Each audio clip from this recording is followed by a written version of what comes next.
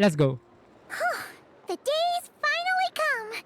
We're off to meet the Tsaritsa of Snezhnaya. Uh-huh. What is she planning? And why does she need the Gnosis? Soon, we'll have our answers. Yep. I'm so excited. Yep. Soon we have lots of answers, Paimon, and unfortunately, something gonna happen to you. For a while, I guess. Because I don't think entirety of Snezhnaya you will be gone. But yeah. Yeah, I'm so excited. Let's go. Guess this'll be the end of your journey that your brother mentioned. What is he expecting you to find there? Is it? Guess this will be the end of your journey that your brother mentioned. I mean, yes, he's said to go through all of Teyvat. Is Seven Nation all of Teyvat? I don't know. But maybe there is Kandria and there is Celestia. So if we include Kandria and Celestia also in Teyvat, so yeah, we does not travel all of Teyvat. Also, I don't know what's gonna happen. Because this is the final nation. Everything is built up to this. Every nation we go to, Gnosis, everything is built up to this. And we know there is a Kandria, but how? Okay, Lumine or whatever, Lumine can say Ether is doing his own thing. Whatever it is, I don't know. They are saying they're gonna revive Kandria, a new Kandria. But what will be the story of new Kandria? Because what Kandria wants to do? Because what they want to do, Sarissa is already doing, going against heavenly principles, right? So I don't know how Kandria will manifest and what will be story. What will be the story? Because if a story will be same again, going on the heavenly principles, it means that Sarissa failed to kill heavenly principles, right? And that's why Kandria is there to, because Kandria will do that what Sarissa can't do, right? I mean, I don't know. But basically everything is mystery after Snezhnaya. Basically everything from this point onwards, I don't know what's gonna happen. We can speculate until Snezhnaya that okay, Gnosis part, this Gnosis will this will that, this character will that. Now it's totally, we don't know what's gonna happen. And that's exciting actually, because I play for the lore. I'm playing for 2.5 years. Maybe not from the beginning, but 2.5 years, a lot of time for a game. So yeah, I'm sorry I'm yapping about it, but let's continue. Snezhnaya still feels like a long way away. Hopefully, there'll be plenty of time to relax, eat some good food, and have fun before we arrive. Yeah. I hope we have to say goodbye. Oh, sorry. I hope we could say goodbye to our Not Cry friends. But whenever Paimon gets thinking about how our destination is right around the corner, all these questions come flooding into Paimon's head. It makes her so nervous. Oh, yeah. It's sure been a long time coming. Yeah, I am a little nervous too. I'm not nervous, I am excited, by the way. Yeah. Okay, I will say that. I am a little nervous too. Yeah. Anyway, enough about all that. We can't start the final leg of our journey with that kind of mindset. True. Be excited. Be excited to explore Snezhnaya, meeting Tsaritsa and everybody else, knowing her plan. And also, who is the 10th Harbinger? Oh, maybe Tsaritsa reserved that place for the Traveler. Traveler will be the 10th Fatui Harbinger, like everybody says from the theories. Who knows? Maybe, maybe not. Maybe we will just regular Fatus doing in practice in Shadow Realm. Just think, we've fought dragons and sea monsters, defeated creations of the gods, faced prophecies of doom and the threat of the abyss. Heck, we've even been to the moon! Yep. Look at that. We did so lot of things. Dragons, sea monsters, gods. Yes. Prophecies of doom. Okay, Fontaine. Threat of Abyss, yes. So Gods is Sumeru, Prophecy of Doom is Fontaine, Threat of Abyss is Natlan, Sea Monster is Osiel, or you can say Gods is Raiden Shogun 2, and Dragon obviously Diwalan. So yeah, Mondstadt, Sea Monster Liyue, Gods Raiden Shogun, and Scaramouche, damn, mother and child. And then Prophecy of Doom, Fontaine, and then Threat of the Abyss, Natlan. And then fighting freaking Trilune, False God Dottore, and Rarir, one of the sinners, and getting Columbina. Ah. Yeah. So excited. With all that experience under our belts, how can we be any more prepared? Great point. Thanks for the pep talk. Sure thing. Now, stick close to Paimon, the best guide you could ever ask for, and let's charge straight for the finish line. Let's Up we go. Let's go. What about me?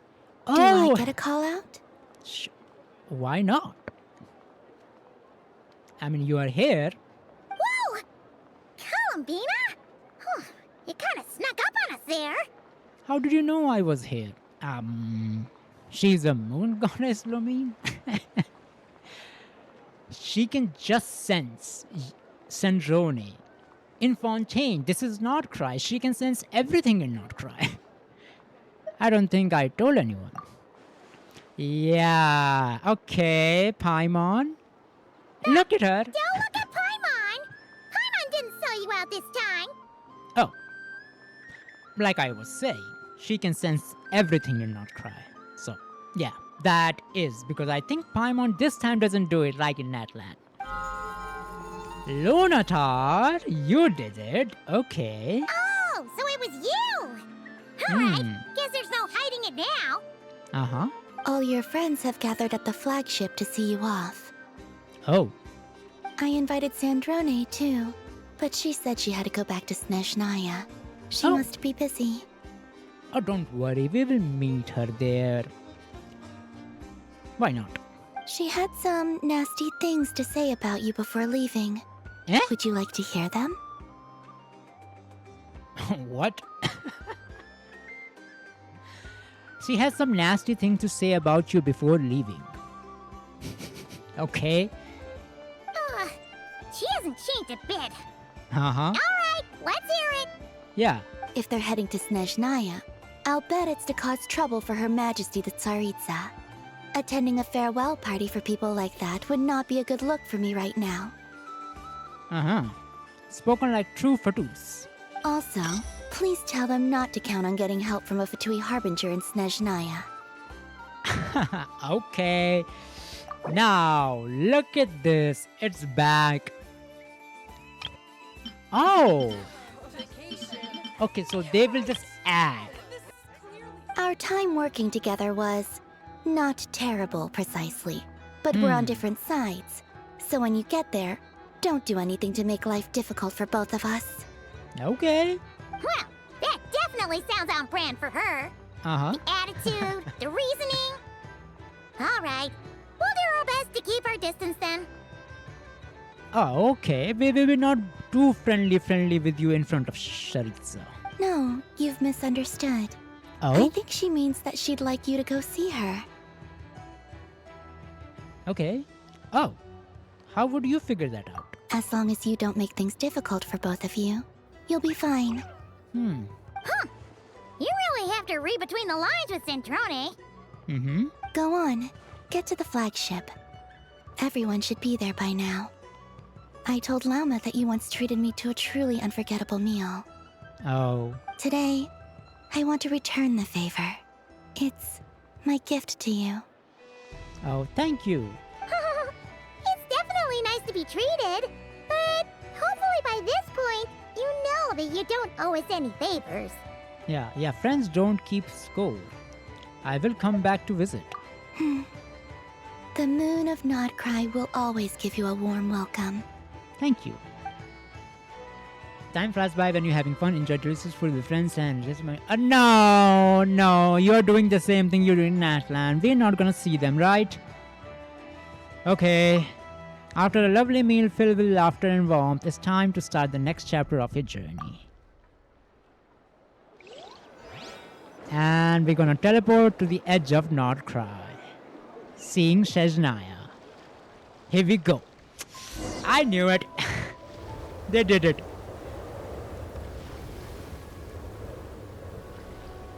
Wow! Pure white as Look at far as that. I can see. After 6 years. So pretty. For some people, 6 years. For me, 2.5 years. But still, incredible. Same feeling like Natlan. Just mountains are icy mountains. Chapter 7, Act 1. Everwinter Without Mercy. Let's go.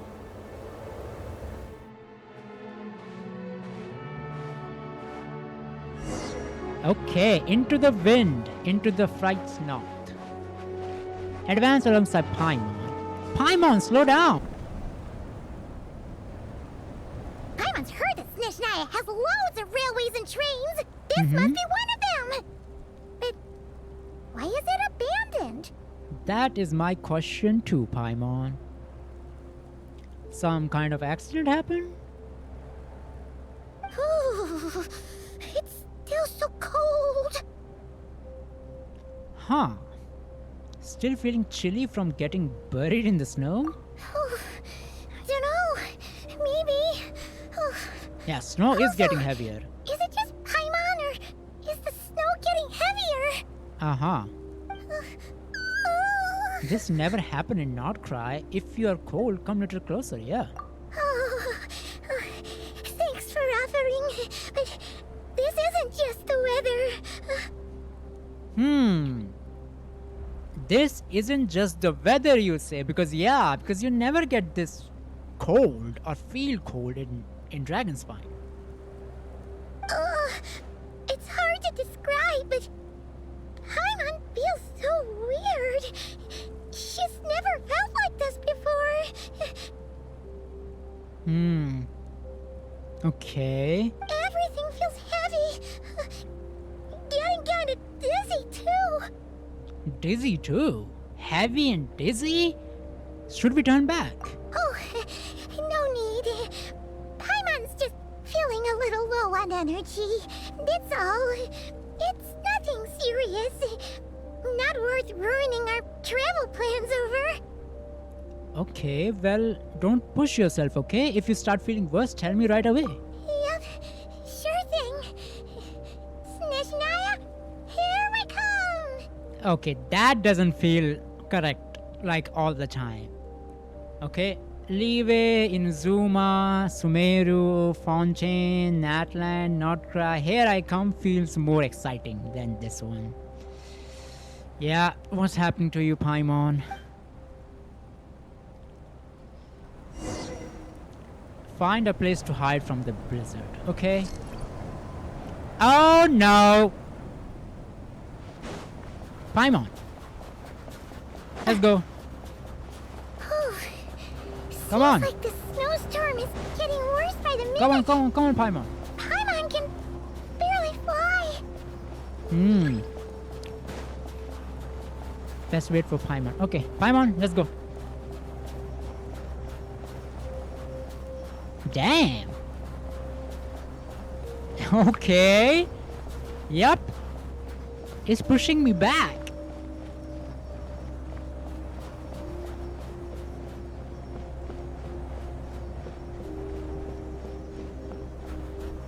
Okay. Here we are. Look at. Look! There's a cabin over there. Phew. Let's get out of this storm. Okay. Let's run, Paimon. Let's go.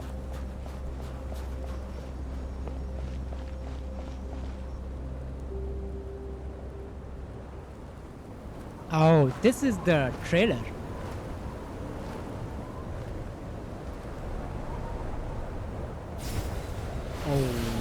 Okay, what the? No way! It was that strong? It just blew up a traveler. What the heck is happening? What is this place? I don't know, Lumine. Where's Paimon? I need to find her. Fast. Yeah, look at that. Yep, it is cold here for sure. Oh, snowball flower. Thank you. Paimon? Paimon! This will be for Vodyanista, I guess, or somebody, I guess. Let's collect them and search for Paimon. Look at this cave. Strange.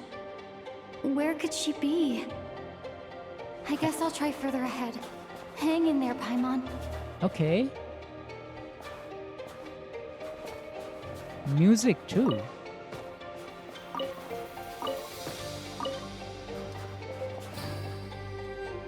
Okay. Let's continue. There is a train. Is that a train carriage? Maybe I can get up from the inside. Sure. Go up through the train carriage for sure. I'll keep this close. You have to keep this close. Okay, I can climb up. Okay, I can't.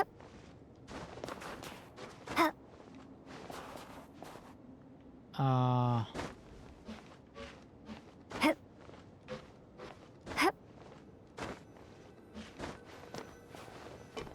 Okay, here we are. What is that? A lamp? It Investigate. says here, Krasnik's torch. Krasnik's torch, civilian model.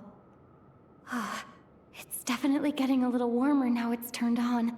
I really hope Oh. Paimon's okay. So every house or certain areas has these for getting warm up. Okay. Let's go inside. Explore the train carriage. Is this an answer from this world? What was that strange sound?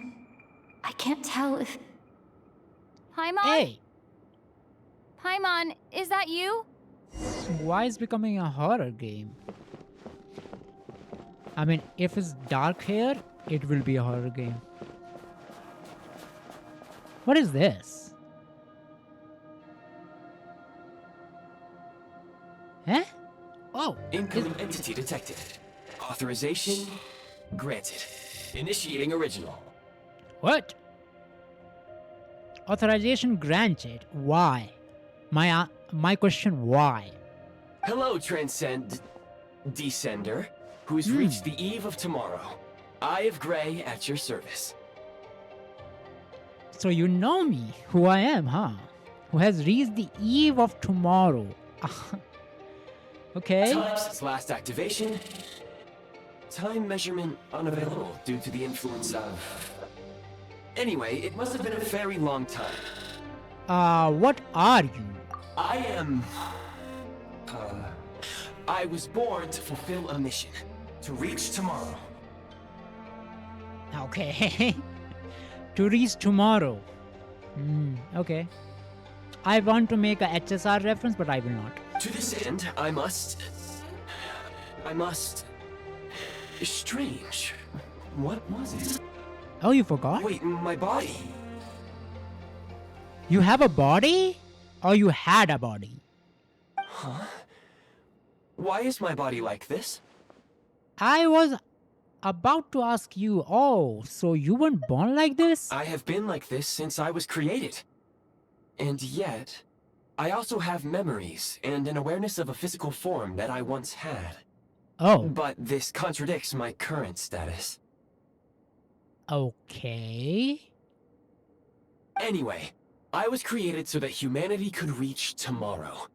But I am unable to load further details at this moment. Okay.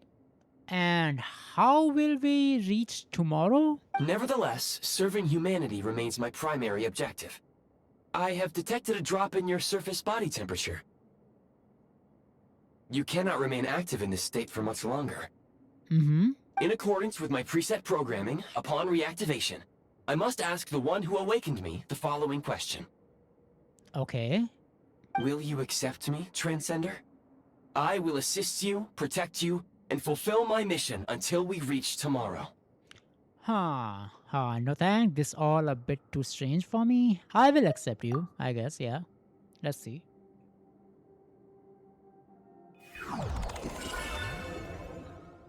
I mean, I'm a descender. What could go wrong, right?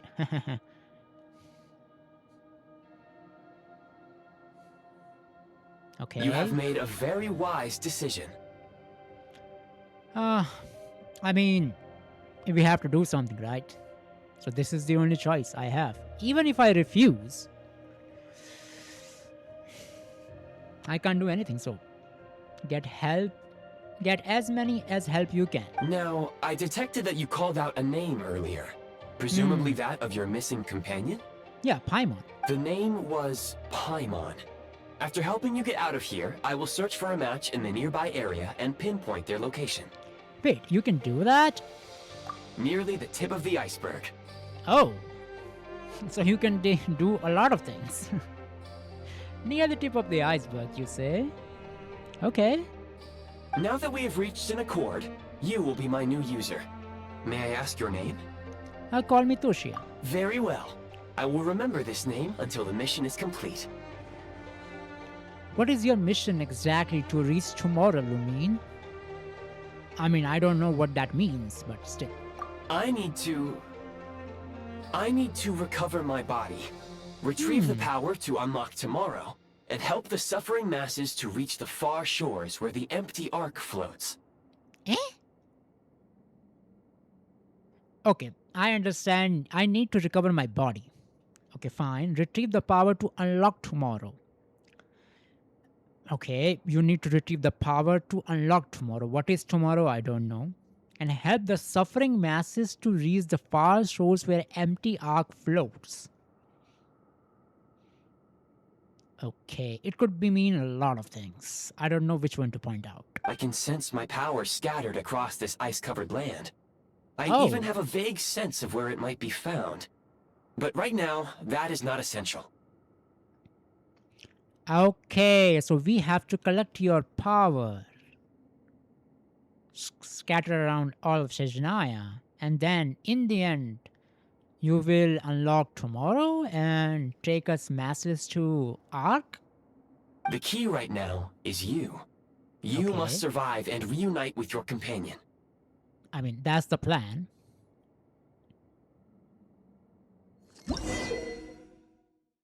They live. They live.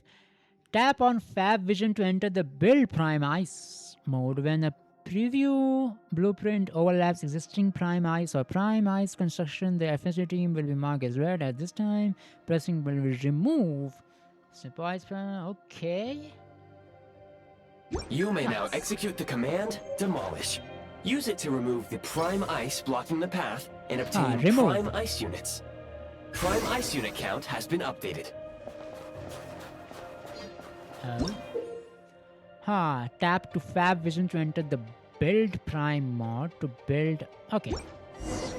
You may now execute the command, Build. Use it to create a Prime Ice construct to prop up the door. Okay. So this is the tutorial. I'll keep this close. Oh. Scanning Okay. local environment. Exit has been sealed off with ice. Maybe we can use Pyro. That would not be an efficient approach. One moment. Usable construct blueprint detected nearby. You can use this to clear the solid ice ahead of you more quickly. Okay. So.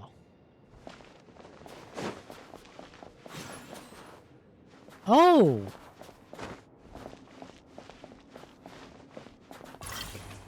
Remove. Nice. I'll keep this close.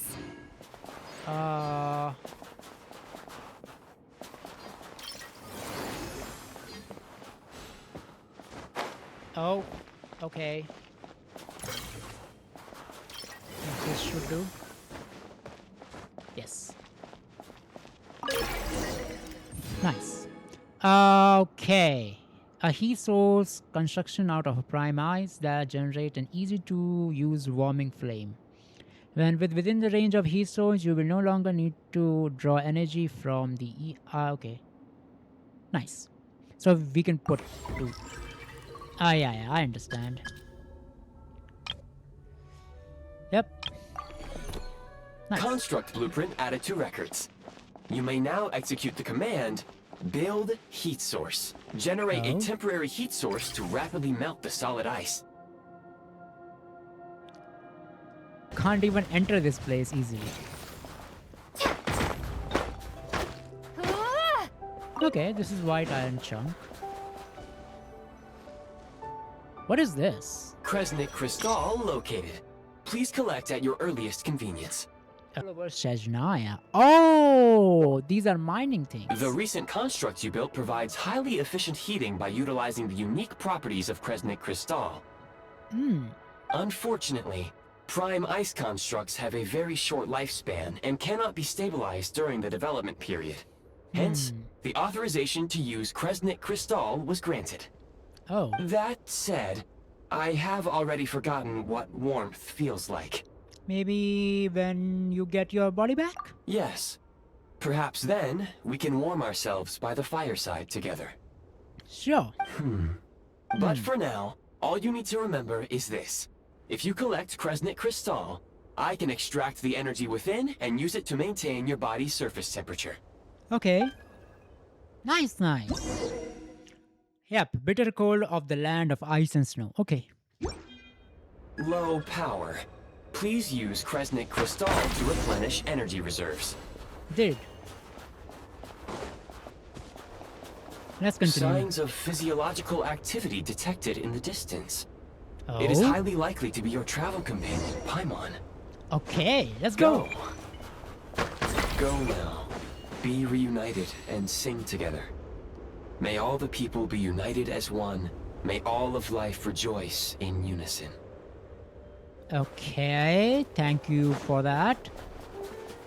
Quite specific words. Oh, music?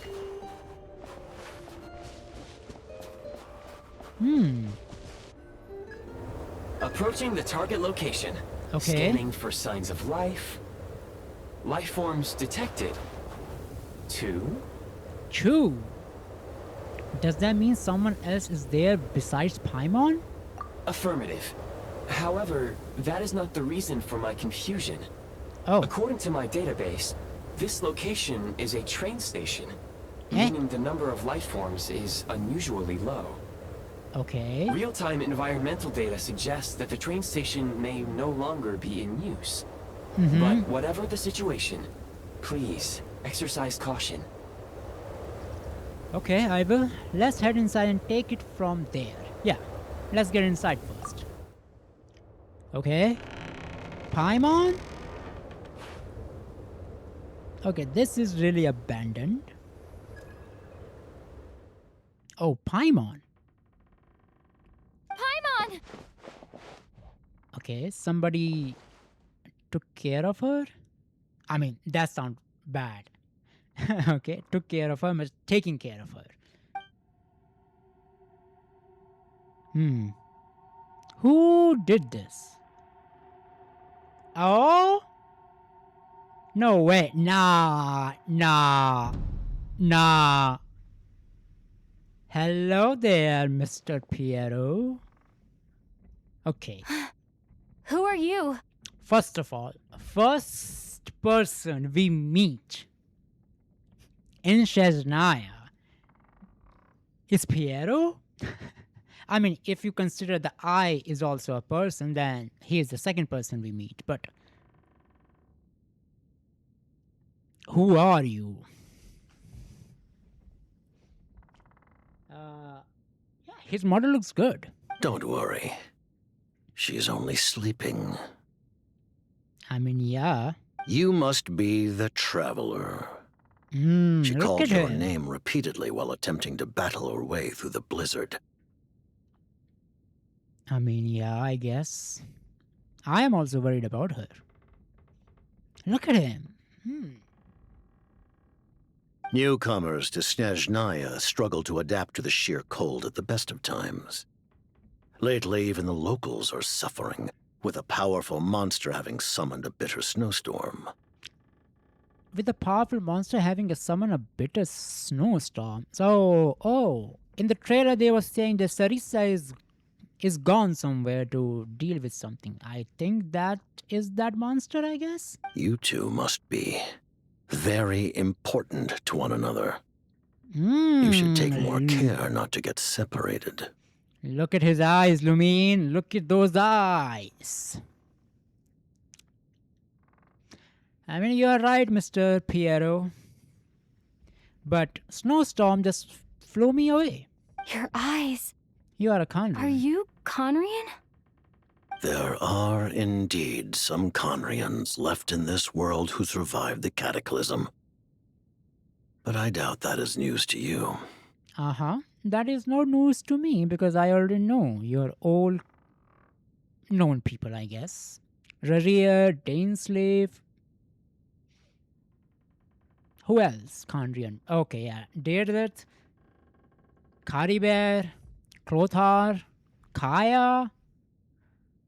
A lot of people.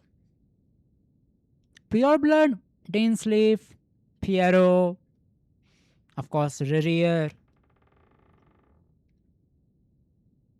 It would be unwise to interrogate my identity here. Focus your attention on your travel companion instead. We will meet again very soon. Oh yeah, we will. Look at him. Aura. Damn. This was very surprising. What the The heck? unidentified subject has now left the area. Oh, He appears to be an individual of great significance, you don't but my say. search has yielded no relevant data. I will try searching the database again. Oh, I have a rough idea. He probably some big shot who work for the Sarisa. I mean, you are right on the point, Lumine. Against the odds, your companion is safe and sound. The other person even left a blanket for her. Look at the patterns. I will boil some water.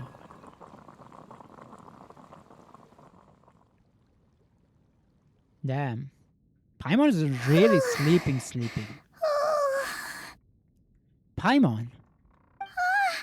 Traveler! Oh, thank goodness you're okay. Oh, Paimon was so Damn, she is literally shaking. everywhere for you. Oh, Paimon. It's okay. Take it easy. Are you feeling all right? Pretty Oh, much the music same too. as when we first got to Snezhnaya. Paimon must have caught a cold. She was feeling so faint. She just couldn't keep going any longer. So she had to lie down and sleep it off. I mean, that is not normal. That doesn't happen to Paimon. At all. Wait, where did the jester go? The jester? That was the jester? First of all, did he tell you that he was the jester or you know already? Yep, the director of the Fatui. The jester Piero. So, you met him? Yeah. The director of the Fatui is a man of Kandria who has always acted in accordance with the Sarisa's will. But as for the true meaning concealed beneath his every action, perhaps only the winds and snows of Snezhnaya know the answer. Okay. Yeah, we spoke briefly, but he didn't reveal his identity. The jester must know everything about the Saritsa's plans. But there's no way he'd tell me just like that. We might well have ended up clashing. Well, he was right about one thing. Right now, the most important thing for me is to take care of Paimon while she's unwell. He had no intention of explaining his motives. and he left in something of a hurry. Yeah. Hey! What the? Who is that? Oh, I found this in an ice cave. It looks like half a pair of goggles. How amazing! A Huh. self-aware talking pair of goggles. Snezhnaya was once the land of the Fae. There are many ancient creations here that I'm sure would broaden your mind further still. Mind you, my database is also expanding as we speak. You must be a rare creature yourself. Oh, so you also don't know what Paimon is. Okay. The Eye of Grahi helped me find you. That's how I made it safely out of that cave. Oh, that cave was deep, deep underground. And all snowed up. Or freezed up. Or iced up, whatever you call it. Well, thank you so much. You've earned yourself some of Paimon's favorite candy. Oh, but by the looks of it, you probably can't eat that, can you? Goodwill detected. Instead of candy, perhaps I can suggest my preferred strategy. Please clean me regularly to keep me operating at peak efficiency. Oh, maintenance. Why not? Oh, that makes sense. Every pair of goggles needs wiping clean once in a while. Yeah. Sure thing, mister. Anyway, back to the jester for a second. Paimon's still confused about something. Oh, and what is that? When he first showed up, he already knew Paimon's name. Eh? And he acted like he expected Paimon to know who he was, too. Eh? What? So, he already knows Paimon's name and he acted like he expected Paimon to know who he was too. How? I mean, very suspicious, both you Jester and Paimon. Paimon could tell that he was Conrian from his eyes. And he definitely seemed like someone pretty important. But beyond that, Paimon didn't know anything about him. It was only later, after he rescued Paimon from the snow, that he properly introduced himself. That's the only reason Paimon knows he was the jester. So he knows you. Is that why he was here? He come looking for you? Oh, seems unlikely. He ran into the snow following the sound of Paimon's voice, with a really anxious expression on his face. He didn't act like someone who knew she would be here in advance. Oh? Interesting. And after bringing Paimon here, he just stared out at the snow. He didn't do anything to Paimon at all. In fact, he barely said anything. Wouldn't even answer any of Paimon's questions either. Huh. It seems like he is looking out for something that doesn't come here to show up. What I'm saying is he is looking out for Paimon. I think somebody's searching for Paimon to do something. And he's just watching out that that person or that being doesn't show up. Paimon didn't feel unsafe around him. Yeah, I think he's He protecting you. didn't seem to have any ulterior motives. For all we know, he might have just ignored Paimon's questions so she'd give up and go to sleep. I think he was protecting Paimon. From the shades, I think. Please allow me to interrupt. Fatui and director are unfamiliar terms. Oh. May I ask for clarification? Oh, so he doesn't have information of today. He has information of Hyperborea or Fae. Fae history, right? 1,000 years ago? Wait, you've seriously never heard of the Fatui? Oh, they're like the Tsaritsa's inner circle. Really powerful people. And the director is their boss. Yep. The head honcho. Understood. Since they hold elite positions and serve their god directly, it stands to reason that they would conduct themselves with due decorum. I am inclined to agree with your assessment, Miss Paimon. I did not detect any ill will from the gentleman in question. I see what you mean. We will remember to thank him next time we see him, yeah. But still, Paimon, you have to take care of yourself. Sorry, I shouldn't have encouraged you to talk so much. Paimon, new plan. Let's get out of Snezhnaya for now. We can come back after the weather clears up and you're all better. Yeah. I mean, many players will not like the sound of that after 6 years, but... I mean, Paimon will refuse, I know, but still. The jester mentioned that this snowstorm being the work of a monster is worse than most. Even if we made it to Snezhnograd, we'd still have to wait out the storm before we could do any exploring. Oh, well, it's really nice of you to look out for Paimon, but She is she doesn't coughing want to a hold you lot. back. I know she's gonna refuse it. We were really psyched up for this journey when we first set off. Just think of all the burning questions we have. If we turn back now, who knows how long it'll take before we finally get answers. This is very weird. Paimon, like, sitting down, talking to us, not floating all the time. And such a good moment between Traveler and Paimon.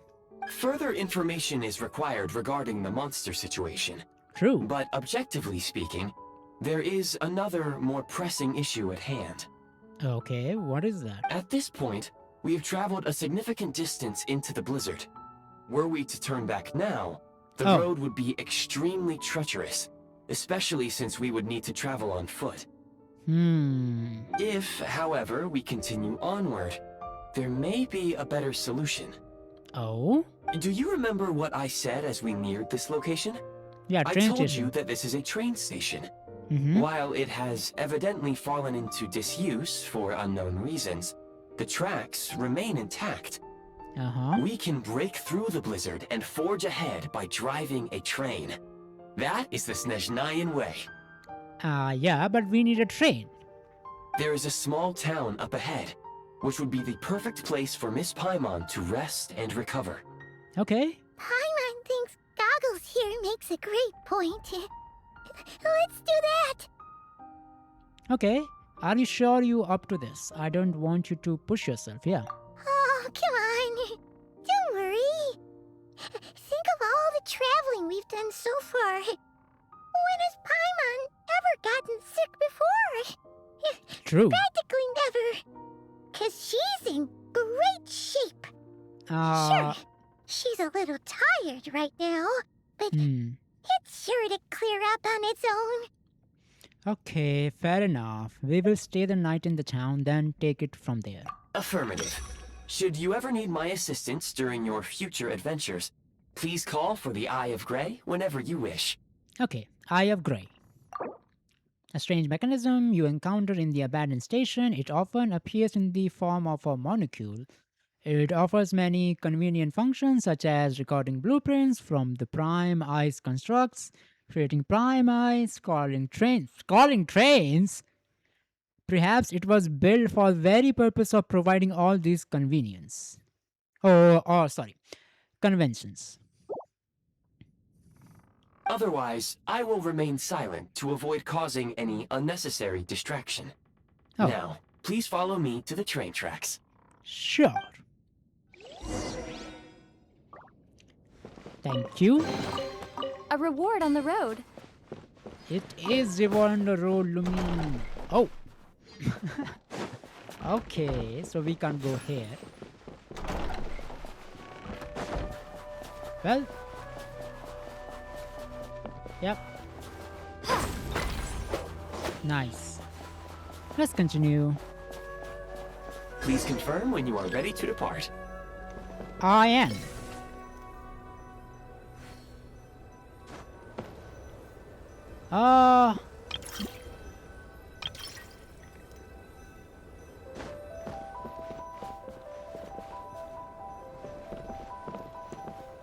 Equip the Eye of Grey from your inventory. From inventory?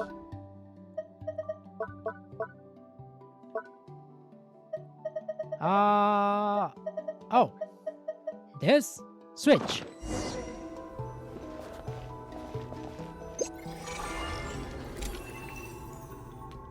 Oh wow. Message from the Grey. Prime construct. Call train. Okay, call train.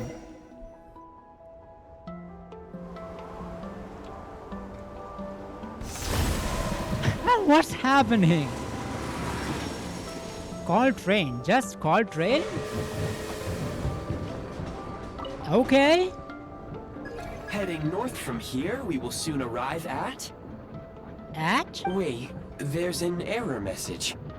Could not detect clear tracks.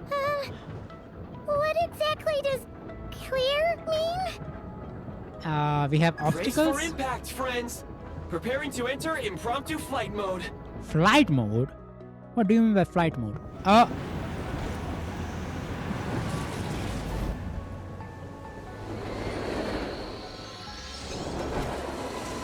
What the heck is happening?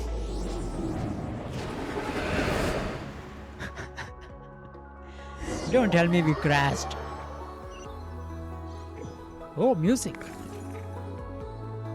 How strange. Not only was the station's status different from my records, but even the railroads and the terrain itself have changed substantially.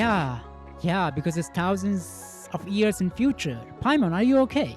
Yeah. Thanks to your quick reflexes. My sincere apologies for putting you in danger. I'm afraid I'm as confused by all this as you are. We need to find a way to update your databanks. Yeah, shame about the train. Agreed. This is likely a consequence of outdated railroad data. The discrepancies between the old data and present reality are far greater than I anticipated. Okay. Fortunately, our crash landing has at least brought us much closer to the town. Yep. According to the data, anyway. Your data had better be right this time. I mean, we can see Sarissa's statue, Paimon. It will be great. I can assure you, it certainly is. Please look this way, and you will see a Kresnik's torch. I can. Nice. Blazing torches that dot the Snezhnaya's landscape. During the Beliza's time, the king of Snowland realm, once having accepted humans, built these torches to help humanity survive in the cruel snowy realm. Thus, humans too could create a world that belonged to them, even amidst the bitter snow or cold. Okay. It seems our ill-fated train ride was a blessing in disguise. We have taken the shortest possible route. Okay. It was not what you would call comfortable, though. Rest assured that I will take user preferences into account next time I plan a route. Next time, I will get it right. Okay. I hope so. Now, it's Blizzard Roaring Overture. Now, it's time for...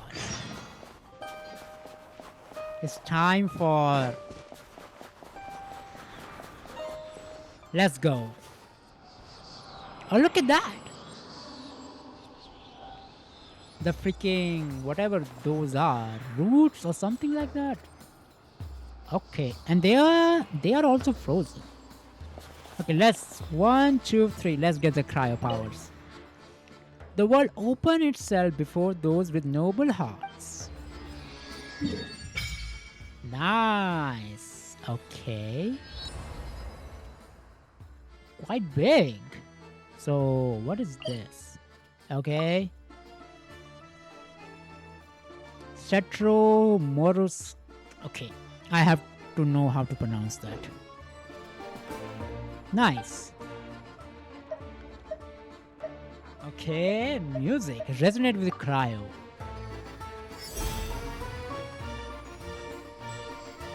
Nice. Requiem.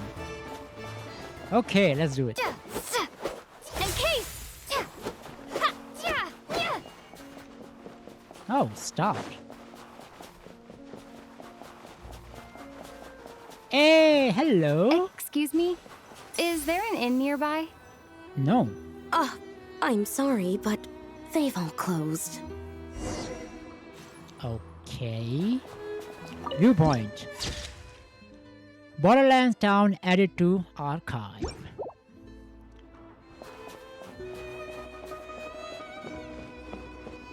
Hello. Oh, sorry to interrupt. We're looking for a place to stay. I can't even afford to warm my own house, let alone run a business. Oh. I mean, we can't talk to these people.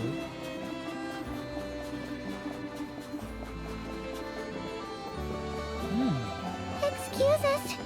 Is there anywhere we can stay around these parts? I'm afraid not. You'll have to try your luck somewhere else. Oh, wow. Okay, there is All no we can place do to is stay. wait for the next shipment of Kresnik Crystal to get here. Oh, wow. People are really suffering in the cold. Hey, Alosha.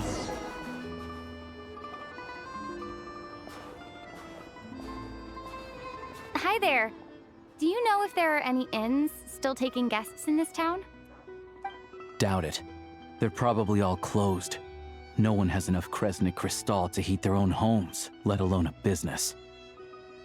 I mean, that's true in this cold. Oh, what a bummer. I clocked you a while back. You adventurers or something? We don't get many tourists in inland Snezhnaya these days. Uh-huh. Why is that? Because of the snowstorm? In part. But the bigger reason's Project Stuzha. Oh? Since it's Her Majesty's will, we have to put up with it whether we like it or not. I don't really know what Project Stuzha is. Yeah, what it is. Oh, sorry. I assumed it was common knowledge by now. Basically, the Tsaritsa is planning something big. Something that requires an enormous amount of energy. Okay, energy. An umbrella term given to various limited time energy policies. What? An umbrella term given to various limited time energy policies implemented in Snezhnaya. They aim to converse energy that can be directed to research at the armory place. However, process has been slugs. What the heck is this word? Stagnation, while energy costs have soared far above projections. And so the project duration has been extended time and the time again, ensuring displeasure in many circles. Many of disagreements in Snezhnograd, Veche, revolve around this issue. Oh! So it's taking more than expected and people are suffering from that. Interesting. Even if they used all the surplus Kresnik Crystal in Snezhnaya, it still wouldn't be enough to meet demand. Oh, wow. So, the Vecha passed a resolution requiring all factories and households to reduce their energy consumption. The policy has thus been charmingly named Project Stuzha, meaning bitter cold. Oh, all factories and households reduce their energy consumption. That's why it's called Project Stuzha. A large council where various interesting people in Snezhnaya hold key meeting to discuss the state of the nation, issues decrees, and assist policies. Word has it that airing out views and requests from different wings of society before making a decision has been a tradition in Snezhnaya since its very founding. Bitter cold. So, like, it's gonna be a cold winter, folks? You're all Ever gonna winter have without to mercy. Find a way to get through it? That kind of idea? I mean, I guess. Pretty much. When you're broke, you scrimp and save. When it's cold, you huddle together for warmth. There's always a way to stretch things out to make ends meet. Interesting. So basically, it is very similar to Heavenly Principle, in my perspective at least, that Sarissa wants to do something which needs power and energy and is taking more than it has supposed to be. And now people are suffering. Same way Heavenly Principles wants to protect Thevad from the dark annihilation of the universe. But people are suffering. It's the same way in a sense they want to do something great for all, but they are also harming the people. They have this similarity, if I say so. Trouble is, if you stretch someone out like an elastic band for too long, who knows if they can ever bounce back. You know what? Come with me and see for yourself. Okay.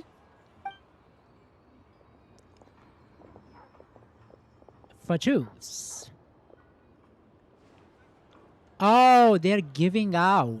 Can you please explain to me why the price of Kresnik Crystal has gone up by 1/3 again? Even as our purchase quota has gone down. Oh, wow. Okay, so there is civil tension between people and the governance. You only come here twice a month. This won't even last us a week. Twice a month? What? Wow. The supply and pricing of Kresnik Crystal are based on current production volumes and price data. Ooh. Yeah, living in Snezhnaya is not cheap.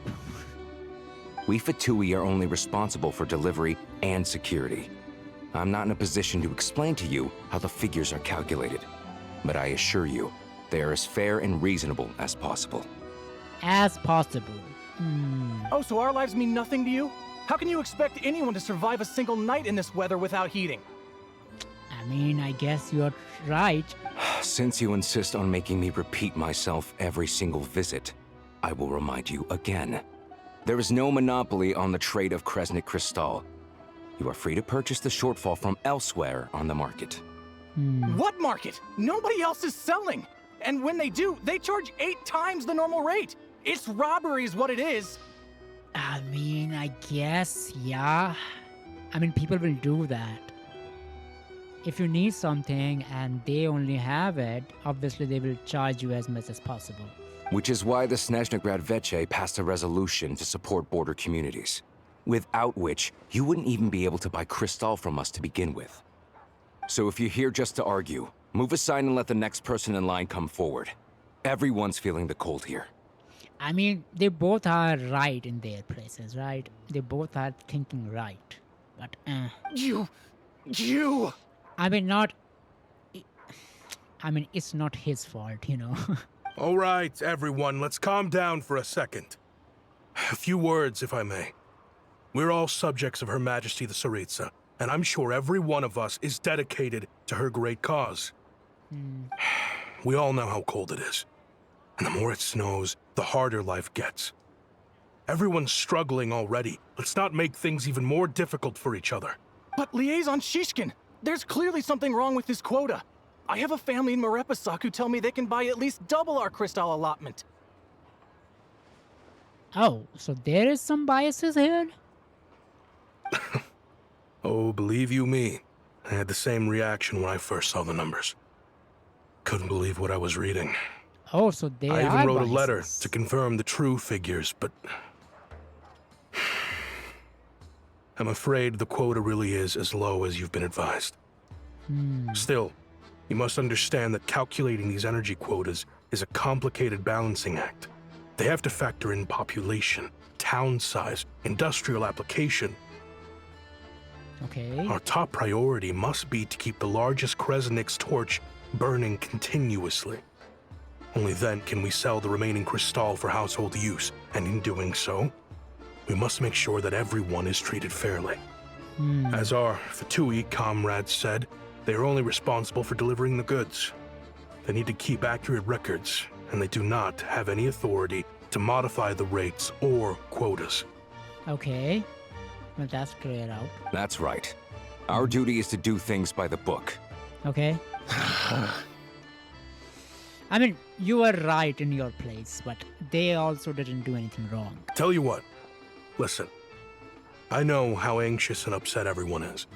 As a matter of fact, I was just discussing it with the mayor. What we can do is open the lower combustion chamber of the Kresnik's torch to the public. You can come to me directly to register, and I will allocate time slots accordingly. Okay. Your music is popping off. I can't guarantee there'll be ample energy for household use. We can at least make sure you'll be able to boil water and cook food each day. Let's hang in there and make this work together. All right? I mean, that's good. At least boil water and cook food. That's good. In this winter? Fine. I don't see any alternative.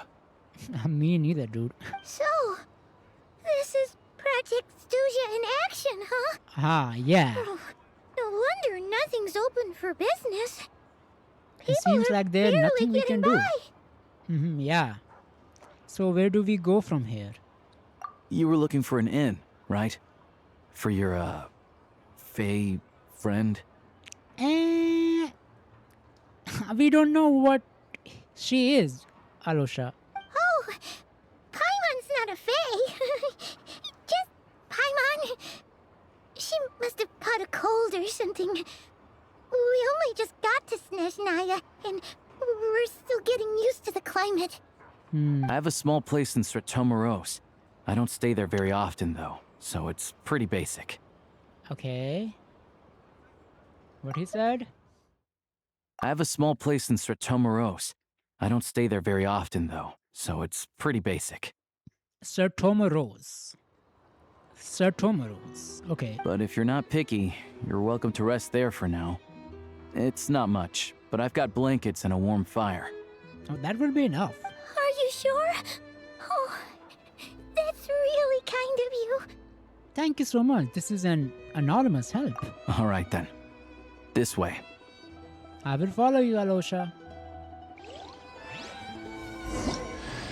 Hey! Hello, I'm Alosha. I'm a hunter. Though, if you've talked to any highwaymen, you might have heard a different side to my story. Oh? But anyway, let's keep that between us for now. Okay. Nice. And I have my team back. So let's talk to people. You there. I can't talk to you, okay?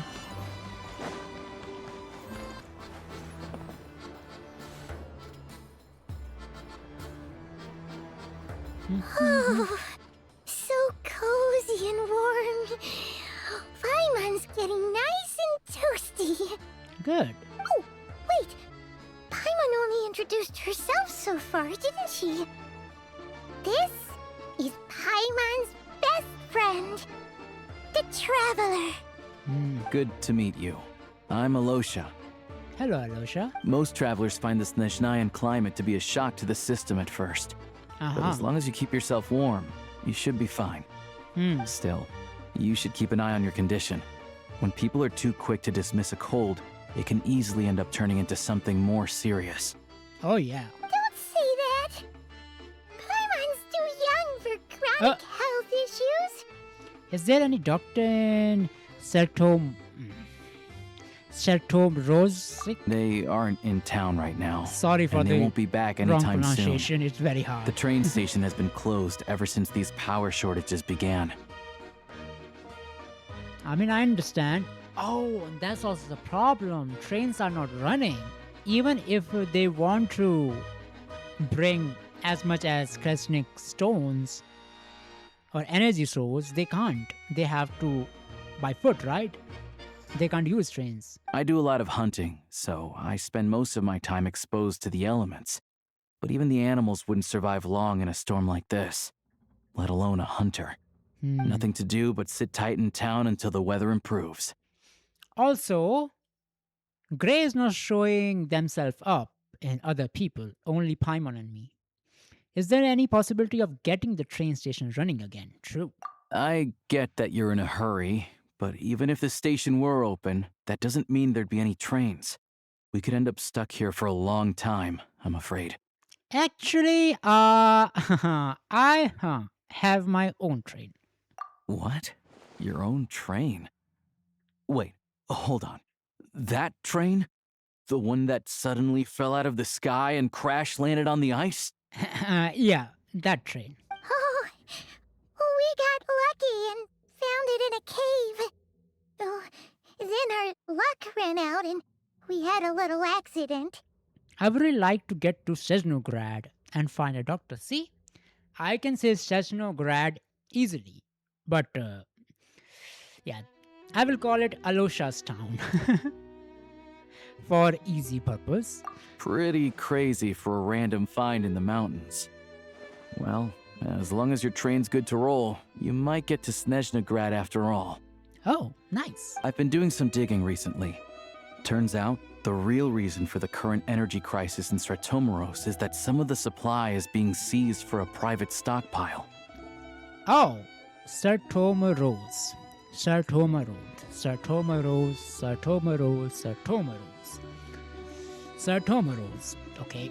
Stratomaros. A private stockpile. So there is somebody who's holding that up. But to expose what's going on, I need to catch them in the act. So, I'm heading off to catch a rabbit. A rabbit? Oh, the fey rabbit? Huh? Wait, a rabbit stole the crystal? Yeah, fey rabbit. It's a figure of speech. Real rabbits couldn't pull this off. They'd prefer carrots to Kresnik Crystal anyway. Oh, do you have a suspect in mind? Shishkin. Mr. Positive Attitude, let's all get along now, shall we? Shishkin, okay. Him? Really? Paimon never would have guessed.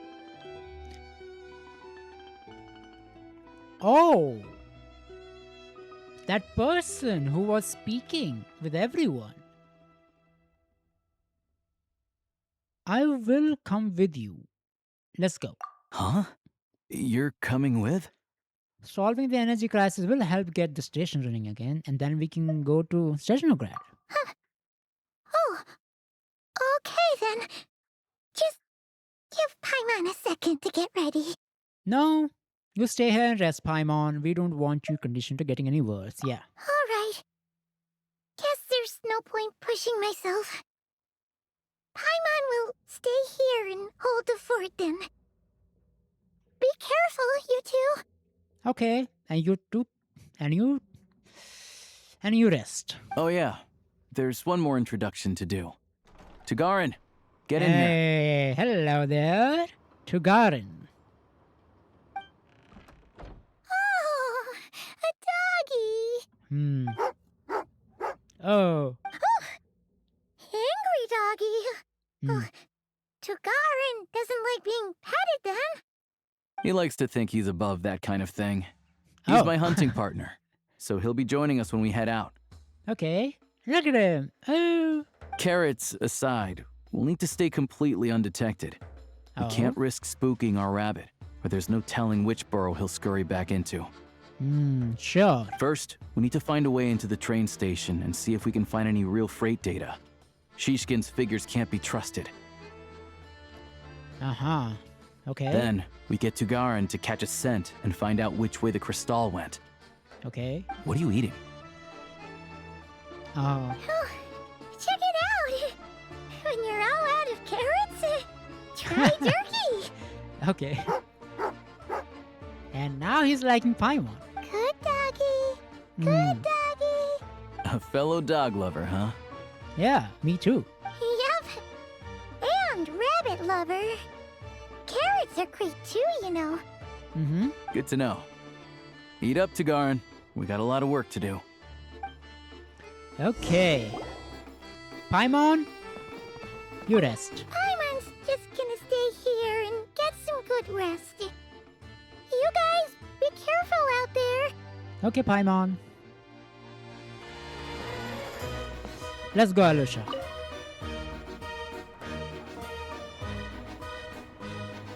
I'm loving the music.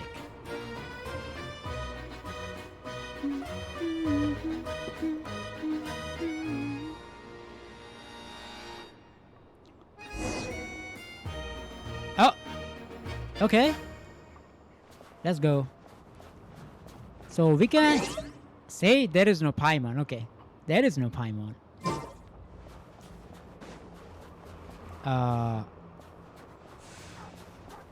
Wait. For truth.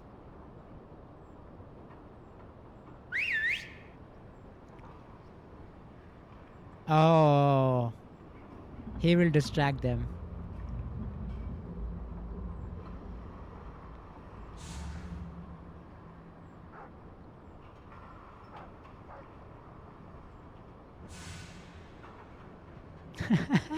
Nice work, Tugarin. Let's go. Come on. We'll go around.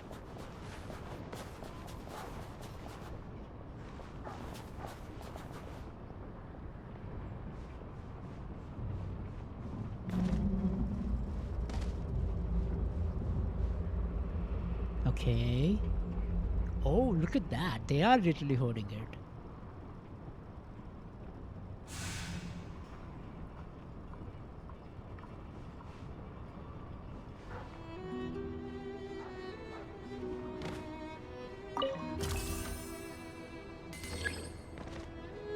Okay. Rosha, what to do?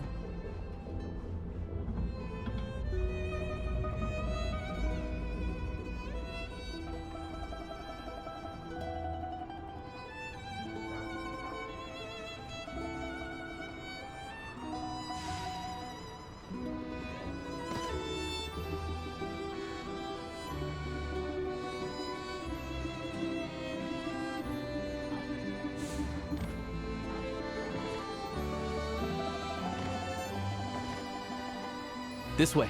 We'll enter from the upper floor. Okay.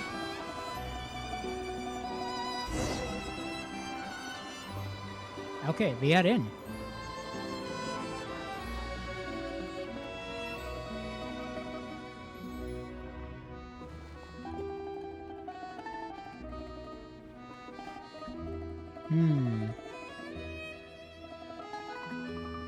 There we go.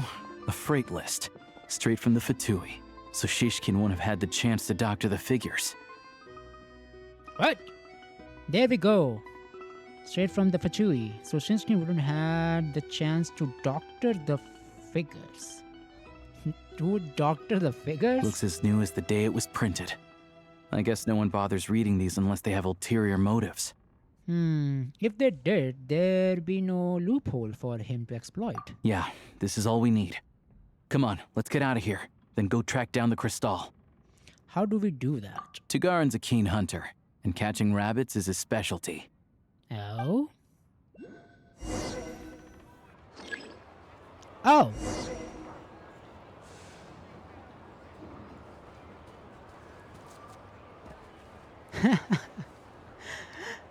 Okay, so that is just distraction. Okay. Yo!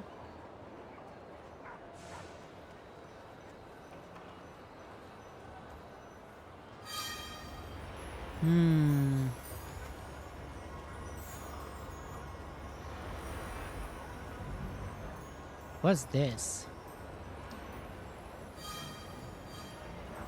Okay.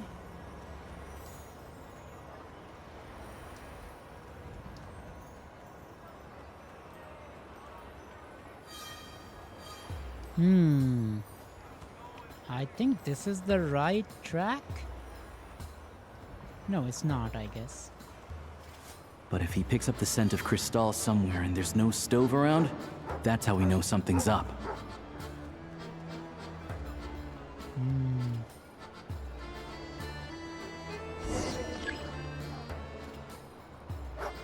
Okay, we found it, I guess. This must be the rabbit's warren. Good job, boy. Sure enough, there's a tunnel. Oh, You yeah. stay here and keep watch. I'm gonna take a look inside. Sure. Within a case, can cover you and Alosha secretly notify the Fatui and recover some of the missing. Okay. Telling the entrance to the tunnel is right as Shinskin's residence. Now it's time to confront him. Okay, let's confront him. Thanks for looking out for us. Things are getting tougher by the day. For sure. No need to thank me. It's my pleasure. Yep. Sure as Her Majesty the Tsaritsa watching over us, every sacrifice will be worthwhile. Oh-ho. Nice acting, by the way. Let's grit our teeth until the blizzard passes. These days of hardship will be over soon.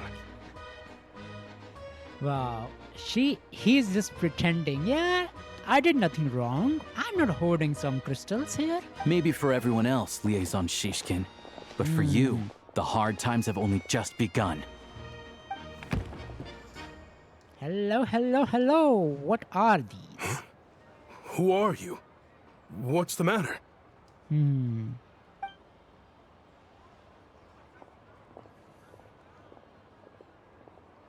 I just had a question for you. Why, when times are as tough as this, would someone hoard more Kresnik Crystal than they could ever use? All the crates here are from the most recent shipment, but they weren't brought here for sale. Instead, they were secretly stashed away. Who could do that? Who knows? Would you be able to shed any light on the situation, Mr. Shishkin? Mr. Shishkin? Me? Why, I have no idea. But look at how much there is. It's quite a godsend. Now there will be plenty to go around. This godsend was found in a cellar adjacent to your residence following a tip from Mr. Alosha. Yep. And this is only a fraction of what we found down there. We're still taking a full inventory. The official figures will be finalized shortly. Oh, there are more? Oh, you're holding for a while, huh? I've always been grateful for your efforts to mediate between us and the townspeople of Sretomaros. But now, Mr. Shishkin, it appears you were the source of the conflict all along. Yep, you give him too much authority. Or a middle person, by the way. How could you do this to us? We trusted you to have our backs. You've been lying to us this whole time? Let's see what he says. What's your defense? Hey. I what? The jig's up, time to come clean, yeah? At least defend yourself or give us some reasoning why you do that. I owe you all an apology. I mean, that's... I'm sorry. I'm so very sorry. But why you did it? This isn't who I am. Please believe me, this was a one-time mistake that I will never repeat. I don't think this is first time you did this, because you have so much in your inventory. I don't think this was first time. We all know how difficult life has been since Project Stuja came into force. Energy is an increasingly scarce resource. People everywhere are getting desperate, but some places have been hit harder than others. I grew up in Alatir, a small village with no train station. Deliveries of Kresnik Crystal have ceased there entirely. If nothing is done, they're all going to freeze to death. I mean, he is giving some little bit good reasoning, but we can't be sure that you were gonna send these crystals to, or crystal to Altair, right? You know as well as I do how downright impossible it is to buy crystal these days. The thought of my poor mother and father, with no one to help them, I felt so afraid. Okay, but your mother and father need this much? I don't think so. I watched as energy grew scarcer by the week, all the while knowing that their lives were at risk. Then one day, I looked at the crystal shipment in front of me, and a terrible, selfish thought entered my mind. Okay. Looks like I'm just not cut out to be a criminal. I'm so sorry. Once the Fatui have finished their count, you'll see that the numbers match their waybill.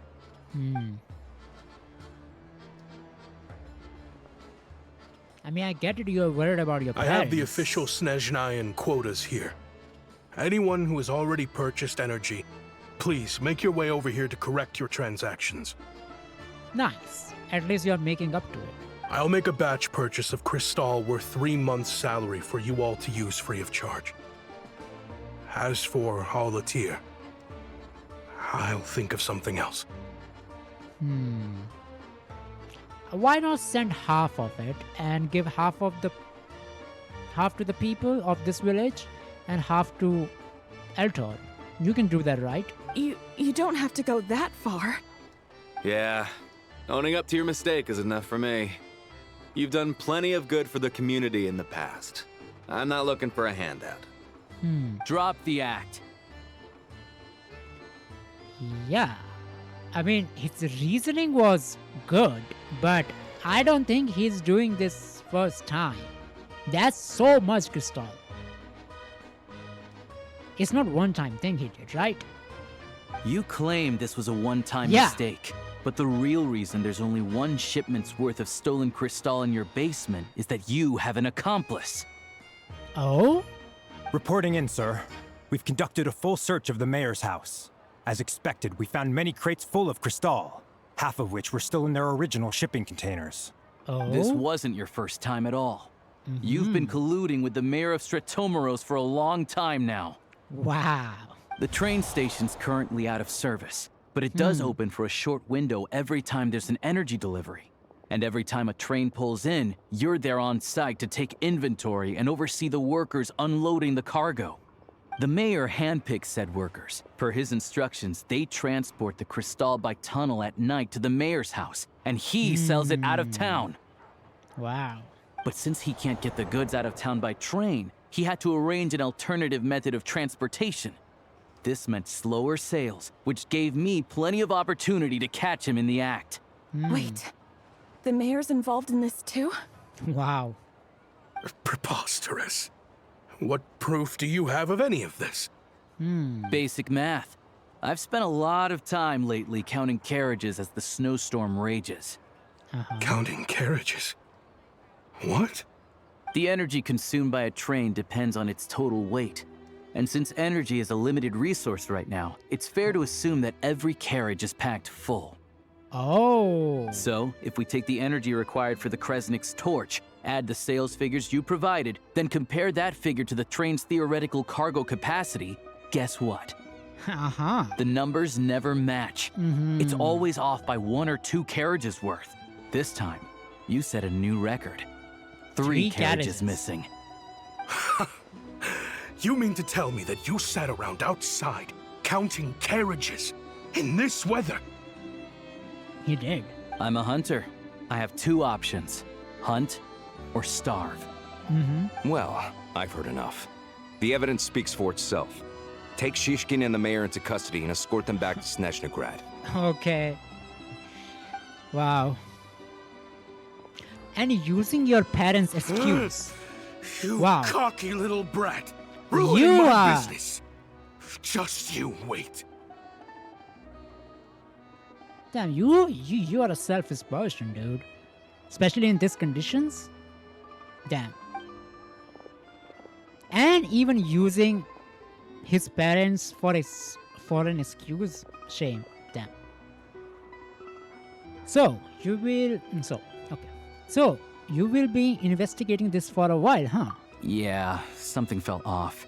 So I just followed my gut. Math isn't my strong suit, though. Oh. I'm lucky my dad made me learn enough to get by, but all this number crunching was a million times harder than the aim and fire work I'm used to. Thank you for your assistance. You're a brave lad. Oh, he is. Shishkin was quite the cunning criminal. As I'm sure you can tell, he did all of this right under our noses, and we never suspected a thing. A wolf in sheep's clothing. He had everyone fooled. Yeah. Even with that sob story he fed us. He was probably trying to keep the mayor out of it, not just mask his own motives. Without the compelling case he put together, even I might have fallen for it. Look, I was also doubting myself. Say, maybe he really want to send to his family and the people of that village. But it was not adding up. I said, that is too much crystal. And he was saying one time. The one time does not give you that much. That is too much. Alosha, was it? Tell me, are you really a hunter? He is. We can go find some wild animals if you want. I'll fire off a couple of shots, and you'll see whether I'm the real deal. I didn't mean to cast suspicion on your identity. It's just... well, I'm sure you've heard of the Rokot. Recently, they've been recruiting people with your kind of talent. Okay. They hide in plain sight under false identities, working against Project Stuzha, sometimes directly opposing the Tsaritsa herself. Oh, so Rock had a rebellion against the Tsaritsa. Okay. They aren't a violent organization, and their goal is to improve the lives of the common folk. But still, as a member of the Fatui, I wouldn't be doing my job if I didn't keep tabs on them. I mean, fair, I guess. You are just doing your job. First I've heard of this. I don't really keep up with what goes on in the city. All I know is, people who don't mind their own business in the city end up paranoid about everything. As for me, I just couldn't stand Shishkin. I'm from Alatir myself, and I can tell you, nobody's lived there in years. Why would an abandoned village need Crystal? Oh, wow. Okay. Of course, no one really cares about the fate of that place. I'm guessing today is the first you've heard of it. I see. It does sound quite tragic. Really. Well, thanks again for your assistance, and your friend here too. Okay. I will report this incident to Snezhnaya. The Fatui will take over energy distribution until new officials are appointed. We'll also ensure that the train station resumes normal service as soon as possible. They have to appoint new mayor. Looks like it's my turn to brush up on math now. I never liked it as a kid either.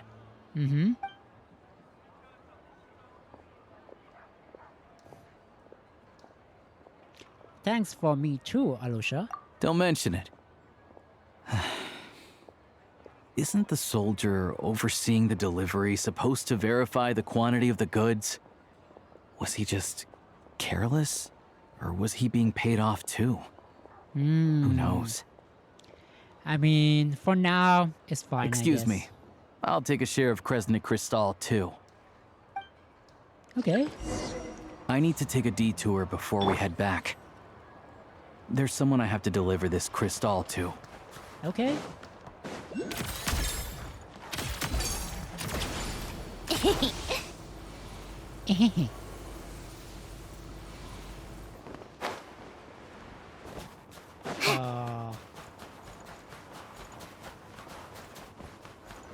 Oh, here. Hang tight for a moment. This old lady, she doesn't really know who's who anymore. Oh, okay.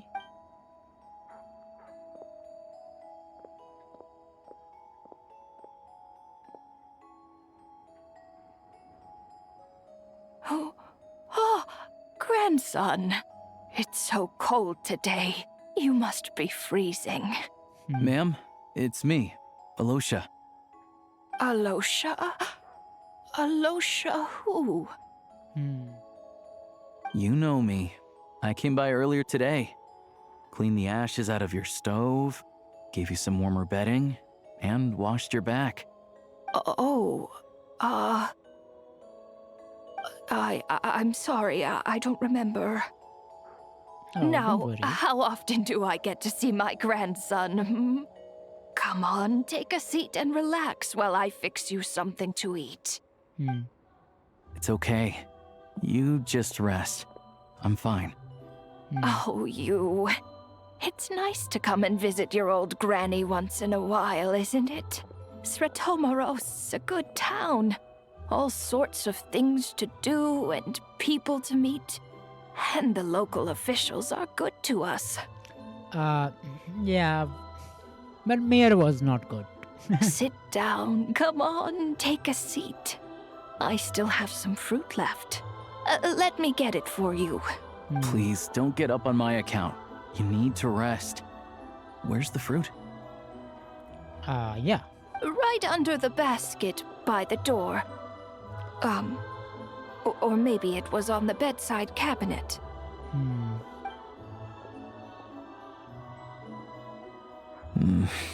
Well, grandson dear, do you like it?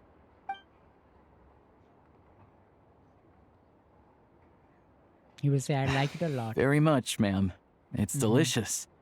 Good, good. Wonderful. You don't need to save any more for me next time, all right? Fresh fruit is hard to come by at the moment. You should eat it as soon as you get it.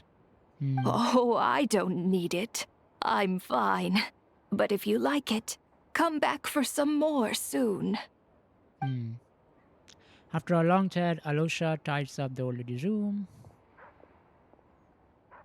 Some kind soul must have given these to her. But she always saves the nicer things for special occasions. How do you know her? I met her at the market back before her health began declining.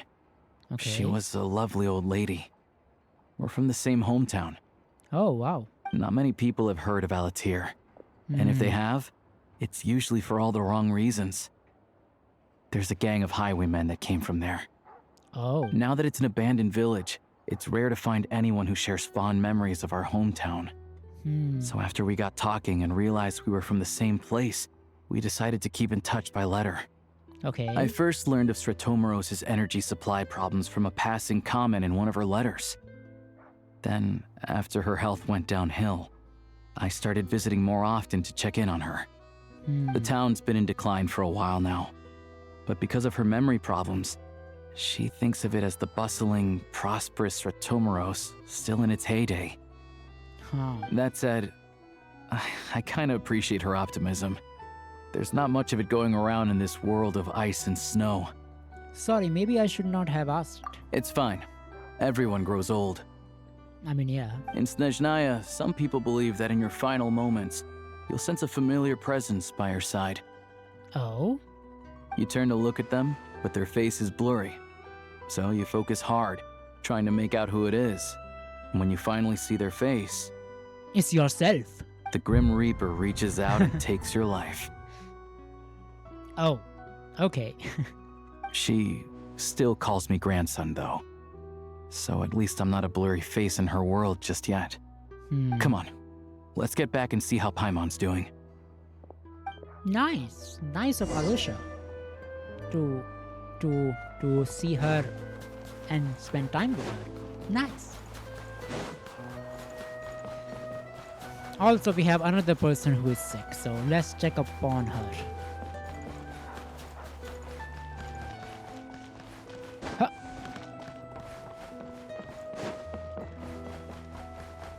Oh, it's there.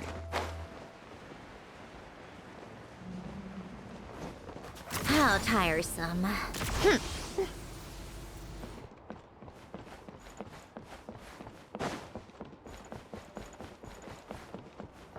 Paimon. Paimon, we're back. Are you feeling any better? Yep. Paimon's not cold anymore. Good. But she's still a little dizzy. Flying probably isn't a good idea right now. Paimon might lose her balance. Okay, so we should carry her. But Paimon's sure she'll be fine. It's probably just from getting hit on the head by that pile of snow when we first arrived in Snezhnaya. Her complexion's looking much better. Let's keep an eye on her. I still think we should see a doctor when we get the chance. Sure. Yeah. But enough about that. How did everything go on your end? Are you all set? Did you have any trouble? No, everything is settled down. I'll explain. It's a bit of a long story.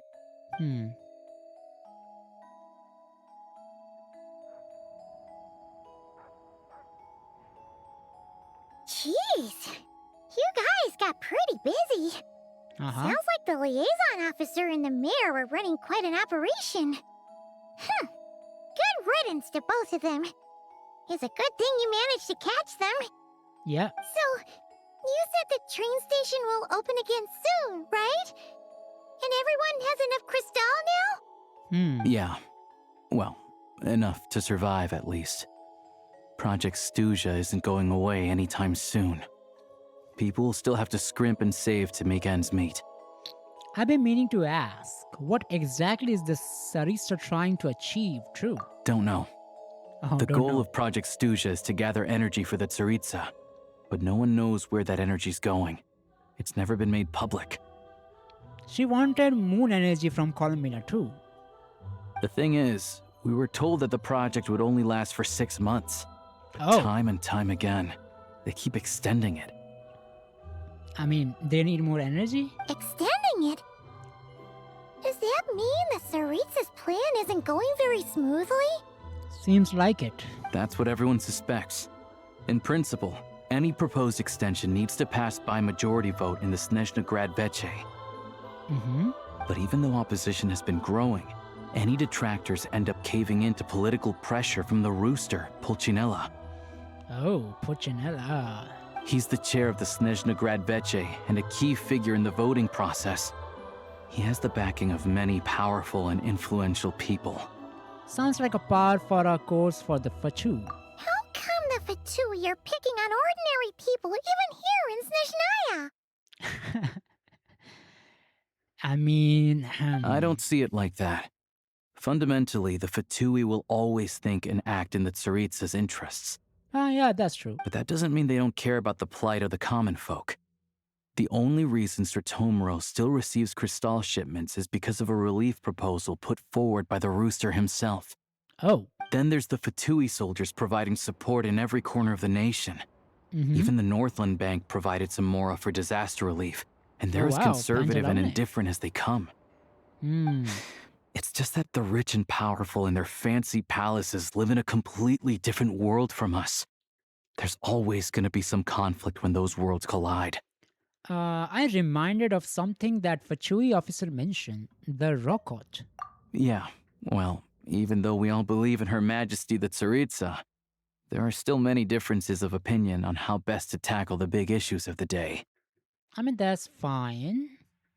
You can have you can have other options. Regular folk don't have an easy way of getting their voices heard in Snezhnograd, while the rich and powerful are either unwilling or afraid to speak out for all sorts of complicated reasons. The Rokot provides the disaffected with false identities and an outlet to vent their frustrations. Okay. One of the many civilian political organizations in Snezhnaya, its members all hide their identities and goes by code names instead of avoid the effects of the status of their freedom to express their political opinions. They say that this organization was founded by a young councillor who was ousted from their seat. Even now, the identities of the organization leader administrators have yet to be disclosed to the public. And we already read this. Of course, an organization like that exists in a gray area. The moment the Veche think they've crossed a line, there's sure to be a crackdown. Okay. But so far, they've been doing their best to help the common folk. They sound a lot like you. Are you a member? Like us, don't you mean? You didn't hesitate to join in. You're not new to this. I can tell. That's because we're adventurers. It's our job to help people out with commissions and get to the bottom of things. It is less about the money and more about the adventure itself. Sounds like we're going to get along. So, what's your business in Snezhnograd? Aside from taking your friend to see a doctor, of course. We are here to meet the Tsaritsa and ask about her brother and why she is collecting the noses and she has any information about pyronosis because we don't know where it goes. I want to meet the Tsaritsa. It's complicated. I've had run-ins with many of the Harbingers along the way, and I really need to know what the Tsaritsa is up to. Her ultimate goal, what the Gnosis mean in all of this. Since I've made it this far in my journey, I have to find the truth. Whatever it takes. Look at Paimon seeing it as how you're grown from the beginning of the traveler. Wait, so... No way. Are you who I think you are? Yeah, I am the famous traveler. Knights of Favonius. Okay? First Sage of Boer. Chumaini. And many other names too. Sounds like you've heard of us then. We're getting more famous by the day. Of course, I know it wouldn't be easy, so I'm not planning to get there by force. I didn't realize I was in the company of giants. Honestly, we're all as curious as you are about what the Tsaritsa's planning, and why it has to involve us freezing to death in the snow. But getting in the same room as her won't be easy. The common folk aren't permitted to meet her at the best of times, and right now, she's probably not even in Snezhnograd. Word is, she's heading east on a campaign to slay a monster. I was talking about that monster too. The one that's been summoning blizzards, yes. Yeah. So you've heard of it. A wild, unpredictable monster with the power to summon snowstorms. Ooh. It also absorbs everything around it into its body, so it's growing constantly. Now it's so big that the Tsaritsa has deemed it the #1 threat. Oh. Luckily, as it grew, it became increasingly less mobile, so it doesn't pose an immediate threat to this town or to Snezhnagrad.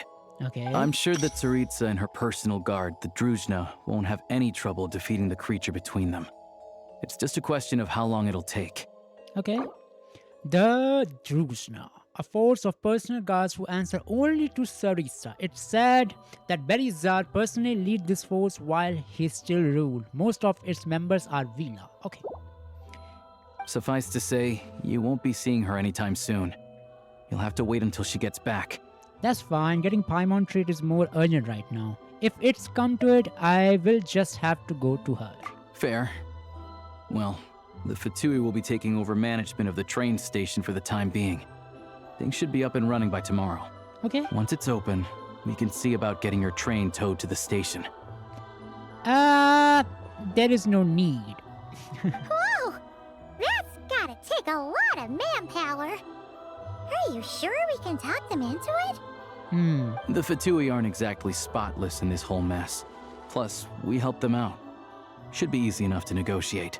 I am more concerned about what paperwork I need to drive the train. As far as I know, all the paperwork is dealt with upon manufacture. I've never seen anyone check it, so I wouldn't worry. Oh. Fine then. Having a train makes everything much easier. Oh, we'll yeah. reach Snezhnagrad in no time. I need to head there myself anyway. Got some game to trade for Mora. Oh. I know a good doctor in the city. I'll introduce you when we get there. Okay. Oh, thanks so much. Let's get a good night's sleep ahead of our big trip tomorrow. Sure, and we also has to reach tomorrow. Like Grace said. Okay. Nice. After explaining the situation to the Fatui, they agreed to soon as travel return back. Okay. Drive carefully, all right? Also, all the track switching. We'll leave you to examine. Shouldn't be a problem. All right then. Activate the navigation. Okay.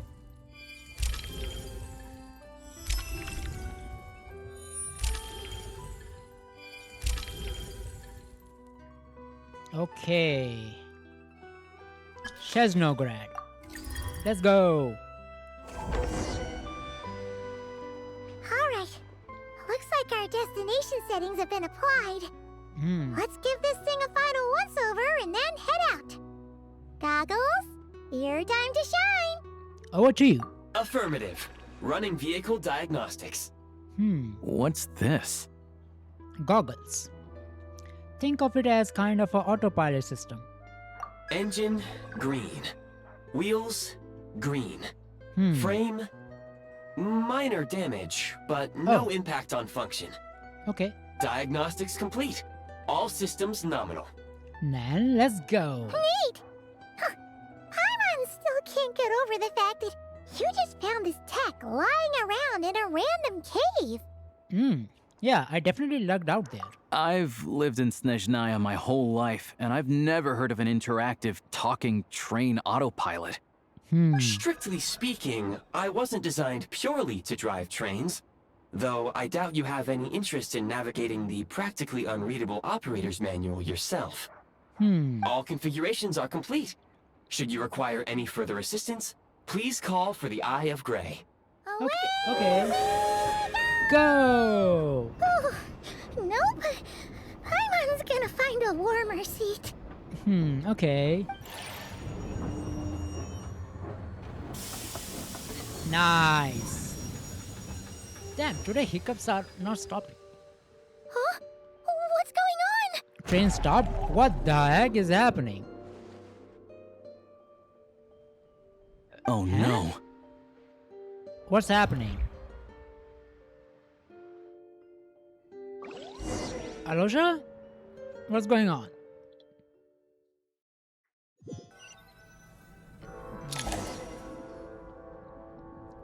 What is this place? Traveler, are you okay? I am alright. You okay, Paimon?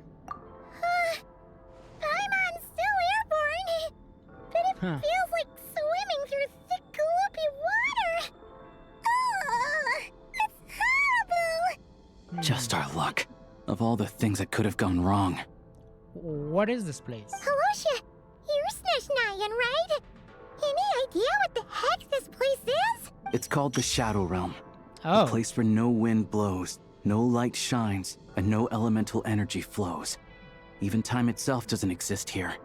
It's a world where everything seems to come to a standstill. There is a Fatui too.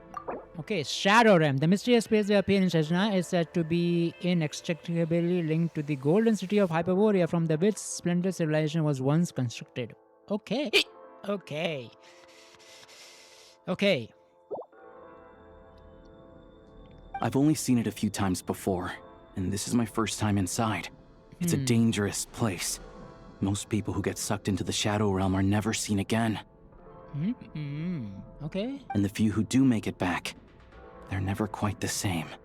Then what the heck do we do now? Shooting. Oh, maybe Goggles knows something. Yeah. Goggles? I don't see it anywhere. Great. Now we're done for. Hold it together. Let's not get ahead of ourselves. I heard a story once about the world of shadows. If it's true, there's a way to escape. We just need to find the exit. Okay. Come on, let's explore. Let's explore the Shadow Realm.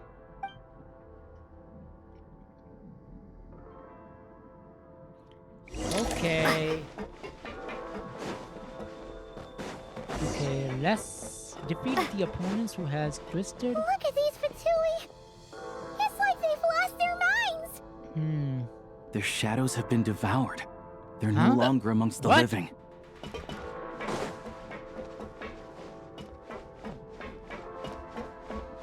Ready to drop. I can't channel elemental energy here, but I have a few gadgets that still work. Okay, open the road. What the heck? Wait, what's that blue thing? Is that Goggles? Seems like. Guess we'd better find a way over. Let's go.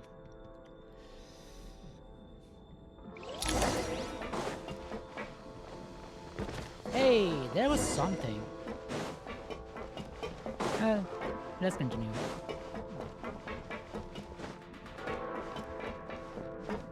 Let's hammer this out. This is the last one. What do we do next? Play it by we ear. are just doing physical damage.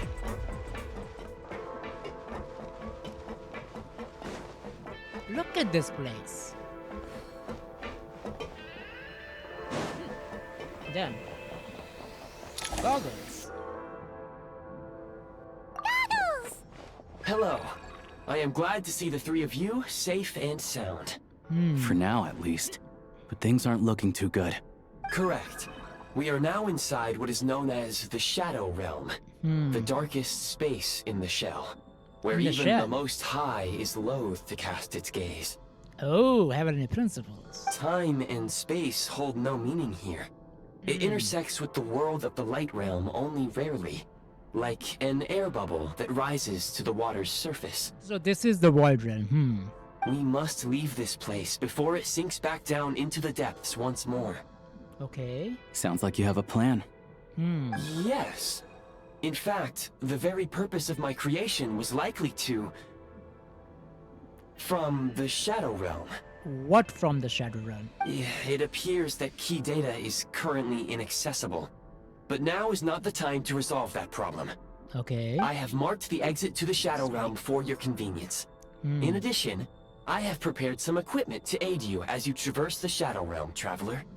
There's specially equipment for this? How do you have that at the ready? It may well be one of my core functions. Okay. Scan complete. Construction in progress. Activation code? We once peered into the past from the ruins of the shadows. This is what remains of the Golden City, Hyperborea. We once pierced into the past from the ruins of the shadow. This is what remains of the Golden City, Hyperborea. Interesting.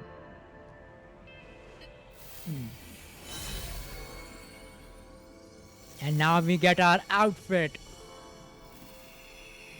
which can only work in Shadow Realm. And look at that, we changed. And we have a gun.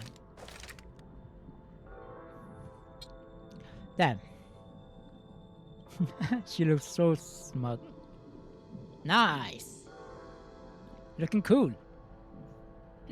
Oh. Whoa! Now go. Arm yourselves with weapons of the spirit. Bring down the walls of the stronghold and extinguish the flaming arrows of the wicked. Okay. Is this a gun? In the Shadow Realm, where humans cannot channel the elements, there once was one who, after much research and many attempts, found this to be the most effective means of attack. Okay. Let's go. We don't have much time. Okay, let's do it. Come on, Hiccups. Stop now. Okay, nice. Let's run. When you encounter small obstacles, you can simply clamber over them. Okay. You can slide to navigate through low, narrow tunnels. Obstruction ahead. You may be able to use... Since elemental energy is unavailable in the Shadow Realm, for long-range targets, try using the scope to line up your shot. Nice. Many hostile units approaching. Okay. I suggest a new strategy. Take cover and pick them off one by one. Okay, let's go.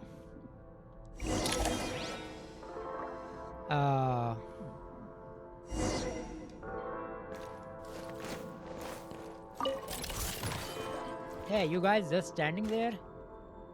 Defenses have been breached!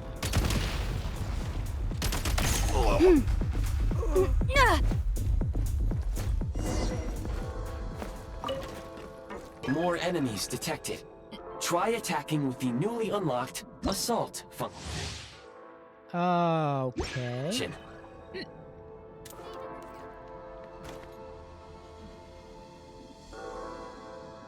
Headshot.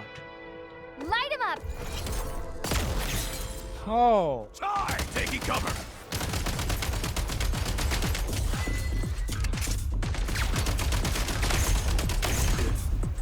Over.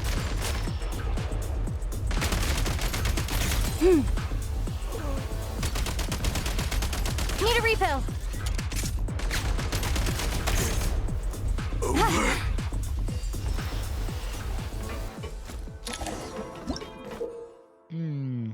Okay. Aim at the freeze mark and pull the trigger to move using the rope.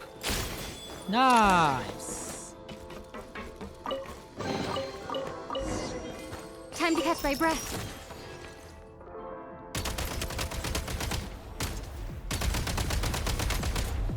Light him up! Need a refill. Some supply points can restore a small amount of stamina. Press on. I mean, I am pressing on. Defenses have been breached! Damn. Over.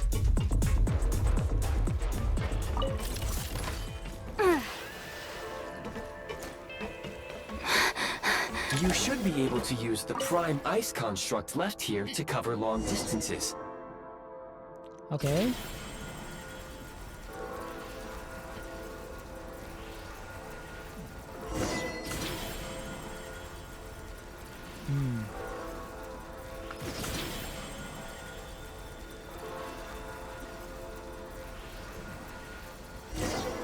Okay. How do we get over there now? I recommend using this grappling gun.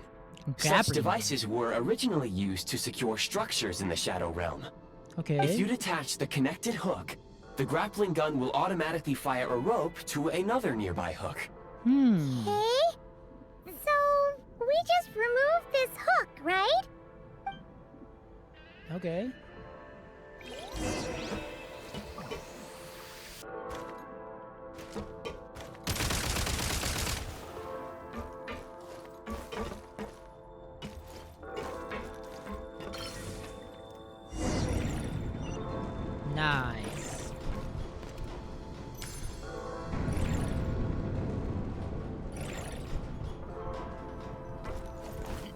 Okay, we are here.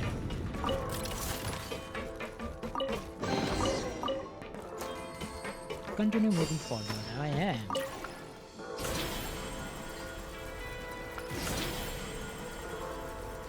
Why there's so many trains here?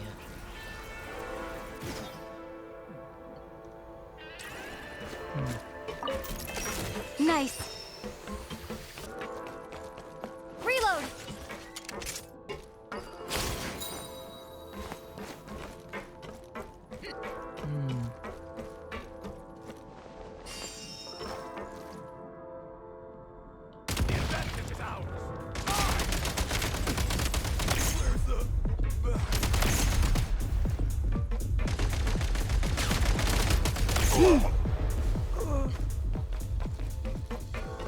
Sprint at the prime ice launcher to reach high places with ease.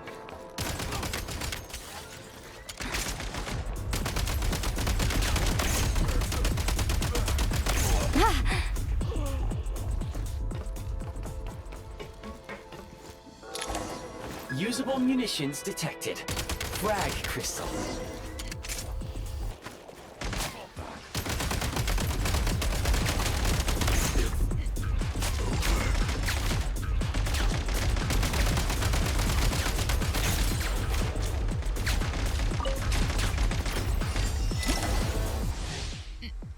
Oh.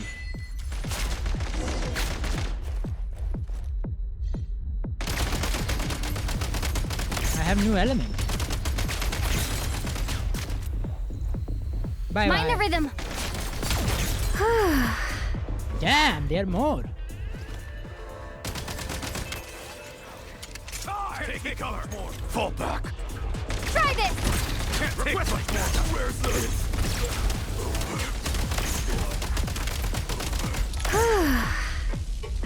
Nice.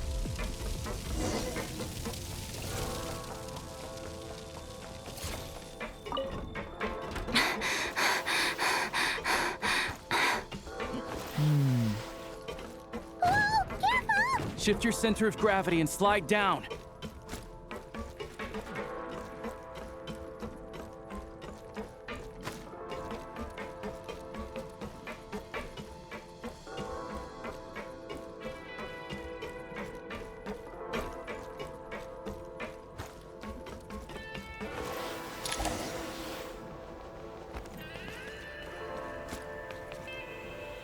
Take great care not to fall down.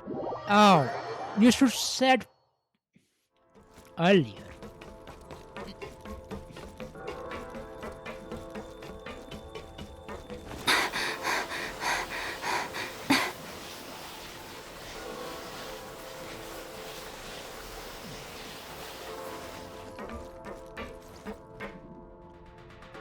We have to go there? How?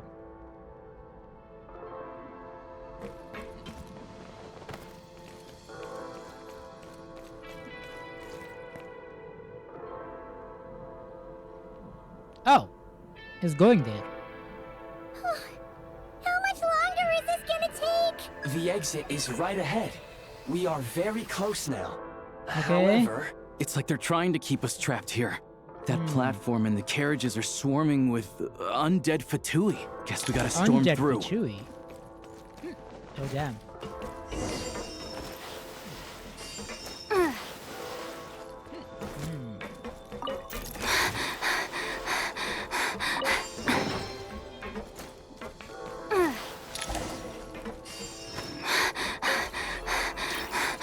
Nice. Okay. you may find switching to assault mode makes your attacks more effective.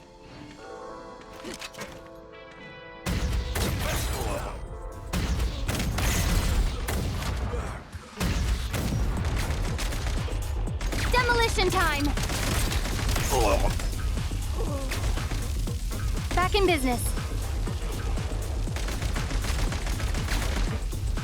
Oh! Take Nah! great care not to...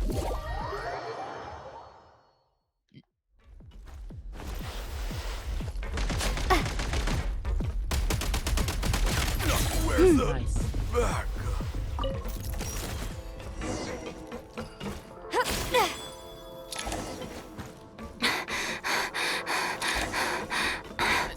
Hey. Reload! Frag out! Demolition time! Change of tactics! Mind the rhythm! I'm on my last legs now. Oh no! Freaking sliding. Take great care not. Come on!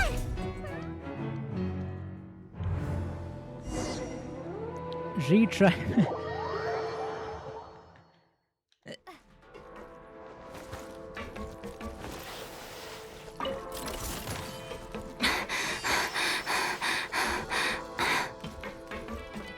Okay, nice. Huh? Why is everything shaking so much? Looks like the Shadow Realm is about to sink back down into the depths. Oh? The exit is right here. You mean this weird bubble thing? Wait, how exactly do we... No time to think. We just gotta go for it. Okay.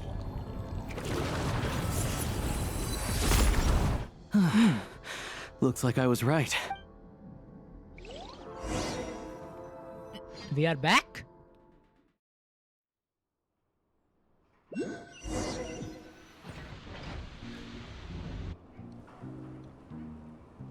It looks like we are. I can't believe the Shadow Realm manifested right on the railroad tracks. It's almost unheard of. Lucky we made it out. All thanks to you and that awesome gun. While we were in there, you mentioned Hyperborea. Ah, so you have heard of the Golden City before? Mm-hmm.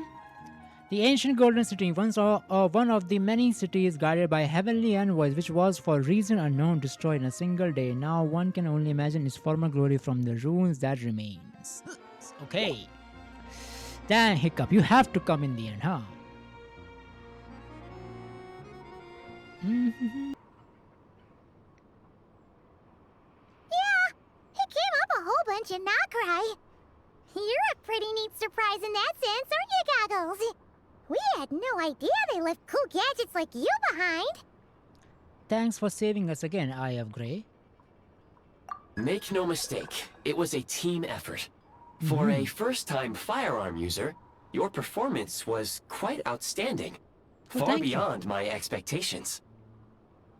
As Alosha said, it is highly unusual for the Shadow Realm to manifest in a place like this. But we should still watch out for similar dangers ahead. Okay. Oh, let's hope not. If anything else goes wrong with this trip, Paimon's gonna have train trauma for life. Okay. The Shadow Realm can appear anywhere, not just on the railroad. I am simply advising that we take sensible precautions. I mean, we will take precautions for sure. Now, if you wish to further calibrate and upgrade your firearm, you may do so over there, provided you have the necessary components.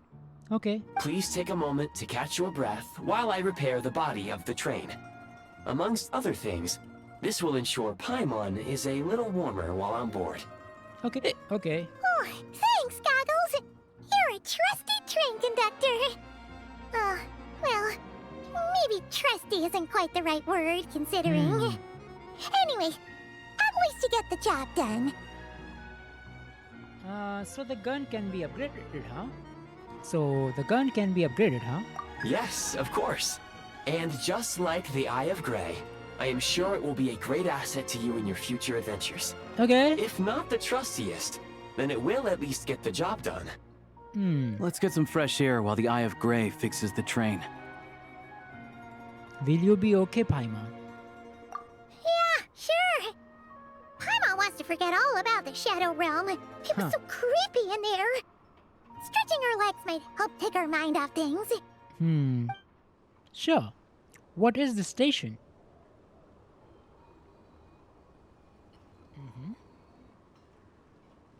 Oh. It's so quiet here for a train station. Not a person in sight. Just abandoned houses. Is this Alosha's hometown? Because I don't see any people here. Oh, that is Snezhnaya. Look at that. Oh, sorry. Huh? Okay. So much for repair? You've swapped our train out for a whole new model! Okay, nice work. My plan was to restore the train to its original appearance per my records as quickly as possible. Now that the repairs are complete, the train offers optimized performance and a significantly improved trendiness level. Okay. Huh. Didn't know trendiness was a parameter. Maybe it is, Paimon.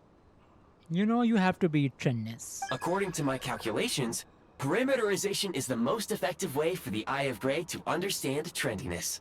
Okay. Hyperborea, huh? I'm sure I've heard of that in a story somewhere.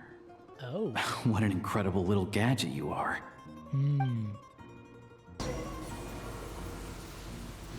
Let's board the train.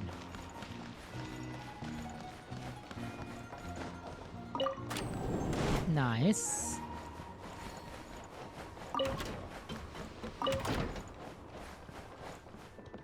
Enter the shooting range. Open the carriage. Let's continue.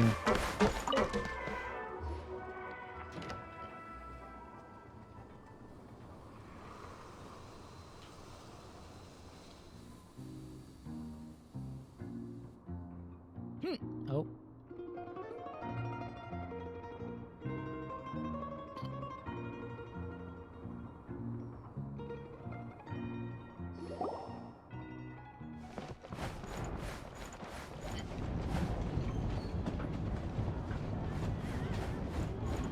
I mean, you all are sitting. What to do now? Just move around like this? They really had to build the railroad over a canyon, huh? I mean, You might yeah, want to I avoid guess. looking down if you're afraid of heights. Oh. No, it's not that. Paimon's just praying that we don't have yet another accident.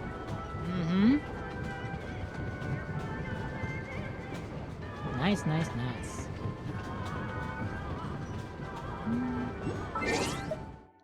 Wait a minute.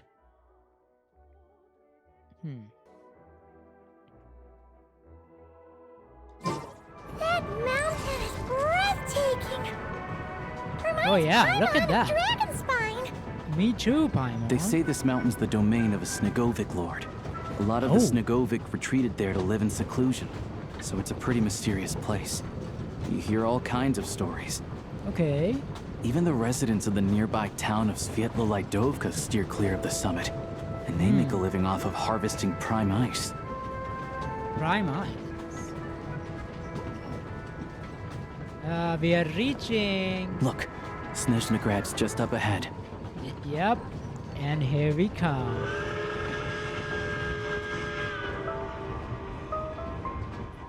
Okay. Snezhnograd. Oh. Hiccups. Again, hiccups. Nice.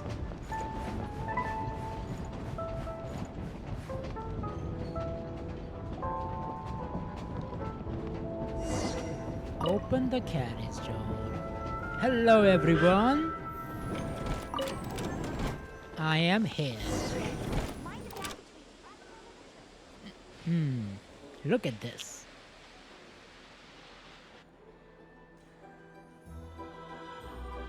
A big train station. Very big. Here we are. Welcome to Snezhnagrad train station, the biggest transport hub in the nation. Wow! It's so majestic! Just flying from one side to the other would probably leave Paimon out of breath! It's built for maximum efficiency, but yes, transferring trains here can be a little tiring. You don't say.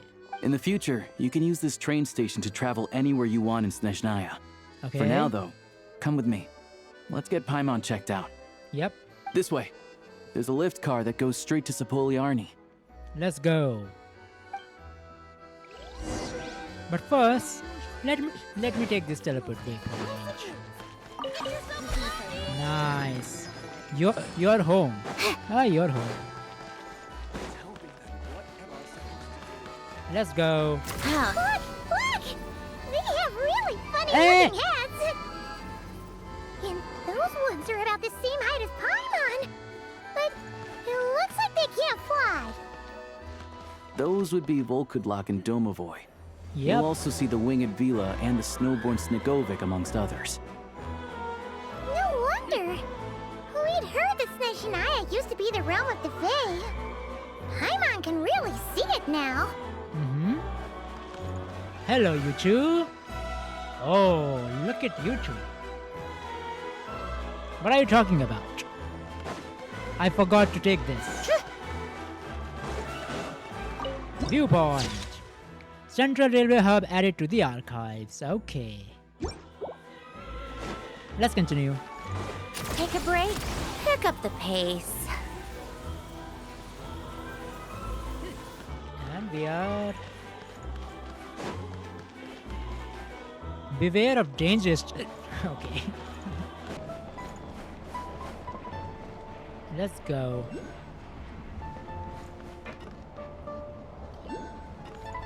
To the left is the market of Zolny. They sell everything there. You can often find some nifty little trinkets. Okay. To the right, you'll see the Korolyevsky Theater in the distance. Oh. There it is. Oh, that's... Incredible! Okay. So Odette is there, right? Here we are, Snezhnaya. Frost Fairy Flower. Hey, yo. I will talk to you later, too. Okay. Look at this map. And this... Damn. Ever frozen earth. Nice. Worship statue. Oh. Why not? Let's go.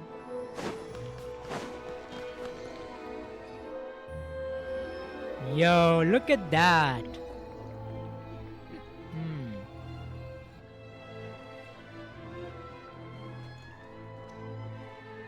After 2.5 for me and after 6 years for Genshin Impact, we are here. Snezhnagrad is stunning! Seeing it with our own eyes makes all the trouble we went through to get here worth it! I found it pretty stunning when I first came here too. But I soon found out that stunningly beautiful means stunningly expensive. Yeah, the prices here are crazy. I'm just a small-time hunter, so Zolny is where I spend most of my time. Zolny, okay. This way will take us to Podvorier Restaurant. They offer food and lodging there, so you can get settled in while I fetch the doctor. Okay. Is that gonna be stunningly expensive too? Don't you worry about that. Keeping you warm and comfortable is all that matters, right? Yeah. I mean, there are places to stay in Zolny, but I highly doubt they'd meet your standards. Most of the stoves are out of crystal, the windows are drafty, and at night, four-legged roommates come out to play, sharpening their claws on the roof beams and floorboards. What? Four-legged roommates? What that's supposed to mean? Yep, no way. Not a chance Paimon's staying anywhere like that. Maybe we can split the cost of the room between us? Paimon still has some savings left. What happened to spogging off me? Come on, it's a tradition. Fine then. It's your treat. Paimon will save her money for buying a nice little cake. Okay. Don't worry, you'll get some too. I'm glad to see you've perked up. If you find yourselves in the mood for some sightseeing later, there's a few places around here worth seeing. Okay. This way leads to Zapoliarny Palace, which serves as the Tsaritsa's audience chamber and also her personal quarters. Okay. The adjacent block is kind of a city in its own right. Kripov. That's Glupov, the headquarters of the Fatui. Glupov,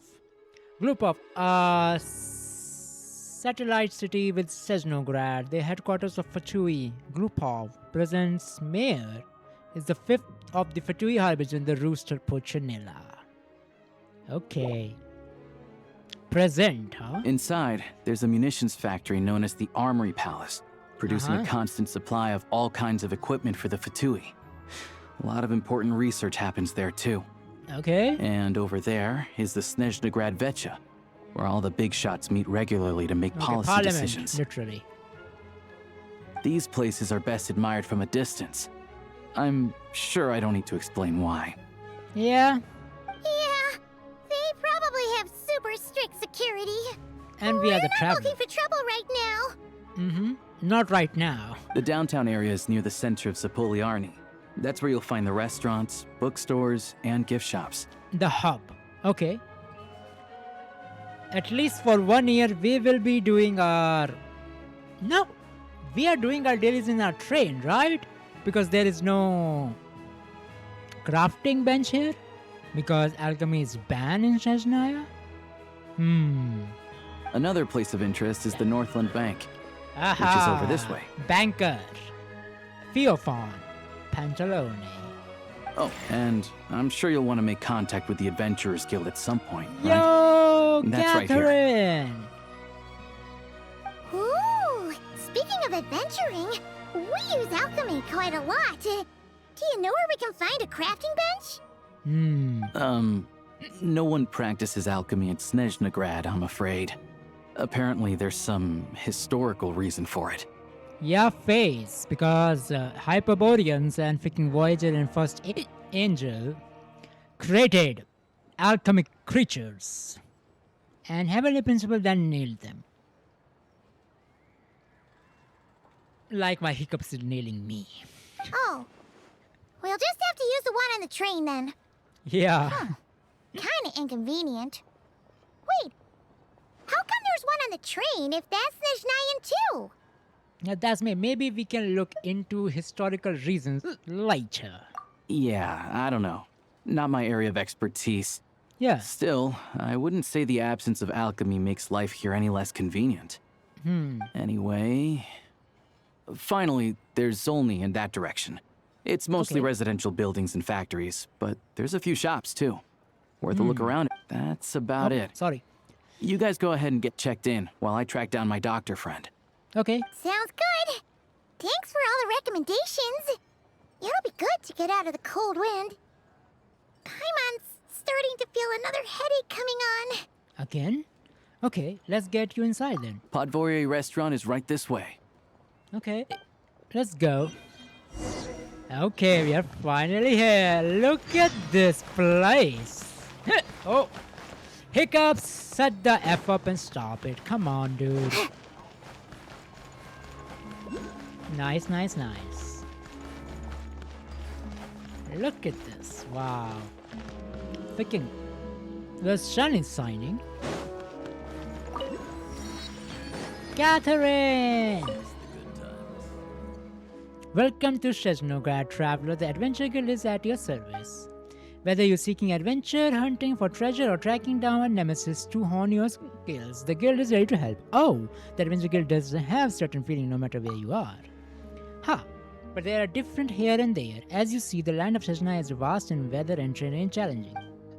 Given the circumstances, it would be highly impractical to require adventurers to return all the way back to the guild just to turn in a commission. This is where the Prime Eyes communicator comes in. With this device, you can turn in your commission directly from the field index, tracking all the way back to us. As for your remuneration, rest assured there will be no delay, as the guild will also agree to have it sent to you through the various means. Okay, by various means you say. You mean, please don't worry about this. The Adventure Guild will ensure that you will continue to reap the rewards of every adventure and commission you take on, okay? Whether you are in hot or passionate Natland or icy cold Snezhnaya, the guild will always be behind our adventures. Enjoy your adventures, traveler Ast Astra Abyssosk. Nice. Welcome to the Adventurers Guild. And let me do this. Thank you for complete. Thank you.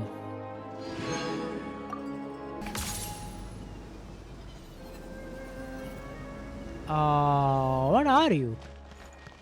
A restaurant server. Enter the restaurant.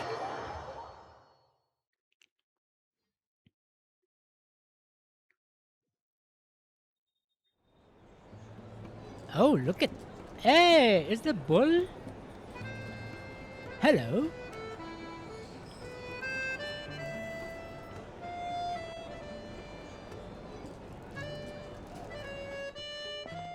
Nice room. Looks like you get what you pay for, huh? Paimon likes this room a lot. Feels better now? Yeah, much better now that we're out of the cold. Oh, thanks for taking such good care of Paimon. Honestly, she feels kind of bad for throwing a wrench in the works. Don't worry. If this were anywhere else, we'd be out investigating and adventuring by now. But instead, we're stuck here waiting for a doctor. It's okay. We aren't under any time pressure. The sooner you recover, the sooner we can start exploring. Yeah. You're right. No need to push ourselves too hard for no reason. Exactly. A lot happened on our way into the city. Let's review what we've learned so far and try to figure out what to do next. Sure. Paimon recap. Here we go. Obviously, the million more question is, what is this Tsaritsa planning? Everything else leads back to that. Yeah, that was our main goal in coming to Snezhnaya. Sure was. And so far, we've learned that in addition to the 7 Gnosis, her plan also requires a ton of energy. I mean, we know that from Columbina, that she was saying that she needs energy and she also needed moon power. So yeah. But we won't get to see her anytime soon. Alosha said that she went east to fight that big monster. Yeah. It must be a pretty powerful one if it can blanket the whole of Snezhnaya in a snowstorm this awful. It's one of the threats we will need to face, I think. To be honest, what we're really lacking right now is information. True. The kind of information that only the higher-ups in the government would know. Not word on the street type of info. Let's find the child. Let's find Sandrone. Let's find Arlecchino. Maybe we find Piero too. Paimon can't think of a few people who might be able to help us. But...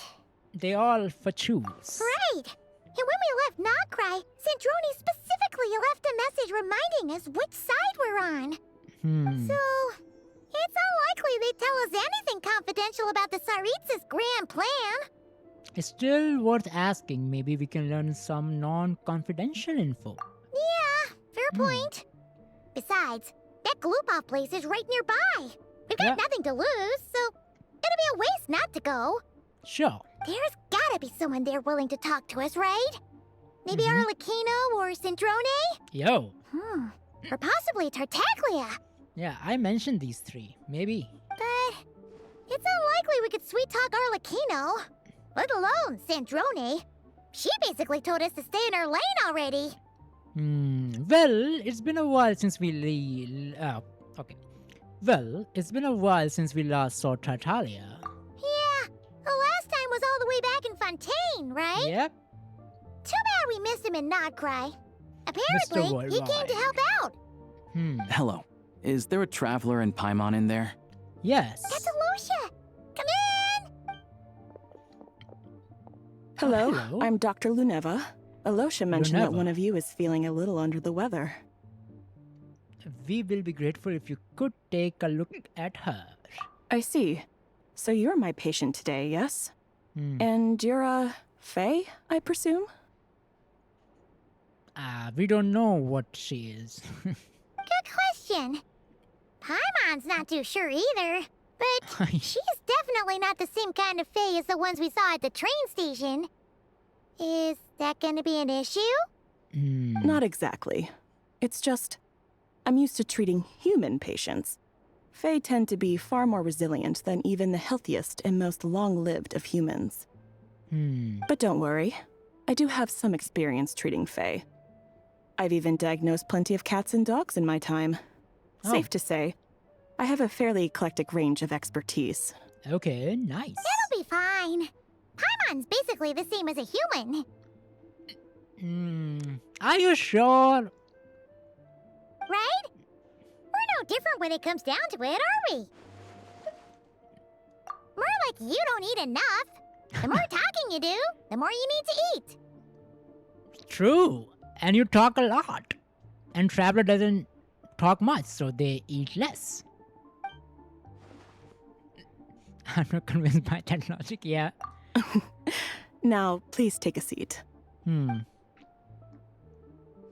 I mean, it's very slow because it's the introduction of the Okay, region. vital signs are That's good. why this Test first act will be results are slow. all within normal ranges. I don't think it's anything serious. More than likely, you've just caught a cold.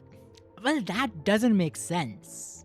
It doesn't make sense. It can't be just a cold, right? She never get cold. And we spend time in Dragonspine so long. Why this type of stuff never happened in Dragonspine? I mean, that's also very cold. Maybe there is more to that. I can give you some medicine to tide you over. But as long as you rest properly for the next couple of days, you should feel better. Make sure to keep an eye on your temperature, though. Okay. If you find yourself with a persistent low-grade fever, or if your symptoms don't improve, just contact me again. Okay. Sounds like there's no cause for alarm. Yeah, let's see how it goes over the next few days. Yeah. Thank you, Doctor. Thank you. You're very welcome. Just doing my job. I'll leave you in peace now. Time to visit my next patients. Okay. Take care. Thank you. You heard the doctor. Best you rest up here for a couple days. No sightseeing for the time being. I will stick to the local area then. Don't you worry about that. All right, then. Guess we've got no choice. Let's just treat it as a short vacation. Yeah. I have to get back to it. If you need anything else from the doctor or me, go to the Hunter Trade Station in Zolny. The boss there knows how to reach me. Thanks for everything, Alosha. Hey, no big deal. You saved my life in the Shadow Realm. This is the least I could do. See you around. See ya.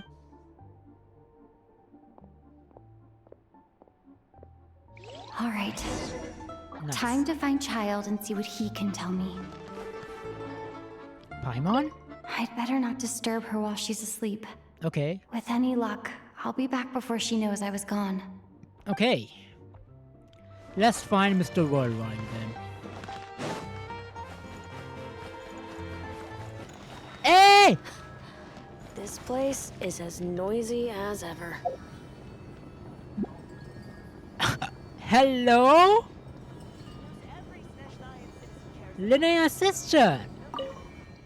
This place is noisy as ever.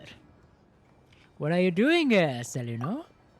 Ah, it's you, Traveler, just running errands for our parents. They want me to escort their precious human daughter back to the countryside for her regular treatment, that's all. Okay. We haven't set out yet, so I figure I will stop by Zepelanin to pick up few things.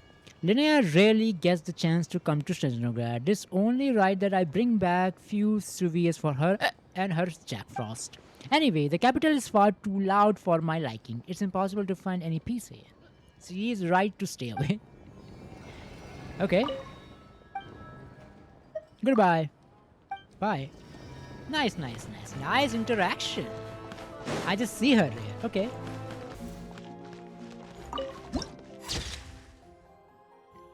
Citadel of Fools. Come on, keep up. Pick up the pace. Child, Sandrone, Alakino. Where are you? Fachui HP, HQ. HP, I say HP, no, HQ. Hold on. Please display your invitation letter or permit. I'm looking for someone. Could you place along the message? Glupov does not accept meeting requests without a prior appointment. You'll have to apply per the advertised booking process and wait until your invitation letter is issued. But we are old friends. I know they will want to see me. Might I ask who you're hoping to visit? Harbinger Child Tartaglia. Another one who thinks the rules don't apply to them. I don't understand why people think they can just talk their way in here. You don't just show up and land a meeting with a Harbinger. But I have to go through the motions for protocol's sake. Honestly, it's such a waste of time asking when I already know what the answer's gonna be. Okay. Wait a moment. I'll pass on your message. If Child is unavailable, you'll have to go through the proper procedure. Okay. After syncing awkward with all of Glupov and Special President Guard. Lord Child is a busy man. He's probably not in Glupov at the present. If I were you, I'd cut your losses. No point in waiting any longer. Guess I picked a bad time. Even if you two are old friends as you claim, please understand that the Fatui Harbingers are often busy with their official duties. They tend not to stay in Glupov for extended periods. I mean, I heard this is Marinette's office. Next time, stick to the rules. You'll make life easier for both of us, Greetings, Lady Marinette. Sandrone. I'll take care of our guest here. It's her first time in Snezhnaya, so it's no surprise that she doesn't know the rules yet. I trust no choice words have been exchanged. No misunderstandings I should be aware of. No, Lady Marinette. No incidents to report. Whew. That was a close call. Good thing I played it cool. Is that right? Good to know. Wait, where's Paimon? She is a little under the weather. She's recovering at Portovore restaurant. Under the weather? That's hard to imagine. She's always buzzing with energy. Yeah, I know. I take it she's still adapting to the climate. Happens to a lot of people. It's even colder here than in Nodcry. Has she seen a doctor? I can get you one if you need. She already seen a doctor. He said it's nothing serious. He said or she said? I definitely, okay. She just needs the rest for a couple of days. All right then. Well, let me know if you run into any other problems. Did you come out here specifically to see me? Why else? I was just about to sit down for some much-needed tea time when I heard that an old friend of Tartaglia's had shown up outside. No appointment, nothing. And, as obnoxious as it may be to show up uninvited at Glupov, I couldn't help but take pity on the poor soul who was waiting outside in vain. So I had no choice but to abandon my freshly brewed piping hot tea and come to see this mystery guest for myself. You already guessed it was me, didn't you? Well, I felt our time working together in Nodcry warranted some courtesy. I couldn't exactly let you freeze to death out here in the wind. So kind of you. Unfortunately, I can't invite you inside either. The rules of Glupov wouldn't allow it, and as a harbinger, I have to lead by example. Okay. On the plus side, Snezhnograd actually has some class, unlike Nasha Town. Torchlight Books has a very nice selection of teas and cakes, so we can catch up there. Sure. Your treat, of course. What? Why? Because I already wasted one perfectly good cup of tea today. That's why. Okay. Okay. You probably didn't expect there would be me or... See you, what did you mean? Let me take this. Hey, you can't stop me, okay? I am Sandrone. Field medic?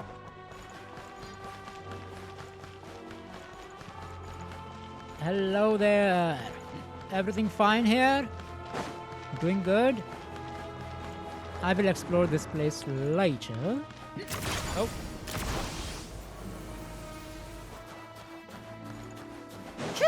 Okay, we can't go inside. We can't go inside.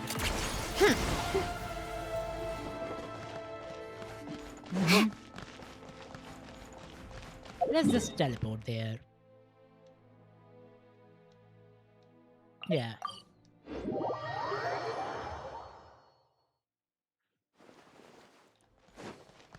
Take a break.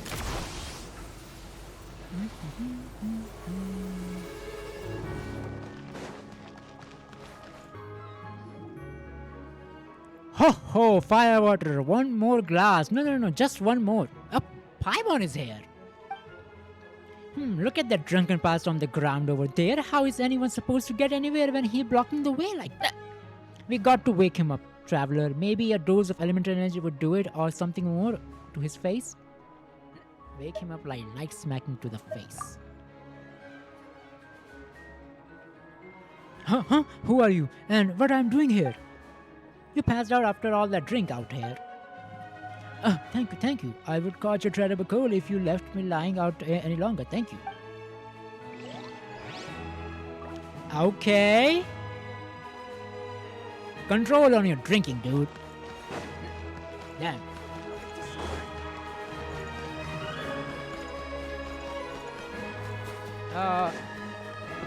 Where it is? Oh, there it is.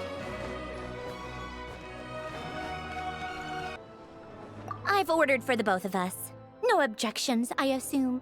I'm sure you trust my taste. Yeah, no problems. Okay, let's get down to business.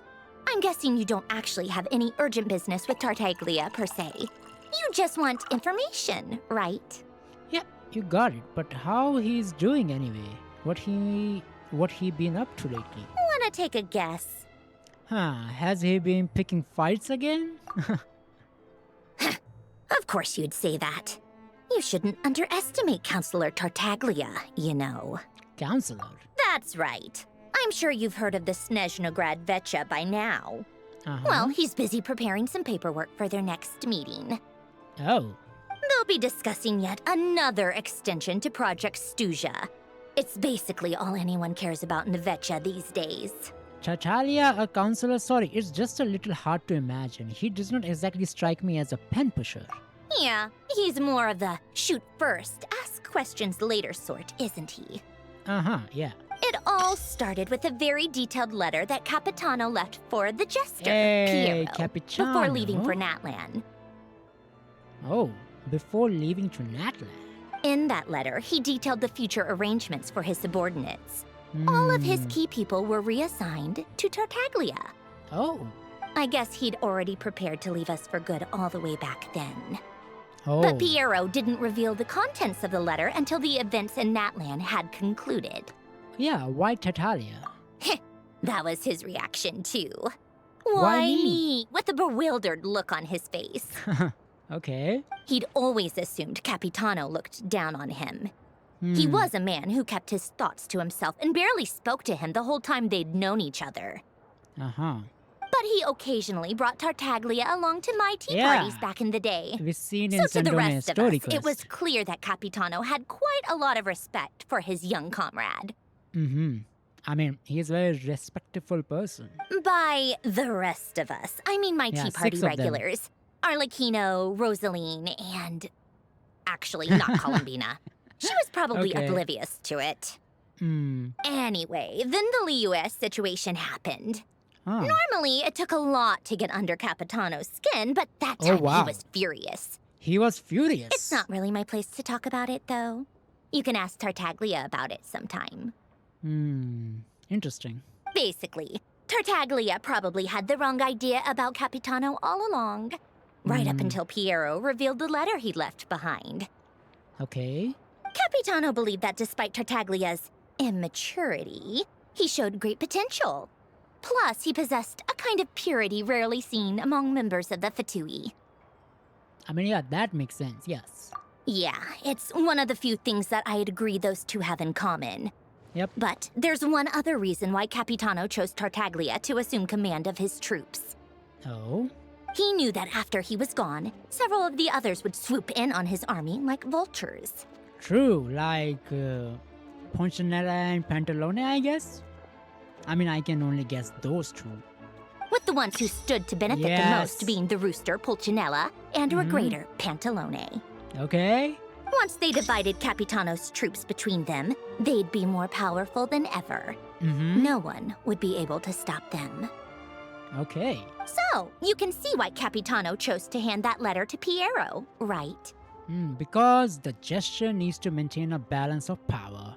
I mean, that makes sense, yes. Exactly. Piero also needed to back a harbinger as soon as possible. And all things considered, Tartaglia was the best choice. Right. I mean, I think Child is fine. Even though Tartaglia has had the support of Northland Bank for a long time, he and Pantalone are ultimately not cut from the same cloth. I mean, yeah, we've seen both of them arguing in the Vetche, right? I'd say Capitano made a good judgment call. Anyone else caught in this situation would probably feel like they'd been hung out to dry. Yeah, it makes sense. His best course of action will be to distance himself from any shady business, while still maintaining friendly relations with Pantalone, but seeking Pulcinella's support at the same time. are you sure it's okay to tell me all this inside information? What's the point in having a tea party if you don't spill a little tea? Okay. Nice. Besides, none of this is confidential anyway. Ask any journalist out there. They'll give you all the lurid not details. that much? I mean, obviously Fatui are like celebrities, right here? You'll see it firsthand if you ever sit in on a session of the Snezhnaya Vecha. All the factional strife, whether open or unspoken, it plays out for all to see in that one little room. I guess we have to attend one then. Having a voice in the Vecha is the only way to steer policies in your favor. So, Okay. every person in that room represents a particular interest group. Okay. Pantalone, for instance, represents the financial sector, and Makes sense. Tartaglia represents the Fatui soldiers. Makes sense. Both make sense, yes. Personally, I have no interest in political jousting. But since I have a number of engineers and researchers under my command, I have to make their voices heard. Okay, so you support Child, I guess, because soldiers, right? Then there's Pulcinella, the Hello, linchpin of the Mr. Vecha. Mayor. He represents The politics linchpin of Vecha. itself. He represents politics itself. I mean, he's the mayor, right? Everything involves him, so nothing can bypass him. Any issue that comes up, he knows how to mediate. That's what the Tsaritsa values most about him. This explains a lot. I mean, a lot. I'm starting to see why everyone is so frustrated with the way things are, but also powerless to change it. True. A complex web of interests connects all parties involved, and the Tsaritsa sitting at the top adds another layer of complexity.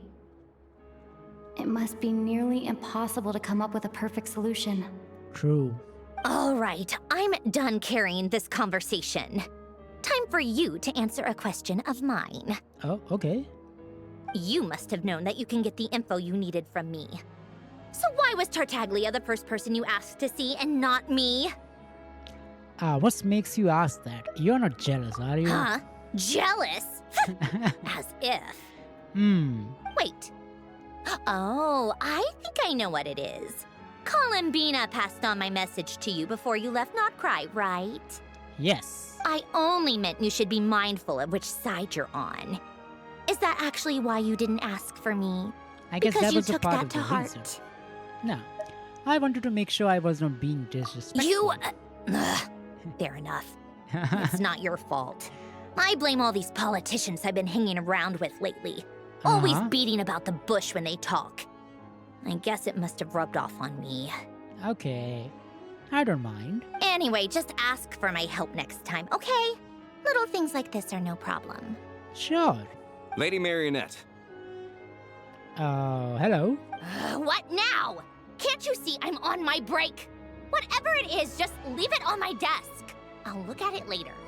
Sorry to disturb you during your break, ma'am, but I'm afraid it's an emergency. Oh? Isn't it always?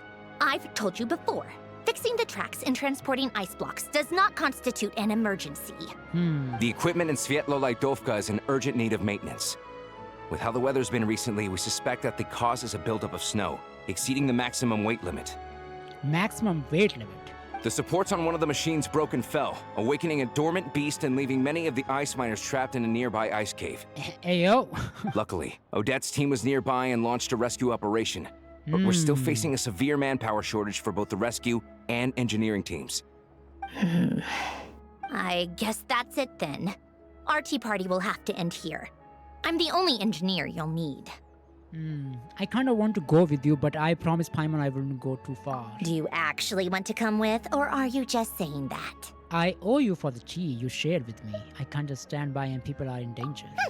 Nice of you to return the favor. I'll have a couple of people look after Paimon. They can let her know that you had to step out for a while. Given how urgent this is, I'm sure she'll understand. Okay. And honestly, I'd rather have your help than anyone else's. Between your skills and experience, you'd be reliable help. Great, thanks. Sounds like a plan. Then let's go. Okay. You, take 2 people to Podvorye restaurant. Find her room and watch it like a hawk until we get back. Watch it like a hawk? No. She will get suspicious and she will think that Fatui kidnapped Lumine. If anything happens to Paimon, you'll be answering to me. Oh. Yes, Lady Marionette. Okay. They weren't exaggerating. This is really dangerous. It's a good thing only one of them broke. What the heck is happening here? Oh, machine is broken. From what I've been told, most of the trapped miners are over in that direction. I will go rescue them. Yeah, you do that while I check the rest of the equipment. I'll evacuate the people around here as I go. Sure. Meet me back here as soon as you're done. Okay. Okay, here we are. I have to be getting close. Yeah. Don't go any further. Oh. Odette. Hello? It's too dangerous here. There's a highly aggressive monster on the prowl. You need to leave, now. I am here to help with the rescue effort. I am with Snezhnaya. Ah, I see. You're the backup from Snezhnaya. Well, I'm Odette. Good to meet you. Good to meet you too. Ah, so this is Odette. She was the first member of the Fatui on the scene. There are 5 people trapped in the cave. Monster type is unknown, and so is its location. Okay. Let's go. Every second counts. Okay. Let's go then. Trial Odette? Indeed. Okay. Trial Odette. Nice, let's go.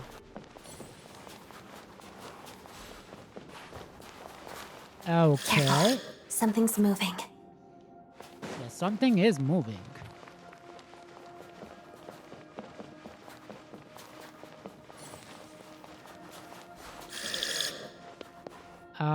It's an owl. This must be the monster's shadow. Looks like a tough opponent. Crystalline Adagio. Nice.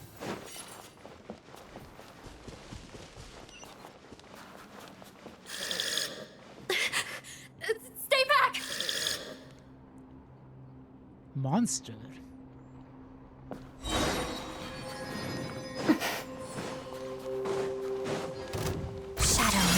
Walls of the snowflakes. And done.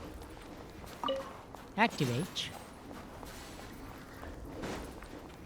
Nice. Let's continue. Oh!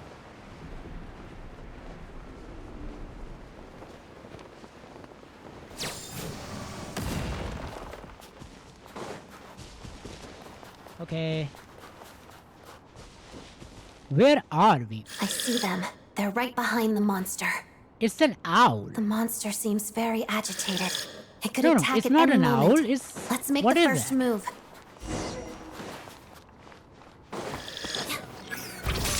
Pot of death. Thunderclap!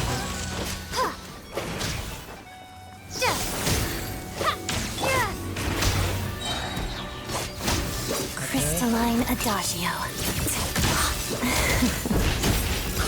Nice. It has resistance. Oh! Thank you for saving us. We'd have been monster fodder otherwise. You're welcome. Thank you. Thank you. You're welcome. You should be safe now. Follow this route out. She and I will stay behind to watch the rear. The path been cleared. It's safe now. Thank you.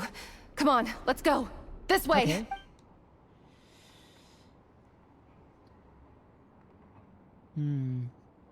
I've searched the area. Pretty sure the monster made a tactical retreat. Was this its lair? Yeah, but with us here, it won't be coming back anytime soon.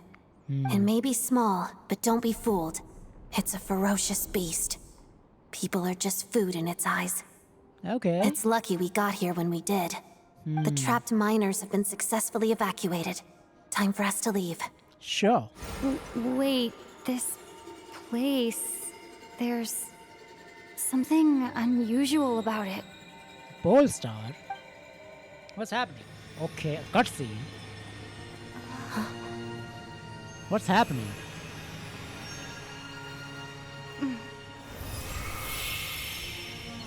Traveler, you are absorbing Star power? Hey, what the? Huh? What is that? I don't know. A sword. Okay, Guess so it has family. that's how we get our sword. Oh, he's back!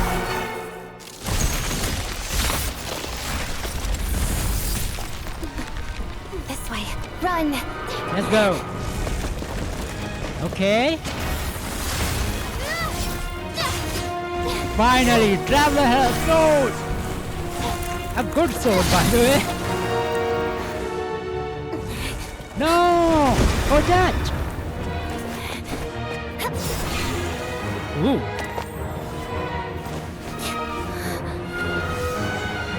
So elegant.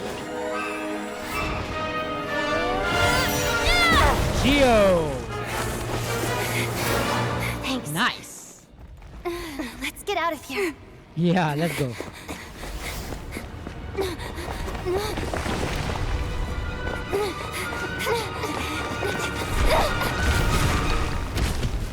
Whew, we are out.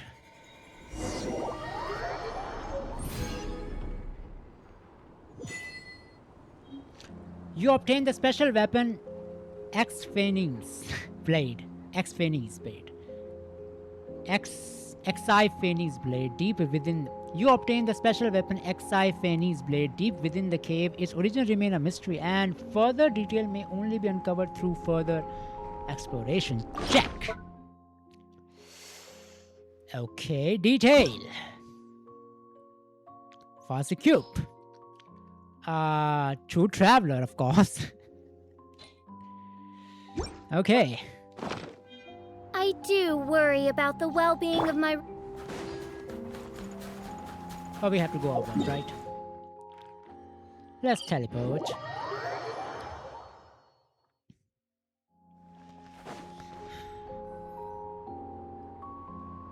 Nice. Everyone's accounted for. We managed to rescue them all. We also placed a sign at the entrance to the cave, warning people to stay away. Good. You really held your own today. I still don't know your name. It's Traveler. I am an adventurer. Don't think I've seen you before. I'll remember the name. Sure. All right then. See you around. See you around. Hello, Lady Marionette. I hear the rescue operation was a great success. I knew I could count on you. Yeah, thank you. What brings you here, Odette? Here for a performance? No, a Fatui mission. I happened to be nearby and heard the crash. Performance? She hasn't introduced herself then. Odette is the prima ballerina of Snezhnaya. She's quite the celebrity. Uh-huh. If you ever hear people mention the two crowning jewels of the Korolievsky troupe, they're talking about Odette and the prima donna, Vodyanitsa. Prima donna, Vodyanista. Odette. Oh, there is Regulator and Jester too. Prima ballerina of the Korolievsky troupe. She permits herself no lapse in discipline, either on the stage or away from it. Her standards are rigorous, sometimes even severe. Every detail is weighed and refined for one purpose alone, the moment she spread her wings and present beauty to the world. Okay. On top of that, Odette's also a rising Fatui star. It's looking likely she'll inherit the title of the Fair Lady. She learned all her combat skills from Rosaline herself. Used to be one of her most valued subordinates, too. You flatter me, Lady Marionette. If she's Rosaline's protege, that makes me... Never mind. Never mind. There's no need to bring it up. Yep. No point making things awkward. No. No wonder you're such a keen fighter. How's progress on your end, Lady Marionette? Equally successful. I finished reinforcing all the equipment. Okay. Took me a little longer without Polonia's help. Oh, come on. But the outcome is the same, of course. Same, of course. Even if the heavy snowfall summoned by that monster lasts for another 3 months straight, this equipment won't give way. I mean, that's good for the equipment, but that does not good for the people of Snezhnaya. All right, now that we're done here, it's time to get out of this blizzard. That's it? Isn't there more work to do down here? Sure, but Snezhnagrad will send someone to investigate and draw up a relief plan. And I guess I'll have to write the incident report myself this time, since it involves a mechanical malfunction. First, Pantalone needs to approve the budget, then Pulcinella has to sign off on the plan. Once they've argued it out and reached a compromise, we can move forward. Nice. That's the rough process anyway. Could take anywhere from a couple of weeks to a couple of months, depending on how smoothly it goes. And in the meantime, the people here just have to wait. That's what I'm saying, Lumine. It is good for mechanism, but it's not good for the people. Yup, nothing we can do about it. There's a whole stack of incident reports like this back at the office. Yeah, that's not good. The snow has eased a little for now, but there's no telling when that will change with that monster still at large. Why I'm thinking this is the end of the Act 1? Don't say this is the end of the Act 1. I don't want to see this. Look, I don't mind Act 1, but not so much happened. We are just exploring Snezhnaya, which honestly I will do without even Archon quest. So I want something better than this. Look, I forgive Act 1 of every region because it's just introduction. But in that introduction, I want something good. Right now, only interactions, exploring. I liking Snezhnaya, but there is not much happen in Act 1. And it's called Everwinter Without Mercy. It is Everwinter Without Mercy. We can see that here, but not much happened. So I will be little disappointed if after I click this, there will be Act 1 finished. Fuel for heating is in short supply, and relief is weeks away. Good. It's not ending. There's no immediate threat to life, but still. Yeah, still. It just feels like there should be a better way. I mean, we are here, right? We are the variables. We are the descender. We should do something, right? I mean, right? Hey, quit daydreaming. Let's get back to Snezhnagrad. Okay. When did you get a new sword? Right now. I found it in a cave. It handles pretty nicely. You have a strange affinity for secondhand swords. What I was saying is Fanny's sword and I'm using it now? Or her descender sword? And I'm using it now. Na na na na na na na na na na. And here we are. Look at 3 girlies walking at Snezhnagrad. Hey, child! Hello, hello, hello. Huh. Well, if it isn't Counselor Tartaglia, Mr. Big Shot himself. Hello, child. Go easy on me, all right? I'm still recovering from the interrogation the real Big Shots put me through. Hey, comrade. It's been too long. Comrade. I heard you came looking for me earlier.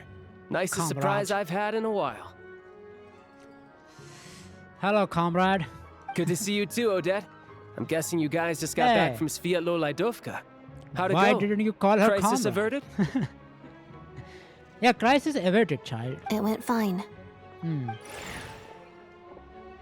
Now 3 girlies and 1 you? guy. Any new developments? Yeah. Not What's really. going on? Same as ever. Growing opposition to Project Stuja, and the usual rebuttals are starting to ring hollow. Okay, so you're all discussing. Sarisa is gone to slay a monster which is doing this blizzard. This freaking snow stuff. I'm just gonna say snow stuff. The results of the mock vote were pretty dire. Pulcinella was fuming. I've never seen the old man so angry. Oh. That's not good news. It takes a lot to rattle him. Yeah, obviously if push comes to shove, there are ways to crack down on dissent. But... Okay. Sorry, I have to ask something.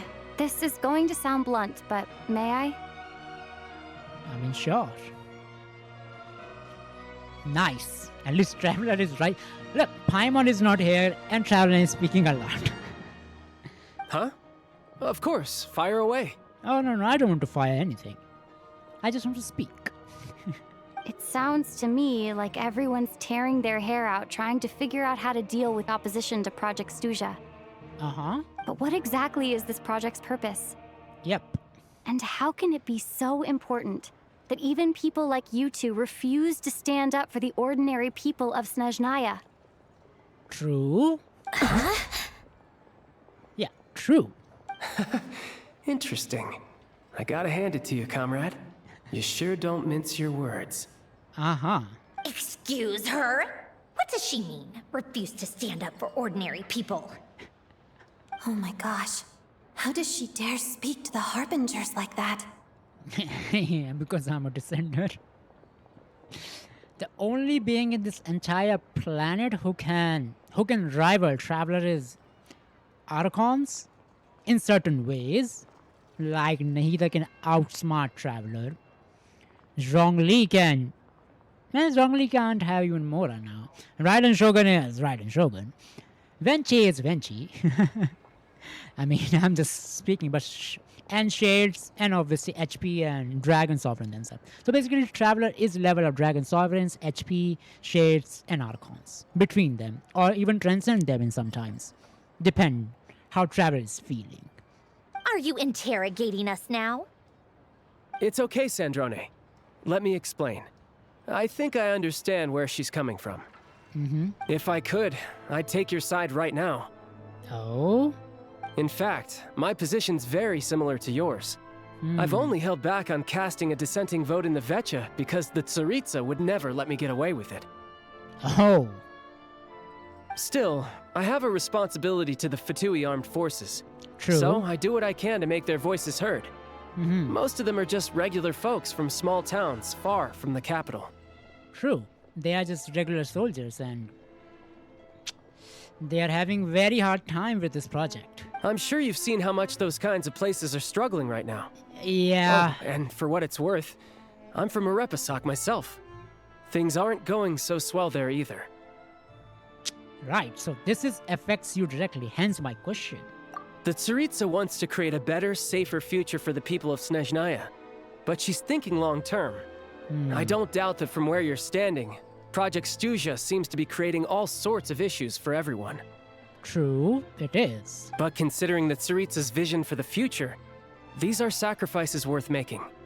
Sounds cold, I know, but I promise it's not as black and white as it seems. Okay, I like that. I don't like black and white stuff, okay? I don't like this is good, this is bad, this is hero, this is villain. I don't like that. I don't even see Fatui as villains. I see them as antagonists opposing the protagonist. And that's it. They are that. They are the antagonists. They were the antagonists, but now they will not oppose. But if they stop opposing the protagonist, they are not antagonists anymore. So they are not villains. Technically, no Fatui is a villain. Although Tatore themselves, or sometimes Fatui say, oh, villains, but they are not villains. They are just antagonists working against the protagonist, which is the Traveler. So there is no villain problem to Genshin. There is a problem of people having their headcanon so fixated upon them that when they are not true, they get fixated, like I said, obsessed, fixated, and they say, nah, they were re-returned. Fatui are not that dark. And some people will even say, it's just vibe. What are you vibing off? Nothing.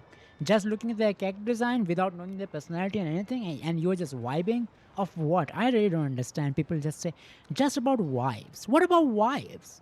You can't vibe a character without knowing what kind of person they are, what kind of personality they have, right? You are just vibing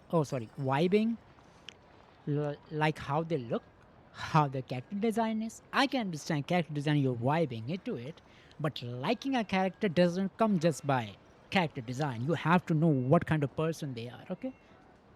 Look, Reria looks fantastic. Do I want Reria be like Reria or Reria to be like? No. I don't want to be like him. I'm not that much selfish. Maybe Sandrone and I can't oppose Project Stuzha outright, but we're constantly raising our concerns in Vetcha meetings. Okay. Basically, you are trying. Good. And even though we can't put an end to it, there are plenty of other ways to make a difference. We're trying everything we can think of, and so is Pulcinella. Okay, if you say so. I respect Her Majesty, the Tsaritsa, and trust her decisions.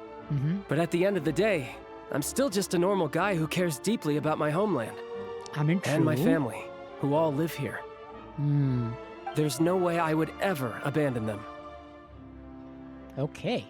As contentious as things can get within the Vetcha, there's no selfishness or malice behind it. Everyone wants to get through this period as smoothly as possible. Okay. The issue is that there's no way of pleasing everyone under the present circumstances. True. Most of the time, we're trying to decide on the lesser of two evils, which obviously isn't a great look. I mean, I guess. But that is not the same thing as being blindly loyal to the Tsaritsa. No one's got their head in the sand here. We're all well aware of the way things are. We're just doing our best to make it work. Okay. In fairness to Sandrone, she rushed to Svietlo Laidovka's aid the moment she heard that people were in danger. And even Tartaglia, who used to only care about the thrill of the fight, is clearly doing his best to rise to the demands of his new role I mean, they are as counselor. sincere, yes, and they are doing things to help people. Sorry, maybe my question was a bit rude, but I would still like to know what exactly the Tsaritsa is up to. Hey, come on. There's only so much we can say, so don't press us too hard. Look, I know how untenable the Tsaritsa's position looks if you don't understand her motives. I know, because I don't understand.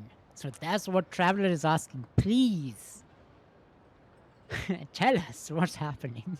Maybe you've heard already, but she's currently leading her army on a campaign to the east to defeat the monster that's been causing these brutal blizzards. To the east.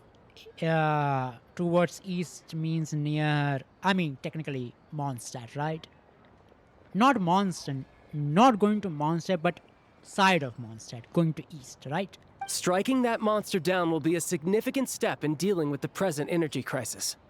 Okay. As laser-focused as she is on realizing her lifelong ambitions, she's still putting time and energy into taking down this powerful monster. To me, that says a lot.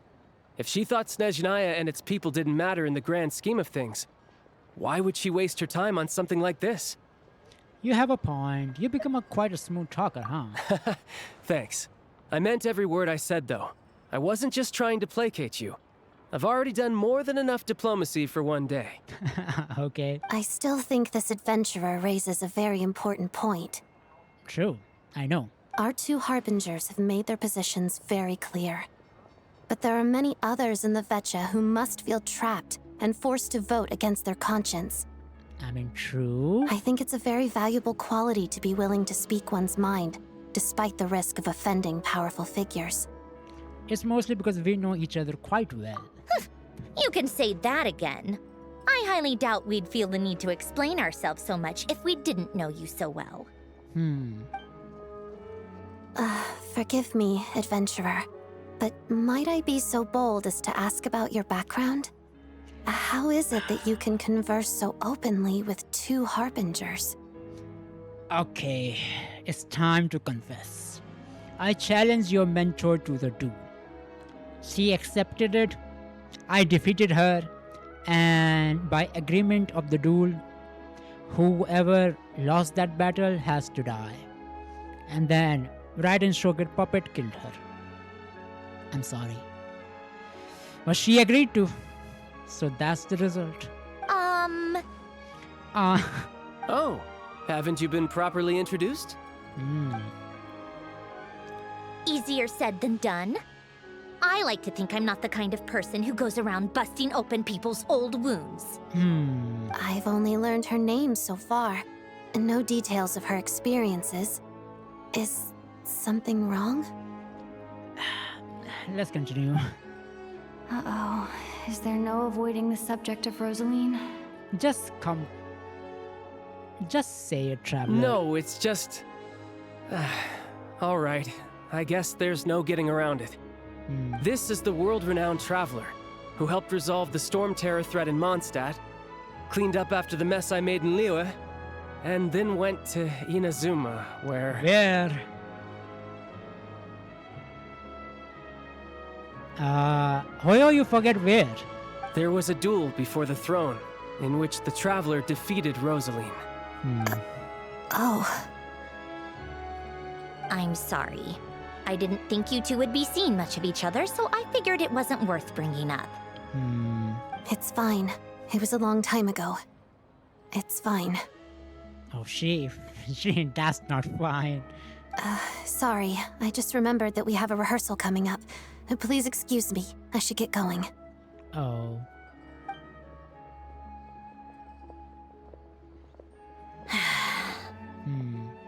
I've mentioned this to you before, remember? Yeah. She was Rosaline's most valued subordinate. But they didn't actually get along. Oh? Not that Rosaline was really the type of person to make friends, but... True. Death has a way of resolving a lot of conflicts. Don't let it weigh on you. Like she said, it was a long time ago. It's in the past now. I mean, yeah, it is. Like I said, she still agreed to the duel. So basically, if I lost, or Traveler lost, they will be dead. I highly doubt Traveler will die, especially with Raiden Shogun. Yeah, Raiden Shogun is powerful, but I don't think that she can kill Traveler. The only people, in my perspective, who can kill Traveler are Nibelung, HP, Shades. Not even Shades, I think.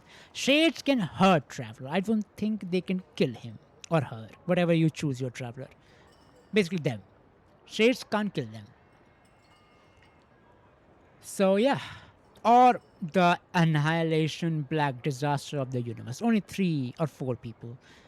So basically the Dragon King Nibelung, HP, the Dark Annihilation of the Universe, and Shades can hurt Traveler. That's it. I don't think anybody else can do anything to Traveler.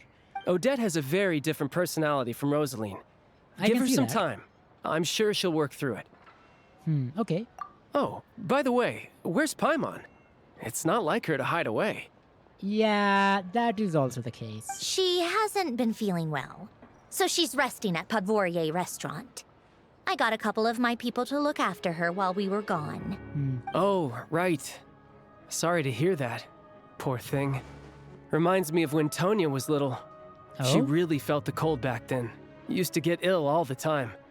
I felt so bad for her seeing her lying in bed, coughing.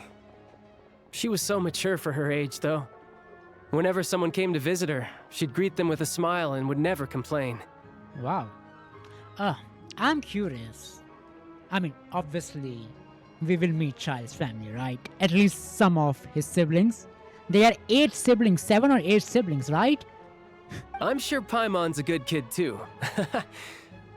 Yeah, she is. You're a little short on manpower, right? Let me have a couple of my people take over for yours. I'll send my most capable and reliable. They'll make sure Paimon can recover in peace. Okay. Well, that would be great. Your people are more qualified. Thanks, Child. Hey, don't mention it. I'm sure you have things to do. Hopefully this takes a load off your mind. Kind of, yeah. So no more accusing me of not being on your side, all right? One last thing, I just remember something. So I met the Jester when I first arrived in Snezhnaya. Already? That was quick. He seems to know who Paimon was. I went to see him again and clear things up. I'm afraid I can't help you there. Our director's recent movements are confidential. Even we're not in the loop. Oh. So, he is just moving around and not many people know about that. If you hadn't told me, I never would have known he'd gone south. Oh. I assumed he'd been in Glupov this whole time. Oh, I see. Got it. Well, I guess I'd better go sort out Paimon's security situation. I have some other work to catch up on at Glupov anyway. Okay. Me too. I have an incident report to write up. Let's leave it there for now. Sure thing. See you. Okay. I guess now what? everyone's in a difficult position. But Tartaglia's right. I have things to do. Things I want to do, and things I ought to do. And what are those? To start with, I should go ask Alosha if he knows of any way to help Sviet Liledovka. Yes.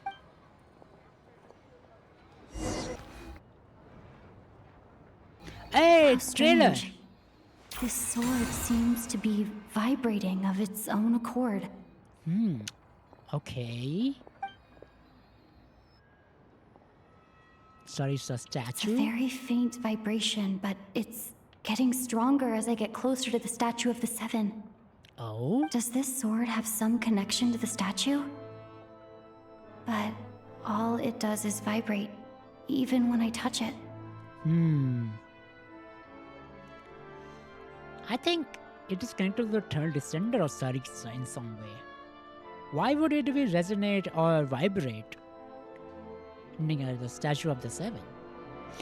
Check, go to Natlan and see if it still vibrates. Maybe it vibrates of any statue of the Seven, right?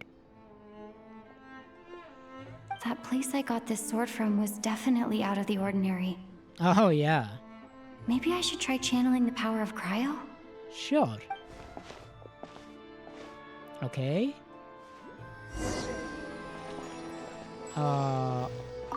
Statue of the Seven.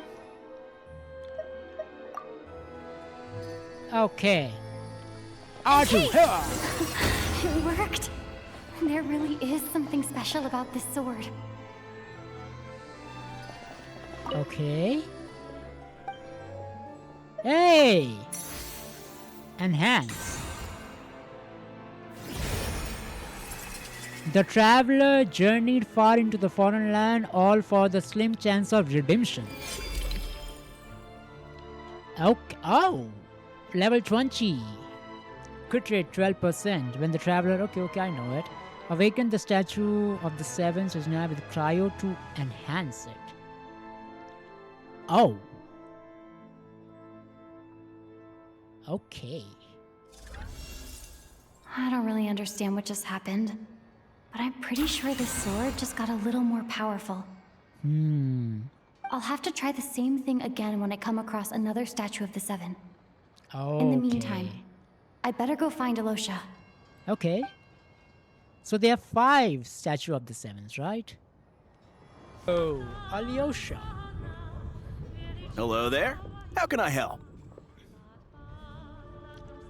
I am looking for Alyosha. Ah, sure thing. Give me a second. I'll go fetch him for you.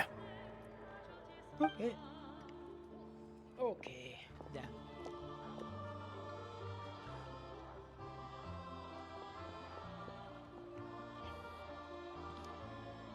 When Alosha arrives, you can tell him about what happened to him and Lack. It's a familiar story. I've had similar experiences. Although Snezhnagrad doesn't deliberately delay or withhold relief, those first few days of waiting for help are always the hardest. Okay. Damn, hiccups are back. Okay. It's a fundamental contradiction. If emergency relief can't be delivered in time, what's the point in even calling it emergency relief? So that's it. They just have to wait. No way Snezhnaya has enough energy right now. Not necessarily. I think there's a good chance that Kresnik Crystal from Stratomaros will start flowing into the market. Really? Why? When we resolve Stratomaros' energy issue, it's like we open the floodgates. Oh. A huge backlog of Crystal is now available to the townspeople. There's no way they can use it up at once. Okay. A lot of them will probably stockpile it and slowly work their way through. Probably a good idea, since energy prices are only going to keep rising. But there will always be people who urgently need Mora. So, they will sell it to the highest bidder. Huh? Exactly. At the current prices, selling Crystal is an easy way for an ordinary person to make a fortune. Hey boss, how much do I have left in my account? 1 second. Let me check. So, you're planning on buying the Crystal out of your own pocket? Maybe he is. Yeah. I don't know if I have enough, so I'll chip in a little extra and buy as much as I can afford. Let me cover this. I can't let you pay for all of it yourself. No, it's fine. You're new to Snezhnaya, and you have your own living expenses to worry about. Besides, you're already providing the train. It's okay, I volunteered for this. Here's your Mora. Damn. See what you can find at the market. But I doubt there'll be much crystal left. Yeah, well, can't hurt to take a look. Okay. Let's see. Huh? What's... Sorry. What's Odette doing here? Oh. Oh, Alosha, and... Hello. Hello? Hello?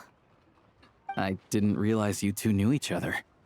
We teamed up. I also didn't realize that you two know each other. Yeah, I take on some odd jobs in the city to supplement my hunting income. Sometimes I work as a cleaner or prop hand at the theater where Odette is one of the big stars, so I've met her a few times.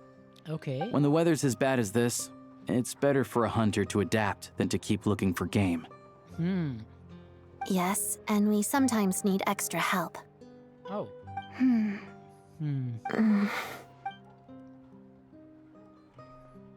Awkward. Why is the atmosphere so awkward? I thought things went pretty smoothly in Sviatlo-Lidovka. Yeah. So, what brings you here, Miss Odette? Looking for some new props? No. After I got back to the theater, I couldn't stop thinking about the situation in Sviatlo-Lidovka. Oh? It bothered me so much, I couldn't focus on my dancing. So I decided I'd come here and see if there's anything I can do. Couldn't let it go either. You too, I presume. I suppose that's why you're here. I didn't feel comfortable expressing my true opinions in front of the Harbingers. Not least because ordinary Fatui like me don't even know what Project Stuzha is all about. Without knowing the full picture, I can't make sense of it. And at some point, if things aren't making sense to me, I can't just keep going along with it. I mean, yeah. So many people feel the same way. They wish they could do something, but all kinds of reservations hold them back. Explains why groups like the Rokot are springing up to fill the gap. Yes. Well, that's one option. But there are risks to consider with organizations like that. The Fatui does not encourage their activities. Right, because things can get out of hand, and it's hard to hold the right people accountable when they do. I've heard about a few cases like... Sandrone said Odette was on track to inherit the title of the Fair Lady. If so, she'll be able to find out what Project Stuzha is really about. I mean, yeah. Still, it's probably a little soon to ask her about that. There may be more to the story. I mean, there should be. What's on your mind? Nothing, I just space out for a moment. I think we can both agree that no matter which side you're on, it can't stop you from doing the right thing. Where there's a will, there's a way. I know what Rosaline did while she was abroad. You made the right decision, so no hard feelings. So, what's your plan? Oh, we were gonna buy some crystal. I heard there's some on the market right now. Funny. I had the same idea. Oh. In that case, let me pay. Oh, sorry. I can claim it back as mission expenses. Okay. The real issue here is that government relief is behind schedule. Surely it makes more sense for the state to cover these costs than for us to pay out of our own pockets. I mean, maybe. True. It's a huge expense after all. Thanks for helping.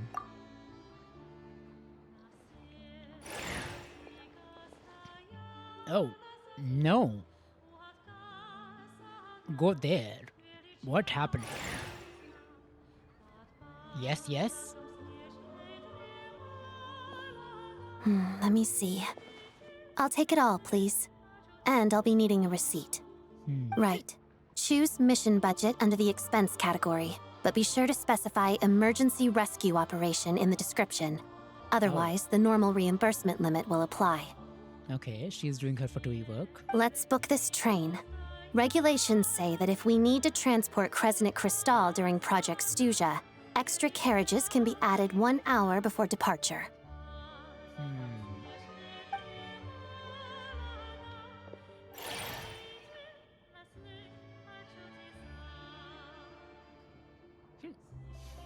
That should do it. The train will be escorted to its destination by Fatui guards. Nice. This is my first time seeing you handle Fatui affairs, Miss Odette. It seems you're as skilled an officer as you are a dancer. Oh, she is. You flatter me. It's only because I've been doing both my whole life. I mean, yeah.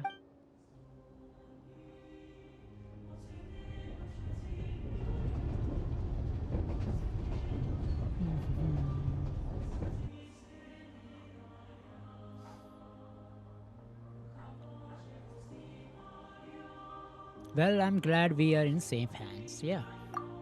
Anyway, I bet you've been non-stop today, am I right? Any idea how Paimon's doing? I had my hands full, but I'm gonna go back to check on her now. What's wrong? Who's Paimon? Oh, Paimon is my travel companion slash best friend slash emergency food. Her travel buddy. Oh, sorry. Hasn't been feeling well. She caught a cold right after they got to Snezhnaya. Sounds like she's important to you. I can't believe you've been dealing with this on top of everything you've been doing to help the people of Snezhnaya. I could not just turn a blind eye to the... Oh, sorry. I could not just turn a blind eye to their suffering. Paimon wouldn't want that either. I've got nothing going on right now, so I'll join you. I want to see how she's doing.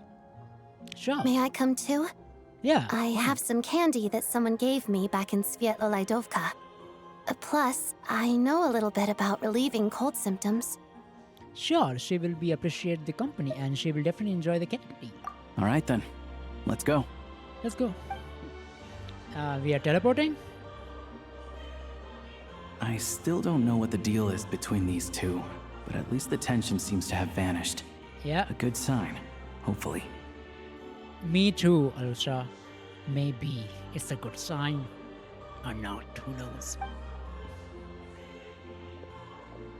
Paimon. Hello. Sorry, but there's a sick person recovering in this room. Can I help you? I know. That's my travel companion.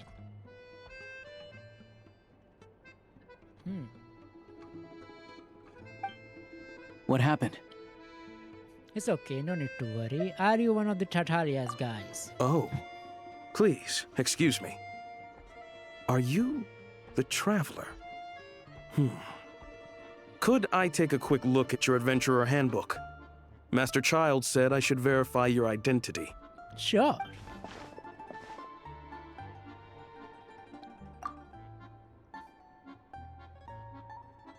Ah, it's really you. Sorry for the inconvenience. We're under strict orders from Master Child to keep this room well guarded. Good. At the same time, we can't interfere with Podvoye Restaurant's business. That would only seem all the more suspicious and draw unwanted attention to this room. I mean, right? Besides myself, a few of my colleagues are stationed in and around the restaurant, in plain clothes, of course. Wow. Rest assured, you're in safe hands. Thank you. I didn't expect such a high standard of protection. Well, Master Child handpicked us for this special assignment.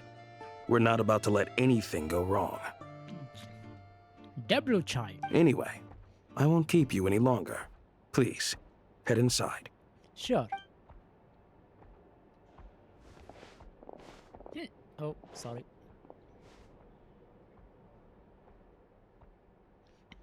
Traveler! Alusha, you're back! Oh, hey! Who's our new friend? Hi, I'm Odette. The Traveler and I crossed paths a few times. She's the member of the Fachui, but she's solid. What? She is a member of the Fachui, but she's solid. She's solid, okay. We can trust her. Another friend from the Fatui, huh? You're practically a member yourself by this point. How are you feeling? Paimon's definitely on the mend. We should be back to our usual travels in a few days' time. Seems like that doctor was right. Good. It's just... Paimon's limbs are still feeling a little chilly. Oh. I have just the thing. Oh? Whoa! What's this? Is that a flame inside an ice cube? Wait, is this real ice? How's it not melting? And how does the fire keep on burning? Interesting. This feels like Rosaline's fire. All keen observations. You're right. This is called Cor Ignis. Cor Ignis. Whenever I've caught a cold in the past, I found I recover much more quickly if I place this by my bed. You're welcome to borrow it. Oh, so nice of you. Thank you. Awesome! Wow! It's so nice and warm! Oh, it's like magic. Your name was Odette, right? How did you two meet again? Ah, Paimon. Looks like she's in pretty good spirits. That's a relief. Any progress with your investigation yet? Nope, I couldn't get anything out of the Harbingers. No surprises there, I'm sure. They're not likely to let anything slip. And I need to try a different approach. I want to look into Rokot The organization. Rokot, huh? Oh, Rokot. They might know what's really going on. Do you know how can I contact them? Let me think. Members of the Rokot keep their true identities hidden, but I think there might be someone I can introduce you to. Oh. Could be Warrior Nista? Leave it with me. Meet me at the Korolevsky Yes. troop tomorrow, and I'll tell you how it goes. Okay. Would anyone like a drink? I'm gonna head to the bar. Oh. Paimon will have... Hot milk. maybe some hot milk? Yeah. Paimon's in the mood for something warm. Okay. Enough with the secret chat, you two. Let's catch up properly in a minute. Paimon wants to know everything that's happened today. Yes, ma'am. It'll be kind of like tabletop troop. Oh, come No on. reason why listening to a story can't be an adventure. Nice. Okay.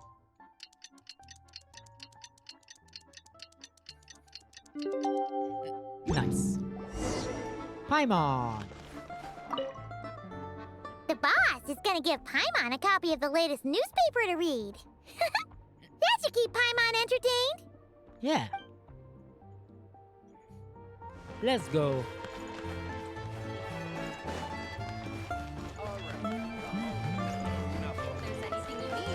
Please let me know. Aha. Let's Come go. on, keep up. Again, nah, I'm not doing this again, no. Nah, this guy is still drunk. I'm pretty sure, yeah, it's the same person, no.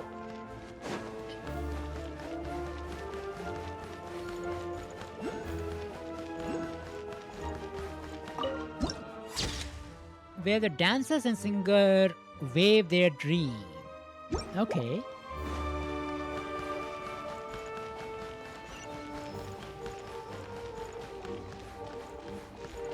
Hey, Alyosha. Alosha. Ah, you made it. I've got some tickets, and I managed to set something up with the Rokot. Oh? It'll have to wait until after the show, though.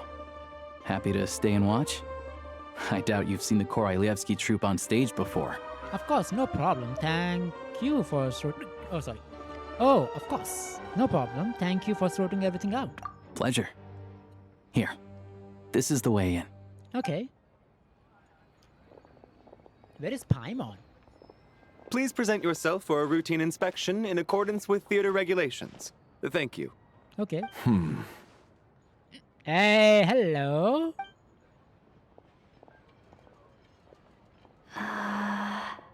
Is that guy with the fatui? Looks like he's waiting for something. Hello there. Okay, all done. Thank you for your cooperation. Please proceed through to the theater.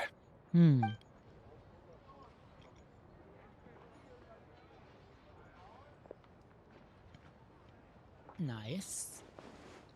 What's up? Everything okay? I was not expecting such strict security here. Snezhnaya's business and political leaders are always passing through here, so it makes sense that security's tight. Okay. Still, it's a little unusual to see the Fatui's Armory Palace guard here.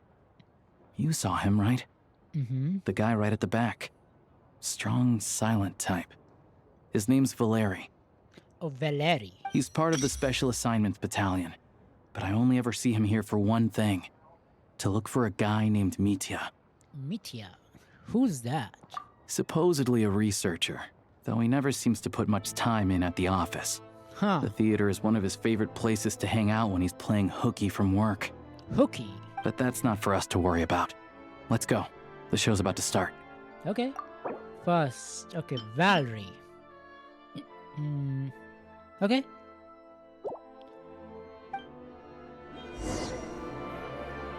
Let's see the show. Cutscene? What do you think? Pretty impressive, huh? Indeed. Pretty impressive indeed.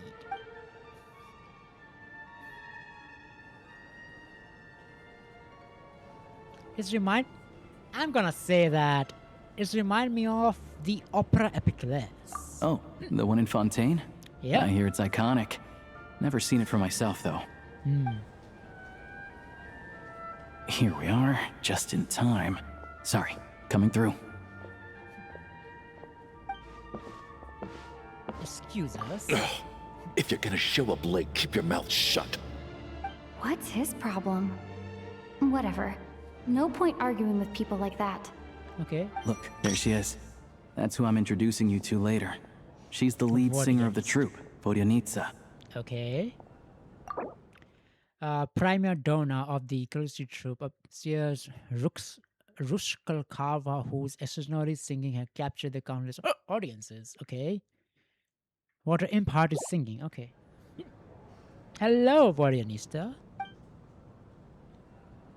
Cutscene.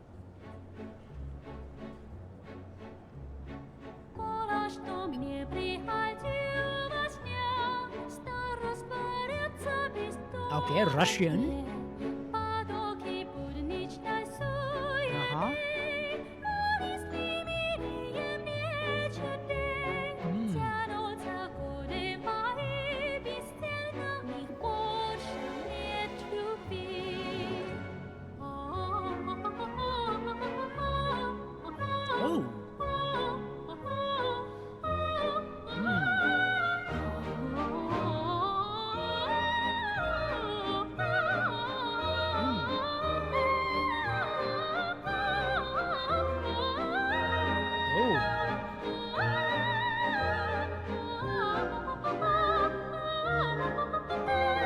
What a voice. Oh, trailer scene. Oh. Nice. This leads directly to the green room. They're expecting us. Vodyanitsa will be waiting for us there. Okay. Let's meet Vodyanista.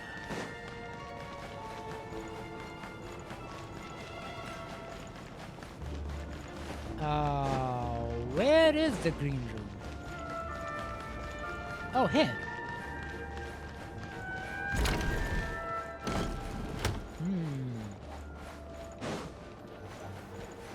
Okay.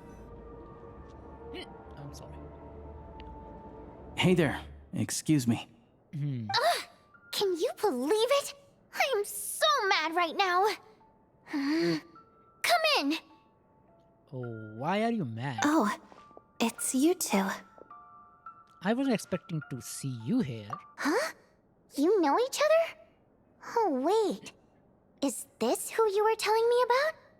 The one you met yesterday and couldn't stop thinking about? I never said that. Yes, you did. Why are you denying it? It was right before I went on that rant about the moody factory owner. Oh, I remember it so clearly. Might I ask what brings you two here? I just brought her here to see the show. And when it finished, she was full of praise for Vodyanitsa's performance. So I thought I'd try my luck, see if we could get the chance to chat for a bit. Maybe get an autograph? You work here. You of all people ought to know that's against the rules. It's not what the green room is there for. Oh, what's the big deal? Come on, don't be shy. I can give you an autograph. You can take a picture too if you want. Okay. Do as you please. I finished all my shows for the day. I'll leave you to chat. Okay. So, did Odette doesn't know that Vodyanista... I wasn't making that stuff up, you know. Odette's just too proud to admit it. Okay. She thinks very highly of you. And so do I. You did the right thing in Svietloladovka. We're good. Odette's out of earshot. I'll lock the door. What? Confidentiality, of course. The Rokat is very strict on that. Whoa, Alosha! Not out loud! Not with an outsider here. Relax. I've taken care of it. Look at this. The president's reply sent this morning. Wait, so she's been approved to join? As in me? You told me last night that you wanted to get intel from the Rokat. Unfortunately, Rokat intel is only available to members. Oh. But ever since you set foot in Snezhnaya, we've been working together. I've seen the way you work, your character, and your motives. Everything about you is perfectly in alignment with what we're trying to achieve in the Rokat. So I figured I might as well cut to the chase. Okay. I wrote a letter to the president explaining your situation, including just the right amount of detail. His approval came very quickly. Who is the president? Of course, it's still your decision whether you want to join or not. We'll respect your choice. So, that means you and Vodyanista, you both members? Well, assuming Odette was telling the truth and she didn't misjudge you, I guess we don't need to worry about you blowing our cover. Still, you gave me a real fright. I didn't know that's why you came looking for me. I mean, yeah, we come for that. So, that stuff you said about admiring my performance, was that just because Odette was here? Did you actually mean it? Yes, actually, yeah. No, I meant every word. I love your singing. Now you're talking. That's what I like to hear. Anyway, let me give you a quick rundown of how things work. Like I said, the Rokat is a covert organization, and we hide our identities. Members typically don't meet in person or even know each other's identities. This helps us maintain a high level of independence and secrecy. Because of this, members are basically free to decide their methods without constraints, so long as the outcome of any activity doesn't violate the organization's principles. Understandable. After all, we don't have any ostensible contact with each other. This way, if anything goes wrong, no one else will be implicated. Yeah, I guess. Beyond the freedom to choose how you operate, it's also your choice whether to act at all. We have plenty of members who have yet to take any action. Oh, they are just waiting, huh? Something too big to happen. In short, joining the Rokat in and of itself won't place any restrictions on your activity in Snezhnaya. Okay. There's a code of conduct you can read if it interests you. But basically, as long as you don't plan on using your anonymity to go around doing evil, you'll be fine. I tried reading it 5 or 6 times. Never made it all the way through. Even the most lackluster script makes for more interesting reading. Good, 5 or 6. That's fine. Don't say 6 or something. Sounds good to me. I'm in. Great. Then I'll go grab an official application form. There is an official application for it? You are an opposing group or organization, and you have against the government of this nation. And you have official application to recruit? Wow.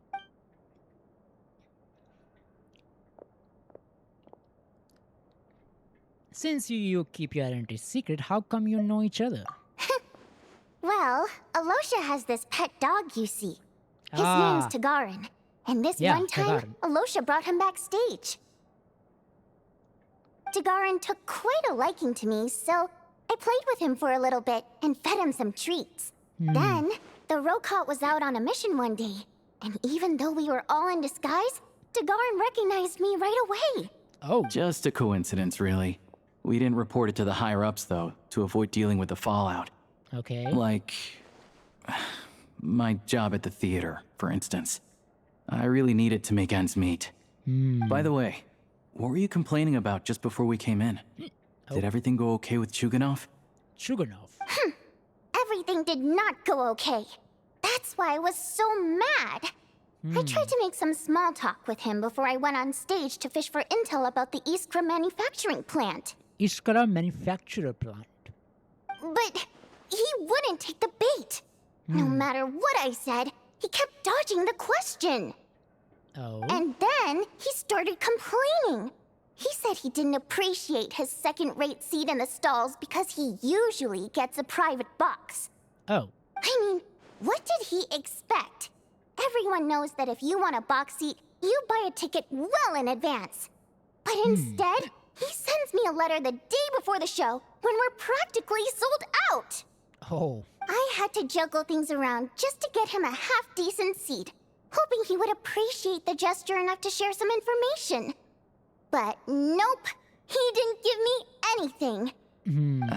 Yeah, meeting Chuganov in person has definitely been a disappointing experience. Who is Chuganov? Oh, you probably don't know who we're talking about, do you? Chuganov was that older guy you were sitting next to today. I'm sure he didn't make a great first impression on you either. Yeah. To the citizenry, he's a family man and a kind boss. But our interactions with him tell a very different story. It's one thing to ask for a favor, but he acts like it's his right. He always expects special treatment. Take the ticket situation, for instance. I've actually gotten him a private box in the past. But not only was he not even grateful, now he's acting like I've sold him short this time. Not to mention that he's never paid for a single one of his tickets. That's pretty outrageous. And another thing, if he's such a big family man, why doesn't he bring his wife and daughter to see the show once in a while? I've never seen them here, not even once. Calm down, Vodyanitsa.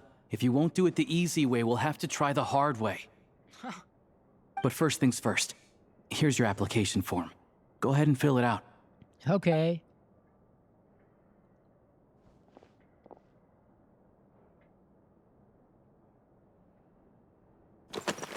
Oh.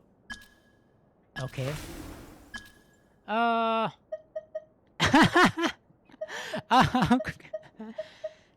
Jelly Little Bell. Mon Pie. Mon Pie? I will go Toshia. Race. Primo Gems. I will human. Code name. Lord of the Seven Calamities. I oppose. I wanted to...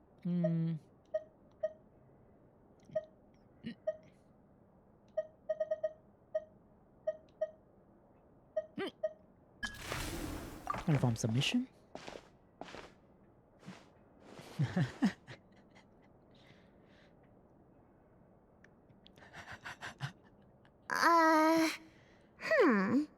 Looks like I'll need to make a few All right.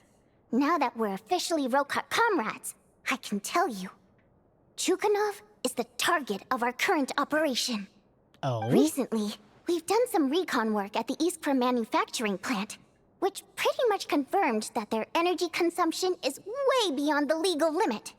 Oh. All we need now is some direct evidence to present to the Vetcha, so we can demand that they shut the plant down. That way, the Kresnik Crystal can be allocated to where it's needed most. Okay. I was hoping he might let slip during one of our chats, but he's too tight-lipped. We'll have to find another way. I'm meeting another regular theater goer tonight, Mitya. Alosha mentioned that name earlier. But Valeri's here too, and he's probably looking for Mitya, so he may end up being a no-show. No-show, huh? Don't you worry. He must know how to dodge Valeri, or he wouldn't be showing up on time for every performance. True. Mitya is a renowned energy expert. Oh. Although we can't get any direct evidence of the excessive energy consumption at the plant, we can accidentally let the information slip to him. The authorities should take someone like him seriously. So if he starts raising questions about energy use at the Iskra manufacturing plant, there will be a proper investigation. Also, we're not allowed on site, but he has clearance. So all we need is his cooperation. Since he's an energy expert, does that mean he might know inside story of Project Stuja? Yeah, so that's the other thing we're trying to figure out. Though I think we're far less likely to make any progress on that front. Okay. Still, I hear that Metia is a bit of a chatterbox. Oh. So, who knows? Maybe if we catch him in the right mood, he'll let something slip. Maybe. What do you think? Sound like something worth your time? Definitely, I would love to join you. Okay, in that case, you guys find a seat somewhere nearby. Pretend you're a couple of buddies there to eat, and keep your ears peeled for useful information. Okay. He's a huge fan, so I doubt he'll have his guard up around me. But you two need to be convincing. If he suspects anything at all, he might stop talking. Okay. Sure. Don't worry. We'll make a believable pair of buddies. I'm sure we can manage a bit of friendly chit-chat.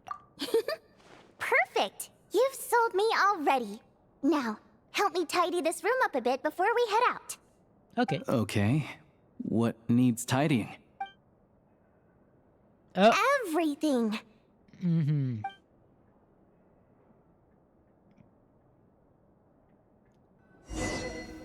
Nice.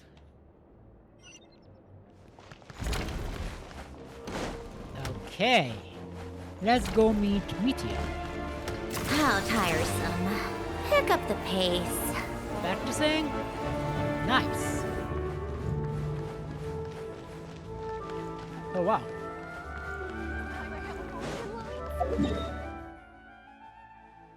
Ba-ba-ba.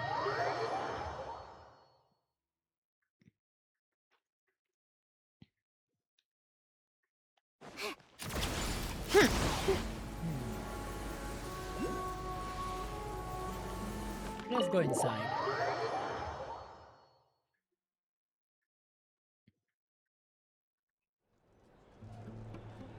Hey.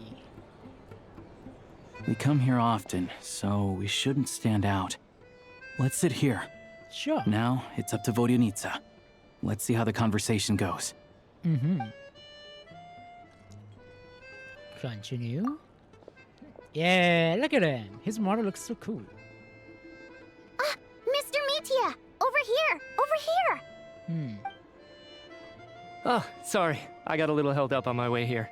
Now we have even less time than we planned. Nice voice. Go ahead and order some snacks and drinks. Whatever you like.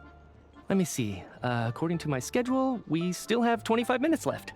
Very punctual, okay. You're really pressed for time today, huh? I was imagining this would be a leisurely chat. If you'd prefer, we can always reschedule for another afternoon when you have more time. No need. Getting to meet the lead singer is a very precious opportunity for me. I'm not about to pass it up.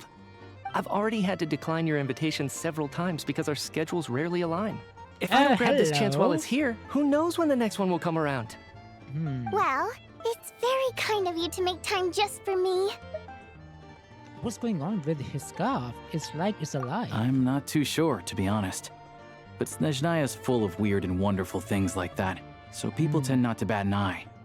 I'm sure the same will go for the Eye of Grey and Paimon. Oh, Paimon also. That makes getting around easier. The reason I invited you out for tea and a chat today was to get some feedback from a true fan of the theater. An expert with the Energy Commission, he has exceptional command of all manners of energy-related technology, though he can be rather talkative at times. His scarf more than makes up for it. What? Well, I genuinely have nothing bad to say. No matter how many times I hear you sing, it never gets old. It always seems fresh and new somehow. Maybe it's because the more times I listen, the more details I notice. Or maybe you simply improve with every performance, delivering it better each time. Thank you! I'm delighted to hear that! Could you give me any specific examples? Oh, yeah. The piece you sang today, for example. Beneath the Frozen River? Okay. Hey, what's with you? I'm just praising a good performance. I always used to find that such a bleak and lonely song. But the more you listen, the more you realize that it's not as cold and nihilistic as it appears.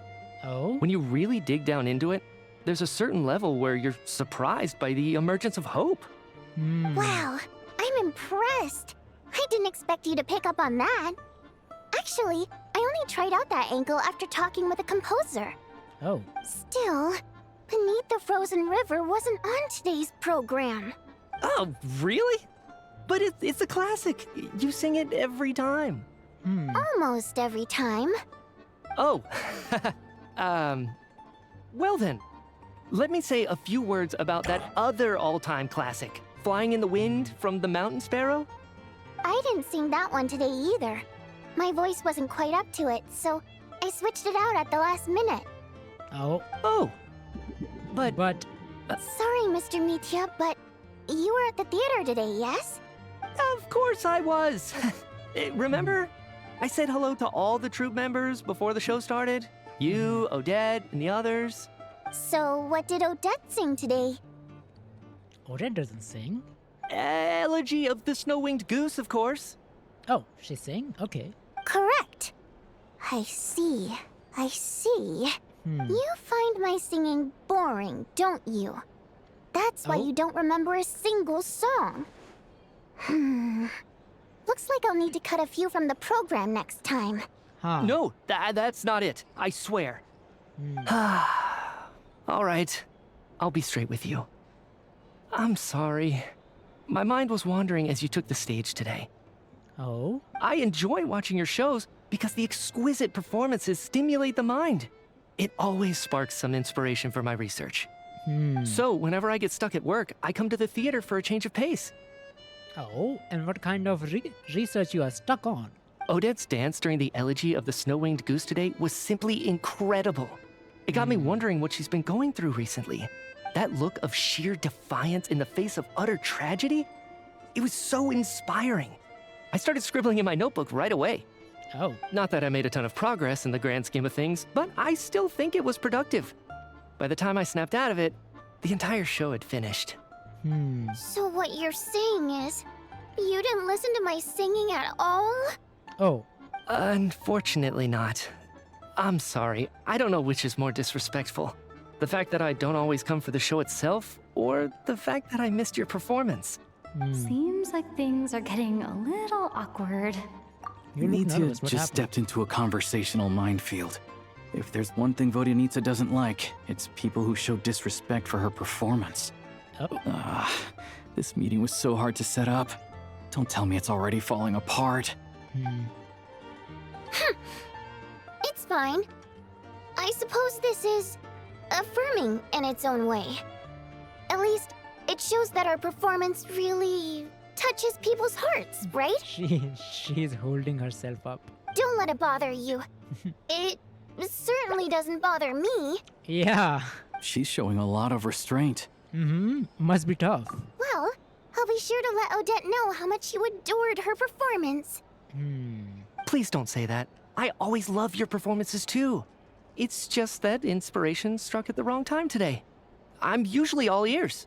I know. I can tell. That's why I value your opinion. I'm sure some people can't stand it when others praise their coworkers right to their face, but not me. No, sir. Fair enough. I still feel kind of bad, though. But you know what I really can't stand? People who only show up to the theater to pretend that they're cultured. Makes me sick to my stomach. Oh, yeah, 100%. There are too many of those people around. By the time they're walking out the door, they've forgotten all about the show. What's wrong? You look furious. I don't know if you've heard about the boss of the Iskra manufacturing plant.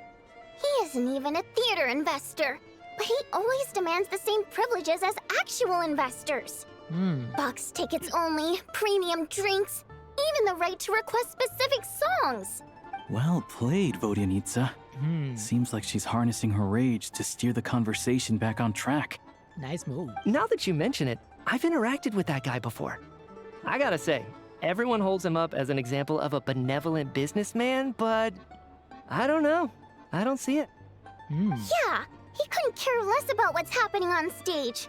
He's just there to flaunt his social status. I hate that I have to prepare programs for guys like that. What's the big deal with that factory he runs anyway? I asked around a bit and heard some pretty shocking stories. Sounds like he's just another greedy capitalist. Oh, really? Yep, the things people are saying are pretty damning. Low wages, insanely long working hours, equipment running around the clock. And as if that's not bad enough, He also strictly forbids his employees from giving any kind of interview. Wow. Project Stuja has now been extended so many times, we're at the point where crystal rations for the common folk are barely enough to survive on. Yet he even wants to get his greedy hands on them just to boost his own profits. Wow. If the rumors are true, he's in serious violation of the law. I mean, he is. Interesting. So you've heard about it too? What? So it's really true? Hmm? Who knows? I've only heard the same rumors you have. But there's no smoke without fire. Sure. The Rooster's been coming down on us hard lately, demanding that we track and trace every single batch of Crystal. My coworkers in the Department of Energy have been tearing their hair out over it. Oh. The Rooster? I didn't realize he cared that much. Yeah.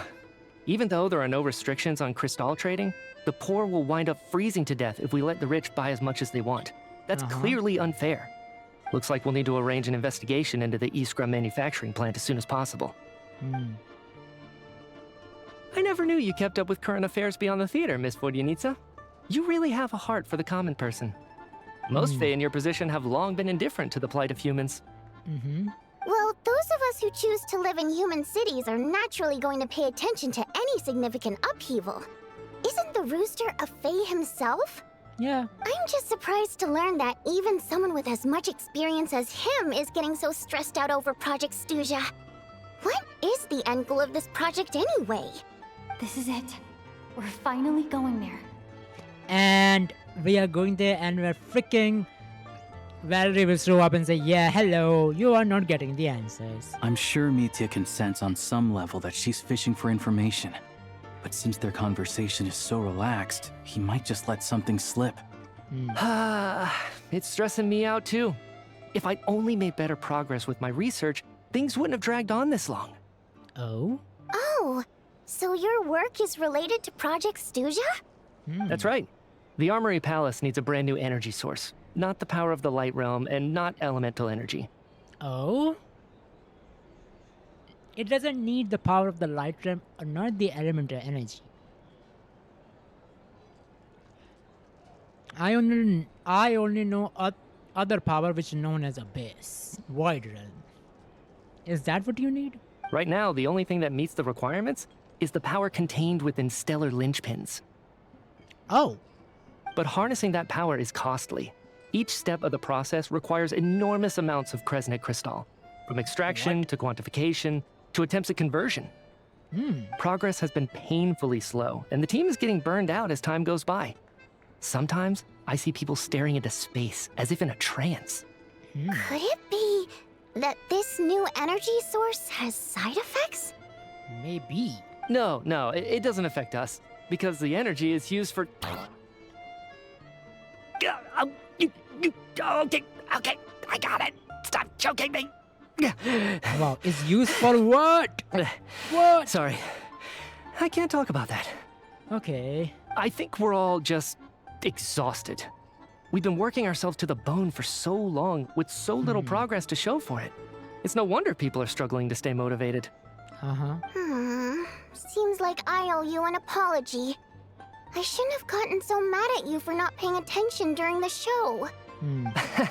Don't worry about it. I count myself lucky, to be honest. I don't envy the people who work closely with the Tsaritsa herself.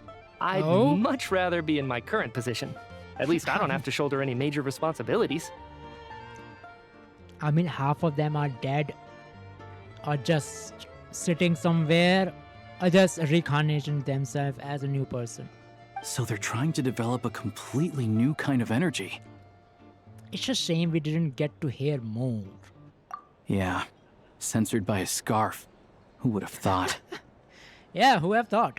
Oh, dear. It looks like my time is up. I'm afraid I have to leave. Valerie is here? I'm so sorry. We ended up barely talking about the theater. That's okay. It was a pleasure chatting with you, really. Let's make up for it next time. Yeah, hopefully once the work pressure eases up a little, I'll be able to focus more on the performance, and then we'll have more to discuss. Sure. We touched on some confidential issues today. I'd be grateful if you could keep it between us. Sure. That could have gone worse. Yeah. Nice job. Why was Mitya in such a hurry to leave, though? Valerie is here? Yep. Sorry, routine inspection. Is that Valerie?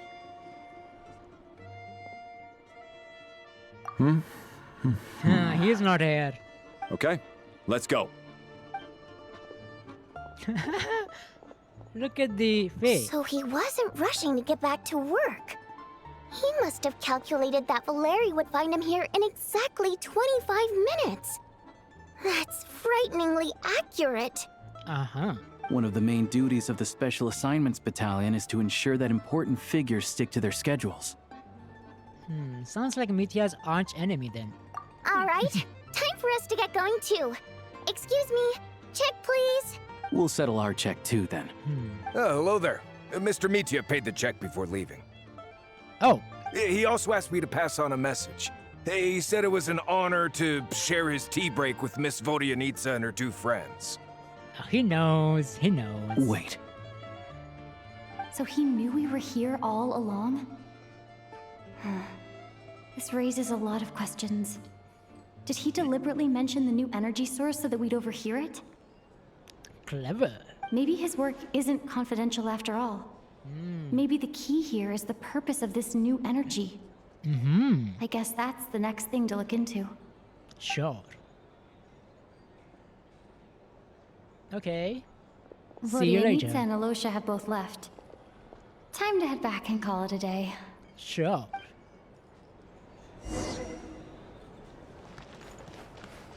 Hello.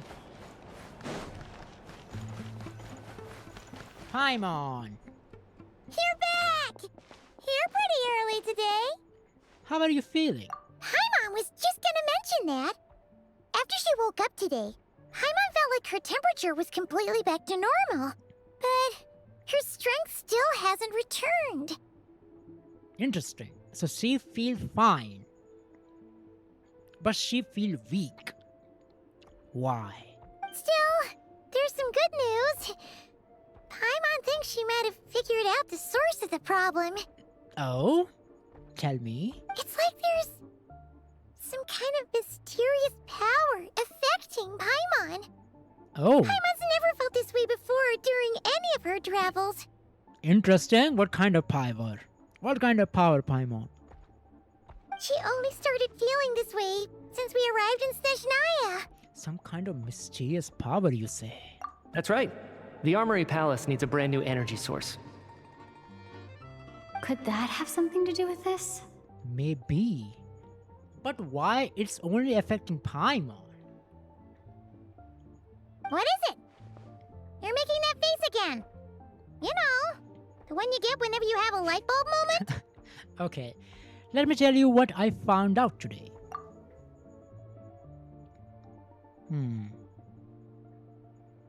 So, they're trying to develop a new energy source here? And you think that might be why Paimon's feeling unwell? Yes. Well, Mitya denied that the energy they're researching has any side effects. Although, he did say that people working on the project have been having issues with their concentration and short-term memory. And even so, those are completely different symptoms from Paimon's. Okay, this power you mentioned. Can you sense where it's coming from? It's pretty faint, so it's kind of hard to tell. But, if anything, it seems like it's coming from roughly the same direction as the Armory Palace. All the more reason to find out the purpose of their research, true. Sure, Paimon's with you there. But how, though? The robot only has a limited amount of intel. There's still one avenue we have not explored. The Snezhnaya Veche. Oh, great point! They argue about Project Stuzha every day. Yep. If we could sit in on one of their sessions, we might pick up some new leads. Okay, I need to write a letter to Alosha. Good idea! Oh yeah, while you were out, Paimon tried all the yummiest looking desserts in the Potpourri restaurant. Okay. This one seemed right up your alley. So, Paimon saved some for you. Come try it once you finish writing your letter. Thank you, Paimon. Nice. Okay, wait 2 days. Okay, we will wait 2 days. Oh. Nice.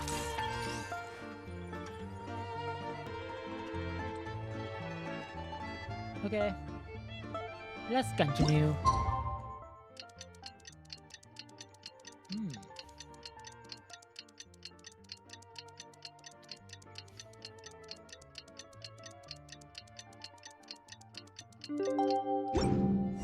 Nice. Alosha replied. He says that we won't be able to speak at the Vetcha, but he can arrange for us to attend as visitors. Okay. Time to get ready. Then head to the Snezhnaya Vetcha. Let's go.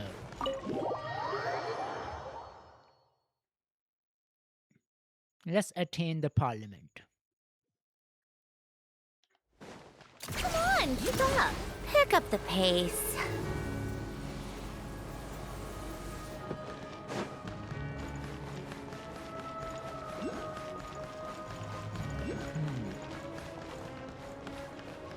Oh, what a Nista.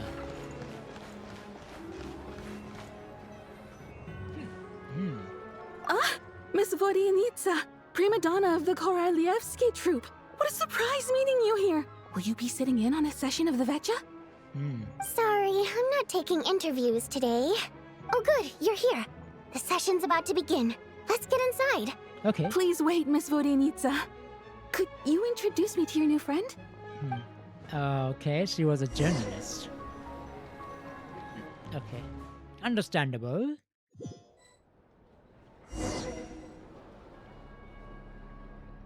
Shortly after you take your second meeting of the session, we begin discussing whether the explosives are safe until the end. Okay.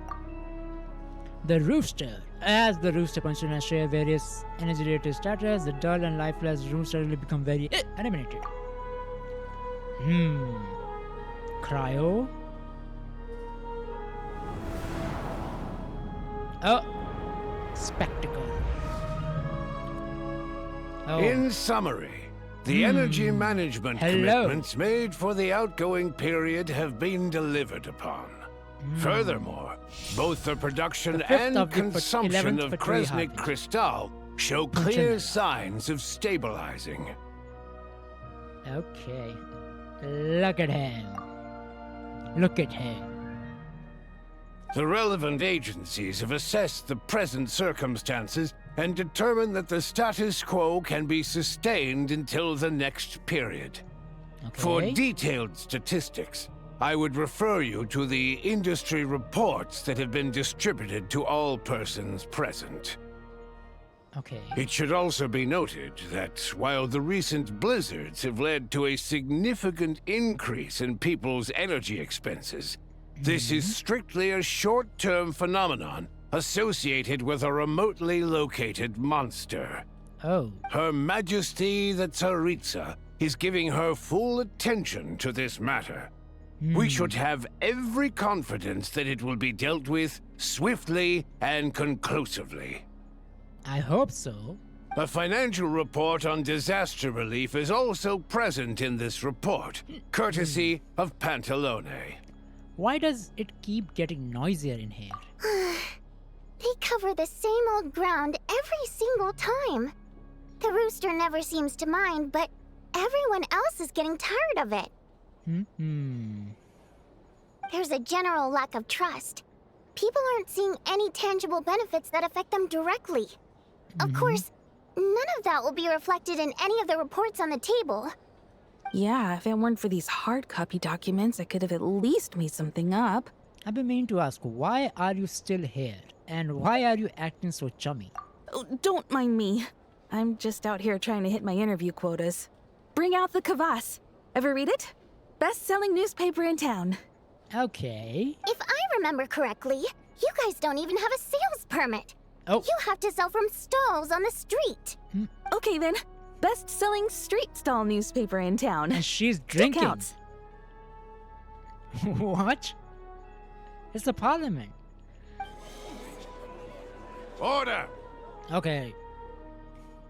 Ponchinella has spoken. We will now open the floor to the representatives. Oh. If there are no further substantive issues to discuss, we will then proceed to a vote on this motion.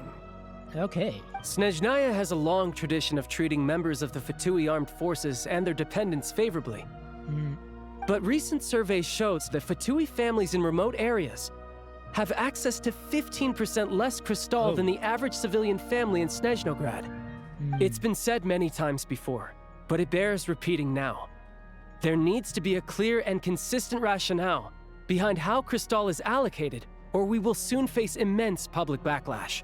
True. Perhaps you wouldn't need to keep repeating yourself if you would hear me out for once. I say again, true consistency exists only in principle. In the real world, fairness is relative. You appear to treat resource allocation as a simple function of production and population. So what about when the equipment used in production breaks down? Have you factored that into your equation?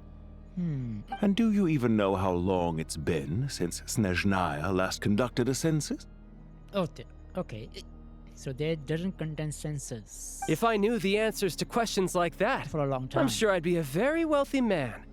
And I doubt I'd be going by child. Oh, okay. I'd like to bring the focus back to the specific issue I raised. Or do you wish to deny that favorable treatment for Fatui dependents is our long-standing policy? It's easy to be a critic when there's no accountability. That seems to be a running theme in the anti-Project Stuzha cohort. Defeat the ringleader and all other problems will magically resolve themselves. That's what they seem to think. But in case you aren't aware, not one jot in my report would change whether Project Stuzha continues or not. Oh. So you have no intention whatsoever of finding a solution to this problem? On the contrary, I'm the only one here who ever brings solutions. Oh. Child opened by speaking up for the armed forces. Regraders struck back with style and a war of words ensued. What's happening? Interesting NPC. Our reporter was live on the scene to get the audience's reaction as it all unfolded. Who do you support? I mean, both are correct. The people have spoken. Child received raucous applause from the crowd as he pushed Regrader onto his back foot with a relentless barrage of questions. It had to be seen to be believed. Okay. Now you see why they don't have a sales permit. However this reporter wants to spin things, I haven't forgotten that Tartaglia was representing the Northland Bank when we first met in Liyue. True. So, surely their relationship can't always have been this strained. You two are getting off topic. Let's focus on what the data is saying. Okay, let's see what the data is saying. Mr. Pantalone, may I speak on your behalf? Oh, please do. I'm more than happy to save my breath. Okay. Crystal distribution policy undergoes modifications with each new period. The ultimate goal being to find the most reasonable method of allocation, which I believe is what Mr. Tartaglia also seeks. But I fear many may have been misled on this topic by extremist activists. To clarify, Project Stuzha is not the root cause of the problem. It is merely a framework for resource distribution.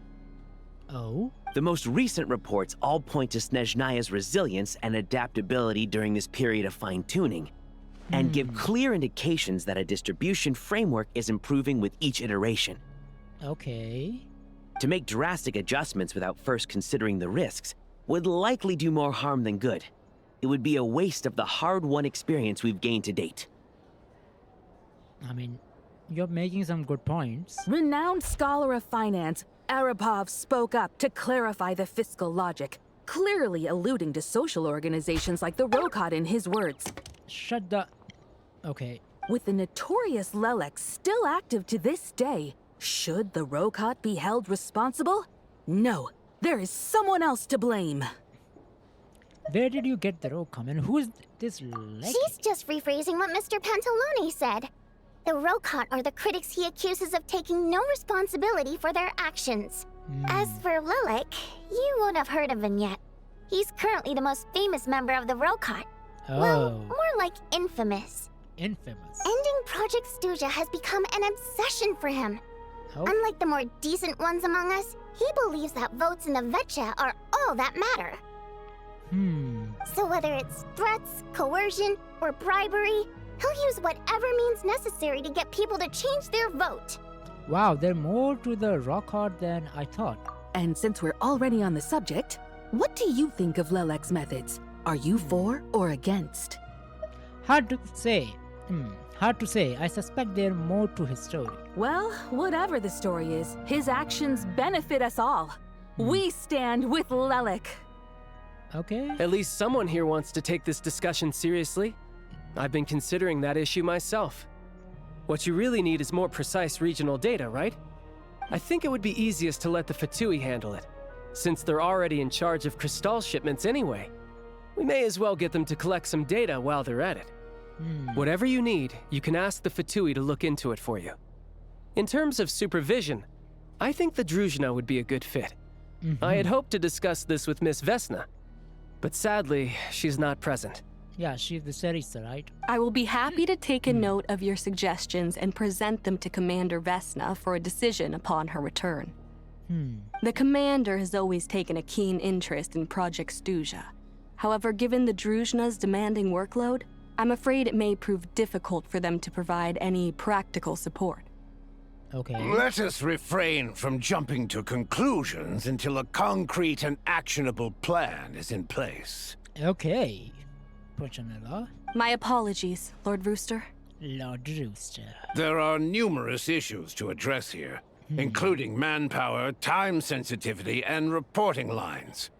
Okay, yeah. Nevertheless, I support drafting a proposal. Follow the usual procedure, and it can be raised as a new motion for all parties to evaluate at the appropriate time. In that case, I'd like to share one thought before the proposal is drafted. The issue of time sensitivity was raised just now, which I presume relates to the official reports.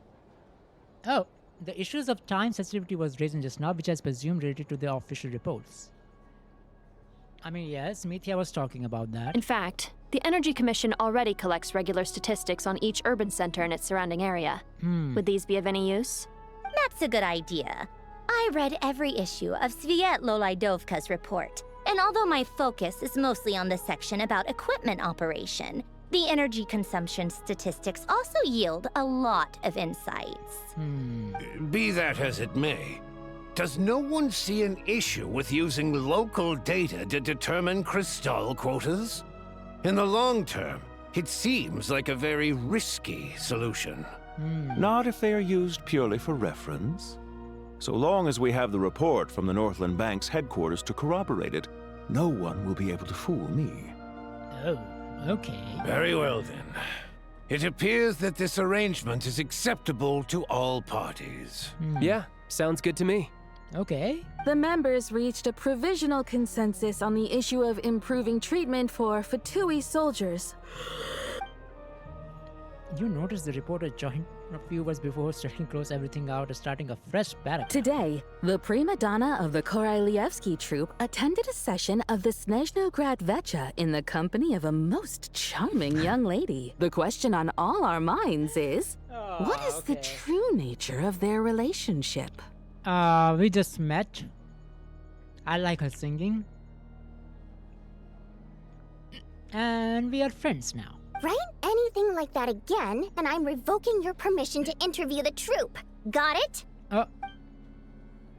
Remain discussion cover everything from the energy to healthcare, technology, and industry. All parties take the opportunity to express their sentence on Project Stuzha. Okay. You ignore Minerva as she is writing her sensualist report, but after a while you start feel that reading the news from her might actually be interesting than before. Okay. Now then, if there are no further contributions from those present, we shall proceed to the final vote.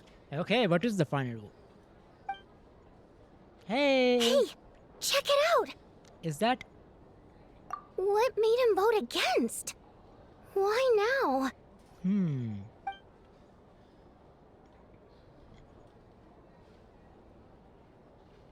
The votes have been tallied.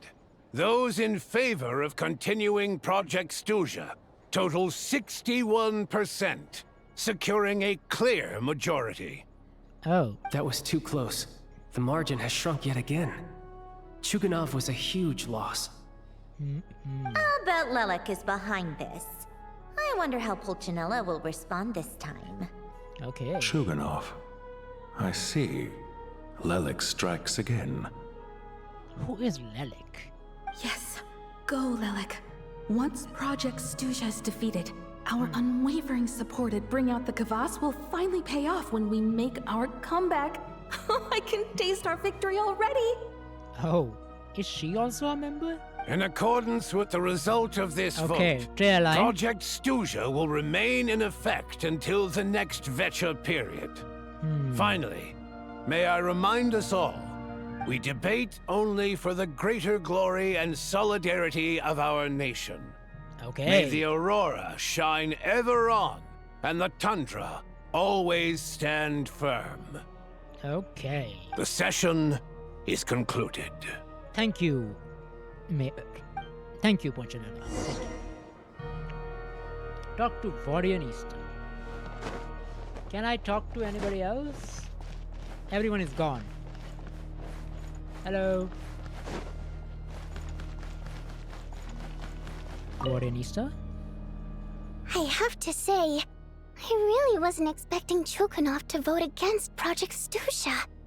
Why? What's so strange about that? Well, in principle, Snezhnaya's business and political elites ought to be the ones least likely to oppose it. As we heard, Project Stuzha is basically just a resource distribution framework that requires everyone to cut back during the winter.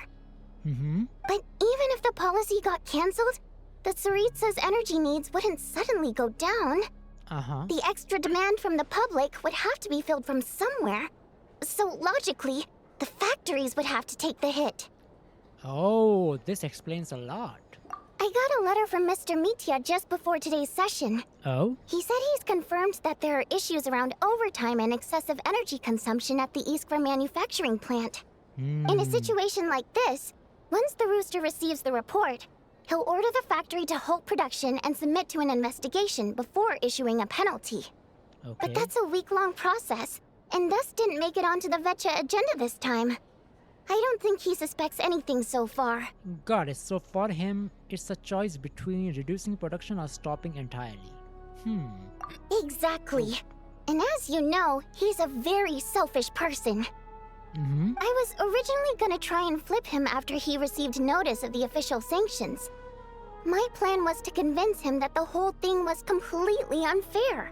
Okay. Rather than just sit back and take the hit while his factory stopped production, he'd be better off voting to end Project Stuzha. At least that way, no one else would be able to make any money either, because all the factories would suddenly have more limited energy to work with. True. But now, he's already voted against it, which means someone must have used more forceful means to change his vote. Just like with everyone else who flipped. I mean, Lelek.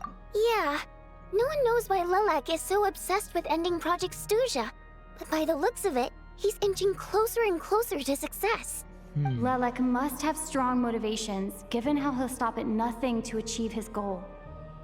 Maybe he knows the full truth of Project Stuzha.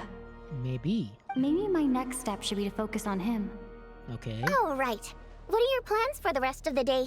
Shall we head out? Hey, comrade. I noticed you were here during the debate. I didn't take you for a political enthusiast.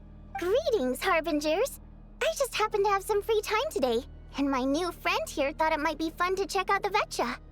Ah, Odette must have introduced you. Looks like you two are getting along pretty well. Yeah. I'll leave you to catch up. I should head back to the troop. Okay. Sure. Okay. Break a leg and all that.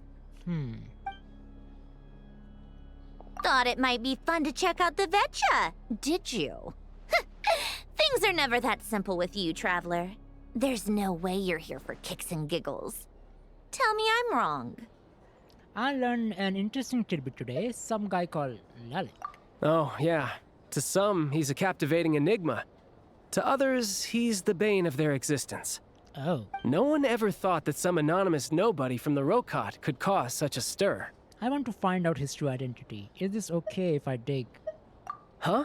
You want to look into Lelik? Then I'm sure his days of anonymity are numbered. What do you think, Sandrone? Fine by me, I guess. If the Traveler actually manages to expose Lelik, it'll be doing Pulcinella a favor.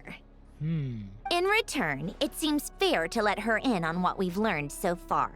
Okay, what she learns? Okay, we are playing a double agent here. We are with Fachui and we are with freaking Rebellion. My thoughts exactly. Available. Sharing is caring after all. I forgot what they call.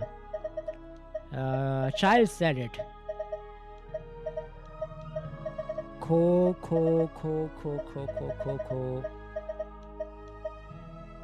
Switching gigas.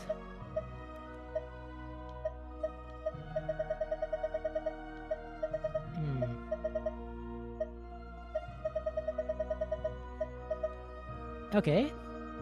Basically, we are getting both information from Fachui and from Vorjanisa and everybody else. Head back to Glupov and grab the files on Lelik. It's easier to just pull the records than go through the rigmarole of getting the Traveler a visitor's permit. Okay. As you command, child, sir.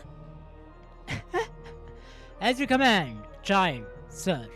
In that case, since we're going to be waiting anyway, I'll have someone brew a pot of black tea. Sure.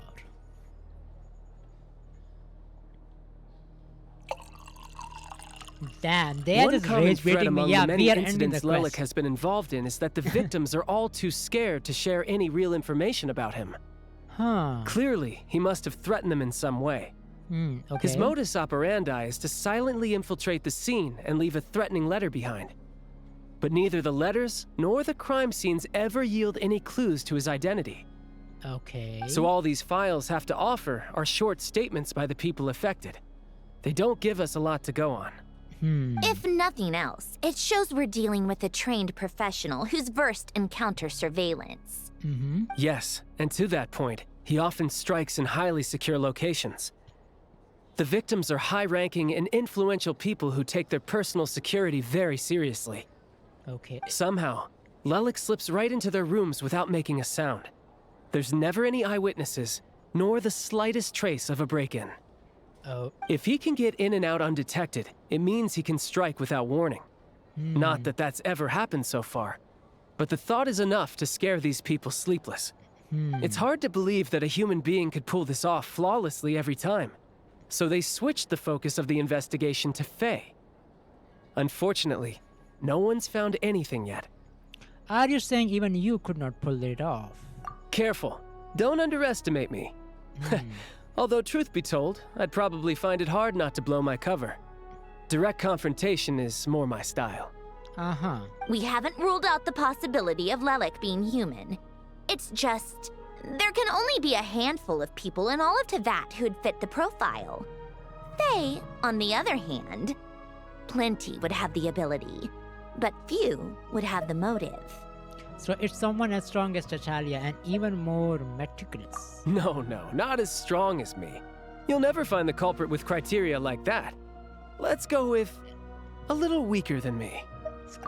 There's no denying that Master is strong, but meticulous? We can only hope. She's just trying to find a reference point. Stop getting fixated on who's stronger than who. Okay. But that's the most important thing. In my opinion, anyway. Alright, let's take it down a notch or two. How about Odette as a reference point? She's someone well we all know.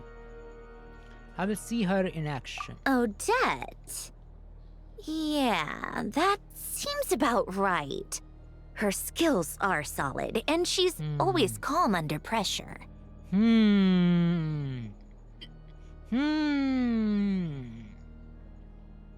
I think Odette is that. Except she's Fatui, so the likelihood of her working against us is pretty low. But yeah, much more accurate than your previous example, at least. No, wait a moment. Maybe we should interrogate that assumption. What do you mean? Which assumption? Odette being. her Fatui identity doesn't necessarily exonerate her. And when you think about it, the Rokot would be precisely what she needs to conceal her identity. True.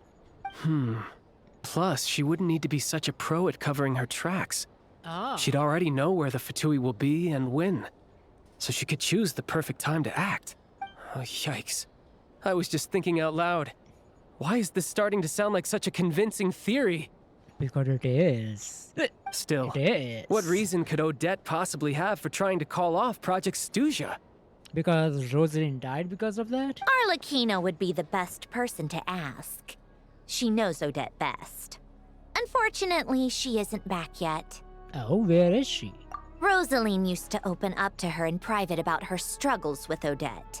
Oh. As I'm sure you can imagine, Arlecchino is quite a lot better with children than Rosaline was. She gave her some tips on how to handle the situation, and Rosaline managed to reach a settlement with Odette before leaving. Okay. So I suppose there were at least no lifelong regrets left behind.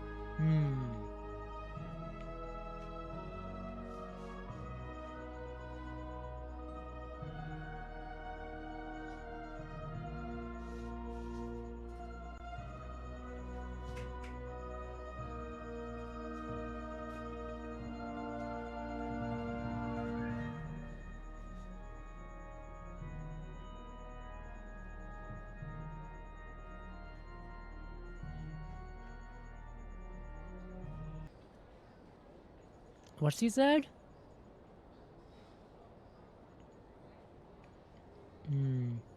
She said...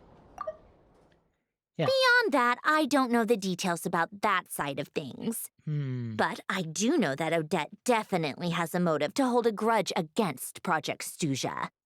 Oh, okay. So she has. The reason being, her father passed away during the early stages of the project. Oh. Okay. That was back before it had been named Project Stuzia, when things were still being worked out. But in essence, it's remained the same ever since. Okay. Huh. The more you know. Rosaline was always so self-centered. I never understood why she started paying so much attention to Odette. Oh, even you didn't know about this. Is that such a surprise? If you cast your mind back, you may remember that Rosaline and I weren't exactly close. True. We had tea together a few times, but that was about it. Odette's past is no secret. Her father was a fetus and her mother was a very famous ballerina. Oh, wow.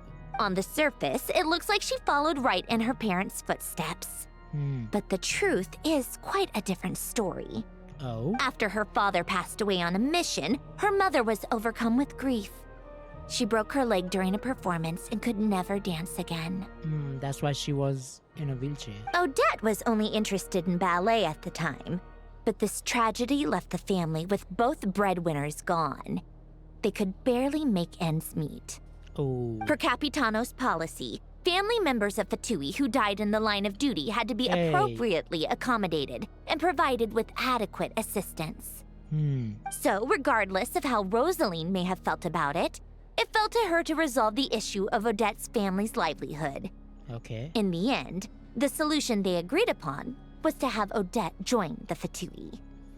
Right, because the alternative would have been a one-off compensation payment, I guess. In that sense, joining up was definitely the better option. Still, she must have had mixed feelings about it, right?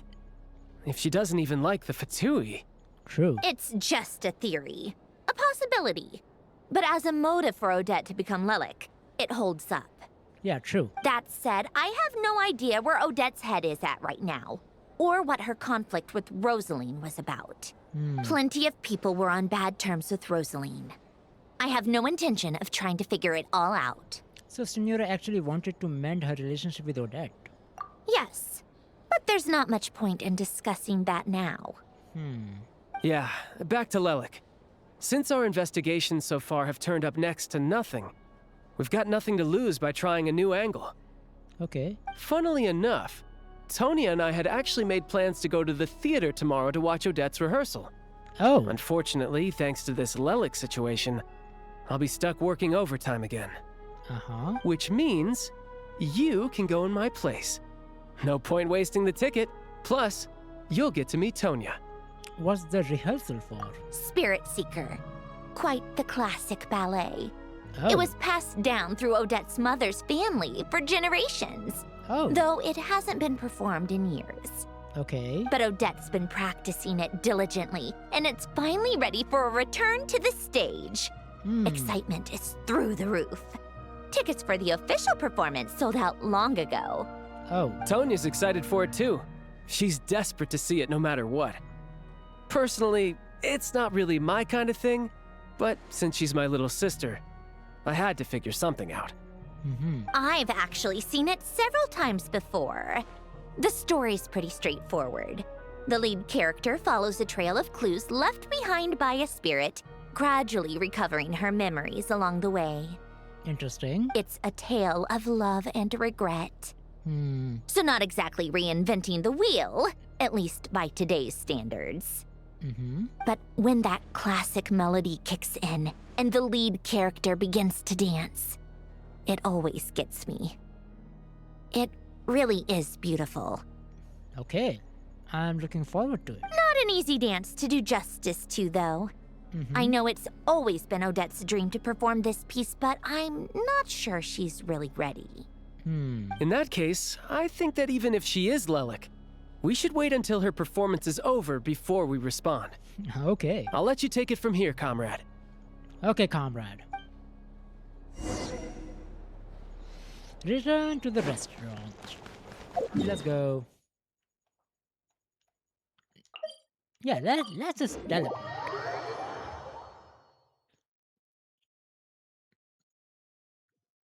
Okay.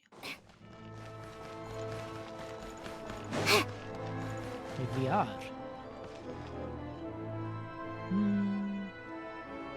It's about time we threw another tea party, don't you think? I Not wonder right who now. else is free. Okay. Can I get you anything? Okay. Enter the restaurant.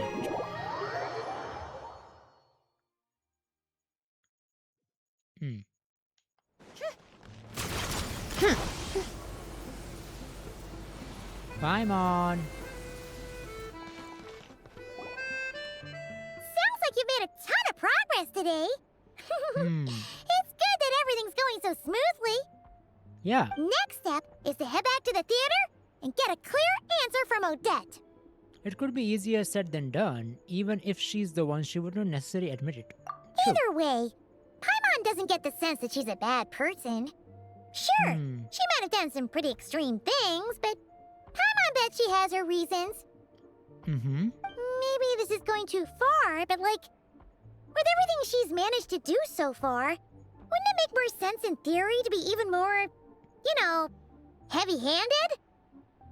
Maybe. Why leave a letter when she could, well, we know there are plenty of other ways to keep people in line, right? The point is, she could have gone further, but she didn't. True. So, if it is her, she's got some principles at least. I want to believe in her too.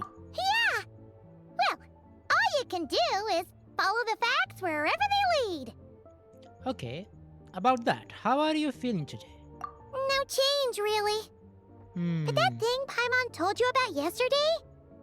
Paimon feels like she can sense it more clearly now. Okay.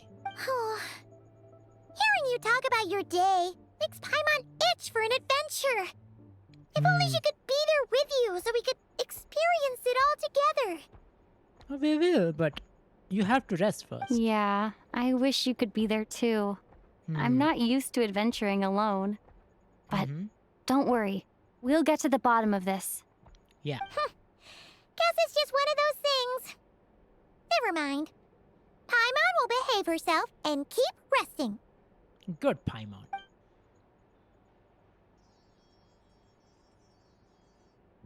If Odette is Lelek, she may well have inside information on Project Stuja. True. Her father was involved with the project's early implementation and tragically died in the process. Now, She's dedicated herself to bringing it to an end. Maybe. It's hard to imagine she could have gotten this far without knowing anything at all about the Tsaritsa's true intentions. When she spoke to us as a member of the Fatui, how much did she let on? And how much was she hiding? Only time will tell. Maybe tomorrow everything will be answered. Okay. Hey, look! It's snowing! Could be a tough day ahead. Make sure you wrap up warm tomorrow. Okay.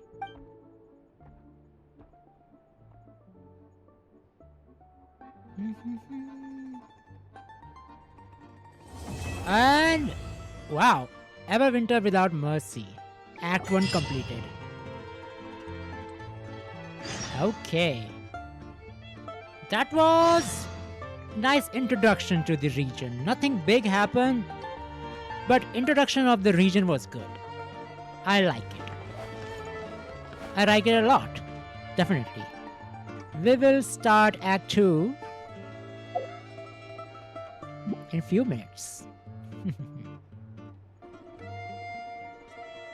Let's get started then. Act 2. I like Here we music. come. In fact, I've taught myself to play many different... Okay.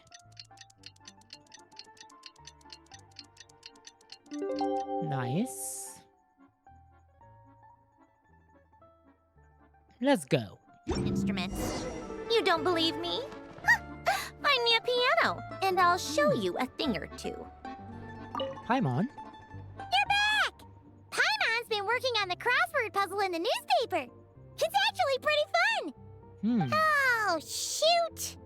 Paimon forgot the next word. Oh, she had it a moment ago.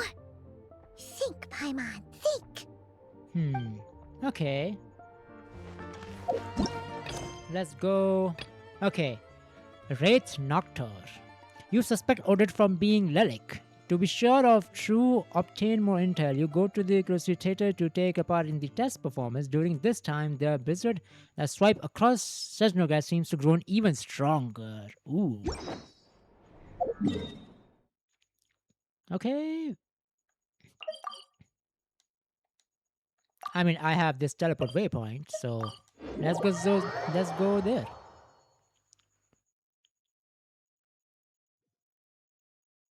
And here we are. Saving. What's happening? Okay, we are here. Let's go. Oh, it's the domain. Yeah. Okay, special story mode. I cannot complete this action. Okay.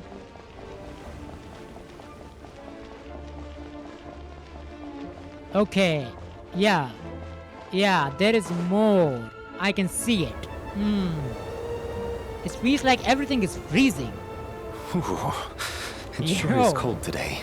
Uh-huh. I wonder how much heavier the snow's gonna get. Here to see Odette? I just need to see your tickets for the preview. Okay. Perfect. Thank you.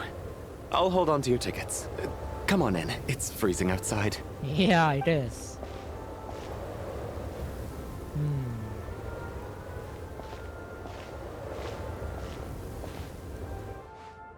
Okay, title screen doesn't show up right now.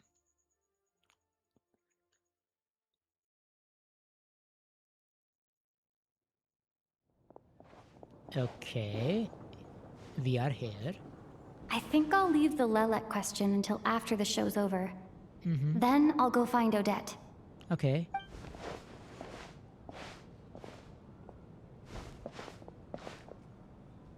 Child said he was originally going to come with Tonya. So I'm guessing Tonya's already here somewhere. Is there anyone here who looks like a Tonya? Let's see. It's a small audience. Makes sense for a preview. But wait, I do see some familiar faces. Mitya. Mr. Chuganov's back again by the looks of it. Oh, and is that Mitya? And that Fatui officer, Valeri. Guess he must be playing cat and mouse with Mitya again. Okay. Hey! Electrovision. Oh no. It looks like the show's starting, and I still haven't found Tonya. Never mind. I'll just have to take a seat for now and see if I can catch her afterwards. Okay.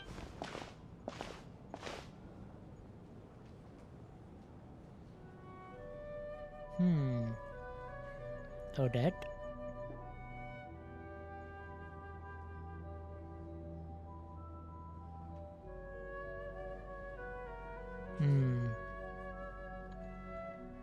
Yep, trailer.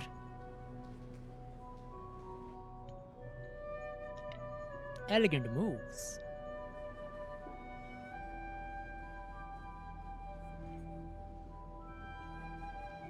He's drawing.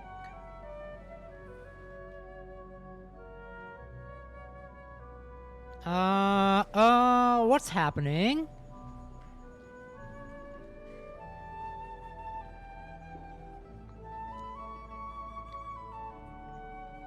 Oh, is the part of the show?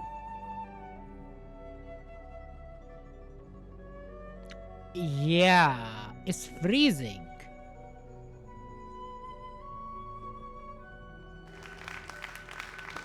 Applause. Hello, members of the audience. I'm a staff member here at the theater. Today's performance was a very special one for us, as it marks the first attempt in a long time to revive the classic Snezhnayan ballet, Spirit Seeker. Spirit Seeker. To commemorate this occasion, we would love to take a group photo of the cast, crew, and audience members present today. Could I Okay. kindly ask the audience to please come up onto the stage? Sure. All of them? All right, everyone, huddle in a little more. Nice. Now, look at the camera. Looking One, at. 2, 3. Nice. Also, wrong outfit, however. Where is my Lumine outfit? Better version of it. I mean, this also looks fine, but still. Okay, so Alyosha, Lumine, Odette, Valerie, Mithya, and Vorinisa. Okay. And of course, the guy. Are you quite satisfied, Mr. Energy Scientist? I rather hope you don't have any other escape plans to add to my workload today. Research scientist. Funny. Energy scientist, by the way. Okay.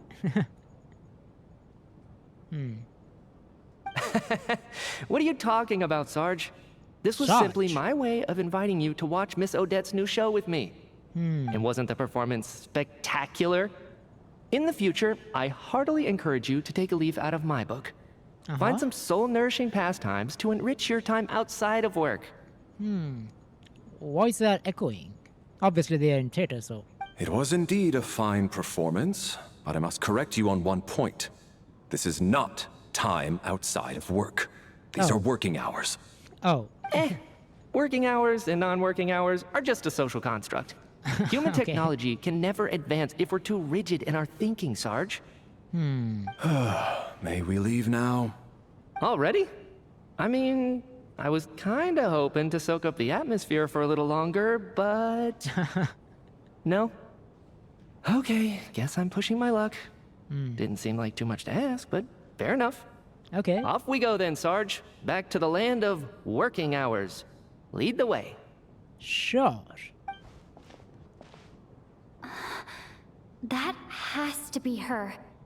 She's the only person in the audience around Tonya's age. So she is child sister. I was thinking that too. I say, why her hair looks like child? Excuse me? Are you Tonya? Your brother's busy today, so I took his ticket. Don't worry about him. He's fine. Oh, okay. Sorry for the trouble.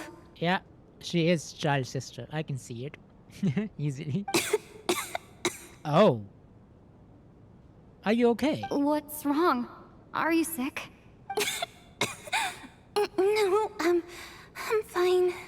It doesn't look It's fine. nothing. Maybe she caught a cold on the way here because of the weather? Maybe.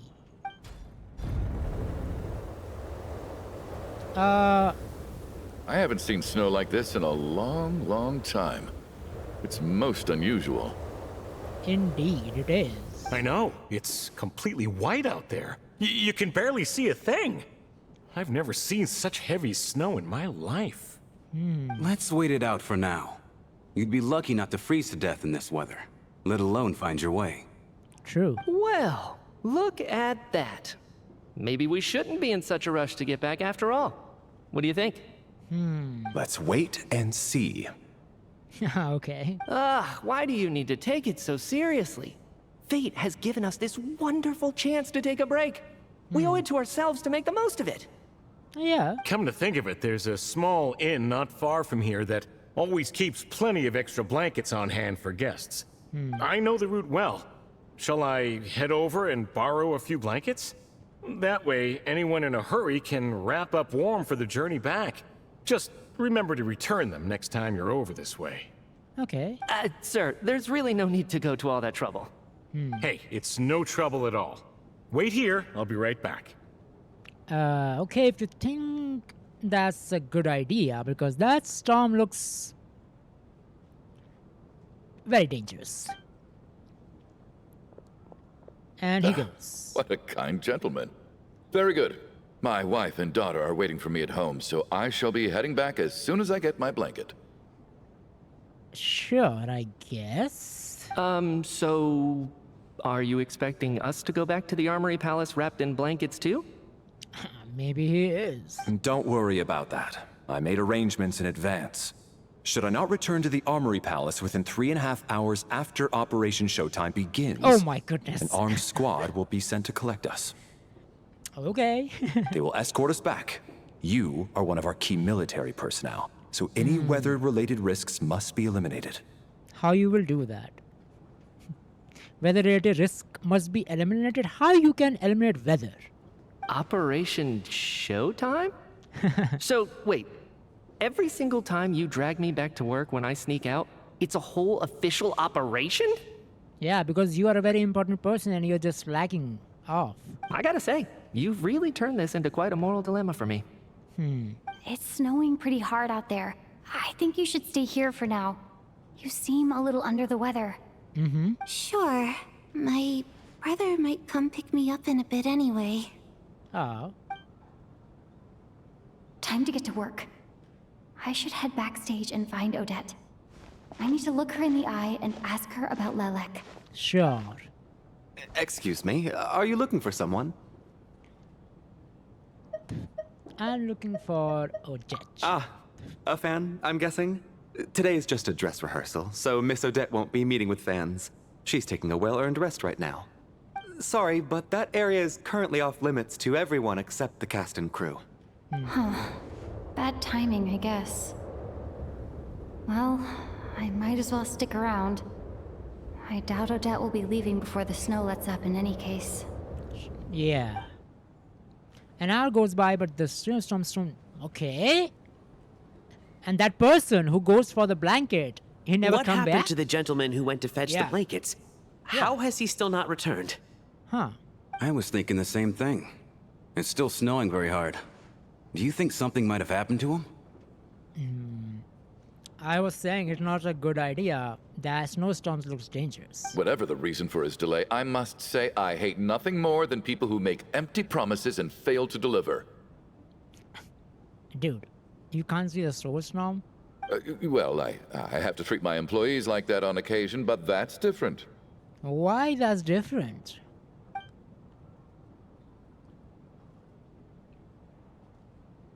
You are also getting suspicious, huh? You seem anxious, Mr. Valeri. Oh, I mean, suspicious of the storm. He is anxious, yes. It's been nearly 4 hours since I left the armory. Oh. The army should have arrived to extract us by now. True. It's been 4 hours. They know how much I despise tardiness and disrupted plans. There's simply no reason that they shouldn't have shown up by now. His model barring looks exceptional good circumstances. in game right now. In the trailer, it was not that great. Although, yeah, a little bit of polishing. I think, yeah, he's a 4-star for sure. But he still looks good. Surely a snowstorm like this one counts He is a as such. 5-star for sure. His model looks way more detailed and polished. Few things in this world can stop the Snezhnayan army, Mr. Mitya. And a snowstorm is certainly not one of them. Not true. Why don't you go out and take a look? They might be right outside, waiting for your orders before they dare come in. Maybe. I don't think so, actually. An absurd hypothesis. I have no intention of leaving your side for even a moment until I have escorted you back to the Armory Palace. Oh my god. This doesn't look like an ordinary snowstorm to me. Thank you, miss. That guy who left earlier. It looked like he just vanished into thin air. Either that, or my eyes were playing tricks on me. A man-eating snowstorm? Come on. Night hasn't even fallen yet. Spare us the ghost stories. Okay. I mean, it's been a long time. Still. Traveler, didn't know you were coming today. How come you didn't say anything? I'm here to see Odette. Oh, right. I assumed you were looking for me and Vodenitsa. Odette's still backstage. Whoa, that's quite a snowstorm out there. I've been working backstage this whole time, so I didn't even notice. No wonder the audience hasn't left yet. Yeah.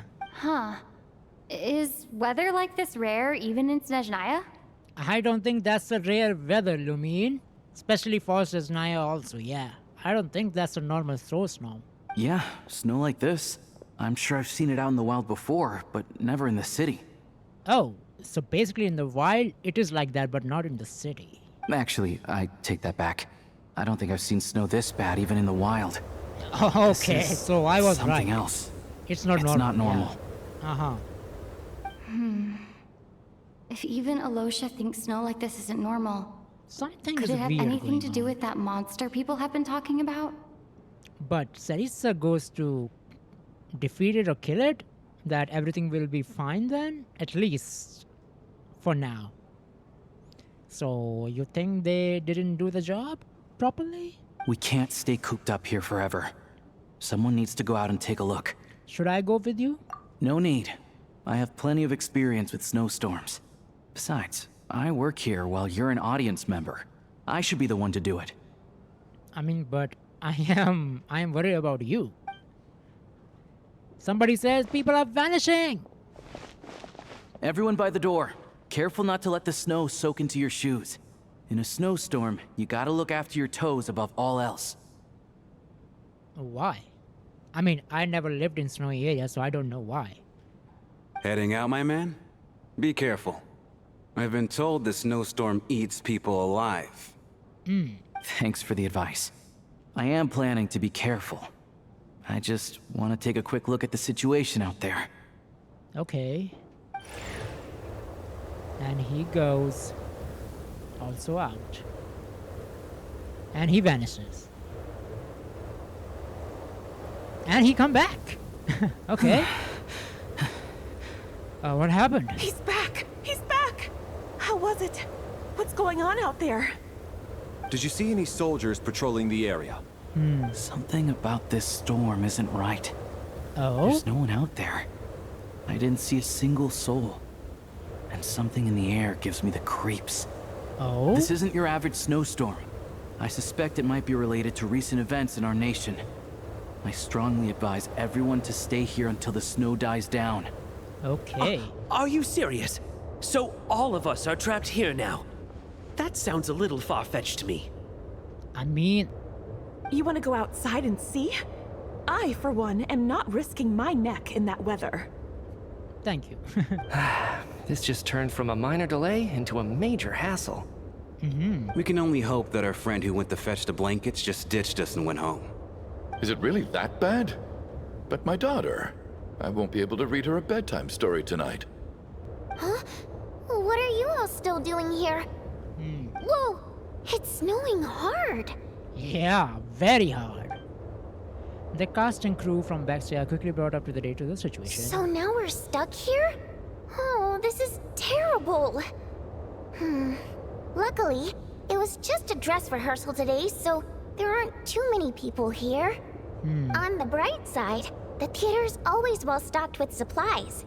If the snow still doesn't let up as we get into the evening, You can spend the night here, everyone. Oh, wow. At least, I assume that's alright? Odette? Fine by me. Okay. This seems like a sensible backup plan under the circumstances. My thanks to the theater for being so accommodating. What are you staring outside and praying for, my man? You anxious to get home too? Oh, Your Majesty the Tsaritsa, I beg you, please do not let tonight's snowstorm stop. What? Why? This is a golden opportunity to spend the night under the same roof as the 2 top stars in all of Snezhnaya. It's a once-in-a-lifetime experience. Buddy, your fiance, your wife, or your girlfriend is behind you, you know? I think I've changed my mind. Yeah. Sir, if you so much as look at us funny, you'll be seeing stars in a whole other way. Behave yourself, or you'll be begging for that blizzard. It's getting colder. We need to keep the indoor temperature up. Close the door and lock it tight. Let's head somewhere warmer. Okay. Close the gates! Rex Nocturne, Act 2. Okay. Oh, Vault of Love or Regret. Nice! A staff member at the Chronological Theater has been designed as regular for himself as well as long responsible for tickets and the entrance. Okay. Alyosha, I know about when you meet her in Snezhnaya. No details about him. Owner of, okay, I know him. Fact is known as energy waste. Younger sister Chachalia, he talks about her so often that this is the first time he actively met her in person. Through the pure health and broken to coughing, she excited about spending the night away from home. Me, the 4th descender, a traveler from beyond the stars. The principal ballerina of troupe, also a member of the Fachui and candidate to become the next Harbinger, the Fair Lady. She is additionally suspected of having another identity, Lelik, who operate from the shadows. Head of the Special Assignment Battalion, Armor Palace Royal Grenadier Guards, 1st Regiment. As a soldier, he places great importance on planning and timing. He is currently assigned to protect Mithya, of course, and an important figure within the military. Okay, I know about Botanista. Okay, yes, she cares about the welfare of ordinary people. And Mithya, an expert with the Energy Commission and the prominent figure in the military. He has an exception command all over the manners of energy-related technology.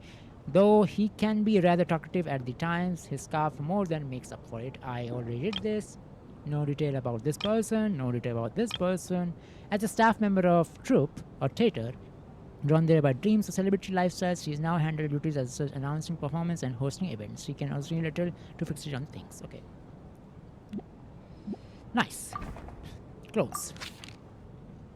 Check the group photo in the inventory and details on. I checked every one of them. What are you talking about? Oh, I have to talk to them. Okay.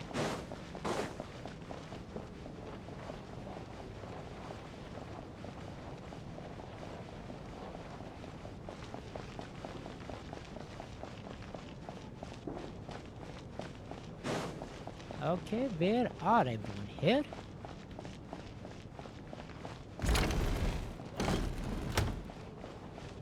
Hello. Shut up. And then there's the aristocrats. Easiest of all to deal with. You don't need to use any force whatsoever. All you have to do is show them the rope you plan to tie them up with. Do you know why? I don't. Do tell. Because nothing horrifies them more than the thought of a cheap, coarse rope leaving creases on their precious million more coat. They'll do whatever you ask to avoid that fate. Okay. Unexpected, but funny nonetheless. Tell me another one. Okay. Well, look at that. I got myself a new listener. Hey there. Let me introduce myself. The name's Shram, and I'm a mercenary. The kind that gets paid to do odd jobs for rich folks. Okay. And I am Chuganov, an entrepreneur. If my name is unfamiliar to you, you will no doubt have heard of my factory, the renowned Iskra manufacturing plant. I am the Traveler. Enjoy your conversation. Are you really that famous, Mr. Chuganov? How come I've never heard your name before? Excuse me? Is that a joke? Or are you being serious? Oh, I'll have to ask my rope later. It's probably tied up more entrepreneurs than I've ever heard of. Okay. Ah. Nice conversation, buddies. Okay. Oh. What are these people? Who are here? Oh, Tonya. And them. My husband has major trust issues. Hmm. To him, I doubt even this snowstorm is a good enough excuse for me to stay out all night. That's the price of marrying into wealth. You'll get used to it. I'm not about to stop you if you want to leave. But don't drag me along. Hello? Can I help you? Sorry, it's your personal matter.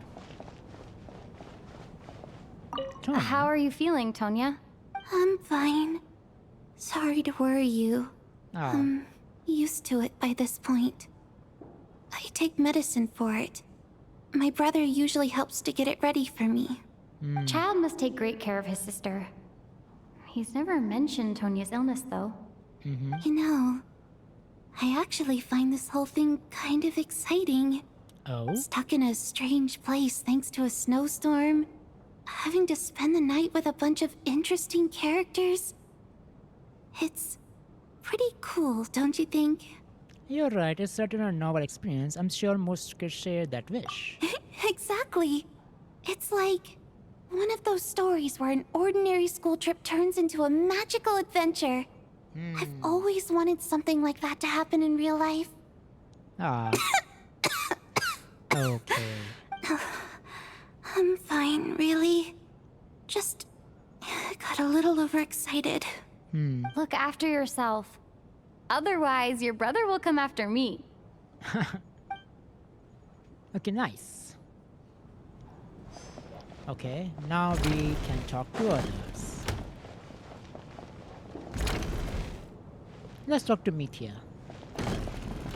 This is highly irregular.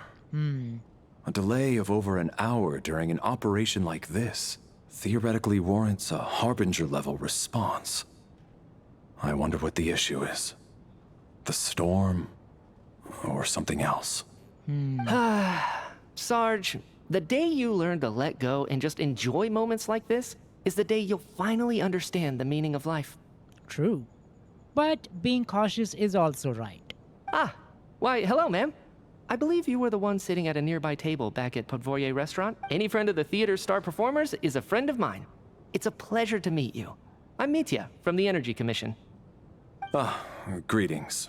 Major Valeri, head of the Special Assignments Battalion. Armory Palace Royal Grenadier Guards, 1st Regiment. I am here to ensure Mr. Mithya's personal safety. Please let me know if I can be of any assistance. I am the Traveler, the 4th Descender, and many titles. Delighted to meet you both. Miss Traveler, I cannot help but notice that Miss Odette is stealing glances at me. Any idea what that could be about?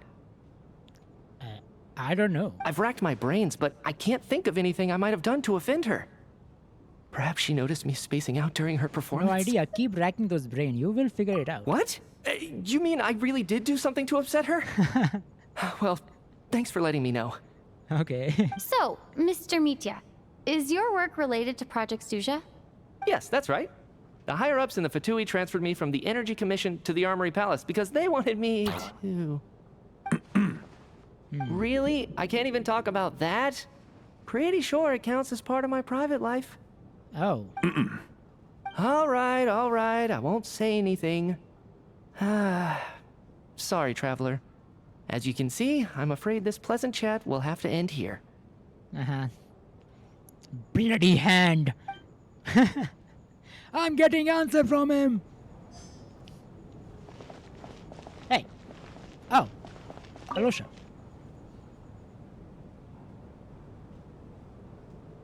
I don't think it's ever been this lively backstage before. I didn't know you were coming today. Hey, have you seen Chuganov? I heard he was coming today. Have you spoken to him at all? Not really. I'm with you. This could be just the chance we need. Yeah, I gotta figure out a way to coax some more intel out of him. I want to know why he suddenly changed his stance on Project Stuzha. What exactly happened before the most recent Vetcha vote? For the Rokad, or just out of personal interest? Shh! Both. There are other people around. Don't say the R word. Okay. And finally, Odette. I have to say, even though today was a rehearsal and there were some hiccups along the way, Miss Odette's performance was one of the best I've ever seen. Yeah, even compared to an actual show. Oh, I couldn't agree more. Especially considering the weight of the subject matter. It takes a truly seasoned professional to do justice to a theme like love and regret. I mean, she understands, right? Do you think we were coming on too strong? Odette's ignoring us again. What about you? What did you think of today's performance? Actually, I was not paying much attention. I think you could be more expressive. Huh. That's actually a more insightful critique than I was expecting. My mother would agree. She's always thought that was my biggest flaw. Maybe I need to work on making my facial expressions appear more natural. Why should appear more natural? Just be natural, not appearances. I'll make sure to save a ticket for you when the show's performance ready. Thank you, but I want to see expressions, real expressions, not appearing or imitation. This doesn't seem like the time or place to bring up the subject of Lelek. I need a chance to speak with her in private. Yeah. So unfair. Talk about double standards. Double standards? What do you mean? And now it looks like I've been spotted. You know Mitya too? No, I don't.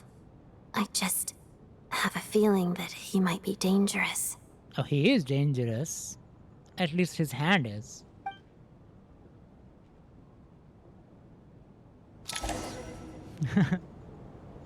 Times flies by. People make hilarious concerns to know the How's others. it looking, Alosha? Oh, wow. Everyone is here. No change from this afternoon. Heavy Wow. snow with no sign of slowing down. Is still? May I have your attention, please? The storm is unlikely to stop tonight, and it'll be even more dangerous outside at night than it was during the day. Okay. We at the theater owe everyone here a duty of care. Therefore, we strongly suggest that you stay on site overnight and avoid going outside unless absolutely necessary. In a few short moments, we'll give you a tour of the theater's various quarters. You can choose to sleep in the VIP room, the office, or backstage. Or on the stage if you'd prefer. We won't mind. Okay. I'll pass on sleeping on the stage. What if the snow is stopped by tomorrow morning? The early birds in the audience might think we're part of some experimental new show. A drama about sleeping? That could be fun. Maybe we could come up with a title for the production. These... Oh my goodness. The Sleeping Beauty? No. The Slumbering Heavenly Principles. Gotta admit, I didn't get that one. You don't get that one, Mr. Mitya. You don't know who is Heavenly Principles? And they are slumbering. Anyone who doesn't wish to sleep on the stage, please follow me. I'll show you to the rooms. Okay.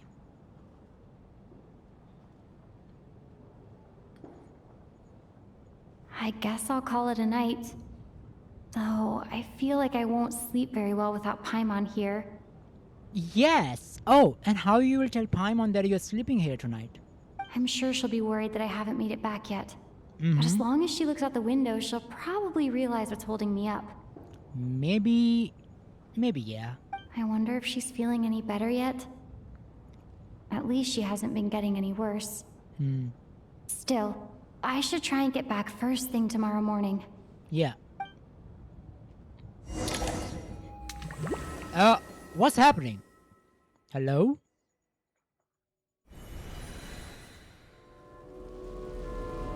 Where the heck are we? What is this place? Interesting. Ah, finally. Welcome back to the world of the living, lazy bones. I was about to wake you. The black mist is almost on us. Black mist? Still waking up, huh? You know, the black mist. It's been chasing us from below ever since we were born. You're just dozy. There's no way you've forgotten. Come on, let's keep heading up. Onwards and upwards is the only way to survive. Don't listen to a word those black mist cultists say. Okay. Here we go again. The endless march toward survival. What's going on? That black mist down there is creeping me out. And it's rising. Guess I should head upwards and get away from it. Yeah. The black mist cultists believe that being swallowed by the black mist leads to everlasting peace. But if you ask me, they're just lying to themselves. We're the only heretics left. The only ones who refuse to give in. We have to keep going. But how do you actually know that they're wrong? Dangerous question there, Torgov. The moment your faith wavers, you start a chain reaction that ends in the collapse of your will. Put the question out of your mind. Stay strong and believe that the black mist means certain death. You said that? Okay. But it's not my mind that's the problem. My body's about to give up on me. It's already starting to falter. Huh. I can't do this anymore. I've had enough of being forever on the run. What's the point of it all? What's happening here? All this will pass eventually, I promise. Keep fighting. It will be worth it. Okay. You accuse the Black Mist cultists of being liars. But you're lying too. There is no end to this path. It keeps going up forever. There was never any hope to begin with. The cult of the Black Mist has poisoned your mind, Sobolova. Are you thinking of giving up as well? I am. I think I'll take my chances with the Black Mist over this perpetual torture. As much as I detest the Black Mist cultists, I'm just too weary. Who is this Black Mist cultist? Then I bid you both farewell. Let me put my personal opinions aside for a moment and say, I hope that you both find peace within the Black Mist. So we are just gonna give up on them? Fate always appears so impossibly complicated. But at moments like this, its raw simplicity is laid bare. Their fate was sealed from the instant they entertained doubt. From then on, the outcome was both inevitable and irreversible. Let's go. Where? Above? I guess we will continue. Torgov and Sobolova are gone. I never thought the day would come when even they would be swallowed by the Black Mist. It's just you and me now. It is just me, or has the Black Mist stopped moving? Yes, it looks like it's satisfied. For now. Satisfied? What that's supposed to mean? This happens from time to time. But it won't be long before the Black Mist starts chasing survivors once again. No one knows how to stop its advance for good. Okay. Well, we should make the most of the precious moments of rest that those two bought for us. Okay. Huh? Are you really that sleepy, traveler? What's going on, Mitya? I want answers. What the heck is going on here? Help! Somebody, come quick! Nah. Somebody is dead? What is it, Chuganov? What's wrong? Is it morning already? What's all the commotion? Sounds like it's coming from next door. I should check and see what's going on. What the heck happening? Okay. Check on the situation in the room next door. We will. We will. Okay. Let's do this. What happened? What happened? Let's see what happened. What's going on? Huh?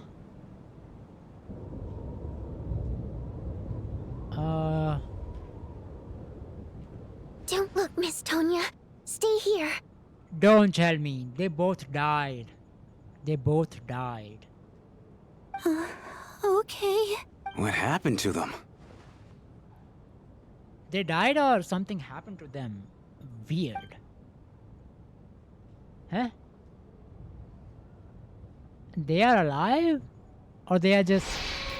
Two people are lying down in the room completely still, as if they are still asleep.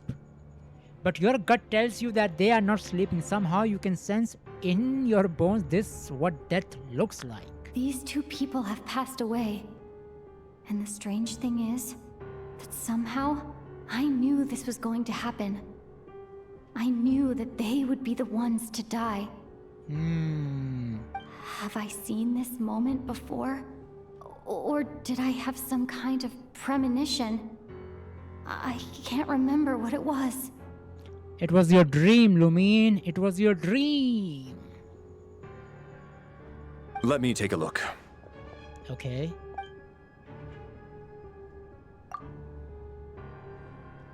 No vital signs in either of them. They are dead. They're dead. Okay. That was not good. The cause of death, however, remains unclear. No wounds on the bodies. No signs of a struggle. And no skin discoloration caused by the buildup of toxins. But just last night, they were chatting and joking away. Yeah.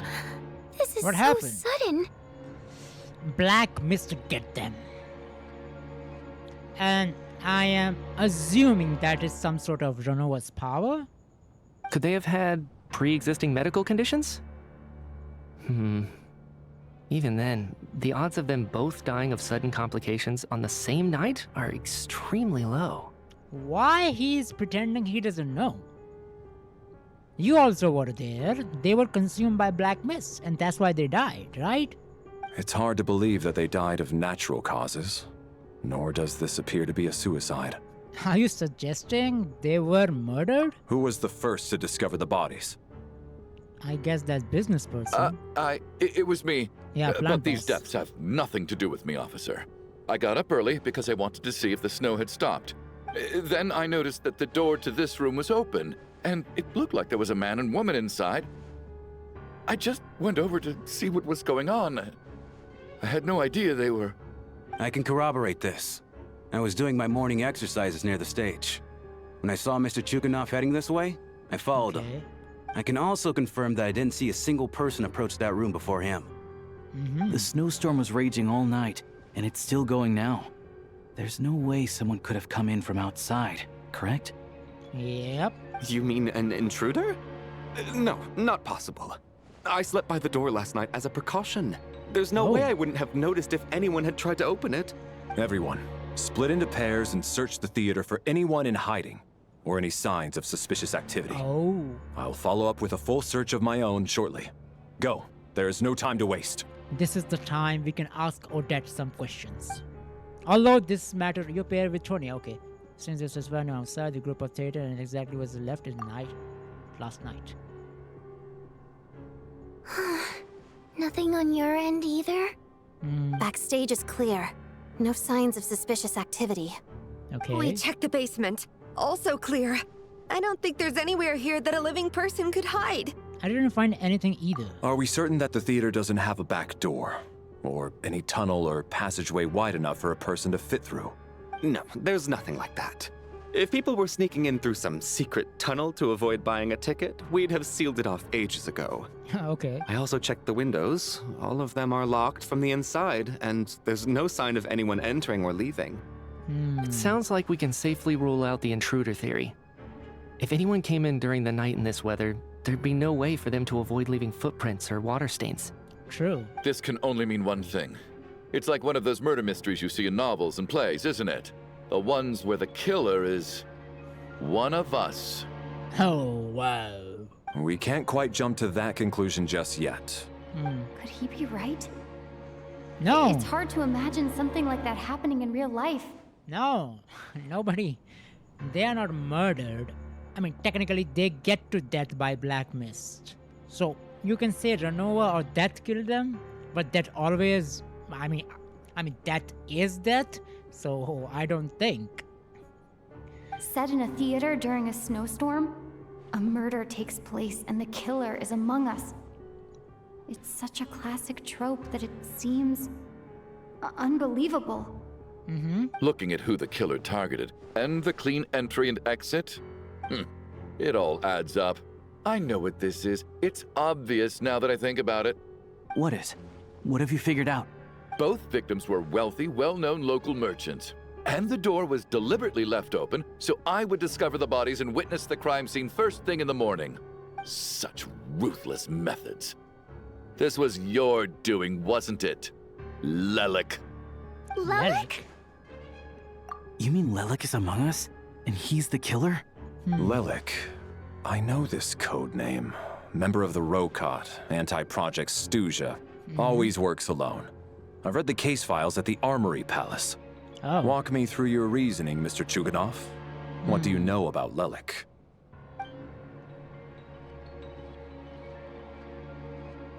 What now, huh? What now, Lelik? What more do you want from me? I already voted against Project Stuzha at the Snezhnaya. You snuck into my house the other day while I was asleep. Left a threatening letter. And I did all that you asked. But Project Stuzha cannot be so easily shaken. Not with the rooster in charge. So he really was threatened by Lelik. That makes sense. And now you're resorting to murder to threaten me. Isn't that right? I knew it. The Rokot despises the rich. The lives of the wealthy are but refuse in your eyes. Show yourself! Which one of you is Lelik, Tell me! I'll do whatever you want! Just stop playing these mind games! Oh, he's getting crazy. Odette? Was this really Lelek's doing? Would Odette really do something like this? If Odette really is Lelek, this seems out of character. But then again, how well do I really know her? I'm probably the only one here with a compelling theory about Lelek's true identity. True. But if I reveal it now, I'll be putting Odette in the line of fire. True. What should I do? Okay, what should we do, Lumine? I don't think it's likely that Lelik killed anyone. I mean, yeah. But threaten someone, I can accept that, yes. At least from the stories I've heard, he's never killed anyone before. And his name has never come up in connection with any murder cases. Besides, even if Lelik did want to threaten you, why resort to such an extreme and roundabout method? It's not his style at all. Vodyanitsa doesn't know that Lelek might be Odette, but her assessment is pretty much identical to mine. Miss Vodyanitsa, why do you suddenly feel the need to speak in Lelek's defense? Defense? Oh, no, it's just... I'm worried that we're jumping to conclusions here, so I wanted to share my point of view. Also, I don't think the Rokot is as bad as you're making it out to be. Well, if you think I'm so wrong, what's your theory then, Why don't you tell us who the killer is? The case is still evolving, Mr. Chuganov. Please do not prevent others from expressing their opinions so early on in the discussion. True. Even so, there's no denying that the recent threat received by Mr. Chuganov may well be an important clue. True also. So there's still a good chance that Lelik is right here among us. I can't do this anymore. I don't care if it's still snowing outside. I have to get out of here. Whoa, take a beat. We all know it's far too dangerous out there. Even the soldiers couldn't get to us. Go out that door, and you might not live to tell the tale. And whoever this Lelik is, they're surely not going to murder anyone in broad daylight. Be sensible, my man. You're safer inside. As much as I regret having to say this, I'd like everyone to cooperate and refrain from exiting the premises until further notice. Okay. Because as things stand, every one of us is now a suspect. Unless anyone has further information to share, let's adjourn for now. Feel free to keep searching for clues, but make sure you don't go off alone. Okay. Okay. Talk to someone. Odette? I still find it hard to believe there's a murderer among us. Just last night, I imagined we were like classmates out on a hiking trip. There's no guarantee that you can trust your classmates. Especially not when you're locked up together. Why did they do this? Was it for money? Even then, they could have just kidnapped the people. They didn't have to die. I mean, true.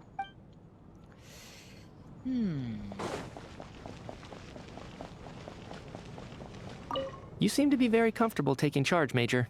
You took the reins as soon as things went south. I simply made an executive decision that someone needed to take control of the situation on the military's behalf. Does this offend you? No, quite the opposite. We feel much safer for it. By the way, what does Major mean exactly? Is it a pretty high rank? It is.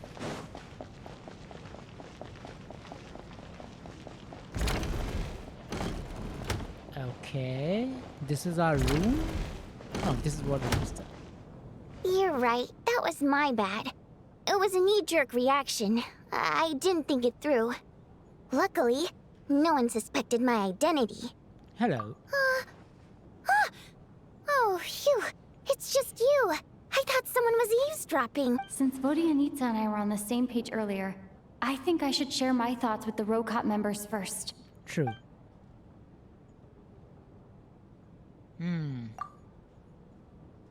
Whoa, whoa, whoa. Are you serious? I don't know if this counts as gossip, but it's definitely on track to be the juiciest this whole year. Odette? Really? Odette? Oh god, how dumb does this make me look? Lelek has been right under my nose this whole time, and I didn't notice a thing. Actually, it's exactly what you'd expect. True. Sometimes, hiding in plain sight is the best strategy. And now that you mention it, the more I think about it, the more sense it seems to make. It all adds up. What are we up to now? 1, 2, 3, 4... What are you counting? Odette's identities. She's my coworker, specifically a ballerina, and also a Fatus, a member of the Rokot. Now, Lelek. It must be so exhausting. I just want to give her a hug. I guess since I've always known her as a member of the Fatui, it never even crossed my mind that she could be involved with the Rokot. Let alone be Lelek. I don't understand. If she's with the Fatui, what reason could she have for being so opposed to Project Stuzha? Probably best if you ask her that in person. True. Well, since you waited until now to bring this up instead of announcing it to everyone earlier, does that mean we're all on the same page here? She does not seem like the type to kill innocent people, true. Yeah. Lelek may not follow orders from the Rokot leadership, but as far as I'm concerned, she's never crossed the line. If anything, her actions benefit the poor. Okay. We need to confront her face to face. Do you think she'd really admit to being Lelek? I mean, we have to try. I don't know. We'll have to see how it goes. For now, we'll work on the assumption that she didn't kill anyone, and see how much she's willing to tell us. Okay.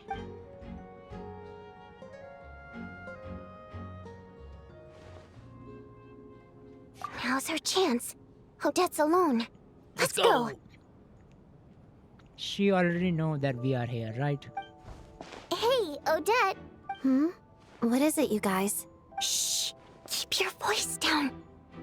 We need to talk. So, you're Lelek, aren't you? All right, fine.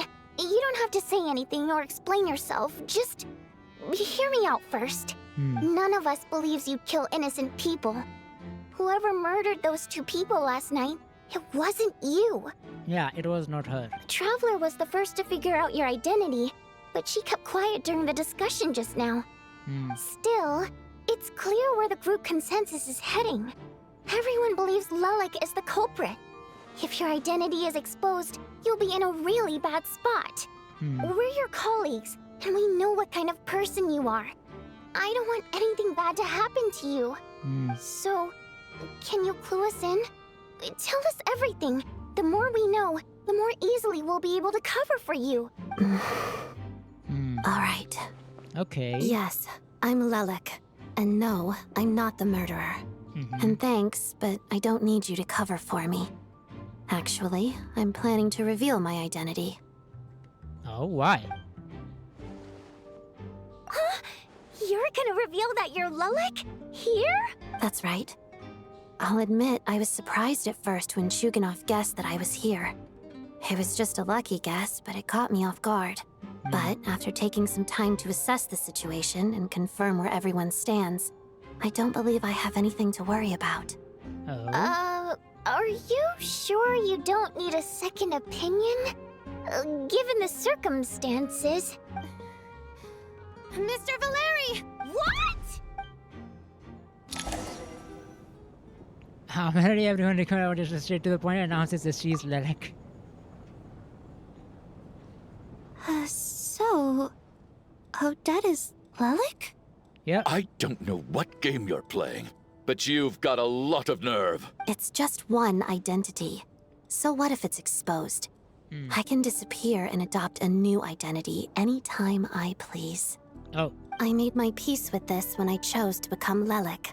But more importantly, I promise I am not the murderer. Which means that someone else is. True.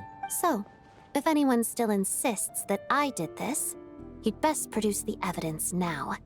Otherwise, I suggest that you bite your tongue. Because if you really believe I killed 2 people without making a sound or leaving a trace, pointing fingers at me would surely only make you my next target. Oh. Is this really the truth, Miss Odette? That's confidence, all right. I believe you. A real no-nonsense attitude. I can see why Marionette said that she's on track to inherit the title of the Fair Lady. Oh, yeah. Are you seriously buying this? Hey, officer! She just admitted to being Lelik. Aren't you going to do something about this? I do have one question, Miss Odette. Why have you chosen this moment to come forward and reveal your identity?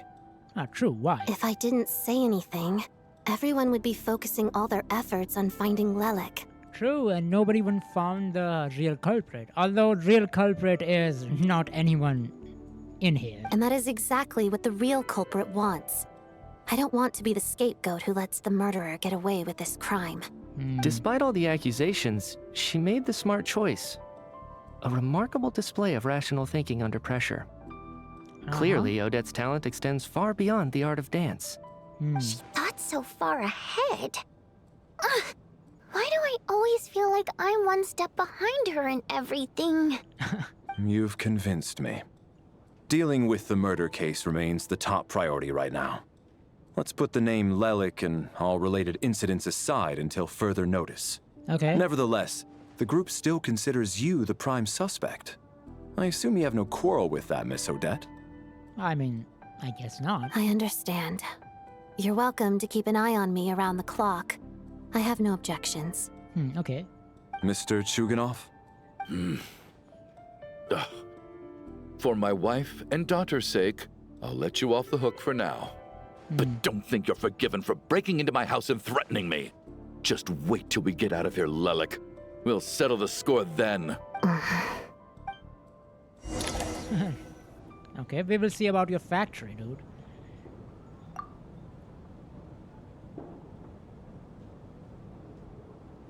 Okay. Good work, Lelik guard team.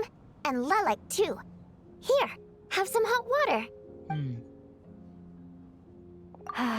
Turns out Valeri knew about my exploits, so now I've been told I have to guard Lelik with him. Shouldn't you be facing my way if you're guarding me? At the moment, it looks more like you're my bodyguards. If the true culprit is indeed still at large, as you have claimed, we must keep our guard up against them also. True. Don't worry, Tonya. We'll get through this. Once the snow stops, the officials will step in. The investigation will get easier, and then we'll be safe. But once the snow stops, won't everyone just leave? I mean, maybe. You're gonna miss us, huh? Well, some of us work at the theater, so we'll still be here. I'll even give you a special backstage pass. Oh, nice. Really, Miss Vodoyanitsa? That's awesome! You've made a fan for life. Aw, you're so cute, Tonya. All right, let's swear to it. I promise to give you the pass, and you promise to never change your mind about being my fan. Okay. Promise. Don't indulge her, Tonya. You don't have to swear an oath over things like that. You really do get carried away sometimes, don't you, Miss Vodoyanitsa? Hey, mind your own business. Oh. Don't be nervous, Miss Water Imp. Everyone's here. There's nothing to be afraid of. Okay. Excuse me? Do I look nervous? Don't be ridiculous. No, no, no. You sound nervous, lass. Oh. Wait, but how... Okay, plenty of people know that I'm a water imp, but still... How come you understand our primary mode of expression? True. Primary mode of expression. I've not come across that concept before. Do enlighten me, Vodoyanitsa. Well, it's just... We water imps tend to communicate our emotions to each other by singing, rather than facial expressions. Okay, and he understands them? The emotions we convey through song take precedence over our facial expressions. So, we think of it as our primary mode of expression. Okay. I'm impressed, Shram. I didn't take you for a man of culture, but you're clearly rather learned. It's not about being cultured or not. The thing is, this mode of expression can usually only be understood by other water imps. It's not a simple case of a song sounding happy or sad. And yet, you're clearly human, Mr. Shram. It's really not the big deal you're making it out to be. I think I just have a knack for it. Plus, I have a... very close friend who's a water imp. A delightful lady. But keep that a secret. Anyway, we spent so much time together that before I knew it, I noticed I could understand her expressions. Oh, I guess that makes sense. Still, the fact that you have a water imp friend is even more surprising. I'd better watch what I'm singing when I'm around you from now on. Hey, what are you implying? You're not secretly insulting the audience in your songs, are you? Heavens! Why would I do a thing like that? It's getting late. We should discuss our sleeping arrangements for tonight. To guard against the killer, someone needs to keep watch. Okay. I suggest that we don't sleep in separate quarters tonight. It will be safer if we all stayed together. Okay. As long as someone keeps an eye on Lelik, I'm quite sure we won't have any trouble. Okay. Are you saying that you wish to bet your life on Miss Odette being the killer? Nonsense. Of course not. Then I propose the following arrangement for tonight. The Traveler, Odette, and I will form the Night Watch. We'll sleep in shifts, but two of us must be awake at any given time. Fine by me. An excellent idea. This allows us to handle the night watch while also keeping an eye on Lelik. Meanwhile, the rule of taking shifts in pairs resolves the other issue. Namely that we can't necessarily trust the Traveler or Valeri either. Good. I expect that plan took you quite some time to come up with, didn't it? Actually, our field combat manual outlines a similar approach. Although the scenario there involves guarding prisoners overnight during field operations. That being said, I must clarify that I harbor no disrespect towards you personally, Miss Odette. In fact, Lelik's numerous covert operations make fine textbook examples for military agents. I care less about respect and more about the fact that you just robbed me of 2/3 of my sleep tonight. I'm calling dibs on being the first to rest.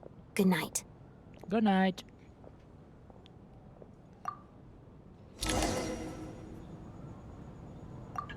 And nice for you where I take the first watch together. Everyone is sleeping on the stage, making scene also. So eventually the time comes for the first shift change. It's almost time. We should wake You can Odette. get stream, I'll go after you. Oh, not going to argue with that. I'll take a quick nap. If you start to feel sleepy, wake me up anytime. Sure. It's finally time for Odette and I to share the night watch. I should wake her up. Sure.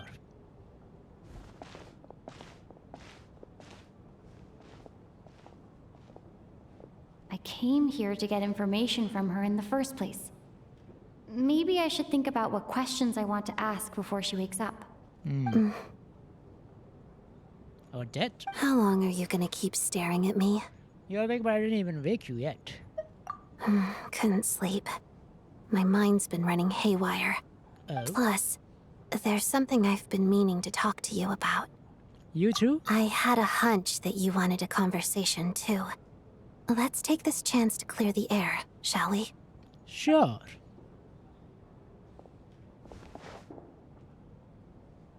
I just had a simple question for you, really. It's Rosaline. In her final moments, did she have any last words or anything? It's all happened so fast. I see.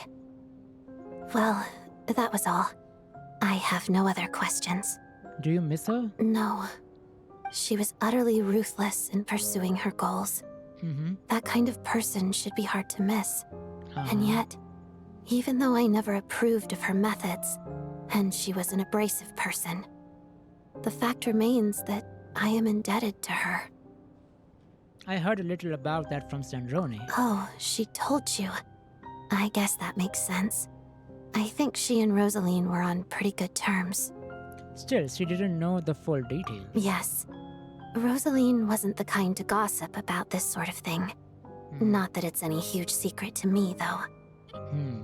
When I was a child, I had to join the Fatui for the sake of my mother and me. I trained under Rosaline.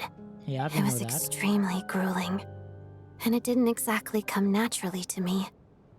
All I could do was try to ignore the biting cold and practice, practice, practice. I was a newcomer who'd managed to make a good first impression on a harbinger. There was pressure to live up to her expectations, to be worthy of the fair lady's reputation. Every day was a struggle against the cold, pain, and fatigue. And most nights, I struggled to fall asleep. After enduring all that, I've become almost immune to the sensation of pain. I suppose that was the cost of survival. Oh god. Surely, any child who had to experience that would grow to hate her lot in life, don't you think? You really paid an enormous price. So, I put an equal amount of effort into my ballet. Because in my young mind, that was the only way to defy my fate. It was my way of telling her, the Fatui's demands and your expectations of me are not what I wish for. One day, I will leave. I think she probably blamed my poor performance in training on my passion for ballet. She knew my heart wasn't in it. One time, when I was secretly practicing a dance at night, she suddenly showed up. I knew she was there to catch me red-handed. I told her, "You don't deserve to watch the dance I learned from my mother." She looked stunned.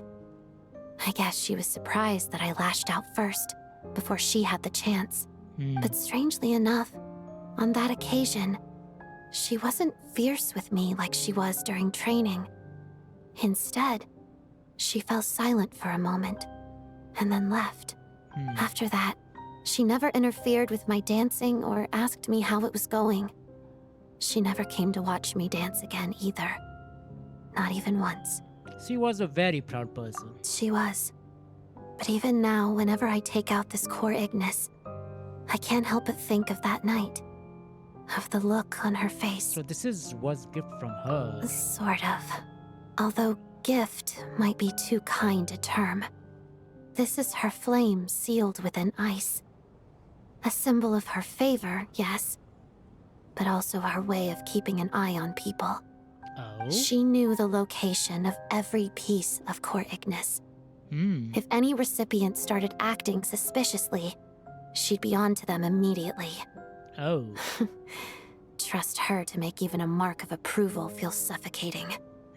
So, when news of Rosaline's death reached Snezhnaya, many people immediately crushed their core Ignis. It gave them a profound sense of relief. Like they'd broken free from her shackles. I mean, I can see that. But I kept mine. With my sensitivity to pain being as dull as it is, The warmth from this core Ignis is one of the few things I can still feel clearly. I still wonder, did she really come to stop me that night? I wasn't sure, but I was scared. So I said some really awful things. I guess she didn't leave anything behind. Not that I expected her to. It's fine. It's just a bit of a shame that we couldn't settle our differences before the end. Wait, but Snezhnaya told me you two had settled things. She did. Are you sure she was talking about this event? She said Arlecchino gave Rosalind some advice, and that Rosalind went to see you. No, she didn't. I didn't even find out that she'd gone to Mondstadt until a while after she'd left. Oh. Wait, in that case... I think you should go and see the maid. Okay, I will. Thanks for letting me know. You're welcome. There's something I'm trying to figure out. I'm beginning to suspect that Paimon's mystery illness is being caused by the energy research behind Project Stuja. Paimon's very important to me, so I have to get to the bottom of this.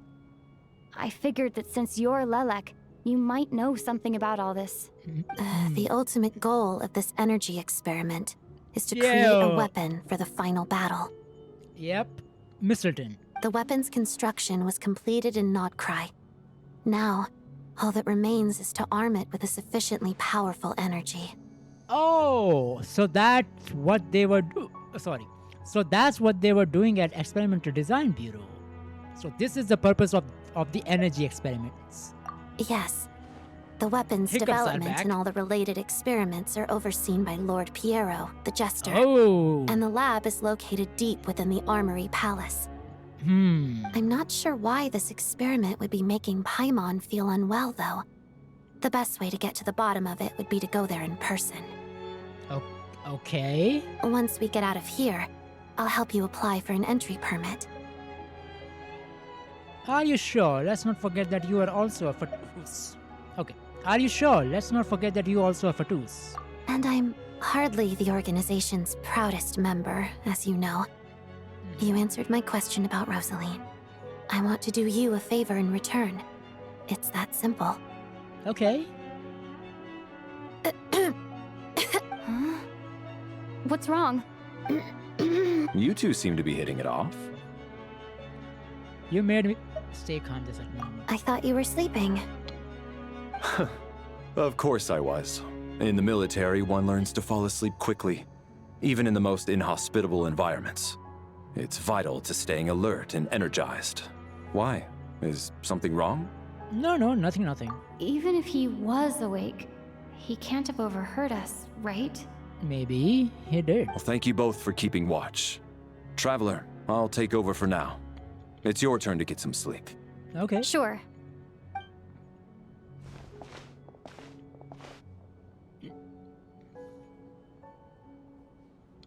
Okay. This is our second night here, but at least I found out a little more about Paimon's condition. I hope she's been sleeping well the past couple of days. True. Why do I feel like I'm being watched? Odette? Seriously? Is this payback for when I stared at her earlier? But I thought she was asleep. Never mind. I'd better try and get some sleep myself. Okay. And we go again. What is this place? And we are back. Hey. No. What are you spacing out for? No. Are you reaching your limit too? No, they're gonna die. No.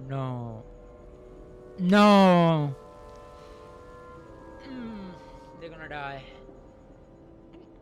Damn.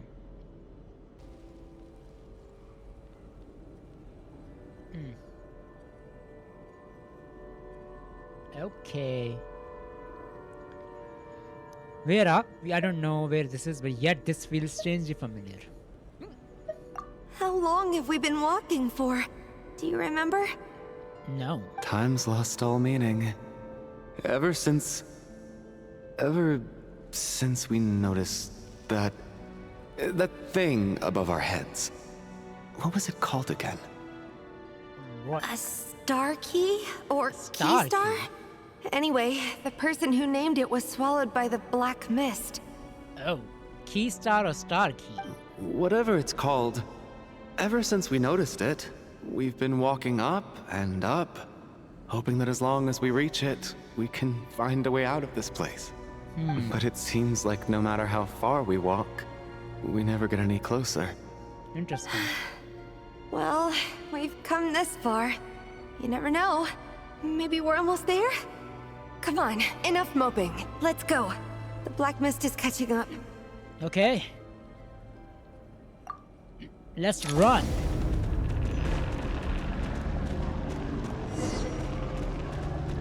Flee the black mist. Oh, there's enemies. Monsters! Watch out! Not again! I've lost count of how many times we've run into them. Be careful. Hey! That guy's here.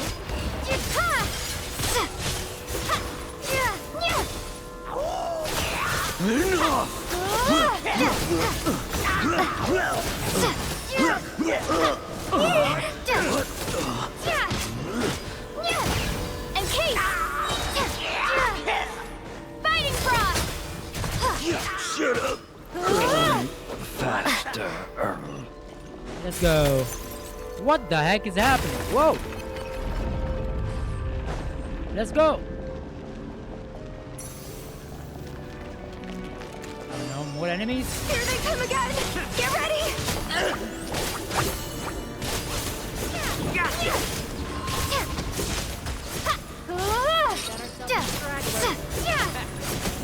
Second thoughts? Cryostorm! Condense!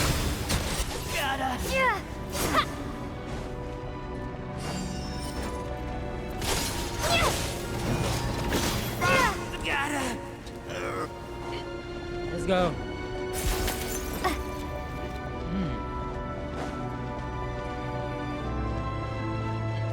There are more enemies? Monsters ahead of us. The black mist behind us. It feels like there's no escape.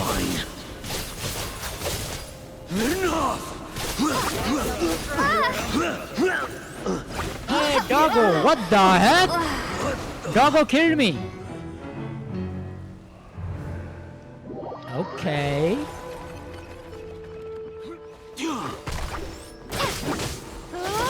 Shut up! Run faster!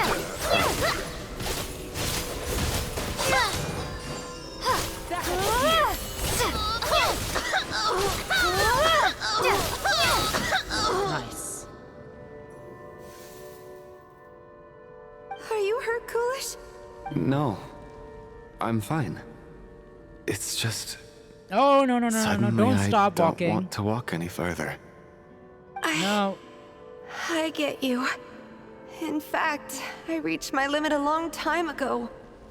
Sometimes it feels like there's hope where there shouldn't be. Oh. Yeah. The hope that the star gives us is the only thing keeping us going. But I'm not sure it's real at all. It may just be a collective illusion. Otherwise, why would it always be out of reach? Are you really going to give up like this? I actually feel like we're slowly getting closer to it. We know you mean well, but you're only saying that to try and encourage us to keep going, aren't you? No. Thank you, friend. But enough is enough. Please don't give me any more false hope. Hope is poison in this place. What happened? You're going to continue, aren't you? I admire that. I've given Damn. up, but I wish you the best. May there come a day that you catch up to the star and leave this godforsaken place. Okay. May you find peace in Black Mist. There is a star there. It's not an illusion. We really are getting closer to the star. Congratulations. You're the first person to make it here. Yeah, I actually made it. But how did she get here? The closer I get to the star, the more familiar it looks. I'm the star's envoy. The black mist has stopped rising. Its hunger is satisfied for now, having devoured your two companions. This is a good opportunity. I'll let you get some rest before we continue. Continue? What do you mean, leave? The star represents the starting point. It's the waypoint for the beginning. Congratulations on reaching the starting point. Once you are ready, we will head out and walk upwards. I will be right by your side the whole way. This is just the start? Huh? What's wrong? I'm not giving up. I am waking up. Those two are dead, right? Is that Vodyan? What happened? Coolish, This happened. wake up! Please wake up! They are dead. A drama about sleeping, which began as a joke the other day, is now playing out on stage. No one counted on being any tragedy. One counted on it being a tragedy. Everyone gathered around the two sleepers in the center of the stage. Without even inspecting the scene, you already know what was happened. And if someone told you in advance. Wow, deceased! A staff member at the... Yes, they are dead. She is dead. The situation is identical to that of the two casualties yesterday. We cannot ascertain the cause of death. At least there are some elements that we can rule out this time. They slept on the stage with everyone else. So I suppose the surrounding environment can't be a relevant variable. True. Rampana. Coolish. Weren't some of us keeping watch last night? 3 of us, in fact. How could you not notice something was wrong? I'm as confused as you are. Certainly nothing unusual happened on my watch. Likewise, and from what I've observed so far, both Miss Odette and the Traveler can be trusted. To be honest, I didn't get a wink of sleep last night. I couldn't help but think I was the target. So I just laid there with my eyes closed. I heard the Traveler and Lelik chatting, but otherwise I don't recall hearing any commotion during the night. Me too. I didn't want to wake everyone up, so I was concentrating hard, trying not to cough. I hardly slept at all. If anything had happened, I'm sure I would have noticed. Then, what could possibly be causing this? Once was bad enough. I can't believe it happened again. I worked closely with Rampana and Coolish for so long. I never imagined that one day they'd... And on this stage of all places... Vodyanitsa. 4 victims in just 2 days, and we still don't have a single lead. I need to get to the bottom of this as soon as possible. And above all, keep Tonya safe. I'd never be able to look Child in the eye again otherwise. What's going on here? Still snowing? Yes, I just checked. Oh. Still no sign of anyone outside either. Are we in a different dimension?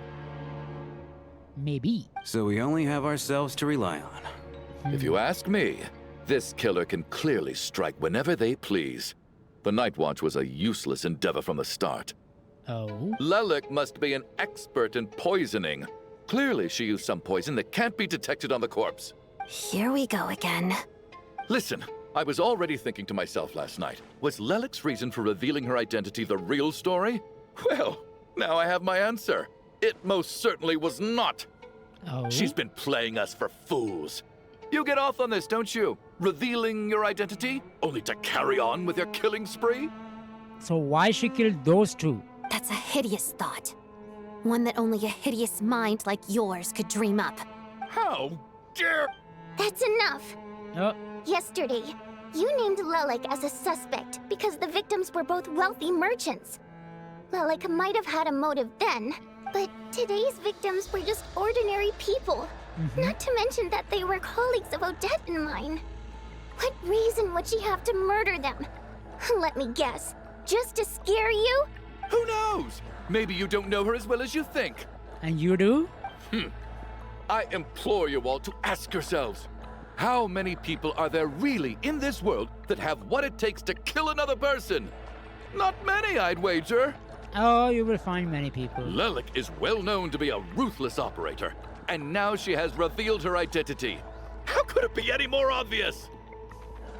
I mean, if we say about you, you will get, no, I didn't do it. Everything you said so far is still just conjecture. True. Which doesn't constitute a concrete lead. You need to back up your claims with some evidence. How can you defend her, officer?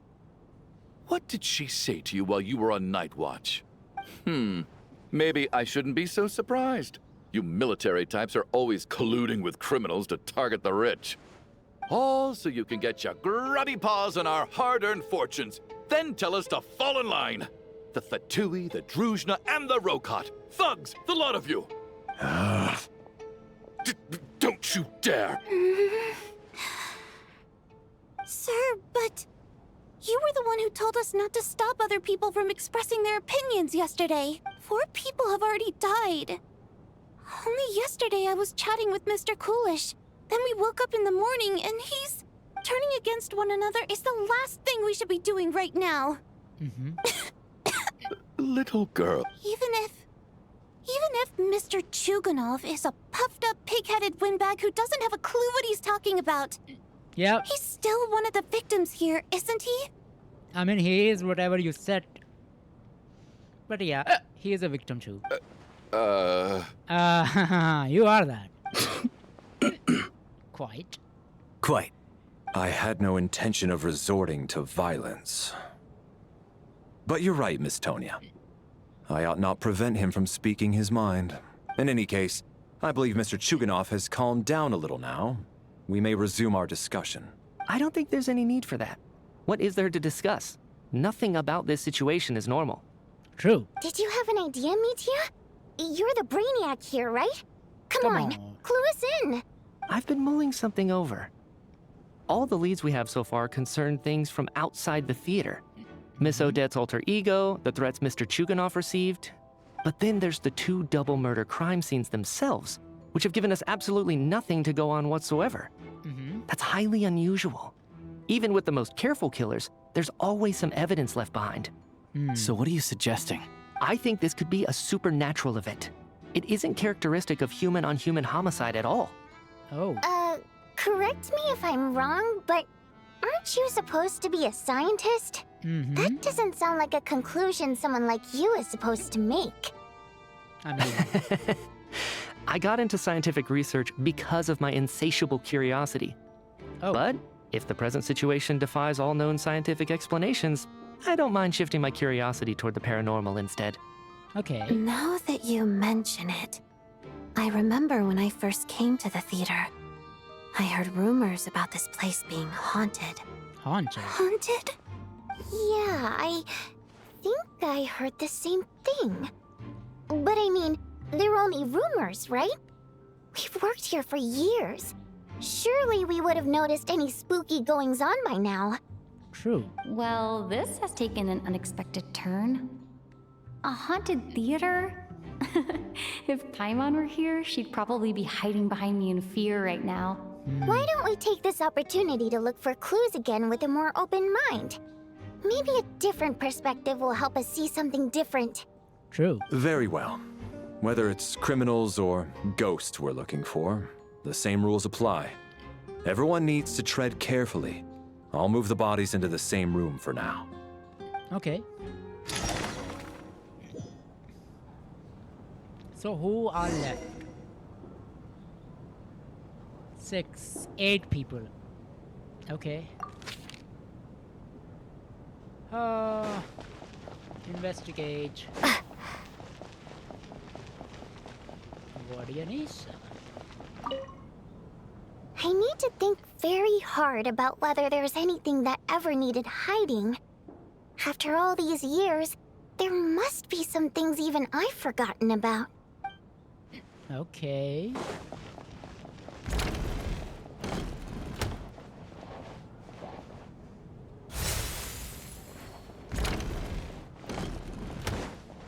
Who's here? Okay, Tonya. Tonya? Did you find anything? Not yet. Still looking. So... Are we supposed to be looking for something paranormal? Oh, she's scared. I think Oh, I'd sorry. prefer teaming up with you than looking around on my own. Okay. This looks like somebody's notebook. Shall we read it together? Well, it doesn't look scary or anything. So I guess it should be fine. All right, let's read it together. Okay. A letter in a diary. You once told me I would understand someday, but even now I still don't. I don't believe anyone should be forced to abandon their homeland because of change in power. So you never consider the feeling of us water imp nobles. Every inch of this land reflects memories of my childhood. If I close my eyes, I can still hear everyone's song echoing everywhere. I will not forgive those who drove us away, and I will miss you very much, Mother. So this is what you need, sir. I often find myself missing that dress with tassels, the heavy bed curtain, and the first rays of sunlight that would stream into the manor each morning. But it's alright now. If I narrow my eyes just a little, the light spinning through the crack backstage feeling just like the one in our manor. I know that life is gone forever. I can miss it all I want, but I also feel that what I have here now is no less than what I have lost. The fantastical sets designed by the prop master, the many fans who come all this way just to see me, and quiet dancing girl who doesn't talk much. These are all mine. I wouldn't lose any of it again. Never. Absolutely never. I joined a rather remarkable organization through I can't tell you its name. Whatsoever. That's a great figure intend to do this. There should be also be someone who looking out for the misfortune of ordinary people. That was our organization exists for. Even now, I still don't understand her. Why is that those in power always seem this way? They clearly have some ability to bring greater happiness. Some says she has her own difficulty, but what could possibly trouble someone seemingly omnipotent? Never mind, I should just focus on what I can do. I suppose you all hear about our organization sooner or later. Its name is, haha, never mind. I will leave in mystery for now. You will leave mystery for now. Huh. This has to be Vodyanitsa's writing, surely. Uh-huh. Maybe it's a little rude for us to peek at this. It should be I feel fine. like I just read someone's secret diary by accident. Since it's an accident, it should be fine. It sounds like she's writing this for her parents, right? I don't understand. Why put this stuff in a notebook instead of mailing it in a letter?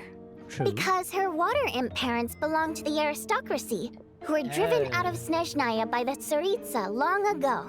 Oh. And now they live somewhere new, where the postman can't get to. Oh, hey, Vodyanitsa, I can explain.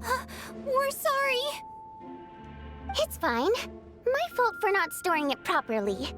I can't leave things lying around and expect them to get ignored when everyone's scouring the place for clues. All right, give me my notebook back. I'll take over the investigation in this room. Okay.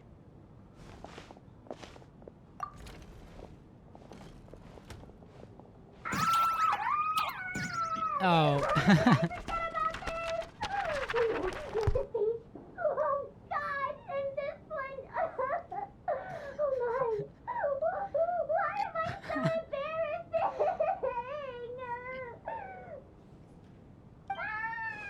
Ah, okay.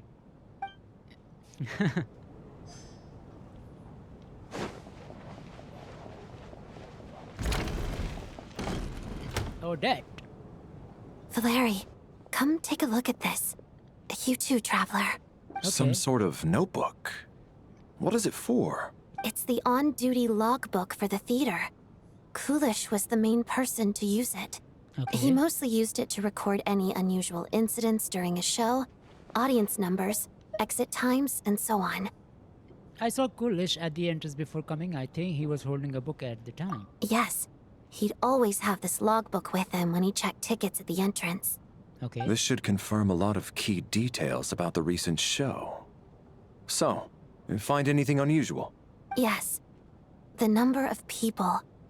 I've checked and double-checked, but the numbers just don't match what's recorded in the logbook. Oh? Apparently, we have an extra person among us. Huh? Who? Are we certain that logbook is accurate? Could someone have sneaked in without buying a ticket or something? Unlikely. Coolish took his duties very seriously. I've rarely seen any errors in his work.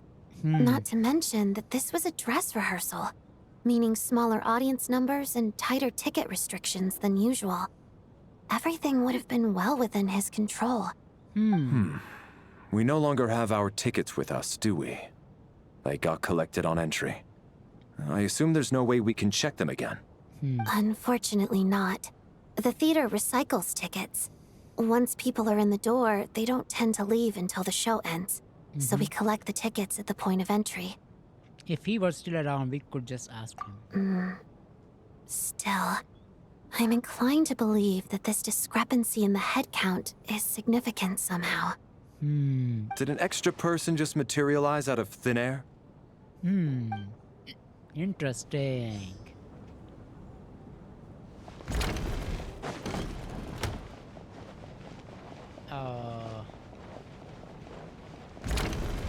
Say lower. Lower? Did an extra person just... Okay. Say lower.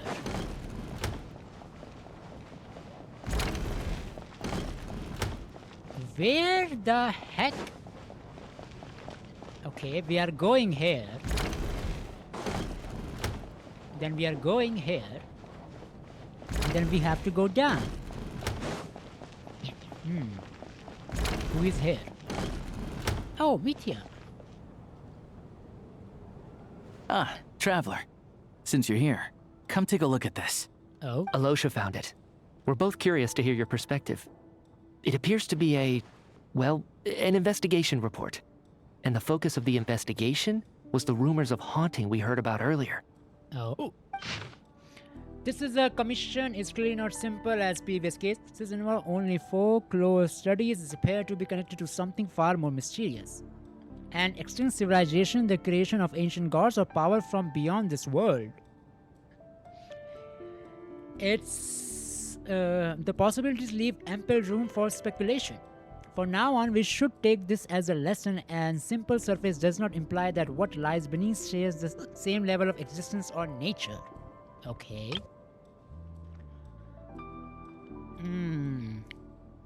Ley lines themselves possess a powerful ability to either devour or guide souls. In most cases, once the soul and body of deceased are separated, the soul is driven directly into the ley lines, leaving no room for lingering existence. However, evidence shows that the connection between the theater area and the ley lines has been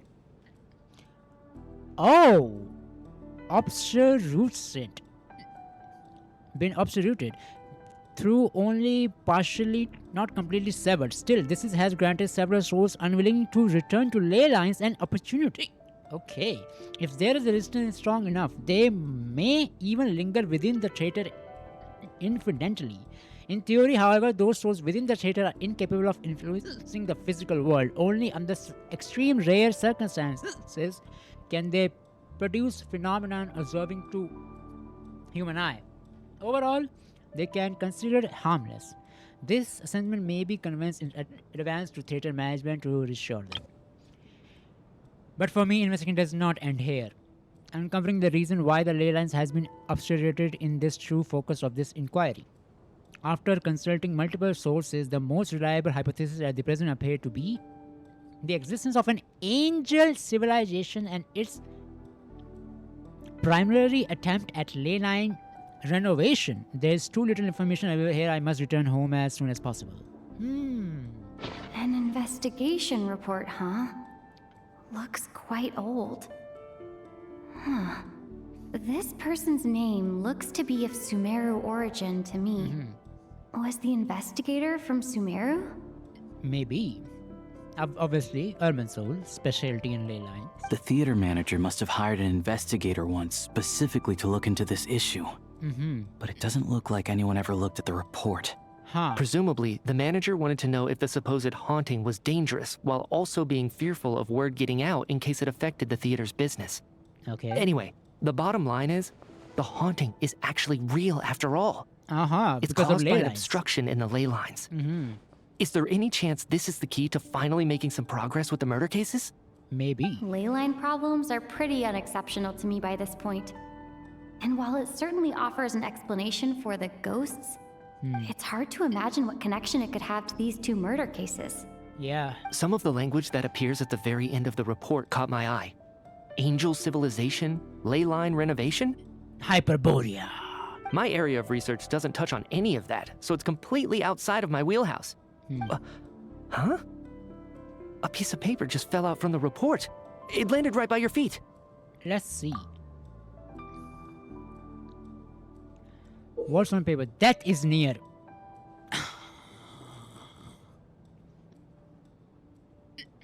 Renova is near. I just got goosebumps. It's pretty anomalous no matter how you look at it. How unnerving. It was tucked inside the report, so it must be a note left by the author. Death is near. Is that supposed to be what's going on here? With us in the theater? Maybe. But if so, how did the author foresee it? Could he predict the future somehow? Maybe things are more complicated than we thought. Maybe.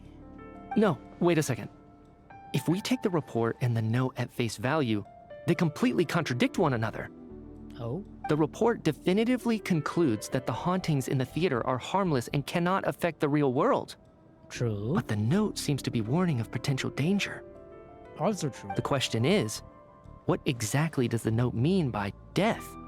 It is referring to describing a situation, is referring to the victims, or it is referring to the perpetrator. The various ways we could interpret this keyword lead in completely different directions. Let's pause our analysis here for now. I think we need more information. Okay. Let's continue. If we take all this together, it's not impossible, is it? If anything, it's the natural conclusion. Okay. Oh, I beg to differ. This sounds to me like a product of a researcher's vivid imagination. And perhaps it's because I'm still viewing this through the lens of a typical murder investigation. But still, I'm struggling to be persuaded by your theory. What is the theory? Does it really sound that far-fetched? All right, well, let's treat that as speculation for now. I do agree with what you've said, so let's go with your idea for now. Good. Okay, now that we finally have some meaningful leads, I think it's time to reconvene. Let's get the others. Okay.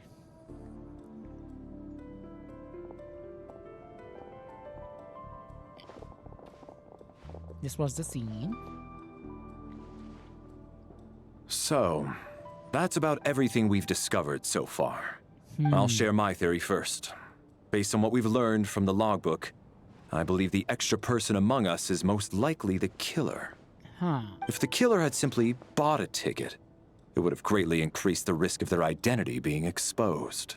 True. I expect he or she either hid in the theater ahead of time, or found a way to slip past the ticket inspection. They then blended in with the group and waited for an opportunity to strike. Okay. What about the note found in the investigation report? Any thoughts on how that fits in? The killer may have simply planted it there as some sort of sick joke. I've seen my fair share of psychopathic killers. They love playing cryptic mind games. I don't think that was a mind game, by the way. So, it has nothing to do with the haunting of the theater after all. No, it is. This theory makes sense to me. If we have an audience member unaccounted for, chances are they didn't come here to watch the show. Could it really be that simple? I don't think so. So, in other words, all we have to do is find out who got in here without a ticket, and all our problems will be solved? Then let me make one thing clear. All the theater staff should be well aware that I came here for the rehearsal legitimately, yes? There's no way I'm the one who didn't have a ticket. It's true. I hear you used every trick in the book to get a hold of that ticket, too. Everything short of throwing a temper tantrum and rolling around on the floor at the entrance. Oh. I most certainly did not degrade myself in such a way. You did actually, I guess. Probably a stupid question, but I might as well ask. Did anyone here get in without having their ticket checked? Guess it was naive of me to expect them to just admit to it. Especially after the unprompted Lelik reveal. Once was already a miracle. Twice would be unfathomable.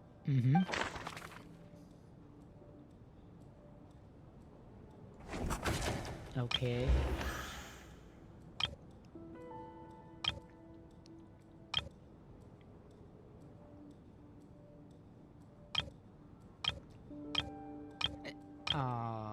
Meteor. You. I don't think Valerie is. I don't think Odette is. Okay, Lumine is not. Tonya.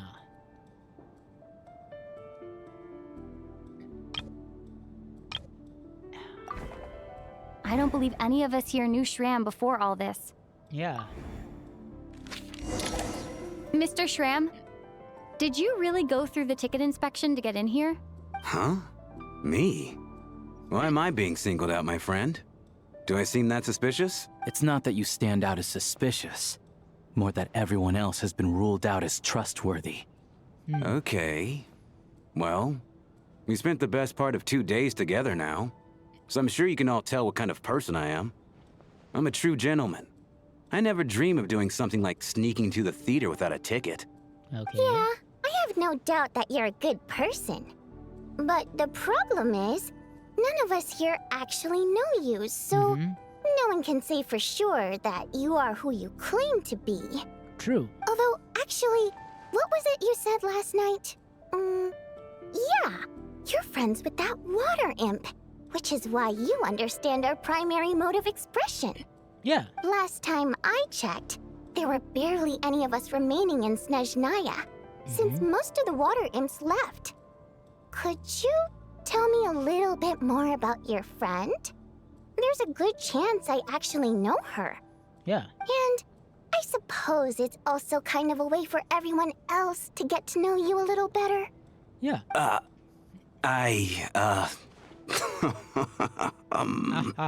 What? Good grief. Are you blushing? Pull yourself together, man. Stop giggling like a teenage boy. It's revolting. Oh, okay. Oh, hiccups. Hey, revolting is a little strong. All right, fine. I'll admit it. That water imp friend of mine, the truth is, we're dating. Oh. I was just a bodyguard hired by our family. But the stars must have aligned, because sparks began to fly between me and their daughter. Never in my wildest dreams did I think I'd get so lucky. We don't need details. Just get to the point. Okay. I'm just a little hesitant to reveal her name, that's all. You know how it is. These are delicate times, even with me to protect her. If word gets out that she's dating a human, both the Fae and human factions will give her a hard time. Really? Wait, no. That can't be. That can't Huh? be. Shram, what the devil are you talking about? Why is everyone looking at me like that? Surely you can understand where I'm coming from. I don't think you are from this era, my friend. You are a ley line soul. So you are the extra person here. You're not from this time. Delicate times? Factions? Yes? You know, the Civil War? Last time I checked, the Fae and the humans were still at each other's throats. They are not right now. If I'm not mistaken, the last significant civil war in Snezhnayan history was over 400 years ago, when Her Majesty the Tsaritsa had just taken the throne and was consolidating her reign. What do you mean, 400 years ago? What's going on here? Is Shram from the past? Yep. All right, Mr. Mitya, you win this round. As far-fetched as it is, it appears that your theory may be correct. Yep, it is. I'm just as amazed as you are. I didn't even believe it myself, to be honest. Is someone going to explain what's going on here? From the look on your face, you figured it out too, haven't you, Traveler? Uh-huh. According to the theater, doodle, there seems to have been extra person at the scene. A letter of Odinia wrote by her family but never sent. A clue that has yet to discover. Continue. That seems to be the case. Shram's the extra person, but there's no way of learning his identity from this clue. The theater's ley lines have been modified to block souls within its grounds from returning to them. Some souls can even wander this place forever. Mr. Shram's statement proves he's from hundreds of years ago. Yeah, he's a And soul. according to the investigation report on the theater hauntings, Mr. Shram is very likely a lost soul wandering the theater. Yep.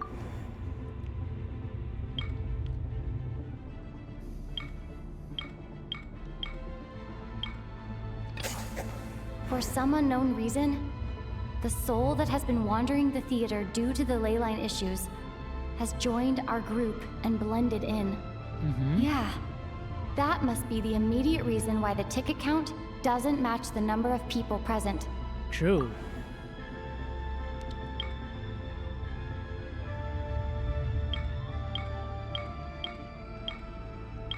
Someone. The contents of the investigation report have been verified. There are indeed ley line issues and wandering souls in the theater. Death likely symbolizes the deceased. Mr. Shram, for instance. Yep. Death is near. That must mean that there's a dead person in our midst. Yep. That's the truth, isn't it? Yeah, the logic is clear now. The investigation report said that there would be souls stuck wandering around the theater because the ley lines were cut off. Mr. Shram must be one such soul who died in the theater a long time ago. In which case, that also makes him our extra person. True. So when the note said death is near, it must have been referring to death as in the deceased. People who died a long time ago. Someone who died a long time ago. In short, there's a dead person among us. The extra person we've been searching for is a ghost from the past. And that's you. You mean I'm a ghost? No. Don't make jokes like that, my man. There must be some mistake. But even if I was dead, I know for a fact I didn't kill anyone these past 2 nights. Yeah. Even if all that's true, the report also said the souls inside the theater can't affect reality, right? They're harmless. Yeah. Then what if the problem isn't the souls at all, but the ley lines themselves? Oh. The ley lines have a powerful ability to attract and devour souls. True. Let's say that the ley lines are like a black hole, constantly seeking to engulf souls. But the souls that don't want to return are trying to avoid being sucked in. Why does this analogy sound so familiar? Because of your dream. What happens when the black hole can't achieve its goal? I'm only speculating here, but what if it ended up swallowing innocent souls by mistake? Or intentionally taking other souls to compensate? Oh. That could explain why we weren't able to determine a cause of death. If you're right, and their souls were devoured by the ley lines, it does make some sense. Yeah. It does seem to explain a lot of the things we couldn't make sense of. Does that mean it's true? Except there's no concrete evidence. Mitya is relying on a lot of logical leaps. True. Still, it seems like the best explanation we have under the circumstances. All right, so how could Shram not know that he's dead? Seems a little unlikely that he hasn't noticed anything unusual even after several days interacting with us. On the contrary, it's perfectly normal for a soul to wander the theater for centuries without questioning their existence or reason for being there. It's simply what's natural for them. True. You know what, Mr. Brainiac? I think you might actually be right after all. Yeah. I'm trying to remember and... even though my head feels like it's going to explode, I think... it's all coming back to me.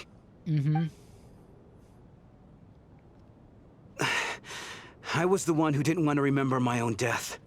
So I forced myself to forget. Oh. Well, I'm sure those are painful memories. My lady and I snuck out to go on a date one day.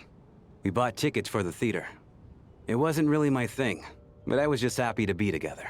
All of a sudden, a group of people burst into the theater, shouting for all the water imps to get out. Performers and audience members included. It was clear the conflict between humans and Fae had reached a boiling point. This time, the extremists were even coming after the water imps who had nothing to do with the war. I thought I could pull one over on them. So I took off my jacket, draped it over my lady, and tried to sneak out amid the chaos. But I got caught. They started shouting, calling me a traitor to humanity. But I was going to do whatever it took to buy her a chance to escape. No matter how many people stood in my way. I had to. Both as their bodyguard. And out of love. It's all right, friend. You can stop there if you want. You don't need to dig all that up again. It's just... Even now, I'm still struggling to accept the truth. How could I be dead? I'm sorry, everyone. If I'd known I was a dead man walking, I wouldn't have dragged you down with me. If I'm the cause of all this death, then punish me however you see fit. But, Mr. Shrim... No. I refuse to be a burden. I know what I have to do. You said I've been wandering the theater for centuries, right? I guess it's high time I got a breath of fresh air. Out there, I mean.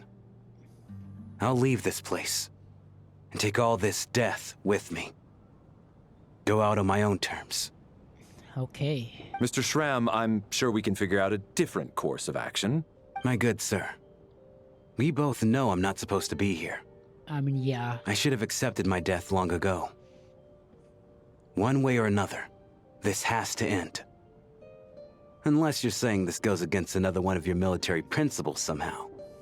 No, I'm speaking on a personal level this time. Let it go, man. Oh, wait. One last thing. Miss Water Imp. My lover. Her name was Litia. Litia Ozarova. Do you know what happened to her? Ozarova. Oh, Auntie Ozarova. That's what we all called her. I remember her as a very kind elder. She had a bunch of kids, too. I'm so glad she survived. And she had lots of kids? Good. That's... good. I could hardly expect her to stay single just because of what happened to me, right? As long as she went on to be happy, that's all that matters. Besides, I'm dead. My soul's been wandering around here for so long because I was worried about her. But now, I can go without regret. There's no need to see me off, my friends. I've enjoyed our time together over these past few days. Perhaps we'll meet again in the next life.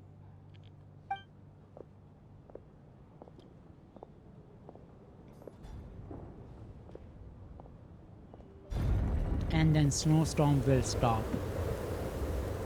Take care, my man. My man. I knew Mr. Shrim was already dead, but... I still feel so sad. Death is cruel, no matter how we might try to make sense of it. Yep. So, was the conflict between Fae and humans really that bad back then? I was only little, so I don't remember much. It's terrible to think that so many innocent people had their lives turned upside down. Even the historical records about that time period don't say much about it. I mean, obviously. All people know is that the Tsaritsa founded the Fatui, drove out most of the Fae aristocracy without explanation, then used her terrifying power to suppress the humans. It seems to me like the Tsaritsa chose to make herself the enemy. She downplayed the conflict, directing whatever animosity both sides had for each other at herself instead. That's also why, despite how brutal the conflict was at the time, there hasn't been much lingering tension between humans and Fae since. True. Things have been fairly harmonious for the past few centuries. So, the Tsaritsa banished the Fae to protect the Fae living in the city? She offered herself up to be hated in exchange for peace. I mean, yeah. Maybe it's not quite as bad as it sounds. I don't think Her Majesty is too concerned if mortals hate her or not. I mean, and yeah. besides, there are very few who truly do. All this time, I had no idea. All right. If Mitia's theory is correct, then I think we can consider this matter settled. Let's all take a break. Okay. Ugh, if only this blasted storm wasn't still raging on. Okay. Let's check. Now return to your room. Oh. Well, at least it seems like Mr. Shram stayed optimistic until the end. The information he revealed, it's given me a lot to think about. Nice. You have to say anything? I was actually planning on hiring him as my bodyguard after we got out of here, you know. Oh, poor guy. Okay.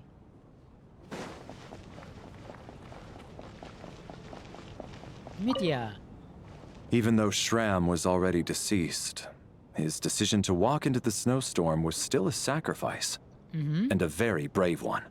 This is one of the few times I don't feel at all happy to have my theory proven true. I mean, yeah. Where is Odette?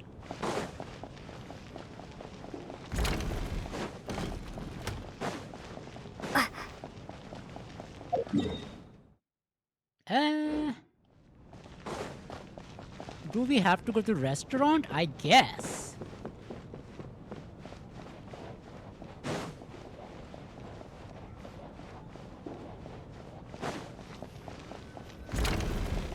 No, we have to go to the room. Nice.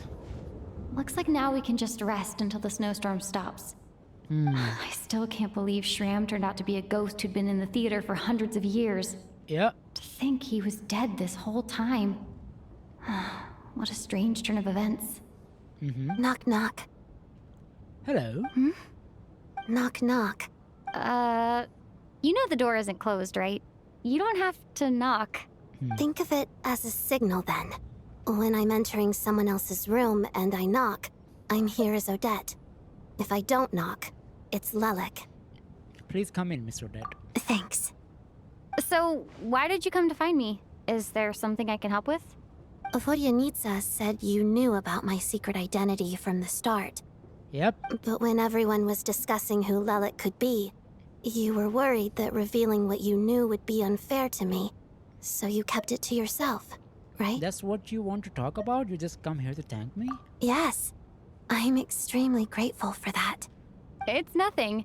I mean, you didn't hold what happened to the Senora against me, so I should thank you for that as well. Actually, there's something else as well. I found myself in a situation similar to the one you were in when you helped conceal my identity. Oh. So I thought I'd come and ask you for advice. I am honored. It's about Mitia. Oh? Before all of this, the last time I saw him, he was dead. What? As I'm sure you know, my goal as Lelik was to stop Project Stuzha.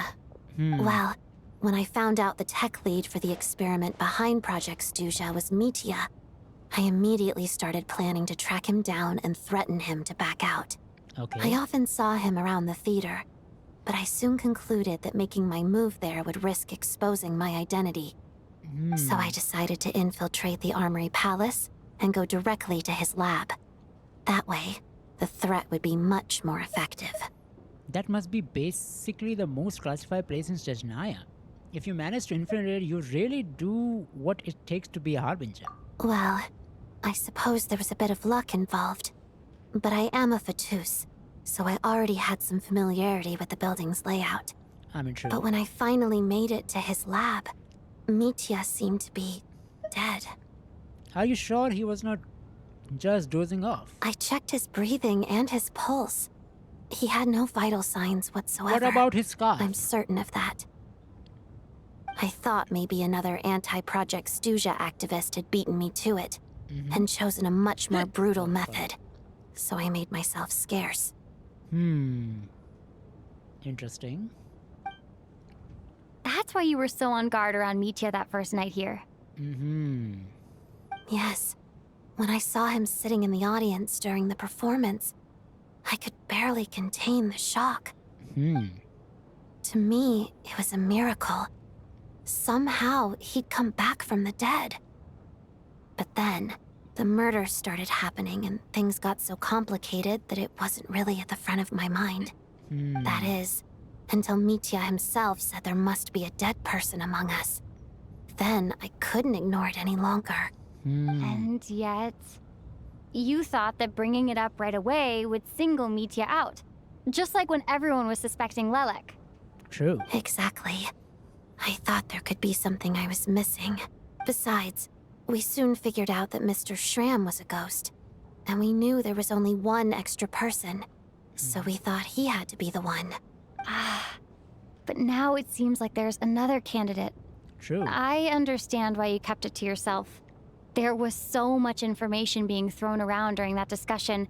Bringing up Mitya would have just introduced more confusion. True. So, what do you think we should do? Let me confirm one thing first. When was it that you found Mitya dead? Around a week ago. Oh. Sometime in the afternoon. A week ago? That's earlier than I thought. I saw him just a few days ago at a restaurant. That definitely would have been after you found him dead. He seemed completely normal to me. Chatting with Vodyanitsa, trying to avoid Valeri. So he was definitely alive on that day. Huh. Well, all I can say is I know what I saw. Okay. Here's a thought. The reason we even suspected a dead person could be among us was because of the problem with the theater's ley lines. But Mitya's death happened inside the Armory Palace. The ley line issue affecting the theater shouldn't reach that far. True. You're right. I guess he doesn't fit the profile of the person we were searching for. I think the chances of it being him are very low. Surely he can't have died for real in the Armory Palace. Unless... Unless what? Unless he really did come back from the dead. You're right. Do you think we need to disclose this to the others? Sure. Huh, what's this? A private meet and greet? Where do I line up? That's not what's going on here. Well, I was just making the rounds. Thought I'd try to lighten the mood a bit.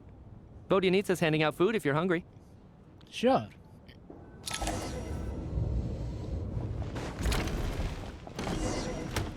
Assemble on stage.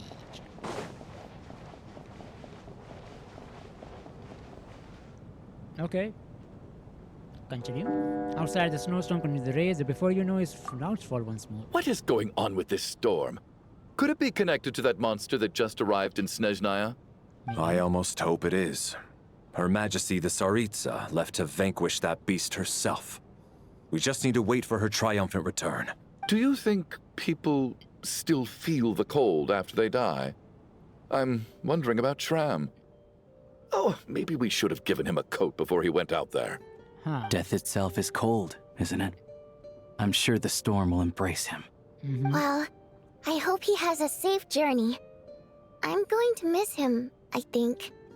It's not like we can blame him for Rampana and Kulish's deaths. True. Thinking back on it, we barely made it out alive ourselves. Once we get out of here, how are we going to explain what happened to their families? True.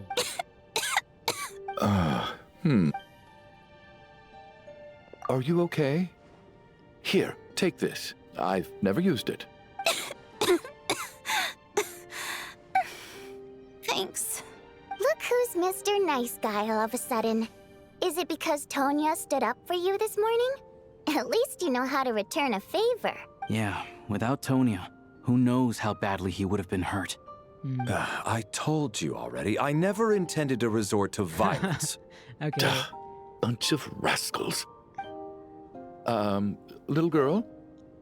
I was rather surprised when you spoke up for me this morning. I didn't think I had many admirers here, so, thank you. Oh, no need to thank me. I said some bad stuff about you too. I've been, too embarrassed to admit it, but, you remind me a lot of my daughter.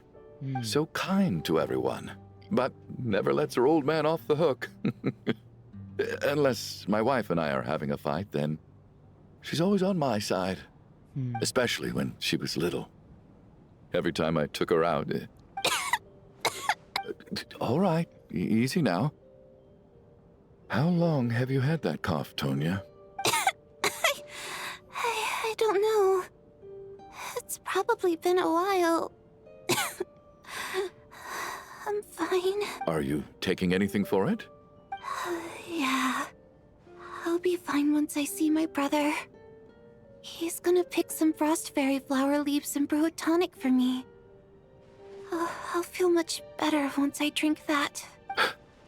I see. That's good to hear, then. We should probably discuss arrangements for tonight. Now that the deceased has left our midst, there shouldn't be any more incidents. However, out of an abundance of caution, I'll keep watch. Okay. Shouldn't we take shifts? I can take one if needed. No need.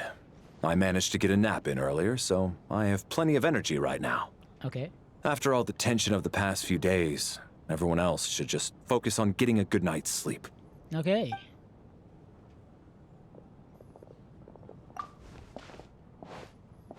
What a long day.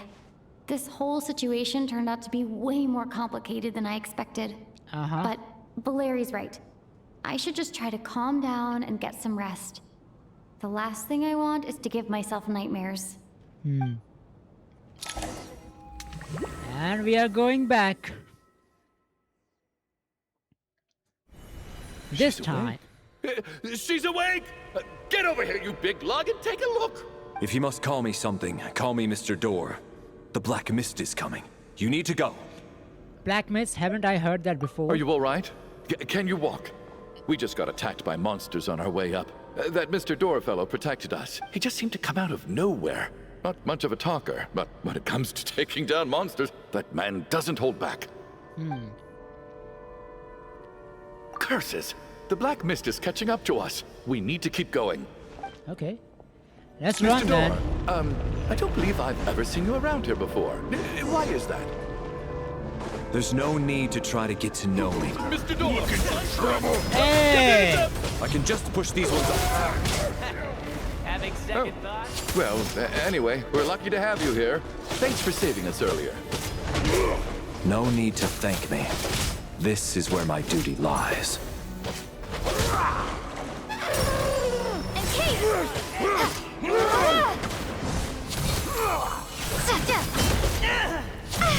Freaking Valerie, some help? What the heck?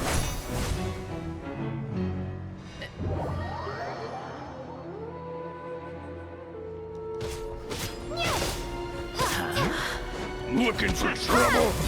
Ready to taste my death? Oh, we have Valerie. What the fuck? Having second thoughts?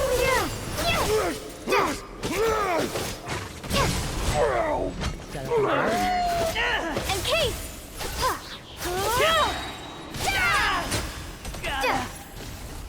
Let's go.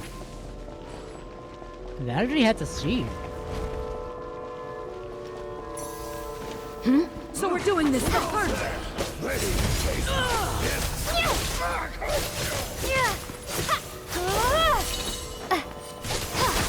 You win this.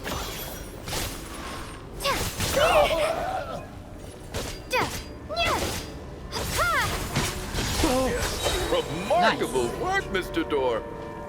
If I had Mr. your Door. muscles, I'd do the same. Why I have done that?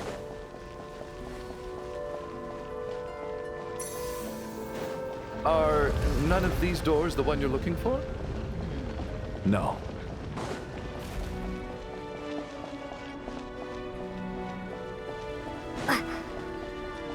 Encase! Fighting Frost! Yeah! Frost! Yeah! Surge!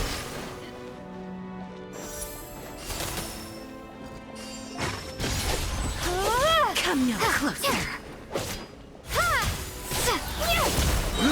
By my command. Oh, goodness me! Impossible.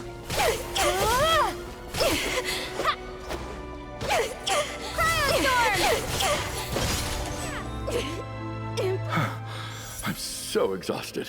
And the black mist is still rising. Oh. Wait, look! There's more monsters down there. Are they coming from within the black mist? No, no! They're gaining on us! Quick, keep going, or they'll be at our heels any second! Let's go. Mr. Door, what are you doing? We need to get out of here. They're coming! Found it. This is my door. It's your door? What? You mean you're going to stay here? I am a door. This is So where he's my meant duty a door lies. for closing, not for opening. No! You saved us. We can't leave you behind. You must keep going. A door can only keep things out for so long. You must make haste. Okay. Oh, you're right. Let's go. We can't let Mr. Door's sacrifice be in vain. Sure. The black mist isn't moving anymore. Looks like both the monsters and Mr. Door are gone. I didn't just imagine all that, did I? No. Surely I wasn't so scared out of my mind that I hallucinated a door as a human being. No, I remember Mr. Door too. Oh, okay, good. There's no way we both hallucinated the same thing. Getting sleepy? Well, looks like we're safe for now. Go ahead. Let's get some rest. Oh, something happened to Valerie, and we are going back. What time is it? Is it morning? I think I had a nightmare. Oh, I guess everyone's still asleep. These past 2 days have been exhausting. Valeri's keeping watch though, so he's probably the only one awake. Valeri? He's also asleep.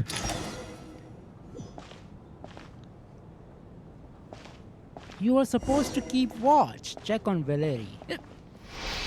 Hey, he looks as calm, as composed as ever. Even now it seems as if there was no burden he could not shoulder.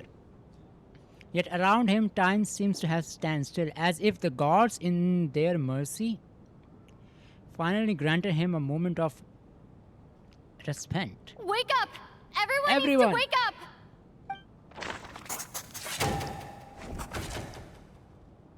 What the heck is happening in this Archon quest? Everyone is dying. Just like the last 2 nights. No clear cause of death. What's happening? I've been a real thorn in your side, haven't I, Mr. Valeri? Now you can rest in peace.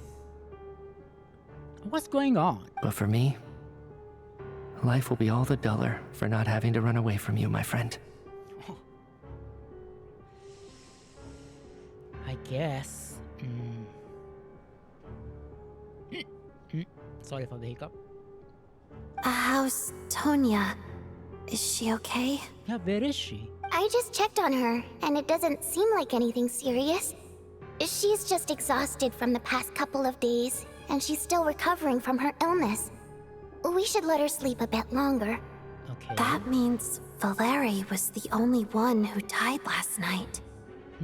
If Valeri was awake and keeping watch, it would have been impossible to kill him without waking everyone else up. That much is certain. True. This is so frustrating. Why has nothing changed since yesterday? I thought we already dealt with the dead person causing all this. Actually, one thing has changed.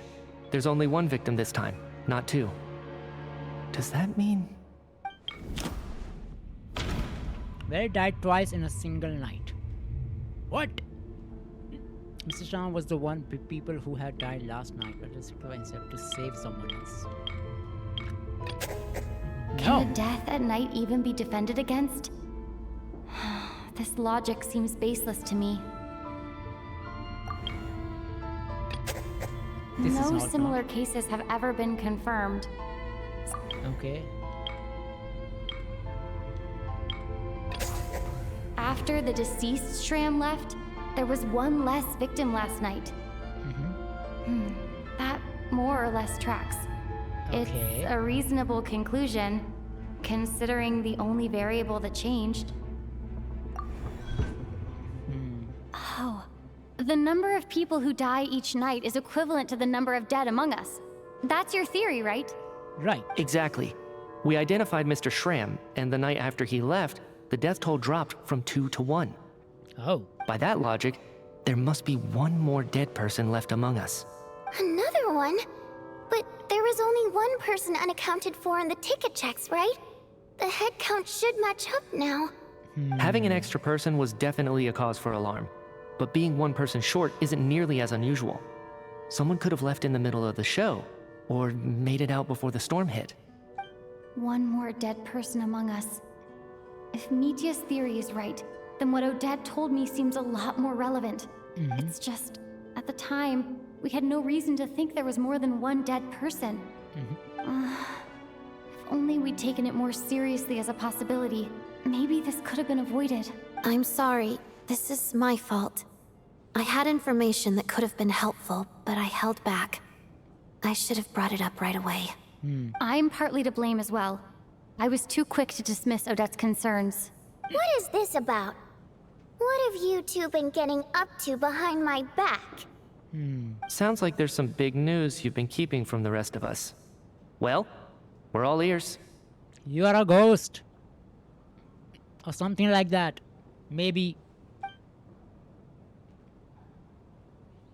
It tells the group about finding Mitya and your discussion yesterday. I'm the dead person? Yep. According to Odette. Wow. That's certainly news to me. Odette and I talked about it yesterday, but we thought it just wasn't possible, so we left it at that. Yeah, I don't blame you. If I'd been there, I probably would have reached the same conclusion. It just sounds too unbelievable. Let me just try and verify this. I just scoured my memories trying to think back to the afternoon Miss Odette mentioned. But I honestly have no recollection of dying. That's where I'm different than Mr. Shram. Having seen Mr. Mitya a few days ago myself, I also find it hard to believe he could be the other dead person among us. Well, if it isn't Mitya, then who? Do we vote on it? If you don't mind me asking, Traveler, I believe you mentioned that you know Tonya's brother. Had you ever met her before all this? No. No, never. Wait, are you saying... Now just 1 minute. I know where this is going. You can't just randomly point a finger at anyone you want. You're in the hot seat, and all of a sudden you want to divert our suspicions onto somebody else? I mean, no, I am also suspicious of Tonya. I mean, she's acting sickly, but too much sickly. Trying to pick a fight, Mr. Chuganov? Whenever you open your mouth, all you do is attack people, and I've had enough of it. If you don't want to engage in a civil discussion, you can shut up. You! Did Mitya Oi, ask about shut Tonya up. because he suspects her? I suppose I only identified her by age and nothing else. Could that mean... I'm just saying, you're going around casting suspicion on people for no reason. How could Tonya be dead? I can vouch for her if nothing else. I've seen her before. She's the sister of that Harbinger, isn't she? The one called Child. Oh, really? You're telling the truth? Since being here, I don't think I ever mentioned she was Child's sister specifically. Does Chuganov actually know her? If Chuganov can vouch for her, then it can't be Tonya either. In which case, it seems unlikely that there's another dead person among us at all. Who could be? Me? The Traveler? Miss Odette, could you go over that afternoon with me one more time, when you found me dead? No problem. Okay.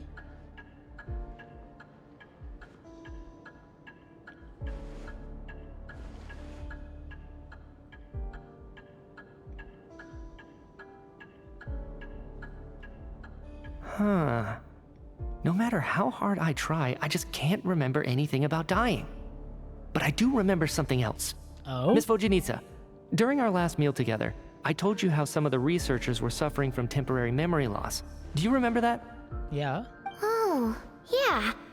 You said it was hindering the progress of your experiments. You thought they were just under too much stress or something. Huh.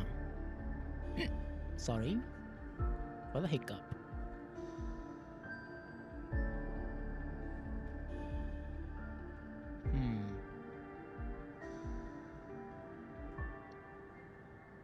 Right. And even though I don't remember dying that day, I'm pretty sure I experienced something like amnesia. Oh. Amnesia? Some of my memories from that afternoon are missing. Are you suggesting you're missing the memory of your... death? Of course. How am I only just realizing this? Humans aren't necessarily aware of their own death. You mean being silently assassinated, or dying in your sleep? Situations like that? The researcher's amnesia. Suddenly it all makes sense. Oh? I must thank you, Odette. I think your perspective just helped me reach a breakthrough on a series of issues that have been troubling me for quite some time. Okay. All right. It's decided then. I'll be the one to leave today. Okay. Oh, leave? Hey, wait a minute. Aren't you rushing into this? What if you're wrong? You'll pay with your life. Come on, kid. Aren't you gonna fight for your life? This seems like a rash decision. I have other reasons beyond what's been discussed. Oh? In fact, thinking back, I remember during Miss Odette's performance, while I was sitting in the audience stalls, a brilliant new idea for my research popped into my mind. But then, my train of thought suddenly cut off. Oh? I can't remember it now at all, and I didn't take any notes. I guess that must be another instance of temporary amnesia. No. Hold on. I see where you're going with this. You're suggesting that each instance of temporary amnesia is a death, right? Yeah. There's a glaringly obvious flaw in that idea, no? How can one person die so many times? It depends on power of death. I believe Miss Odette's account. During the period where my memory is blank, I must have been either dead or in a similar state. All it would take is for the same thing to happen in the theater, and I would come under the effect of the ley lines in this vicinity. This increases the likelihood of me being the deceased, does it not? Maybe. But... There's no evidence to suggest that anyone other than me is a candidate for the deceased. So allow me, as a scientist, to treat this as an experiment. Please relax, everyone. I don't think things are as bad as they may seem. If I really am the deceased, then to leave the theater will be a relief for me. I mean, yeah. If, on the other hand, I'm still alive right now, well, apparently you've all witnessed my resurrection recently anyway.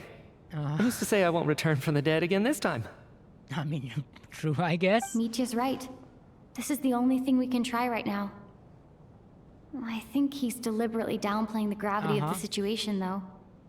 He probably doesn't want to burden everyone. What is a scientist if not someone who gambles on experiment after experiment in an attempt to obtain the truth? With this snowstorm, the ley line phenomenon, ghosts of the dead, and my amnesia, we've been paralyzed by not knowing and powerless to do anything about it. It's a terrible feeling. But if I do get resurrected, you can be sure that I'll come back with the truth of all this. Just you wait. Okay, we will be waiting.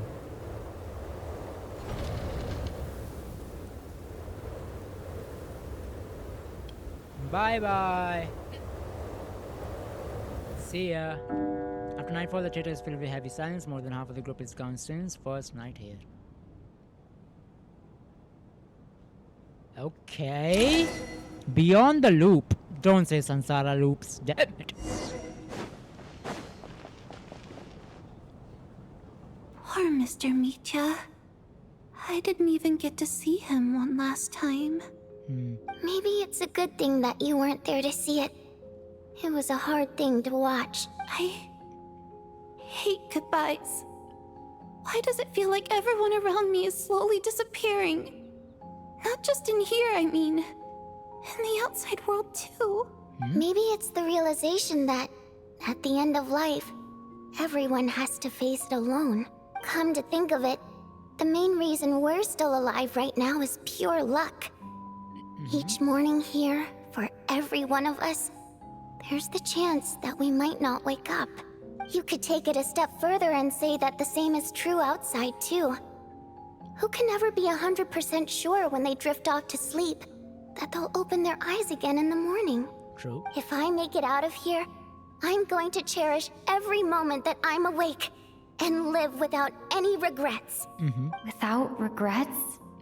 I feel like a strange sense of anxiety has been quietly growing inside me over the last 2 days. Are you okay? You look really glum. If something's bugging you, let's talk about it. There's only a few of us left here now. After everything we've been through, what's the point in keeping things bottled up? I have a travel companion named Paimon. Alosha and Odette have met her before. She's been feeling unwell recently. You're worried about her, aren't you? That makes sense.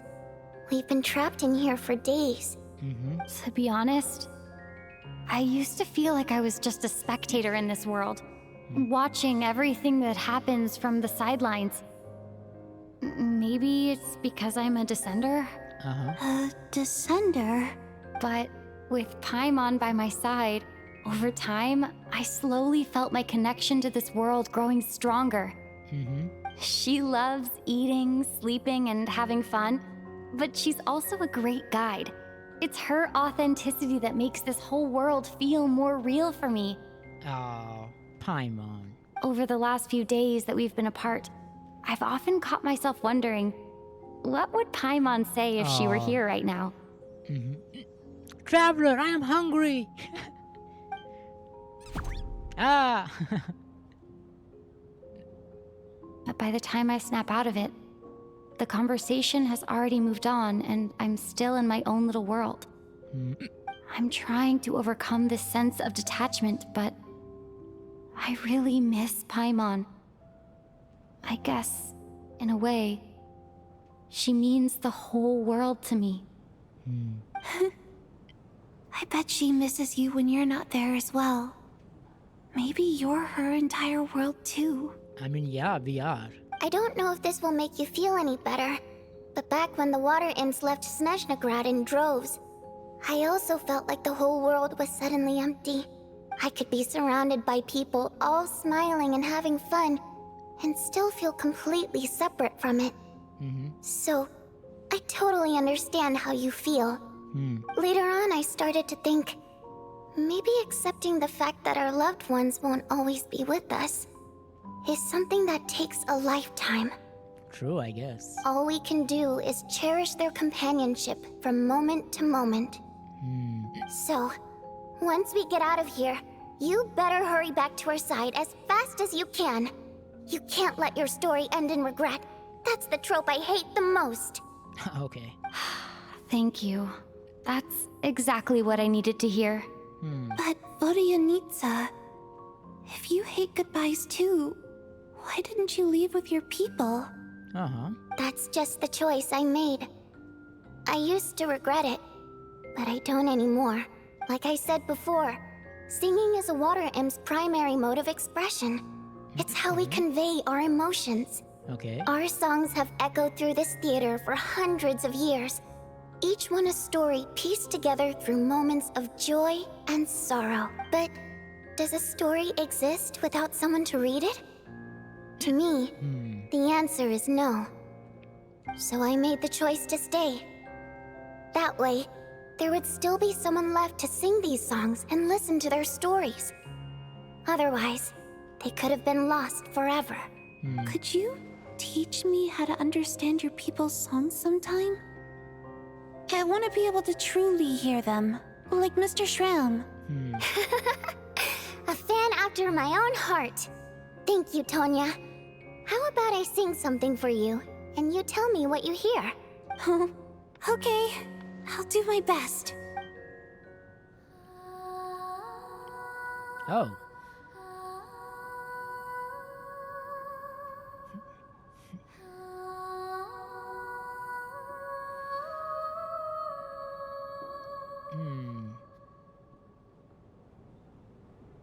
I've never heard that one before.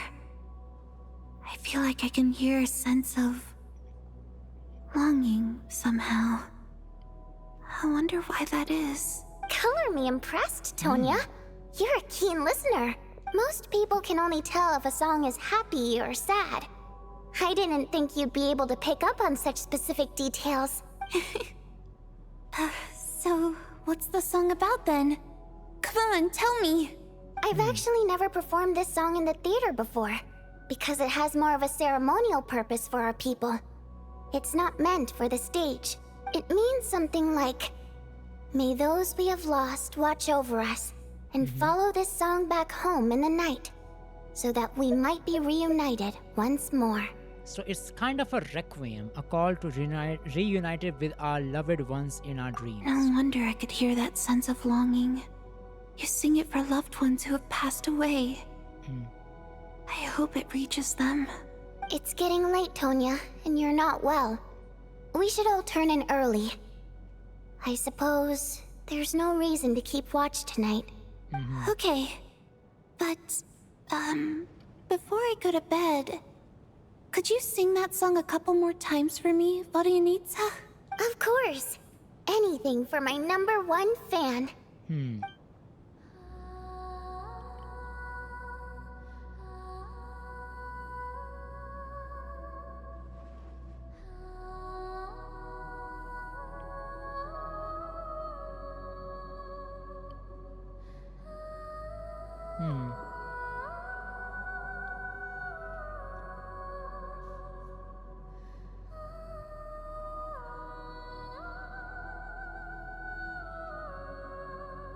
Once I get out of here, I definitely don't plan on ever coming back. True. But I guess that We means are I'll never stuck get to here. hear Vodyanitsa sing again. That's a sad thought. Before I fall asleep, I should cherish this moment of companionship while it lasts. And we go back to that realm again. Hopefully this is the last time.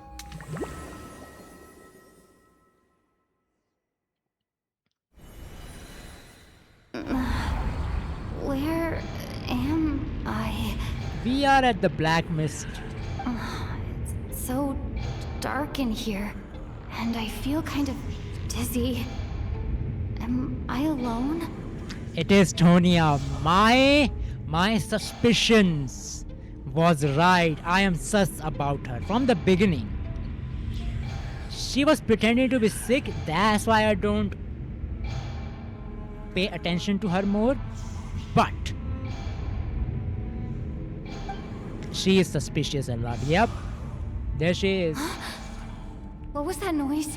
Block Lumine! Tonya.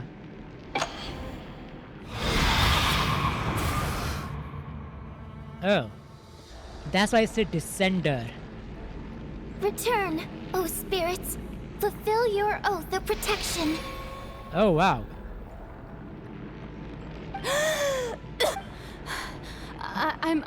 I'm alive? What just happened? No time for questions. Quick, over here. Turn on the switch. We need to bring back the light. Okay. What's going on here? All right, we're safe. The spirit just now is called Night Prayer. Oh. The light subdues her, but she'll attack without a second thought in the dark. Is she the ghost? Sort of.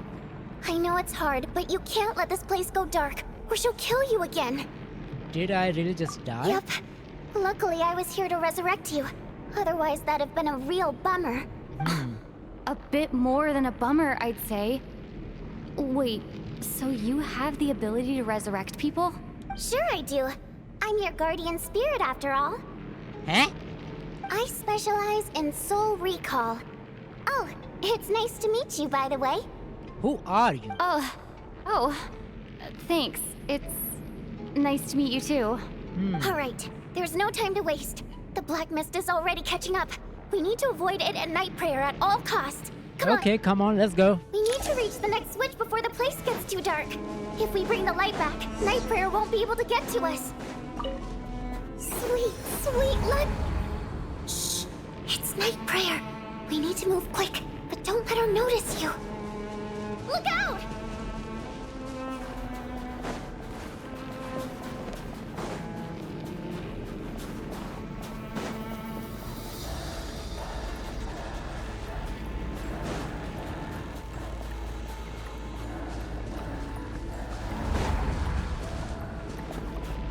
How should we go up?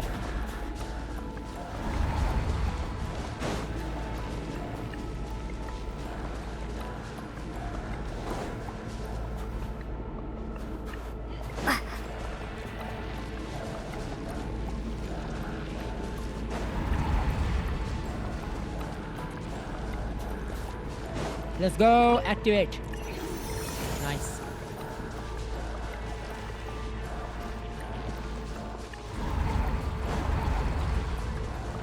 The next switch is over there.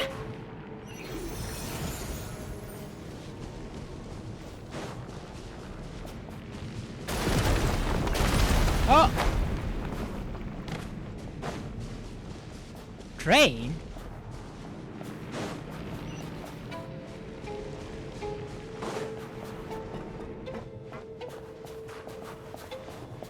Where are we?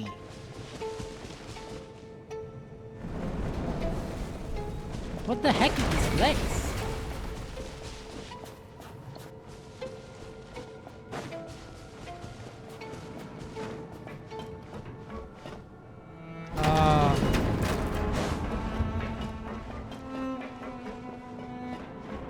Oh, she's there.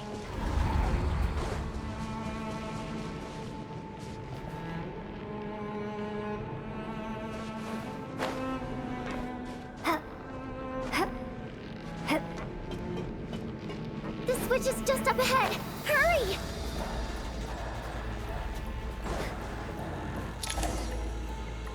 It's too dark. We're not gonna make it. Come on, faster!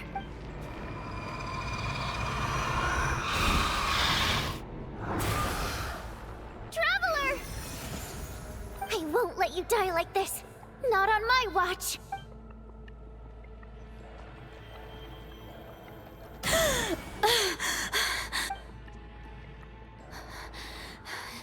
Even though it's not permanent, dying is definitely not a pleasant experience. You don't say. Great. You're back. Yeah, thanks to you. Time for you to get out of here. Quick, before the light runs out. What about you? You're not coming with me? I can't. I've already been used up. A guardian spirit's skills are finite. I can only resurrect someone so many times. I might not look any different, but my essence has been exhausted. Now, I will slowly start to fade away. I can go no further. The black mist is where I belong. It's okay. Why didn't you tell me sooner? Because it wouldn't have changed anything. Oh? That knowledge would have just burdened you.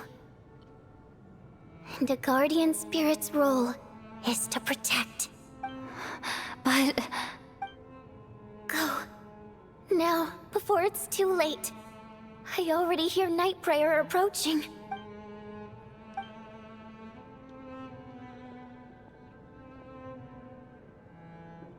No way. And now Vodanisa will also be dead.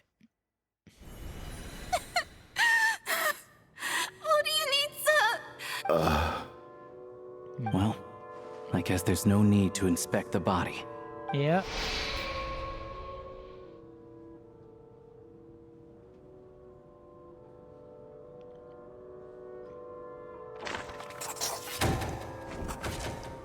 This wasn't supposed to happen. You lied to us, didn't you, Chuganov? You've Yep. been lying from the start. Yep, you are. Take a long, hard look at yourself before you go around accusing other people. Shut the F up. I suspected you on day one, Lelik, and now look where we are. By some strange coincidence, you've never been targeted. You just happen to have survived this long? No, you should be the prime suspect. We could say the same thing about you, you know. And you, little hunter, ever so content with staying on the sidelines, Yet you were the one who stopped us from leaving from the start! Why are you trying to keep us here? Now you're just lashing out indiscriminately. Uh-huh. That's either a sign of anxiety or a guilty conscience. Yes. Where was all this passion and bravado before? Decided to fight until the bitter end. Is that it? Is that a threat? Fine, bring it on! You think I'm afraid to die after all this? You want to kill me? Go ahead! I'd like to see you try. After all the trauma of the past few days, everyone's been pushed to the breaking point. Valeri and Mitya aren't here anymore. Someone else needs to step up and take charge. But first, I need to think this through. Considering everyone left, who's the most likely candidate for the deceased?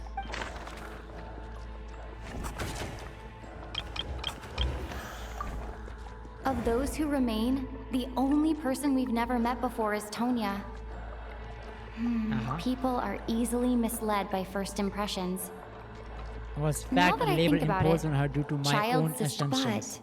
But Mr. Chuganov vouched for Tonya's identity.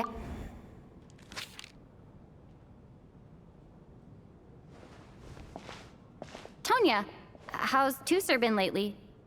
Tusser?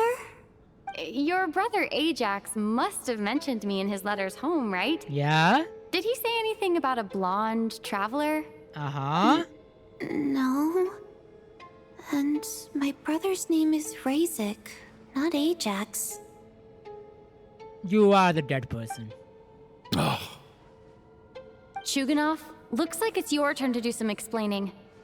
Yesterday you said you could vouch for Tonya. Why did you give us a false testimony? True. I knew you were behind this, Chuganov. You've been lying through your teeth from the start. Everything about you is fake. Down to the wife and daughter you're always talking about. Your entire family man persona is a charade, isn't it? That night, when I infiltrated your place as Lelik, I noticed you were home alone. Didn't think much of it at the time. Just thought everyone else was out. Yep. But thinking back on it now, that doesn't seem very likely. I guess. My guess is, you live alone, don't you? Even that was a lie? But why would he lie about having a family? Because that's her dead daughter. Curses! Oh, why is there no end to this blasted snowstorm? If it would just stop! I think I remember now. I know how I ended up here. It feels like a distant memory. But at the same time, it's just like it was yesterday. The reason I'm always coughing is because I got sick with frostbite. The locals usually call it the snow cough. It's not a very common illness. It's partly genetic and partly caused by the cold climate. But it can be fatal. They sent me to the hospital as soon as they found out I had it. And I spent so long lying there in that hospital bed. After a while, I felt myself growing weaker and weaker. Nothing seemed to be working anymore. Neither the treatment that the doctors were giving me, nor the medicine my brother was brewing from frost fairy flower leaves. So one day, I told my brother that I wanted him to take me outside for once, so things could be like they used to, just for one day. I wanted to meet loads of friends, experience new things. He agreed. He snuck me out of the hospital, and we escaped. We got to the theater, bought tickets, and went inside. It was all so exciting. I remember the show very clearly. It was amazing. But I found myself getting sleepier and sleepier. And then you died. Oh, Tonya. When I woke up, I couldn't find my brother anywhere. So I guessed he'd already left. But there's no way he'd leave me behind. So I decided to stay here and wait for him. At the time, I figured he'd probably gone to brew some more medicine for me. I was planning to chew him out for abandoning me when he got back. Tonya, it sounds like by then you'd already... Yeah, she died. Yeah, I know. I understand now. dead, aren't I? This cough and the feeling weak. It's probably just my body's memory. True. After all of that, it turns out I can't blame my brother after all. I was the one who abandoned him. I'm sorry, everyone. I realized this much too late. It seems like death skewed my perception. And now I have dragged you all into this mess. I mean, this quest is good, but this is too much dragged on. This should not dragged on for so long. I'm a little bit disappointed in this because this quest should not be dragging, especially this part should not drag on too long. This is too long. Your name probably isn't even Tonya, is it? Yeah. Didn't that ever strike you as odd over the last few days? Well, when I was little, my brother and I read a storybook, and Tonya is the name of one of the characters. When we escaped from the hospital, our family and the hospital security were looking everywhere for us. So when you first approached me and said my brother had sent you, and called me Tonya, I thought he must have chosen a fake name that only the two of us would know. Because he was afraid of getting caught. No. It seems like that was just wishful thinking. At least your memory of death isn't painful. That is a small comfort. Maybe. Now it's your turn, Chuganov. Talk to us. I believe no lie is ever told without a reason. You're right. I was lying. I happen to know that the Harbinger child and his sister Tonya managed to get tickets, so I lied to you and pretended I knew them. And yes, I was lying about my family too. The truth of the matter is, I lost them a long time ago. I just refused to accept reality. And now I've spent the second half of my life living a lie. I'm a joke. I mean, that's your actions and your consequences. That's your karma. My daughter's name was Iskra.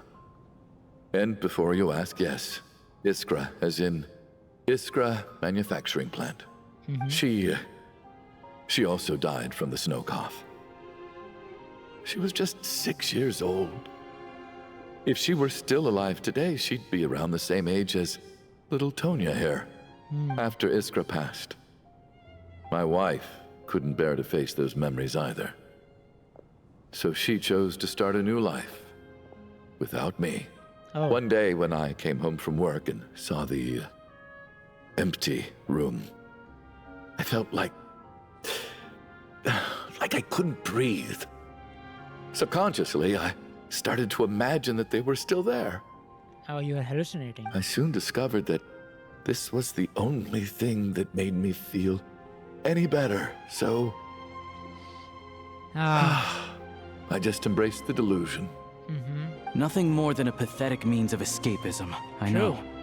But at least it's not a crime. That's also true. So explain your false testimony then. The night before last, when I was chatting with Tonya, she mentioned that her brother would brew medicine for her from frost fairy flower leaves. Yeah. Combined with her various symptoms, I suddenly understood everything, including the fact that she was deceased. And you didn't say anything. The snow cough used to be an incurable illness. I would pick frost fairy flower leaves to brew medicine for Iskra too. It took hours and hours on the stove. But the year after my daughter passed away, the jester of the Fatui announced that a cure for frost blight, also known as the snow cough, had finally been developed. Oh. It turned out that all previous treatments were completely ineffective. No better than random concoctions. That was the final straw for me. I just couldn't take it anymore. Just one more year. One more year. And everything would have been okay. I mean... So, more than anyone, I know full well that in this day and age, no one in their right mind would still be using frost flower leaves to brew medicine for the snow cough. Okay. Poor Miss Tonya, therefore, had to have been from an era when snow cough was still a terminal illness. So, You projected your daughter onto her? Yep. Even though you knew she was one of the dead? Even though you know that protecting her could get you killed. That doesn't make any sense. You knew she was already dead. What did you hope to achieve by protecting her? I just don't believe in your crackpot theories. Nor do I approve of your actions. How can you just declare a living person dead and throw them out into that snowstorm? We already did to 2 people, you bastard. I'm sorry, I'm using this abusive language, but those 2 people's lives are not, especially Mithya. Okay, we sent him. Valerie died. Other 4 people also died. Okay, Valerie died. Vodyanista died. And we sent Mithya out here. What are you talking about? Nitya's gone. My good buddy Shram's gone. And now it's Tonya's turn, isn't it? So, they have to go. They are dead. They are not alive. And we don't even know Mithya was dead or alive. We sent him.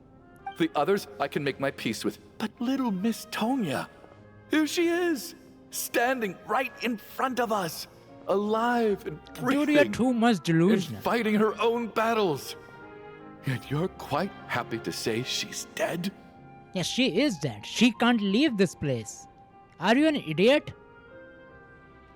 Or you are just delusional, like you said? I just want her to live. Once this What snowstorm kind is of over, the very moment it stops, it will I'm not going to stop march out until that she door goes and find out. someone who can fetch the very best medicine for her snow cough. You are a delusional person, dude. I'm really getting angry at him now. I want to punch him, literally. I not get angry this much, but this guy is just so much delusional. I'll be damned if I'm gonna let you cast her out into the snowstorm before I have the chance to cure her. Yes. Let's put you outside with her. Not again. Not this time. Not when the I'm cure sorry, is I'm right being within rude. our I don't grasp. fucking care. Fuck off. I'd never be able to forgive myself. Dude. This guy. Mr. Chuganov, stop. I can't let you do this. Tonya. First of all, her name is not Tony at all. By the sounds of it, you've known I was dead since the night before last, right? Yeah, and he didn't tell us. I really liked Mr. Valeri, Mr. Mithya, and Miss Vodyanitsa. Now they're all dead because of me. Oh. And now they're all not because of dead you, because of me. because of him, if he said something. I'm not happy about that. The reality is, you've been trying to fight your own demons through me. But all you've really done is trap me inside your delusion along with you. Yep. No. Listen to me. I want to save you. Okay, I well, we do. said we will not use violence, physical violence, punch him and knock him out. Well, at this point, Damn. I'm quite sure that I'm dead. I don't need to be saved.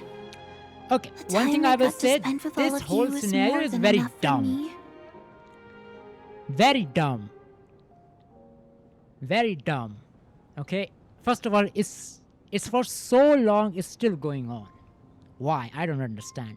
Sometimes it's very dumb. Sometimes it's good, sometimes it's very dumb. Despite all the bad things that kept happening, I got to meet so many interesting people and spend so many days and nights by your side. I'm not talking about all the character, I'm talking about he is being dumb. And yeah, this part of the section is too long. This should not drag on for this long, actually. Since the day I escaped that hospital until now, this has been an adventure I never even dared to dream of. I'm very fond of you all.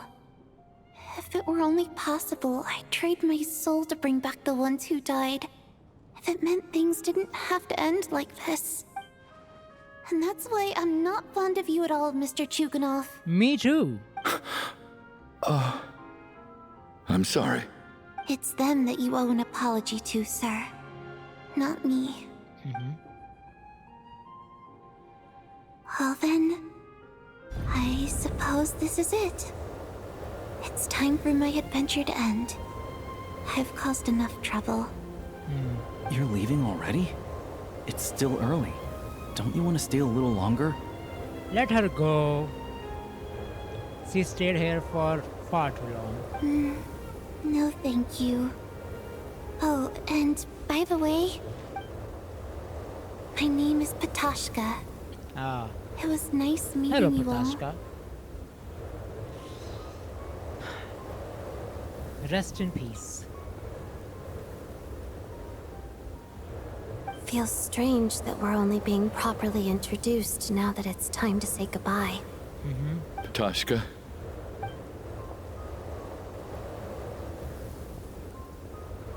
What are you doing, Tuganov? Are you crazy? Let me leave. I can't keep lying to myself anymore. Oh? In your dreams. Don't think you're getting off that easy when you had a hand in the deaths of so many people. Yep.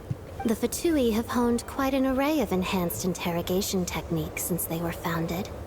Once we're out of here, Lelik will personally give you a taste of every last one. Yeah, okay. Damn, the snowstorm continues as if it never stopped. Nightmare soon falls once again. No way it's not ended. No way it's not ended. What the heck is happening I think we here? should leave. I doubt this snowstorm is ever going to stop. For all we know, this storm might have destroyed all of Snezhnaya by I'm now. starting to feel the same way. Maybe this is the heat even the whole of death world. of the universe. Wait, we finally solved the mystery of the haunted theater today. Maybe let's at least try to enjoy tonight? Yeah, this is dragging too long. If there is a reason for it, I will accept it. But, however, this quest has very much pacing problems. It has pacing problems. Especially this part has a lot of pacing problems. Fair enough. If you don't have a I good don't reason for particularly it, feel like dying in Chuganov's company anyway. And yet you won't let me die first. Hey, Chuganov, on a serious note, if we do make it out of here, you should close down that factory of yours. A lot of people are freezing thanks to you. Is this really the time to be discussing my factory? Yes. All right, fine. I'll shut it down. Doesn't matter to me anymore. Knock, knock, knock. Am I hearing things? Or was that a knock at the door? I think Snowstorm is gone. There it is again. But I don't understand. Should we open the door? Yeah. Is this it? Is this nightmare finally over? If the last few days are anything to go by, I probably shouldn't be getting my hopes up. Whatever lies beyond that door at this moment, it could be something even more terrifying than everything we've been through so far. Nah, I don't think so. Nah, I don't think so.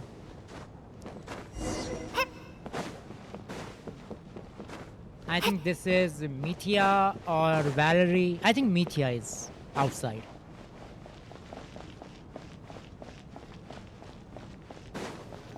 It should be Mithya, right? Yeah. Look. I knew it.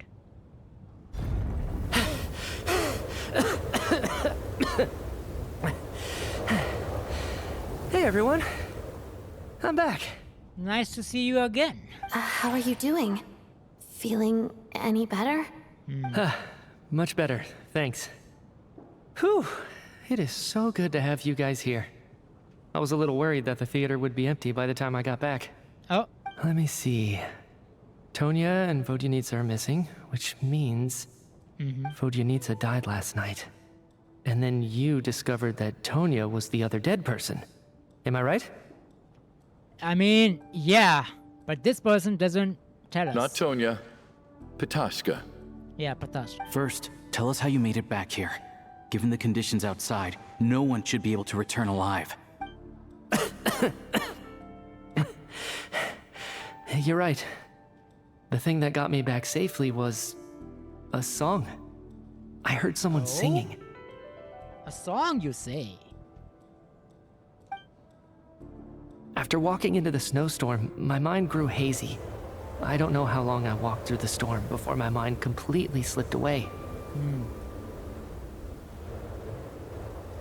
Then, suddenly, I heard the sound of singing.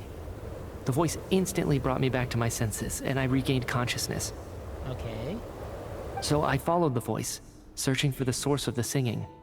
I searched and searched, Until finally, just a few moments ago, there was the entrance to the theater right in front of me. Oh. The singing. I've actually never performed this song in the theater before, because it has more of a ceremonial purpose for our people. It's not meant for the stage. It means something like, may those we have lost watch over us, and follow this song back home in the night. So that we might be reunited once more.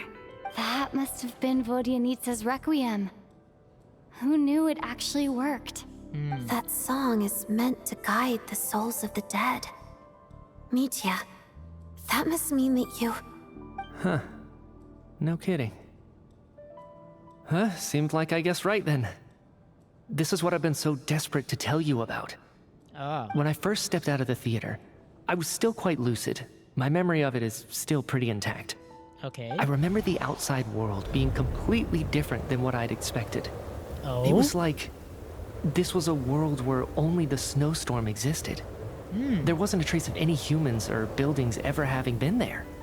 I don't know how else to describe it, except to say that it just didn't seem like the real world. And as for the Requiem, if I was guided here by Vodyanitsa's song, it can only mean that I must already be dead.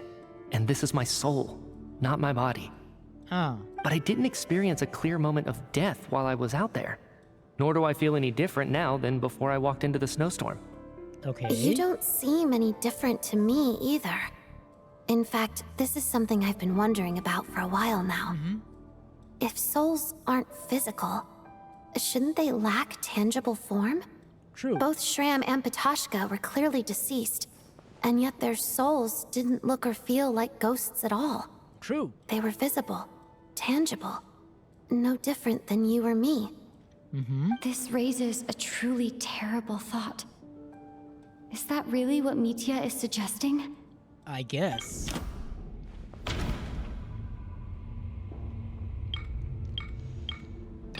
Yep. Mitya's soul was summoned No back by way, Requiem, everyone is dead all along. confirming that he is indeed already dead. And yet, he looks no different from us. Of course, if even the long deceased like Mr. Shram can blend in with us undetected, then maybe we've all been dead from the very start. And all of us are now souls wandering the theater. We all are dead. Wow. Okay, that's the reason this quest is going for so long. Yes. I think that this is probably the afterlife. This theater? What did you say?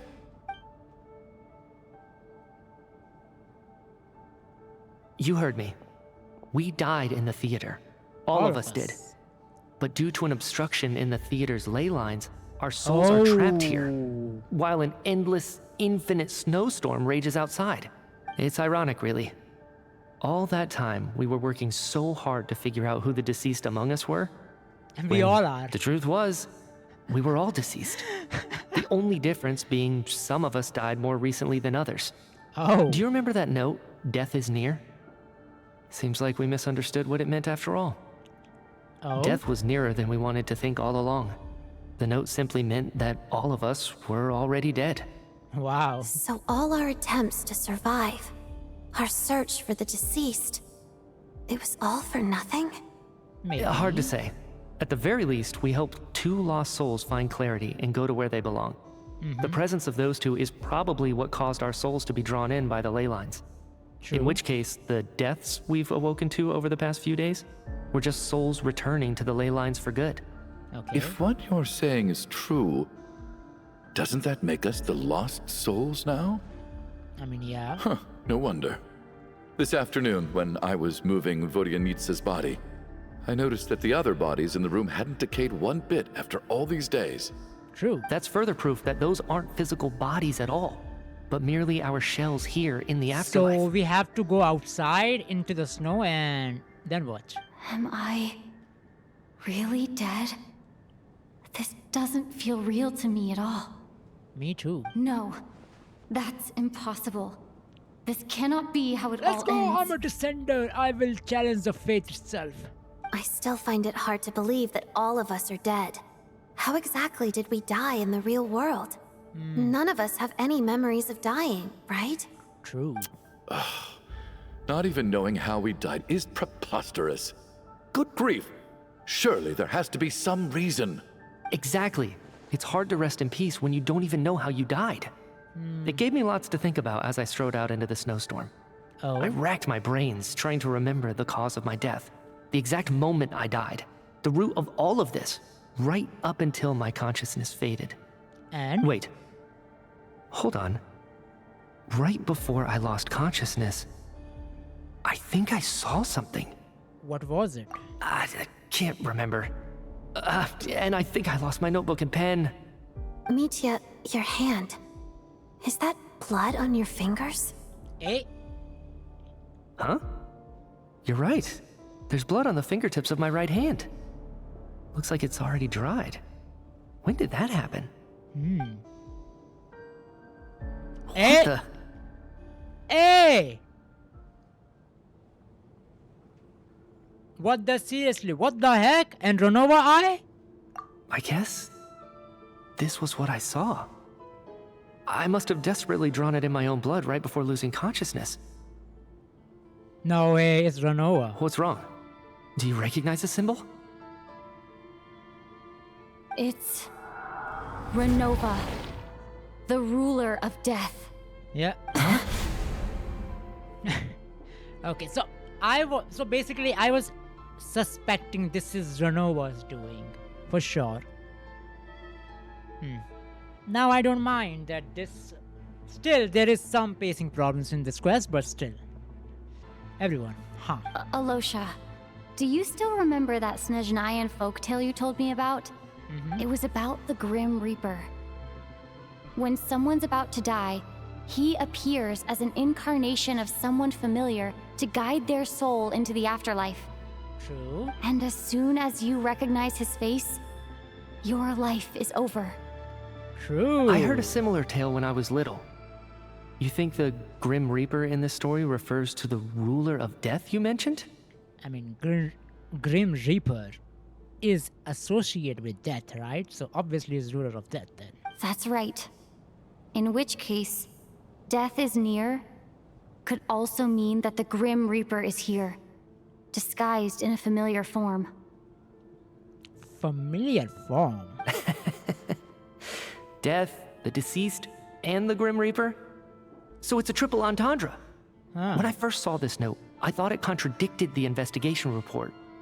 But now it seems like that was the whole intention. Oh? So the Grim Reaper deliberately misled us. Then, we started suspecting each other and searched for the deceased while they hid in plain sight. Okay, I like Renova, but this quest dragging us for this long? Yeah, we should kill her.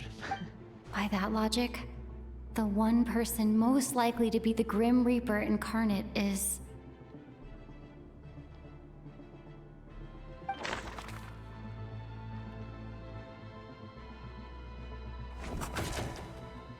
Not him.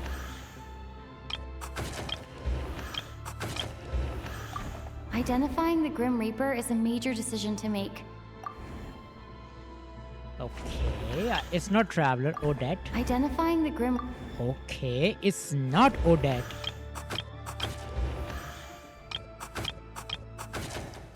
It is Mitya. No! Oh! It is Alosha. It is Alosha. It is Alosha. No doubt about it. It's Alosha.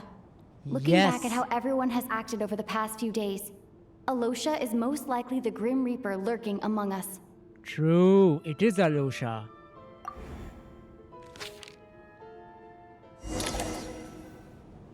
Is it you, Alosha? You were the first to discover the investigation report, and you had plenty of time to slip the note inside to mislead us. True. So? Surely you can't suspect me based on that alone. What if someone else found the investigation report first, slipped the note inside, and then put it back without telling anyone? Okay. There's no denying it. The note could easily have been slipped in much earlier than it was discovered. True. That's not all. I've also noticed that, although on the surface, Valeri, Mitya, and sometimes I were the ones taking charge of the situation, Looking back now, even though you didn't say much, you were always subtly guiding everyone from the sidelines. True. What do you mean? You were the one who emphasized how dangerous it was outside and insisted we all stay here. True. It was also you who suggested that we all sleep in the same True. place. And earlier today, you tried to convince Patashka to stay. What? I don't understand why, but it was out of character. True. So, you didn't understand my intentions, and now you're assuming the worst. Seems pretty unreasonable if you ask me. Oh? I don't think Alosha will speak like that. He still won't admit it? Fine. Let's see how he responds to the most damning evidence of all. Okay. The biggest question I have right now is, if the Grim Reaper is impersonating Alosha, then where's the real Alosha? When did they switch? After a performance while investing in the snowstorm, after the first night we spent in theater when they discovered the investigation.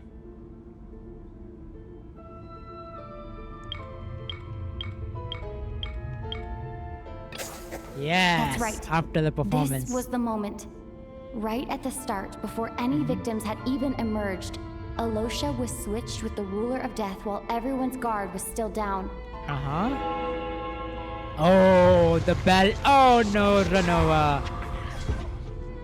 Ranoa. When all this began, right after the performance ended and the snowstorm began to pick up, no one suspected anything unusual. We just assumed we were snowed in. It wasn't until we discovered the bodies the morning after that we realized something out of the ordinary was going on. But it's clear now that the oddities actually started earlier than that. When Dimov walked into the snowstorm and never came back. True. Right. So Mr. Dimov was the first victim, not Sobolova and Torgov. Yeah. And if we pinpoint that moment as the beginning of this incident, then one thing becomes clear. Alosha, you are the only person who walked into the snowstorm and came back without the help of Vojanitsa's Requiem. True. More precisely, Alosha never came back at all. The one who came back was the Grim Ranoa. Reaper. Not bad. Well, since you've backed me into a corner, I suppose there's no point in keeping up the act anymore. Yeah, sure. Alosha? You're the Grim Reaper? I mean, I literally said that. I am no such tired cliché. Mortals should address me as the ruler of death. No, I will call you Ranoa. Before being wiped out for good, you identified the two deceased, and even sensed my presence. A commendable achievement. Far beyond what I expected. I heard you can ferry souls. Those deaths each night. Were they your doing? I mean, she's the ruler of death, Mithya, of course. Your initial conclusion was correct. Due to the existence of the two deceased, the ley lines yearned to reclaim those long-lost souls. Every night, they devoured an equal number of souls to fill the void.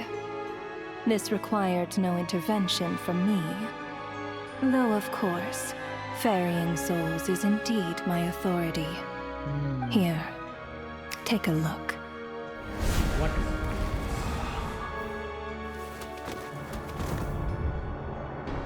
Odette. What are you doing? That takes care of today's two. Don't get so worked up. You are already dead, and your souls must return to the ley lines. I mean, you really want a descender soul to go to ley lines, huh? That will be not good for the heavenly principles, too. I know we're already dead. You murdered us, didn't you? Murdered? No. Murder is when mortals usurp my authority. Death is my jurisdiction. If I require someone to die, I need not resort to such laborious methods as murder. Oh? So you have the freaking jurisdiction, huh? You simply met the criteria to trigger my curse of death. Ah. All rules are curses, yeah? I know about the curse of immortality. So there's another death-related curse too? You cursed us? When? And why would you do such a thing? So often, humans pray to me. begging to know when their death will come and what form it will take. Oh? But few people ask why. If you must have an answer, know that death comes simply because one's time has come. I mean, in my perspective, death is just leaving the form and changing into another form. My consciousness will still be with existence. So basically, I consider myself as existence. So I never die, Renova, so you can't kill me. So you're not gonna tell us the truth? I mean, that is the truth. She will say like that. Hold your tongue. By all rights, you shouldn't even be allowed to speak with me. Oh? You're so high and mighty. I mean, you are, but... Those angels from the past are to blame for the reckless renovation of the ley lines here. It's made my work on this occasion infuriatingly complicated. Work? So trapping us here, making us watch our friends die, that's just another day at work for you? I mean, Mithya, I am also getting a little angry, but focus on her name, ruler of death. You clearly have a lot of questions. Fine. As a reward for your remarkable accomplishments over the past few days, I shall answer a few of your inquiries. Nah, no way, we are asking her questions now. Unreasonable.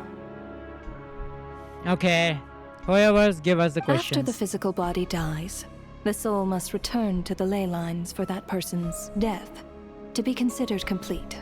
True. My work encompasses the entire process of death, including, naturally, the guiding of souls into the ley lines, with which you are now so familiar. So if we kill you, what will happen to ley lines and the souls? You must also be rather familiar with Natlan's Night Kingdom, I presume? It was I who supported the creation of the Night Kingdom. It provided a convenient means of guiding the souls of Natlan. I mean, yeah. Here, too, the ley lines connected to the theater underwent some modifications. The angels hoped to make them capable of accommodating the souls of some special creations.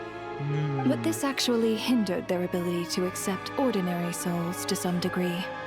This effect manifested itself after you died from the curse in the theater, leaving you stranded in the afterlife, unable to achieve a complete death. Okay, that makes a lot of sense now. But if souls who die from the curse of death fail to return to the ley lines within a short window of time, they will miss their chance for good. Oh. Then, they will remain forever suspended between life and death, no longer subject to the authorities of either.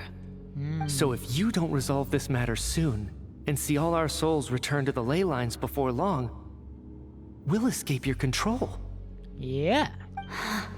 Mithya is sharp. This must be what Renova was worried might happen, and the reason she got involved to begin with. Yep. But if you have the authority to guide souls, why didn't you just show yourself and get it over with? Why hide among us in the form of Alosha?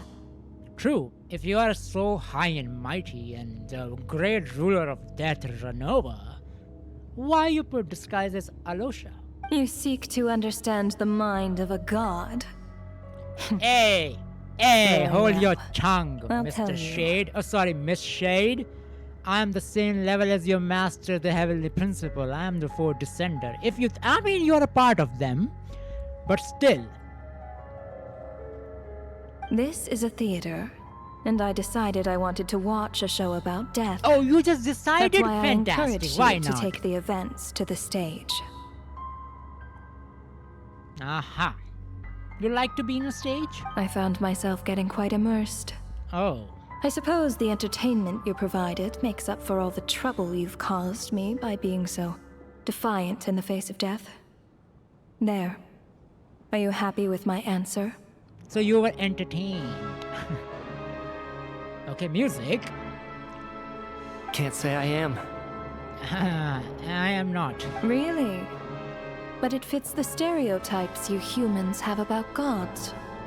I don't have the stereotypes of gods. Just moments ago, you were complaining about how infuriatingly complicated your work here has been. Yeah, and now you're saying... Work is work, I get it. There are times when it's a huge pain. But you just have to get it done, right? That's a rather unique perspective for a human. You are in fact correct. There is a pain point in this case. Oh? Due to the obstruction in the theater's ley lines, there is a hard limit on the number of souls they can receive each day, making it impossible for me to ferry all your souls at once. That's why. Revealing my identity too soon would inevitably have led to futile resistance. And there was a risk that any souls who chose to run would disappear. Oh. Now, only two things will happen. All the characters die here, will never be come back. Or we will kill Renova, and then they will come back. Because I don't think, or there's a third option, they will come back and Renova will be alive. But I will bet on the second option, that we will kill Renova, and then other souls will be back. I don't think Renova is going to be playable after this. I don't think so. Maybe in the future we can resurrect her again. I don't know. But yeah, we are killing Renova for sure, for sure. I don't think she will be playable. She will be a boss and she is dying for sure. Then there was the issue of the two lost souls you called the deceased. The way you resolved that quandary was all part of my design. Seems so. That's what I don't understand. If all of us were souls of the dead, what made their presence among us special? I mean, they were died a long time ago and you died only right now. Or in few days. For centuries, they have refused to return to the ley lines, exploiting the issues created by the angel civilization to resist being drawn in. Centuries of obsession accumulated during this process. You may think of this obsession as the resentment of the dead. And in this quantity, it was a bomb that could have detonated at any moment. It reached the point where I could not afford to leave it unchecked. But the only way to fix it was to help them acknowledge their own deaths, make peace with their regrets, and willingly walk into the snowstorm. Only then, with my guidance, could they finally return to the ley lines. Otherwise, you would not like to know what the consequences would have been. Oh, what will be? I vaguely remember seeing Patashka, but in the most terrifying form. Was that in a dream? Is that what would have become of her if she hadn't returned to the ley lines? I see your dreams brought you many revelations. So you see, death in fact grants wisdom to mortals. Oh. Souls connect to all things in the world and see the chain of cause and effect between them. It's nothing unusual. I mean, it is nothing unusual, you say. Anyway, giving psychological counseling to lost souls is not my strong suit. Oh, what is your strong suit? Killing people? That is more of an angel's role. It was something I could not resolve directly using my authority. So I decided it was easier to leave the bomb diffuser to you. Meanwhile, of course, their presence caused the souls of other members of your party to return to the ley lines each night. From where I stand, that was killing two birds with one stone. As both issues slowly resolved one another without me having to lift a finger, all I had to do was stay close by and keep the situation under control. Okay, so then all use my that authority to wrap things up at the end. Okay, so that all that pacing problem was not a pacing problem. It was Renova's doing. So basically, she was trying to, stall us as much as possible. And, of course, while I was at it, I thoroughly enjoyed watching this drama, dealing with death from a mortal perspective, play out on the stage. Did you like Fontaine Archon Quest? It was a grand affair, Dramatic effect, by the way. Sounds like you had it all figured out, Grim Reaper. I just did the math. You said there's a hard limit to the number of souls the ley lines here can receive each day. It's 2, isn't it? That much is obvious, even to a fool. Okay. It's time to review this whole affair. If the ley lines can only take in 2 people per day, I need to go over the deaths from these past few days again. Okay. What the heck is happening?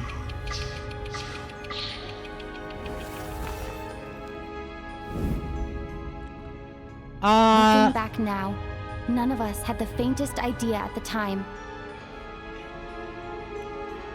Okay. From the moment the staff member named Demoff walked into the snowstorm, the incident had already begun.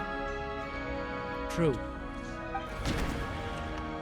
Day 1, select one. So basically, the first day died who?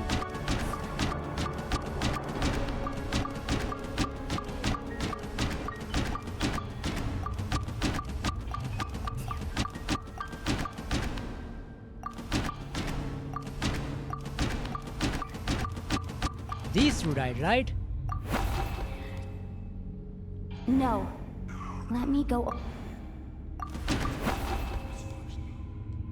No. So first was Alosha.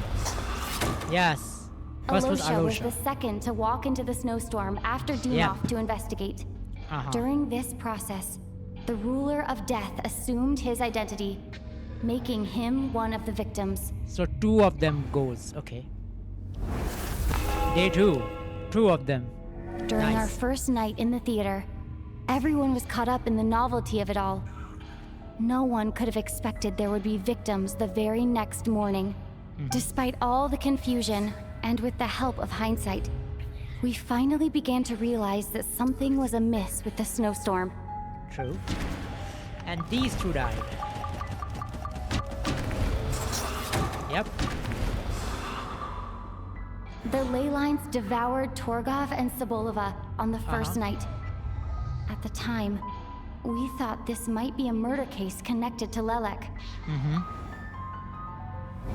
Day 3. Odette and I spoke a lot that night. 3 people were on watch, but in the morning, we discovered that someone had fallen victim all the same.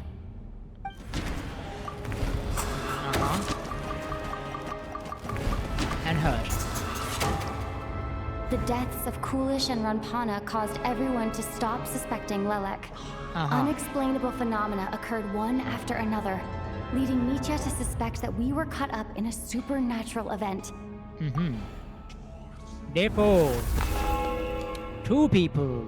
Later, we discovered that there seemed to be an extra person among us, and subsequently discovered the existence of the deceased. Yes. He was there, and then second person was Mr. Schramm realized he was the deceased and walked into the snowstorm to return to the ley lines of his own accord. It turns out there really was a dead person among us. And then after that was Mitya. No. Oh? No.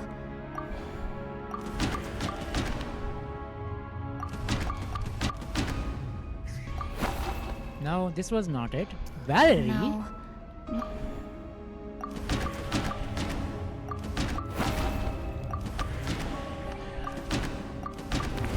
Oh, Valerie. We thought it was all over, but Mr. Valeri's death was a rude awakening for everyone. Once again, the ley lines consumed him during the night. A lot happened today. Mr. Valeri's death led us to discover the connection between the number of deceased and the number of victims during the night. Day 5. 2 more people. The fact that there was more than one deceased seemed to bring us back to square one. Odette revealed some information she had been keeping to herself. So, in 5th day will be Mitya? No, Mitya doesn't die that time. Although Mitya did, and the void in the ley lines hasn't been filled. So, let's rule out Mitya for now. Okay, I was saying that. So then Tony. As it happened, Patashka filled the void left by Mitya's return from the ley lines by walking into the snowstorm this morning. The girl I thought was Child's sister, Tonya, turned out to be another of the theater's deceased. And then Vodyanisa. Vodyanitsa was swallowed by the ley lines in her sleep. but the requiem she sang before falling asleep was quite a game changer. Come to think of it, Ptashka was about to walk into the snowstorm at that time, and Renova, unaware that Mitya would return, was concerned that her soul would overflow from the ley lines. That's why she used Alosha's voice to try and persuade her to stay behind. Looking back, I suppose that was an early slip-up on her part. Day 6. No one could have expected anyone who walked into the snowstorm to return. But just after nightfall, Mitya returned, bringing crucial information with him. Various truths began to surface, including that all of us were already dead, and that the ruler of death was here among us. Among us! Then, after revealing her true form, Renova callously claimed 2 souls. It was you there and Odette. In fact, everyone was already dead by the time we took the photo. And in the days since, we've experienced many more partings in the afterlife. Now, only Mitya and I remain. And the true culprit behind everything still stands before us. In Mitya's eyes, I see the same anger and frustration that I feel. Okay. That covers everything. It's all clear. It's all clear now. Well, technically you don't have to explain that all. I already understand it, but okay. Your work isn't finished here yet, is it? The Traveler and I are still standing here, safe and sound.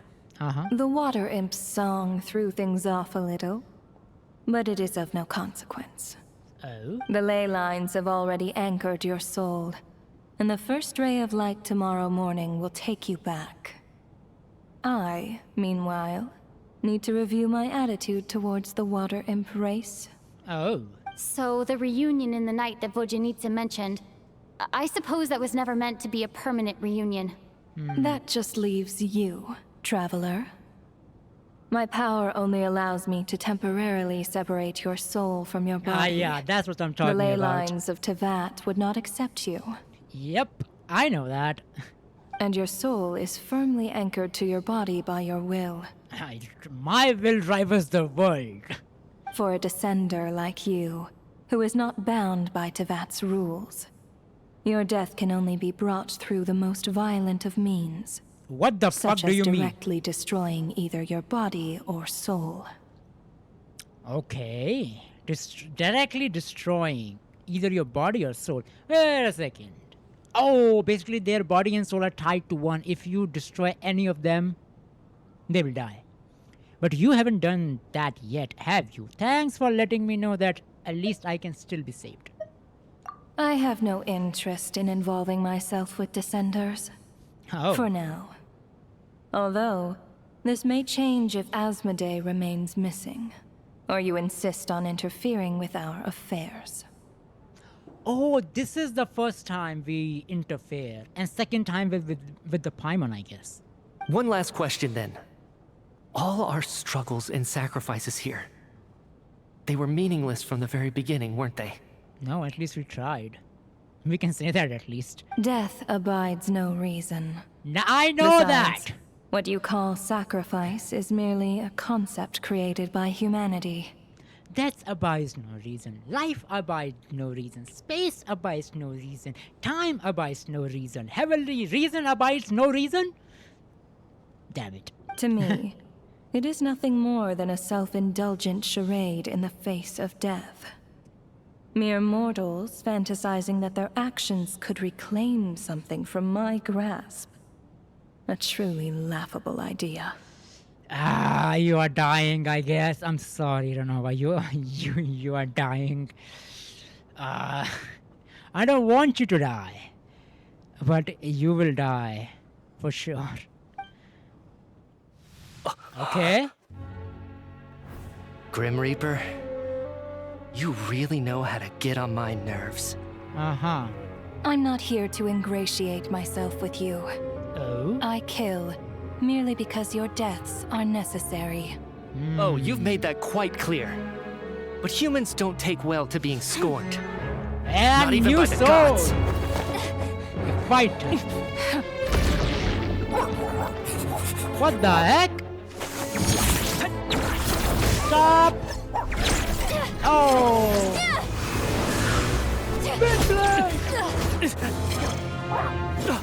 What is Nitya? Cryo?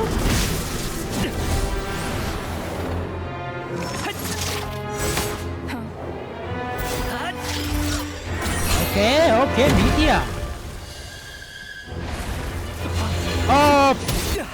Oh, his scarf. She changed from no.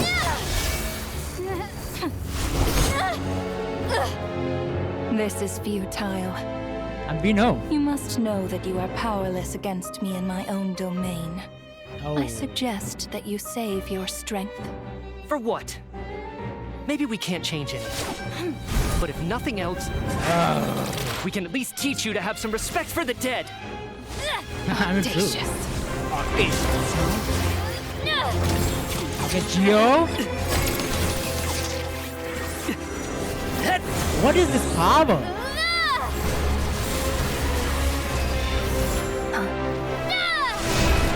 Oh my goodness!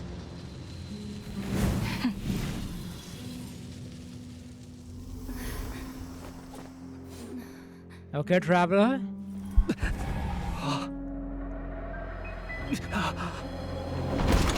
What the heck is happening? Whoa!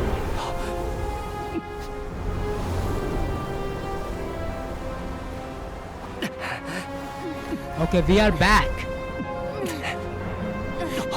We are back.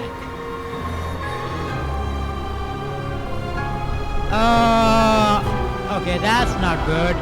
She's watching. Oh. Look at this scene.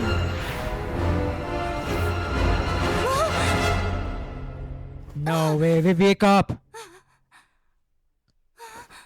No way.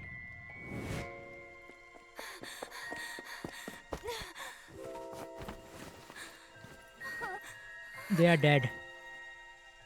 No, they are not. What the heck happened? They are not dead?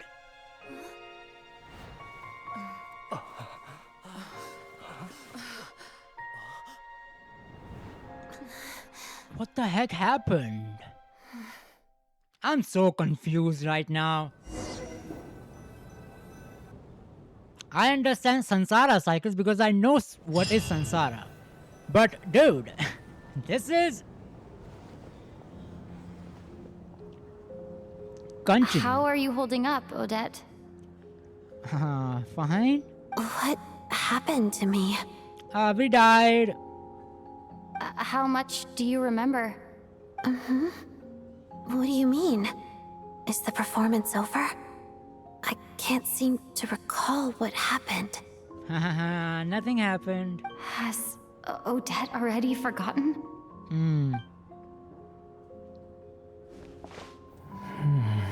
Mitya. Mitya? Oh, I'm sorry. I guess I spaced out there for a second. Remind me who you are? Don't you remember anything? Mitya. Yeah, I remember now, comrade. Looks like we guessed right. Yeah. Just like me when Odette found me at the Armory Palace. For some reason, everyone killed by the ruler of death eventually came back to life. Oh? Just with one catch. They forgot what happened while they were dead. Odette and the others have already forgotten everything. Why were you able to remember this time? Because he has a premonition. Could this be the reason? You said this is the ruler of death's symbol, right? There is no symbol on your hand now. I don't see anything there. You don't? Huh. Okay, I guess that makes sense. I carved this into my hand in the afterlife, so it's not visible in the physical world. True. Does that mean I carved this symbol into my soul? Ooh. What an unsettling thought. I mean, yeah, Still, but at still. least I get to remember what happened. I suppose it's a blessing in disguise. You are an interesting character, Mitya. I am interested in you a lot.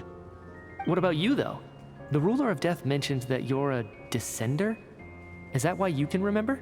Yeah. A full explanation would get complicated very quickly, but that's essentially it.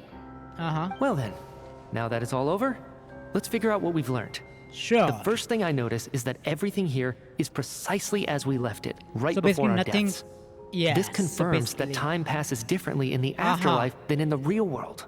That's what I'm saying. Time passes differently. They say that right before death, time slows down and your whole life flashes before your eyes. That must be how you know you have one foot in the afterlife by that point. Oh, wow. Anyway, clearly the few days we spend in the afterlife probably only amounted to a few short minutes in the real world. This also aligns with previous reports of widespread temporary memory loss among the Armory Palace personnel. Now it seems likely that those were all brief deaths caused by the Grim Reaper's so-called curse of death. Okay, but you're talking about some energy doing that. So what's the connection between energy and ruler of death, or curse of death? To those unaware of the truth, dying and coming back to life must feel similar to a short bout of catatonia. Maybe. This leaves me with a couple big questions. What are the conditions that trigger this so-called curse of death? And why are we resurrected after we die? If nothing else, I think it shows that killing us wasn't her ultimate goal. True. We still don't know her true reasons for subjecting us to death. Right. This time only got complicated because of the situation with the theater's ley lines. That's why she had to approach it differently. True. If the previous incidents of amnesia among the researchers are anything to go by, killing us is usually a pretty routine matter.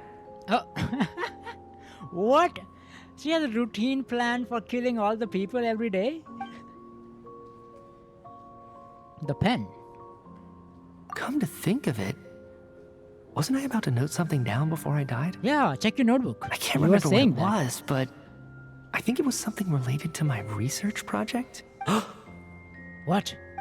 Sorry, Traveler. I'll catch up with you again later. Right just now, tell I have me. to make a trip back to the Armory Palace. Okay. I have to go back to Paimon. If I may, no one of your description has ever shown up in my investigations into Mr. Mitia's friends. Yet, you two seem very familiar with each other. Could you perhaps tell me where he was in such a rush to get to? And, by the way, have we ever crossed paths? Forgive the presumptuousness, but I feel a vague and indescribable sense of familiarity about you. Okay. I can explain everything. Could you help me gather everyone in the theater in one place? Sure. Everyone gathered on the stage, but this time your real world without listening outside been devoured by a snowstorm. Due to unique personality theater ley lines, no one complete experience the afterlife. I can't recount that happened. People slowly remember as causing a distant dream. Everyone is lost in thought. Everyone confirmed their own faith with each other until finding today's to close. Okay.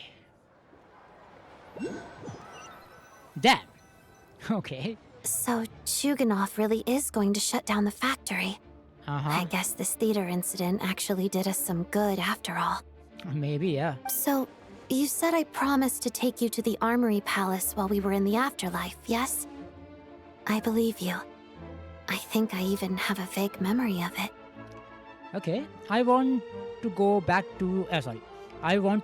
and check on Paimon first, even though not much time has passed for her. Agreed. Let's check in on her first. The whole reason for our trip to the Armory Palace anyway is to figure out what's going on with her health. True. The 3 deaths of what? What was that?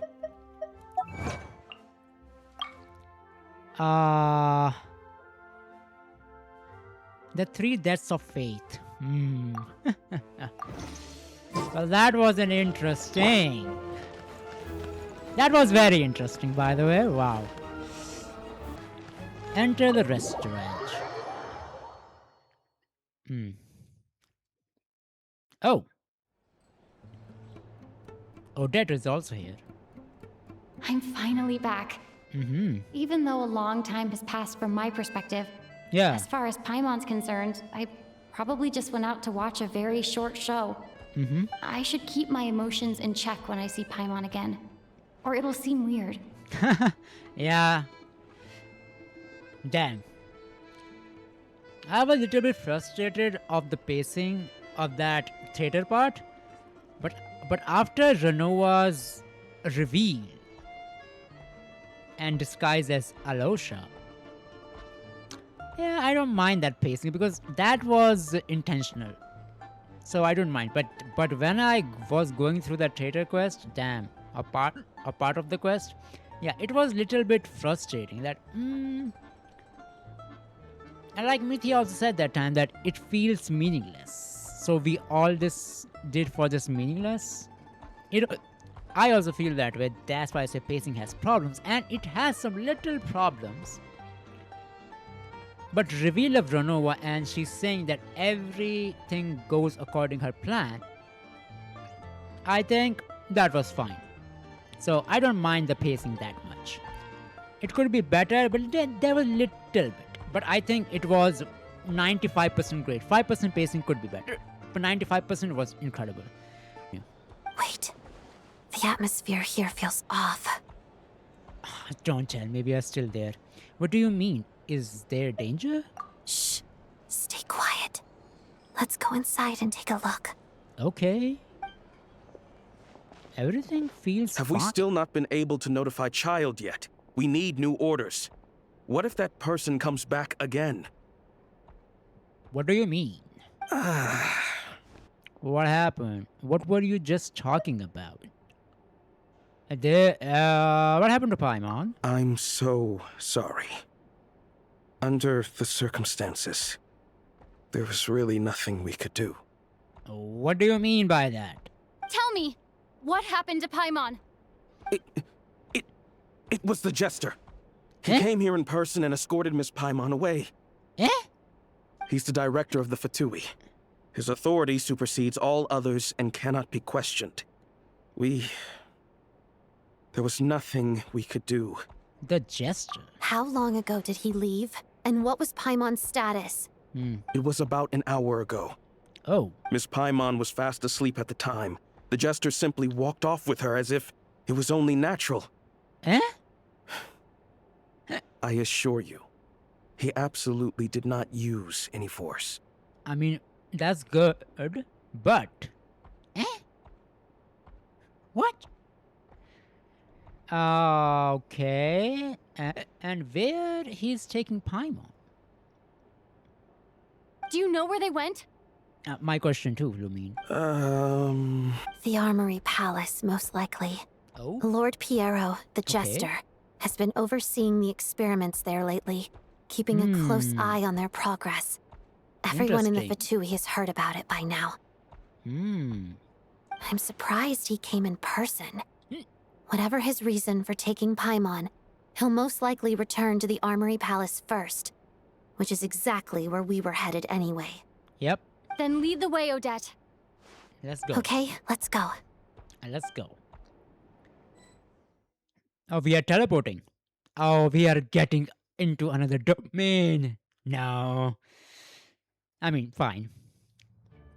It's just up ahead. Quick, let's get inside. Sure. No, I'll go alone. Oh. You know I'm planning to force my way in. You're with the Fatui, so you should stay outside. I was hardly planning on taking you through the official channels anyway. Oh. I'm here to force my way in, just like you. Okay. I may be a Fatus, but I'm also Lelek, enemy of Project Stuzha. Paimon's safety is paramount right now. With me around, you'll have an extra pair of hands. There might be devices inside that are easier for an insider to deal with. If you say so. Okay. Let's go. There's no time to hesitate. Sure.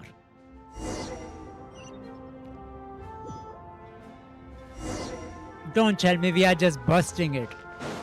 Hey, thank you for trial Odette because I lose my 50-50 to freaking Tehanari. So, what do we do? Who are you? This part of the Armory Palace is Nicole. for restricted access. What do you think you're doing? No questions, please. We're short on time. Okay. Shadow me. Part of death. Jam.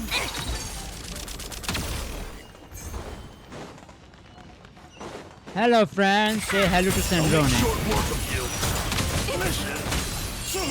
Take a break. Victory is in the balance. I think not. A dash of frosting. Let's begin. The waltz of the snowflakes.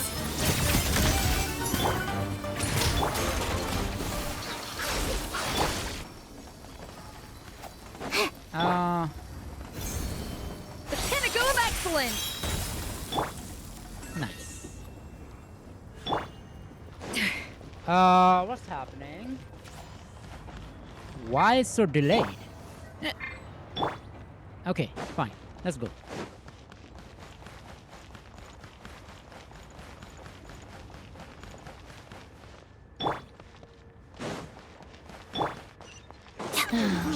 The shadow means of the highest.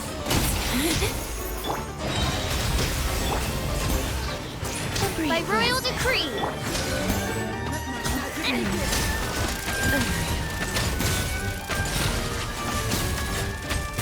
Victory is in the balance!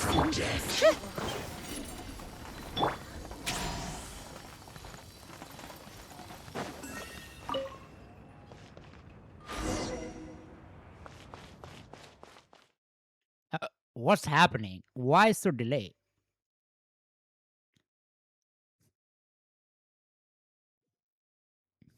Okay.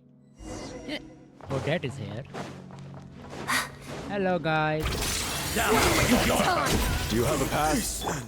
Where are you coming from? So, you're intruders, huh? Then don't blame me for what happens next! I mean, you already... The Armory Palace is hidden this deep in? Mm-hmm. This place is much bigger than I imagined. They're conducting top-secret research after all. The deeper it's hidden, the better, is standard Fatui logic. I mean, true, yeah.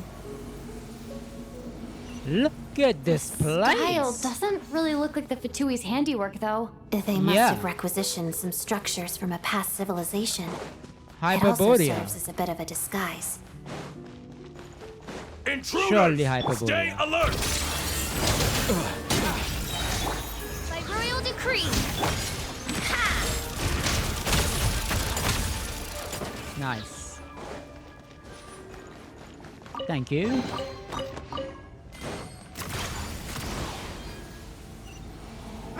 Intruders? Jump! Just what are you guys trying to do here? Make short work of your scalp! Mission. The snow swan's grace. Odds revealed by... Couldn't mission. Fix it. Come on! No one interferes with a jester's work! Fix it. Let's go.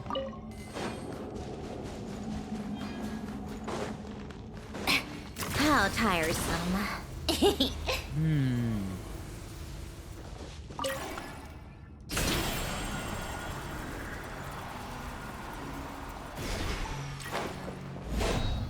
Take a break, pick up the pace. Looks like no one's guarding this place. There's something off about that decoration over there. Look out! Let's deal with these before we move on. I mean, I am moving on. Don't tell me they...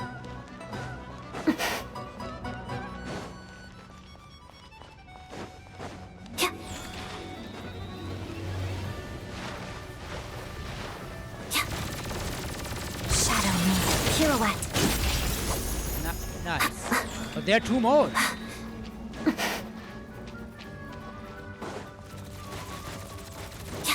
You know what? How tiresome. Nice. Nice. Let's go. Continue.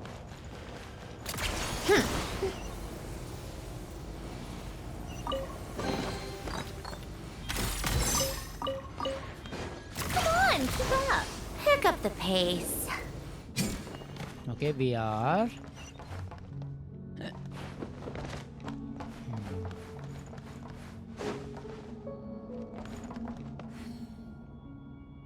Are they Fatui gonna fight us? The researchers here probably don't know that we're uninvited guests. Let's try not to hurt them. Okay. What's the big star from the theater doing here? That's Miss Odette. She's a member of the Fatui. Don't tell me you didn't know that. Look at this. Was the whole reason for Project Stuzha to support the research here at the Armory Palace? Just what are the Fatui and the Tsaritsa planning? I don't know. Let's continue.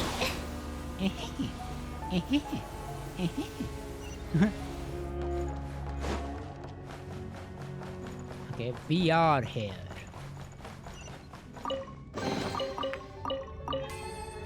Nothing suspicious, just passing through.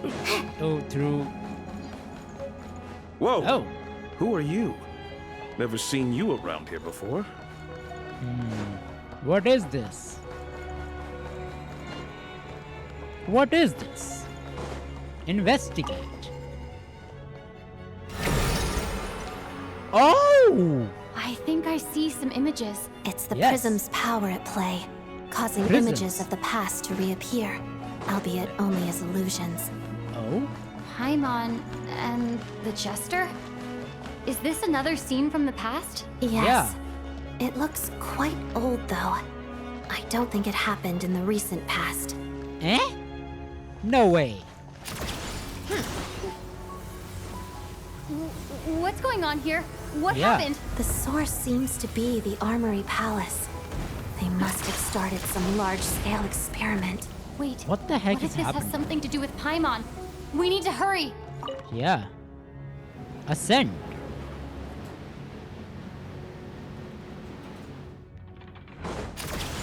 What is this? We're almost What there. is this? The Armory Palace is just up ahead. Paimon. Oh. Please be okay. Hello. Together, Harida. Waltz of the snowflakes. By royal decree.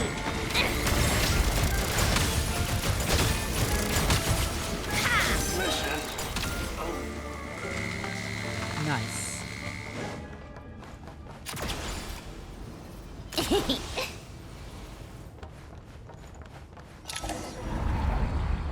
Okay. What's going on? No, I remember Renova. this feeling. It's the curse of death. No, not now. Why is the curse of death striking again already? Odette? No, no, no, no, no, no, no, no. Okay. Is this the afterlife again? Yep. I need to find a way back to reality. Mm. Is that Odette's core Ignis? Could that be what just woke me up? Maybe. Let's get out of here.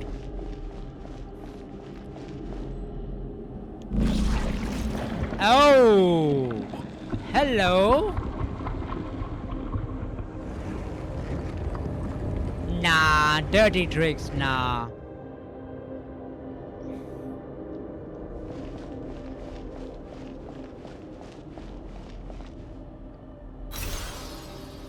Oh?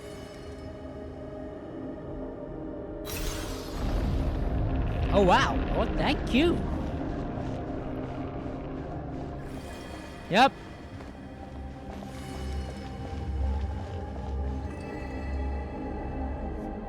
Let's run.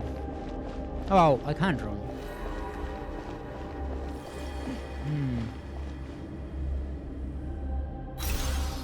Run over. Oh! Let's go.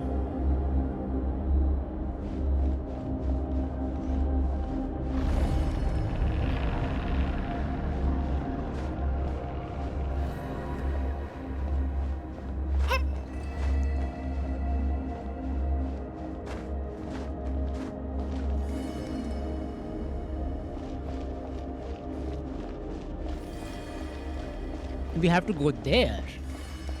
Where? There or there? Interesting. We are out?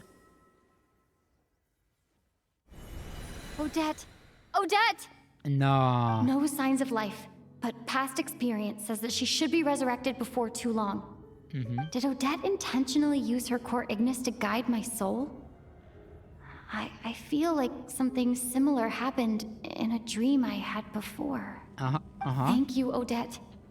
If not for you, my soul wouldn't have found its way back to my body so quickly, and I might not have woken up so soon.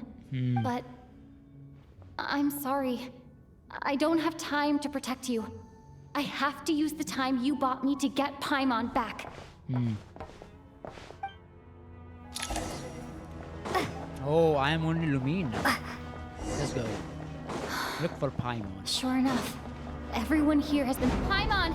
Paimon! No, wait. Paimon probably didn't escape Renova's curse either. She won't be able to respond to me right now. I'll have to find her myself. Okay. Interesting.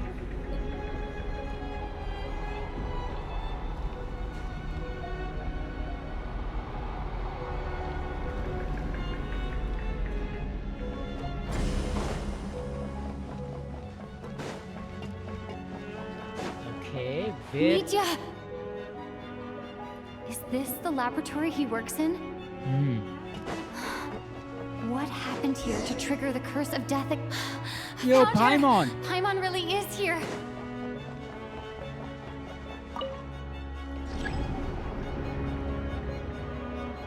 Okay. Some sort of device is activated. And if... Let's go! Nah. Oh no, she is here.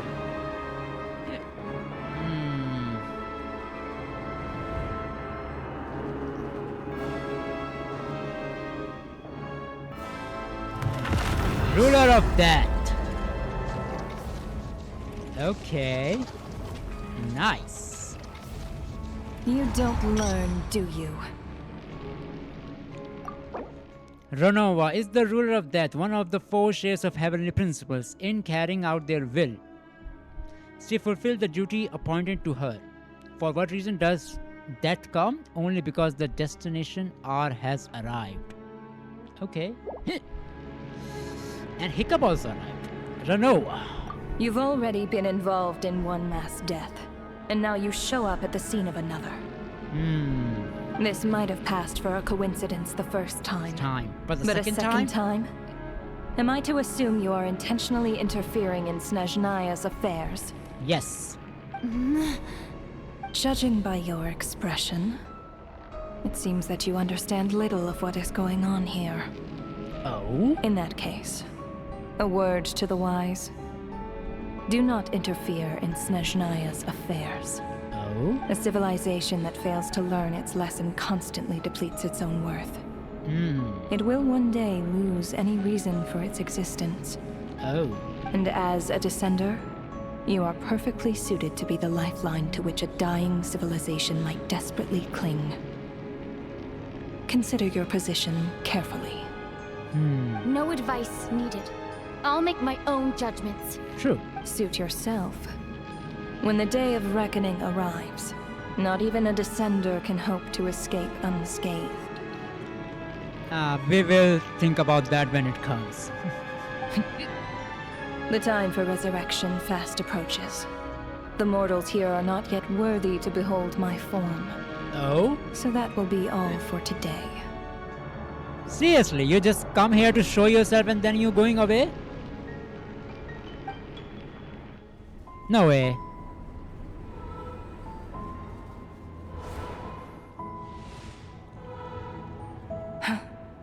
Huh. That thing is coming with me.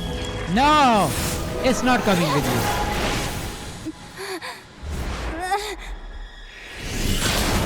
Yo, Piero! Yo, Piero! Director for 211th. Yes, Piero. Ruler You'll walk sooner than I thought.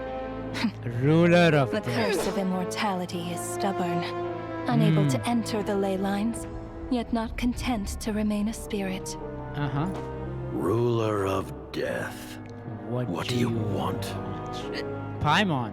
You perplex me. Both you and you. Oh? That thing may be a creation of Celestia, but it possesses none of Celestia's power, let alone authority. Oh? Your obsession with it baffles me. No matter, the resurrection will soon begin. It's worthless anyway. I'll reclaim it next time. No way she's going away.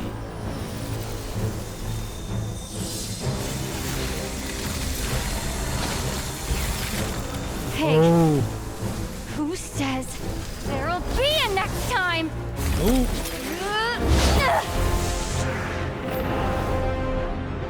One finger. Oh. Geo. Cryo. Electro. Ooh. Oh. Pyro. Damn. Okay. Meteor, wake up! Oh, she get distracted. That's why. That's why we scratch her.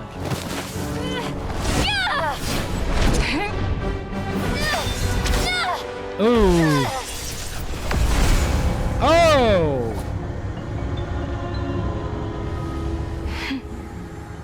Bye bye. For now.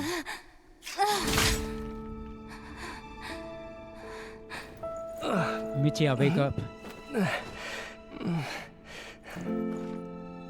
Huh? And Piero was using Electro. Should be playable, right? Paimon.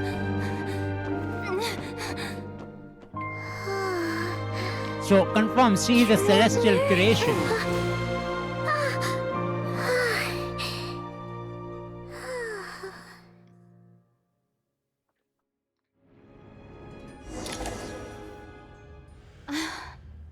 I missed you, Paimon. What are you talking about? We haven't even been apart for that long, have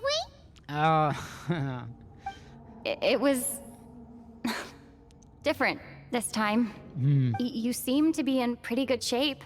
Uh-huh. Yeah, Paimon's back in tip-top condition. It's the weirdest thing. Paimon fell asleep earlier, and when she woke up, she found herself here. The jester and that guy talking to him used some kind of energy on Paimon. And she could kind of feel it canceling out that other thing that was making her feel unwell. Oh? So, Mitya helped too? Apologies for leaving in such a hurry at the theater earlier. I was in a rush to verify some theories. Oh? Rest assured that your companion is perfectly safe. We reversed the effects that the experimental energy had on her. The jester specifically instructed me to do so. Oh? I suppose this is our first official meeting, Traveler. I could not let Paimon suffer in her condition for a moment longer, and so I simply took her without explanation. I hope you do not mind. Well, you definitely gave me a scare. For my part, I hope you don't mind that I beat a few people upon the way. But why would a big shot like you care about what happens to Paimon? True. What is Paimon? As I said when you first arrived in Snezhnaya, we once spent some time together in the distant past. Oh? Oh yeah, you did mention that. And Paimon did think you seemed strangely familiar the first time we met. I'm afraid the reminiscing will have to wait. Mitya, let us continue with the report.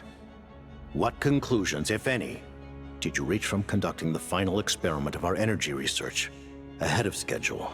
The good news is, my hypothesis regarding the Ruler of Death has been verified. Oh? And what is their hypothesis? As for the bad news, I recommend we suspend the experiments and Project Mistleton until further notice. Yeah, Mistleton. Currently, we have no means with which to make a breakthrough. I say this purely as a scientist, guided by reason alone. Okay. That is not good. I will trust your judgment. We shall put the project on hold until the ruler of death has been eliminated. Yeah, she's dying, dude. She's dying. Unfortunate, but she's dying. Hope, copium, that she will be playable in a new form. Well, will be Renova? I don't know. That will be a different being than Renova. Wait, what are you guys talking about? You want to get rid of Renova? Like, how? By killing her? Yeah, she's the ruler of death. How you kill a death? By whatever means necessary, so long as it removes the threat she poses to us. Until then, everything we do will be in vain. After what just happened, I've ascertained Renova's goal. Or rather, the trigger condition for the Curse of Death. Oh? And what is that? Okay, let's hear it. What she's doing is blocking Snezhnaya's technological progress, preventing us from possessing any means with which to threaten the heavenly principles. Very sound like Honkai. Yeah, if a civilization gets to a certain level of technology, Honkai will come and destroy you. Just like the little lapdog she is. I mean, their master is sleeping, you know. So, any ideas, research, or experiments that lead to technological progress can trigger the curse. Oh, so technology progress can trigger the curse. Just now, for instance, I was set to launch a final phase energy experiment ahead of schedule. If the experiment was successful, we could have achieved a crucial breakthrough. Oh, interesting. I mean, it sounds like Honkai. But we could have achieved a crucial breakthrough, but then she come up and stopped it. As expected, though, the moment the experiment began, all the researchers, technicians, and witnesses died from the curse. All that effort, not to mention the energy and materials we relied on Project EXTCIED to gather for us, went to waste. In the end, nothing was gained. Okay. Does that mean something similar happened when we were at the theater? Seems like That's right. During the performance, I thought of an important breakthrough regarding the experiment, and wound up dragging everyone into this. Oh, that's why it happened. So the nature of the curse seems to be something like... when moments of technological progress occur, all life in the vicinity is taken away. Okay, I understand technology part. Why she want to take Paimon? What a violent method. Of course, that meant the curse was normally limited to the Armory Palace. Since outsiders are forbidden from entering, this mass death phenomenon went unnoticed. True. Until Odette came along. I believe she was the first witness. The Curse of Death was triggered just before she infiltrated the Armory Palace that day. Also, Sage doesn't want to show their forms to anyone. They only show their forms to Traveler and Piero because they already seen it. I mean, Traveler doesn't see Renova's true form. This was first time. Piero already seen it in Contra. But you mentioned something about a final stage experiment. Doesn't that mean you've actually made some progress? True. That's right. Even with the gods locking certain key components out of reach, humanity can still advance technology in incremental steps accumulated over time. Nice. But, as I'm sure Renova anticipated, even incremental progress has its limits. A point where the truth you're seeking must be put to the test in an experiment. You mean the experiment you were just about to do? Yes, we were at a critical juncture, a moment where the quantitative was about to translate into fundamental qualitative change. With this single experiment, we could have brought everything we've worked for to fruition. Oh, really? But now, after already being forced to fumble around in the dark all this time, it feels like we've truly hit an impenetrable wall. Death. As long as Renova's Curse of Death persists, we won't be able to advance the experiment or obtain any results. Yeah, she has to die. And with Project EXTCIED having been in effect all this time, at our nation's current strength, repeated trial and error is simply unsustainable. Only by eliminating Renova first will it be possible to continue advancing our plans. Okay. But she's the ruler of death! She can just kill whoever she wants, right? That's gotta be the scariest power ever! Is it even possible to beat her? Maybe you can beat her. But she says you don't have any celestial powers. We'll see. But one thing's for sure. She definitely can't just do whatever she wants. I mean, yeah. The best proof of that is me, standing here, very much alive. She will do only by the rules. If it's against the rules, she will not do that. You're saying... Wouldn't it be easier to just kill all of us researchers for good? Yeah. Why resurrect us over and over again? Why let us advance our technology to this point? True. What's the point? She is death incarnate, right? She can kill anyone. So, you're saying even the ruler of death has limitations we don't know about? I will not say limitation, but rules. There are certain rules that she can't break. If she broke, Heavenly Principle will literally destroy her. You know what? We can kill her, but that is also dangerous, because if we can kill her, that's good. If we can't kill her, the only being in the existence right now in Teyvat is only HP. But that means that waking up HP by Renova breaking a rule, and then HP waking up because their one shade breaks the rule, and then they will destroy Renova. That could be a death of death, right? Or we can kill Renova. I don't know how we do it, but we will see. Exactly. And I think that's where the key to our breakthrough lies. Huh, okay. Regardless, the ruler of death has always been an obstacle we must overcome. Indeed, we must face life, death, time, and space. After all, We must face life, that time, space, and after all, reason in the end. our goal is the heavenly principles. Yep. The Fatui want to challenge the heavenly principles? I mean, that's pretty obvious. For a long time, I've had a vague suspicion the Fatui and the Tsaritsa were targeting the heavenly principles. But hearing the Jester admit it is still a shock. I'm not shocked. No wonder that Tsaritsa's goal has always been kept a secret from the people. What kind of road will that lead Snezhnaya down? I'm very curious. In that case... Lord Jester, I would like to request some leave.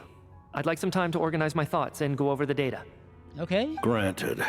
Get some rest, put the experiment out of your mind, and take care that the curse of death doesn't affect any civilians. Okay, so Piero really care about civilian people too. Nice. So we have to chat about Paimon, Piero. Okay. Jester? While there is yet time, allow me to offer you my hospitality, honored guest of Snezhnaya. Thank you. Is there anything you wish to know? About Project Mistleton. I remember hearing the term Mistleton from Columbina. Yeah, Paimon wanted to ask about that when the name came up just now. What is it? Paimon's heard of Project Stuja, but not this one. As you know, Project Stuja is a series of measures enacted to consolidate our nation's resources, the greater purpose of which is to serve Project Mistleton. Creating a weapon to kill a god. And that weapon is in Nordcry. And it needs enormous amount of energy that you are gathering. Many of the things you have encountered thus far are essentially for the advancement of that project. Okay. This includes the Kuvaki Experimental Design Bureau in Nordcry. Researching Kuvaki was merely a facade. Its core objective was to use local resources and research findings to build Mistleton itself. So you build that. And that's a weapon built for the final battle against the heavenly principles, isn't it?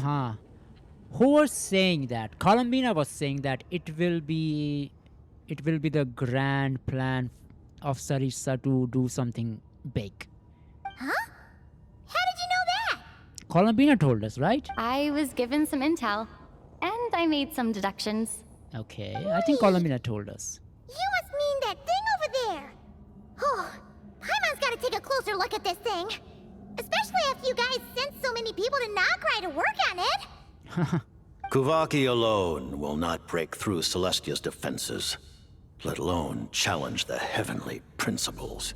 Okay. The heavenly principles are no doubt accustomed to combating the power of the light realm, and elemental energy is simply the power of the human realm, converted to that form by the heavenly principles themselves.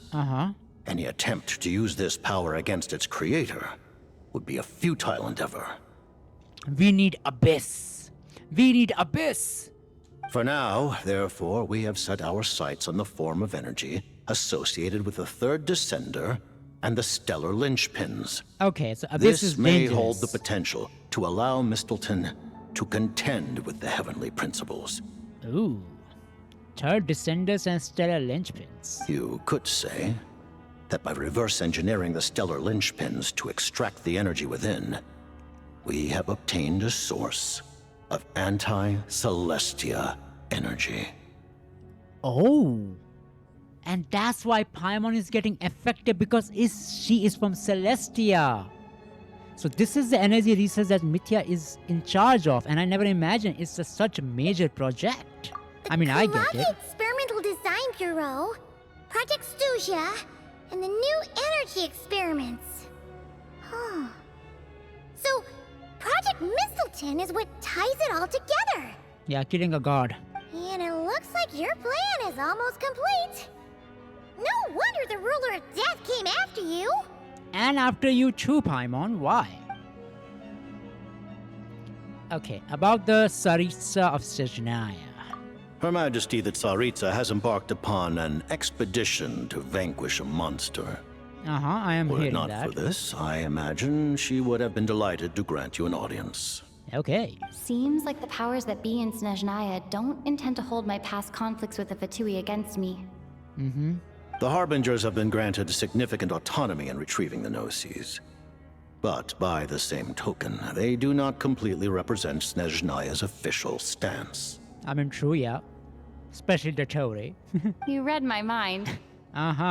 Speaking of the Gnosis, Paimon's been dying to ask this question since forever. Why exactly does the Tsaritsa want to collect them? Is it something to do with the fight against the heavenly principles? I mean, yeah. The Gnosis will undoubtedly serve as a key bargaining chip when she confronts the heavenly principles.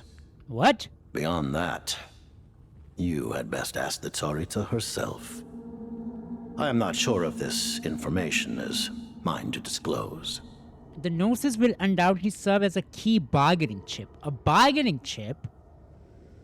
Confronting the heavenly principles. Okay. What do you mean? Not sure. Don't you make the rules? You're the highest ranking Harbinger. Ugh. Never mind. Taking on the heavenly principles is something most people wouldn't even entertain in their wildest fantasies. Why is the Tsaritsa so fixated on this? Yes. The real reason. Intervat today. Civilization is nothing but an illusion. Something whose very existence can be negated at any moment. Our civilization may very well be destroyed in the struggle, but as things stand, the heavenly principles could choose to negate our existence on a passing whim. And we must not sit back and accept that fate. I mean, yeah. Only by changing the state of affairs, only by overthrowing the heavenly principles, can our civilization truly be said to have taken root. I mean, civilization will truly be said to have taken root, but there is a pitch black annihilation in the universe which is trying to destroy everything. And HP is protecting us, in some sense, yes. But it's also suffocating us. Otherwise, the fate of the people of Conria and Hyperborea is a cycle doomed to repeat itself. I mean, yeah. Accepting potential destruction in return for getting to control your own fate. Accepting a potential destruction, yes. Pitch black darkness. Furthermore, perhaps this is still somewhat difficult for you to understand. Are you aware that all the rules of this world are made up of curses. I heard of that. Huh? All of them? Paimon knows about the curse of death you mentioned, and the curse of immortality that you and Dainsleif have. Then, the birth of the Hilly Churls, the rules of Natlan's Ode of Resurrection, those are curses too? Uh-huh. Long life seems to Farina's stem long from a life cursed seems place, to yeah. stem from a curse placed on her by Focalor as well. Yes. Even a god's love for humanity is a curse the heavenly principles inflicted upon the gods. Oh, wow. What? The Tsaritsa has always had ample reason to hate the heavenly principles. If she can seize their authority, she will reconstruct the entire world, and when that time comes, humanity will be completely liberated from curses and lies. I mean, I like that idea, but what it looks like? Look forward to it. I mean, I am looking forward to it. It to will be a world beyond your imagination. Okay. I am curious and excited for it. Though the ordinary people of Snezhnaya may not understand these details, in this frigid land locked in a ceaseless struggle against the environment, in this nation to which the gods have never shown favor, we all believe that standing in solidarity with the Tsaritsa in our shared struggle will surely usher in a new and better world. I hope so. I am fully supporting you now. Okay. About your relationship with Paimon, yes. Paimon really doesn't remember. He's basically a stranger. You gotta believe Paimon. Relax, you're freaking out over nothing. Allow me to explain. The reason Paimon reacted to the anti-Celestia energy developed by the Armory Palace. Okay. Why? I mean, she's a celestial being. Renova already said that. Is because she comes from Celestia herself. More specifically, she is one of its creations. Ayo. I mean, we suspected that for a while. Paimon? A creation of Celestia? Uh-huh. Oh, right. I was blinded by anger earlier, but thinking back on it, Renova also said that Paimon is a creation of Celestia, but she lacks Celestia's power or authority. Uh-huh. As you know, the lunar fragments in Nodcry were pulled down from the sky using Fatui technology. Yeah? But the first application of this technology was in Conria, over 500 years ago. Okay. I used this technology upon the heavens, and the response I received was none other than Paimon, descending from Celestia. What? I used this technology upon the heavens, and the response I received was none other than Paimon descending from Celestia? I presented her to the Vinster King, but he took no interest in this gift, nor did it satisfy him. Oh. Paimon then took up temporary residence in my palace until, of course, the arrival of the Cataclysm. Oh. Okay. Wait, Paimon's a little confused. You're talking about things that happened in Conria 500 years ago. You're saying Paimon was there for that? That means Paimon at least 500 years old. But Paimon doesn't remember any of that. Falling from the sky? Being given away as a gift? None of it. Having lived through the Cataclysm, perhaps you too were burdened with some manner of curse. Ooh. Although, losing your memories would indeed be the smallest price I've ever seen paid. True. What happened to Conria and Hyperborea? Yeah. But it's not just her memories from Conria.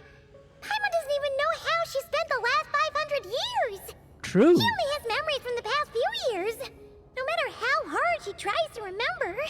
True. What was Paimon like back in Conria? Did she know a whole lot because she came from Celestia? Was she super smart? Unfortunately, when you arrived in Conria, your consciousness was like that of a newborn infant. Oh. None could say what kind of being you once were in Celestia. Oh. So we know Paimon is from Celestia. However, we know this from a beginning. Just see her symbols. We know she's from Celestia. But what is she? And now your consciousness was like that of an newborn infant. Which is, look, I like information. But Hoyo do this. We know the information and they will tell you again. She's from Celestia. Confirmation. Before was not confirmation. This is the confirmation. But still, none of could say what kind of being you once were in Celestia. Renoa knows. And she says she doesn't have any celestial power or form. Right? Form or power. She was saying something like power and intelligence or power, something like that. Okay. Beginning of the Act 1 was good. Okay, it was very slow introduction of the new region. Understandable. Act 1, second act feels like pacing was little bit here and there, but Renoa fixed it in the end. I say, okay, it makes sense why quest goes like that. And this is as incredible. We are getting answers. Well, some of them we already know, but the confirmation we are getting, which is good. Look, quest is not ended, but I will give both acts 8.5 from the beginning. It could be 9. Let's see what happens after this. Maybe quest doesn't end, but we are asking questions, so I am assuming that we are ending the quest now. But yeah, it is solid 8.5 for me, for sure. If little bit Renoa theater part was little bit pacing a little bit better, I will give it a 9, but it is 8.5 for sure. If pacing were bad, I was giving a 7.5, but it is 8.5 for sure. It is good. It is very good, by the way. Not excellent 9 and not masterpiece 10, but it is excellent, very good. During the time you lived in Conria, your personality was no different from how it is now. Oh, no surprise. The wind streaking was not exactly taken by your charm. At least it sounds like you were able to fly under the radar. Aw, man! Paimon's plan to get her memories back and become super smart is ruined before it could even start. Uh-huh. You know, even though Paimon lost her memories, she still feels weirdly close to you for some reason. Uh-huh. That must mean you took pretty good care of Paimon back then, huh? Huh. On the contrary, I completely ignored your existence. Oh. I was entirely focused on my struggle against Troptatir the Wise. Hello, F-Debate. But now, as I see it, it is as if you are the only sane thing that survived that era of insanity. True. And thus, are worthy of protection. Wow. Just as saying we will protect Paimon. Noted. Man, Paimon's gotta stop projecting friendship on everyone she meets. But, Traveler? Even though you know Paimon's some creation of Celestia now, you still want her, right? You're still Paimon. Her? You're still Paimon to me, Paimon. As long as you're not heavenly principles, we are good. Oh, phew. You know you're not a heavenly principle? Paimon's just learning about this too. She's barely even processed it. I mean, you could be heavenly principle or part of them. Okay. Nice. All these 3 questions were good. And answers, I am satisfied. Although I want to know more about Paimon, but that is quite a lot of information. So she was first descended in Conria after Piero summoned her, and then says, look, this is a celestial being I present to you, my king. And she's like, she is a baby. I don't want a baby. And then Paimon lived in Conria for a while, and then cataclysm happened, and then after that everything is blurry until she met Traveler and this all thing happens. So we still have quite a gap. So Conria and meeting Traveler, there's something happened between that. And even before that, what she was in Celestia. Very interesting. I don't have any more questions. Let's talk about what's next. Thank you for telling me so much. I'm a bit surprised, honestly. I didn't Me expect too. you to be quite so transparent with me. Me too. We're getting answers. Given the circumstances, the Fatui need not hide anything from our allies. Thank you. Allies? To advance Project Mistleton, we must first resolve our issue with the Ruler of Death. And if I presume correctly, you have no intention of letting her actions go unpunished either, do you? Yeah, she tried to hurt Paimon. She let us suffer in freaking that traitor so much. She is getting an obstacle in the project's Mistleton. Yeah, she has to die. I wanted her to be playable. I'm saying a lot of time in this freaking quest, but I really wanted her to be playable. But guess I have to kill her. Okay, we will kill her. You convinced me, Piero. That's right. Mm-hmm. Ever since she said she intends to reclaim Paimon when we next meet, I figured reconciliation was out of the question. Okay. Against an opponent of this caliber, deliberating over our allegiances would waste time we do not have. Uh-huh. We must join forces unreservedly with whomever we can, if we are to stand anything like a fighting chance. True. You're going to challenge the Ruler of Death? Just for Paimon? But Paimon's only... No buts, Paimon. I wouldn't back down when it comes to you, Paimon. Thank you! Thank you! Oh, gee! Now Paimon doesn't even know what to say! Anyway, Paimon's super touched! The Tsaritsa will return in triumph in short order, and the Okay. Fatui shall hold internal discussions regarding the enemy. The time for us to meet again will come very soon. A second time you said to me. Got it. Thanks for your help with Paimon. Yeah, I'll be thank you sure for that, to look for after sure. her for you. I'm really grateful for you for that.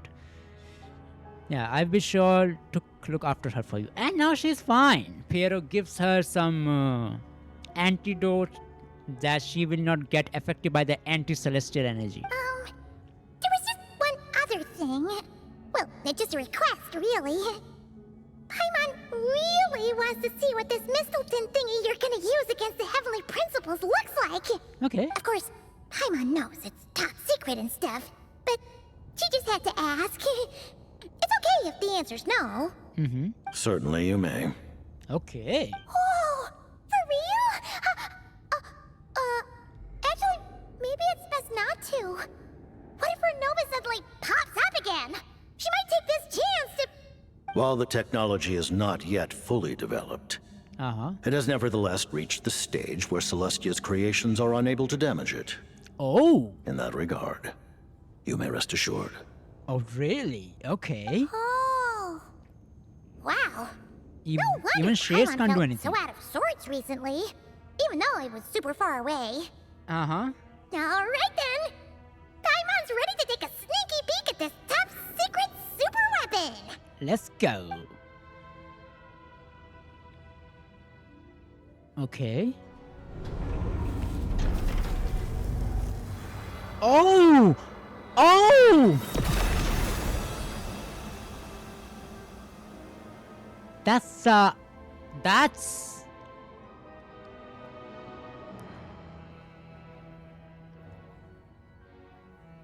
that's a gigantic spear.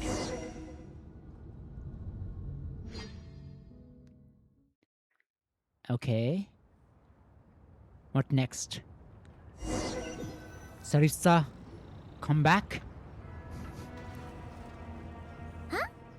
Oh, hey there, Odad! Yo. Paimon? You're okay. Thank goodness. You look well. Have you recovered? Yeah, she did. Long story short, yep, Paimon's all better. What are you doing here? Were you waiting for us? That's right. When I woke up, I wanted to go in after you, but the guards had woken up as well. It would have been tough to take them on alone, and there was no easy way to sneak past them. So I returned the way I came and waited for you here.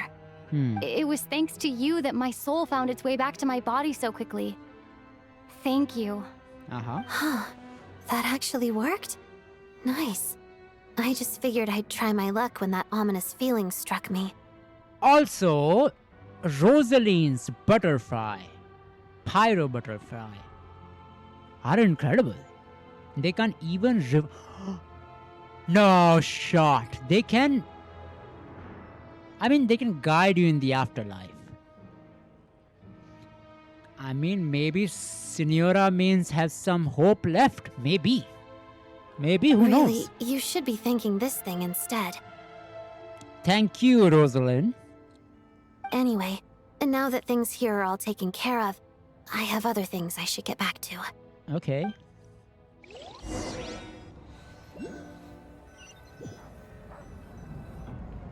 Ah, Director Chuganov, you're back. We just received notice that Project Stuzha has been suspended, so we've convened an emergency meeting. Oh? This is the preliminary plan. In addition to expanding production capacity, we've also discussed feasible layoff plans to optimize revenue and expenditure structure. Oh, wow. Don't do that. Our calculations indicate that the factory's profits will increase by at least 30%. Just give the word, Director. That won't be necessary. Leave the energy for those who need it. Whether they use it just to get by or to run a business, that's up to them. Start preparing to halt production and lay off the staff. Make sure the workers are able to land on their feet and that they are duly compensated. Thank you all for your hard work during this time. You know what? At least you're doing a right thing now. A good thing. And not being a delusional person. Thank God. No, thank God. No, no God. No, no heavenly person. Thank you for doing that. Am I hearing you right? Why? After all the tough times we made it through, now is exactly when we should start to turn a profit. I just suddenly don't want to do this anymore. Huh. Does there have to be a reason? Iskra. It's time to rest. Yep. Let her rest now. Dear esteemed members of the Rokot, given the effects of Lelic's radical actions upon our organization's reputation and social stability, a decision has been made to permanently withdraw this codename from use. Considering that Lelic did what they did for the benefit of the people, the Rokot has nevertheless negotiated with the authorities, ultimately securing a waiver for all penalties due to them. Lelic will be suspended for a period of time. Depending on their future performance, they may be allowed to adopt a new codename and continue acting as part of the Rokot. The purpose of this notice is to remind everyone once again that motives and methods are equally important when one operates in the shadows. Even with Project Stuzha's suspension and our interim operational victory, we must guard against complacency and rashness and work to consolidate the progress we have made so far. We act only for the greater glory and solidarity of our nation. May the aurora shine ever on, and the tundra always stand firm. This was line said by Vodinista, right? I mean, okay, fine. Arosha is also We fine. act only for the greater glory and solidarity of our nation.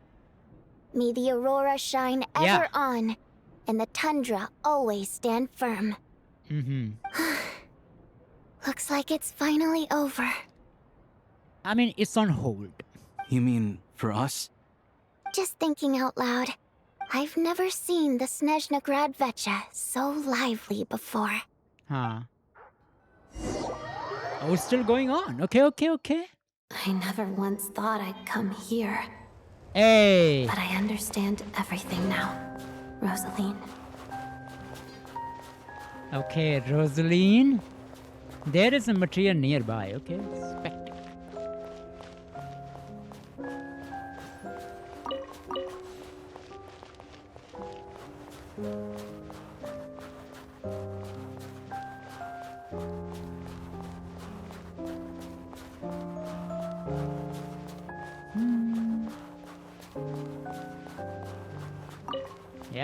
Rosaline indeed. I've seen Spirit Seeker performed many times, including by your mother. Why do you bring that up all of a sudden? Even though the choreography is always identical, every dancer finds a way to make it her own. Viewpoint. Where frozen entombs all sorrows. Oh, I can't use weapon. Okay. So you actually want to talk to me about ballet? Wow. I just think it would be a pity if the dance was lost to history. She didn't teach it to you, did she? That was an unusually subtle taunt for you. Oh, we are really going inside? No shot. We are. We embraced one another on the snow-swept plains, melting the ruthlessness of time. But when our bodies, in pieces, are cast to the winds, what of our love will remain behind? Ooh.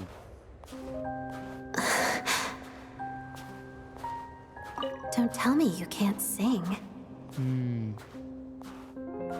Shush. Shush. Oh, okay. Animation. I understand her hatred. The Fatui robbed her of the life she should have had. I never opposed her dancing. Yet still I became an enemy of her ballet. I'll just keep my distance. Many despise me. I'm used to it. You're certainly not one to shy away from confrontation. But children, they need a different approach. I'm hardly the most maternal figure. I mean, yeah. Yet, she is a child. In my experience, while a father commands authority, he must still yield to love. You should tell her what you think about her dancing. Beautiful animation. Odette will soon take the stage at the Koralyevsky Theater. This could be your chance. Geonosis secured. It went smoothly. I'll be there. Have them send me an invitation. Oh no. You will not be there, Rosaline. Sadly, things didn't work out. Her final words are inside that block of ice. This? Aren't these for monitoring her subordinates? Not yours. This one isn't her witch's flame. Oh? But my two worlds' flames. The two worlds' flames can burn away memories. It was my parting gift to Rosaline. Oh.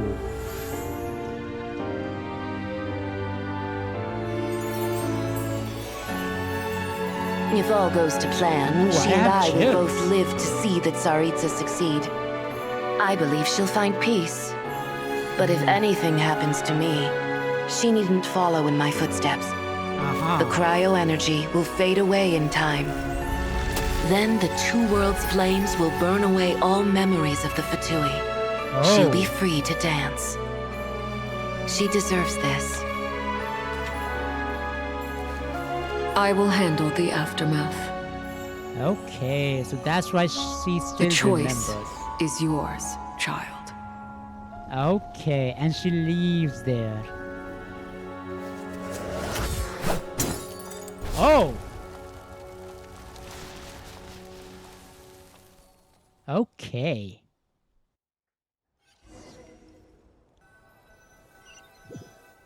Well, that was amazing animation. Fresh air at last! Yep. Paimon's head isn't spinning anymore, and the fever's all gone. Paimon's finally free to fly again! Damn. She looks so energetic now. Yeah, I miss Paimon in this both Archon quest. Oh, it's nice to finally know where Paimon came from, too. It did make Paimon a little nervous at first, but it's such a relief now. Yeah, but we still don't know what are you. You are from Celestia, but what were you in Celestia? Like, who cares if Paimon's a creation of Celestia? She's probably not anyone that important. Probably just the fairy of food and fun or something. I hope so. It should not turn out to be Heavenly Principle themselves. I may be I mean, you are a part of Heavenly Principle in a way if you're part of Celestia. Well, technically, we don't know much about Celestia, what kind of place it is. So, yeah. And like you said, this doesn't have to change anything between us. You're not gonna just... Hey! Hurry up! Why are you walking so slowly? Okay, coming. You've spent the last few days lying in bed and stuffing your face. I didn't think you'd be able to fly this fast. Says who? Paimon's as agile as ever. They don't call her White Floaty for nothing. Paimon originally wanted to check out the bookstores in Snezhnaya, but she's more in the mood for flying around right now, so let's save that for later. Okay. Wait, they've got light novels from Yai Publishing House here too. Huh? And this is Paimon's favorite mystery story from Fontaine. You've got a sequel. It got a sequel. The local Snezhnaya books look pretty interesting too, but also kind of heavy. Not the easiest things to look around. I thought you were in the mood for flying around. Paimon can read while she flies. Okay. Hey, look at these two domes. Which do you like better? Odette. All right, boss, we'll take both. Paimon will have the other one. Sure. Oh, I thought we were only getting one. All right, fine, I'll pay. There you are. Thanks for visiting. Thank you. Paimon will grab this and then... Huh? What? Huh? Huh? What the heck? How many Russian layers dolls. does this thing have? And what are you laughing at? Huh. You knew all along, didn't you? I mean, yeah. A whole bunch of people are gathered over by the plaza. Real Tonya! That looks like Tartaglia! Real Tonya is here. I know that voice. Of course. If it isn't Paimon and my old comrade. You're looking well, Paimon. All better? Yeah! The jester knew what was wrong and fixed Paimon right up! Thanks for sending someone to keep Paimon safe, too. Oh, yeah. About that. That was kind of embarrassing. Who could have known that our director would go looking for you in person? So sorry for the misunderstanding. Oh, right. Let me introduce you. This is my little sister, Tonya. Open your eyes. Hello, Tonya. I want to see your eyes. Hello. Oh, that's Firstly, different, yes. I'm really sorry about my brother. Sounds like he's caused you no end of trouble. Yeah, she looked very different. Although clothes and her headpiece is same, but her eyes and little bit of hair color is also not same. Yeah. Hey now, why'd you have to start with that? Not that it isn't true, of course. Oh? So she's the real Tonya. That's what I am thinking, Lumine. She said you two didn't manage to meet up at the theater. She waited ages for me, and when I didn't show, she got a little worried and went outside. Wait. You mean you didn't even tell Tonya I will be going in your place? I know, right? He didn't bother to say a word to me. Oh. I searched up and down the city for him, and he only told me about it when I finally caught him at the gates of Glupov. Okay. I've been rushed off my feet lately, so I didn't get the chance to go home. I just figured the Traveler would fill you in when she got there. Well, the snow was bad, and you're never late. So I was really worried about you. How was I supposed to know that you'd stood me up? I'm sorry, Tonya. I really am. I'll make it up to you somehow. Just... please don't tell Mom and Dad. Although the mix-up led to a series of misunderstandings, it's probably for the best that the real Tonya didn't get caught up in that mess. Yeah. Besides, it's obvious that Tartaglia isn't usually one to break a promise. He only gave his ticket to me because he had to look into Lelek. I should have come and find you first. No, it's fine. It just meant I didn't get to see the show in the end.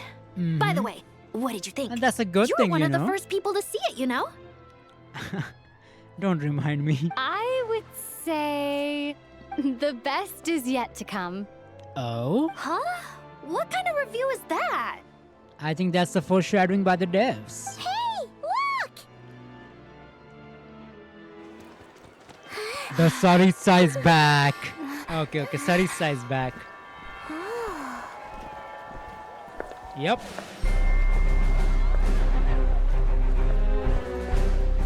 Okay, Her Majesty the Saritsa. Hi! Danica.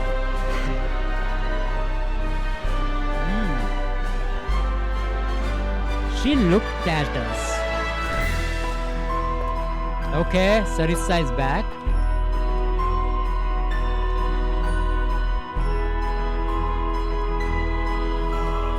Your Majesty.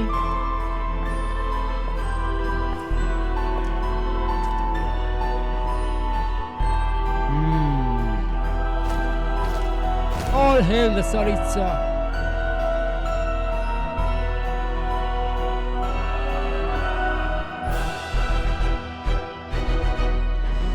Yep.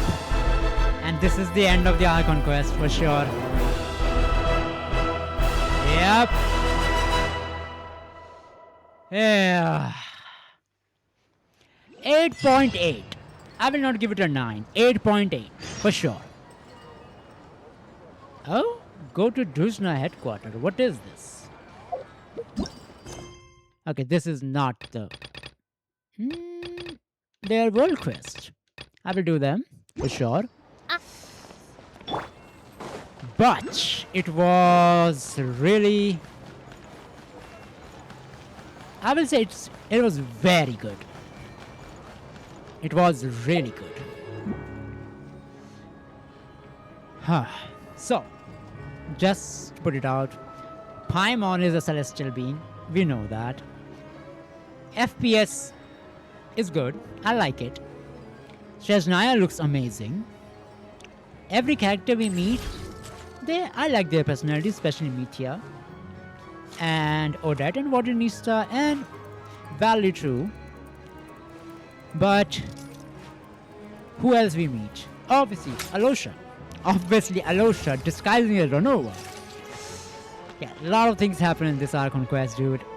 Time for more snow damselettes. But yeah, I really enjoyed it. It was very good. It was not excellent. It was not 9 out of 10. It was 8.8 out of 10. I think little bit of that theater scene pacing should be better. But after Renova's reveal and explaining her motivation and plan what to do, I understand why that sequence or why that theater was like that, the pacing was like that. But yeah, other than that, I really enjoyed it. It was, first act was just introduction, which is great. I really enjoyed it. So first 2 acts is better than Not Cry. I will say it is par to Not Cry. Where in Not Cry, it was very much a surprise element of Rear. We don't have any surprise element other than giving us answers here. But yeah, I don't know how many acts will be there. It's like we Not It's Cry. about time we throw another tea party, don't you think? I don't think so, Sandrone. I don't know. But I was saying, I don't know how many acts will be there. Maybe 10 like Not Cry. If there are 10, there are a lot of things to do. But other than that, I really enjoyed it. Very good. And I will see you into next video. Bye. Take care.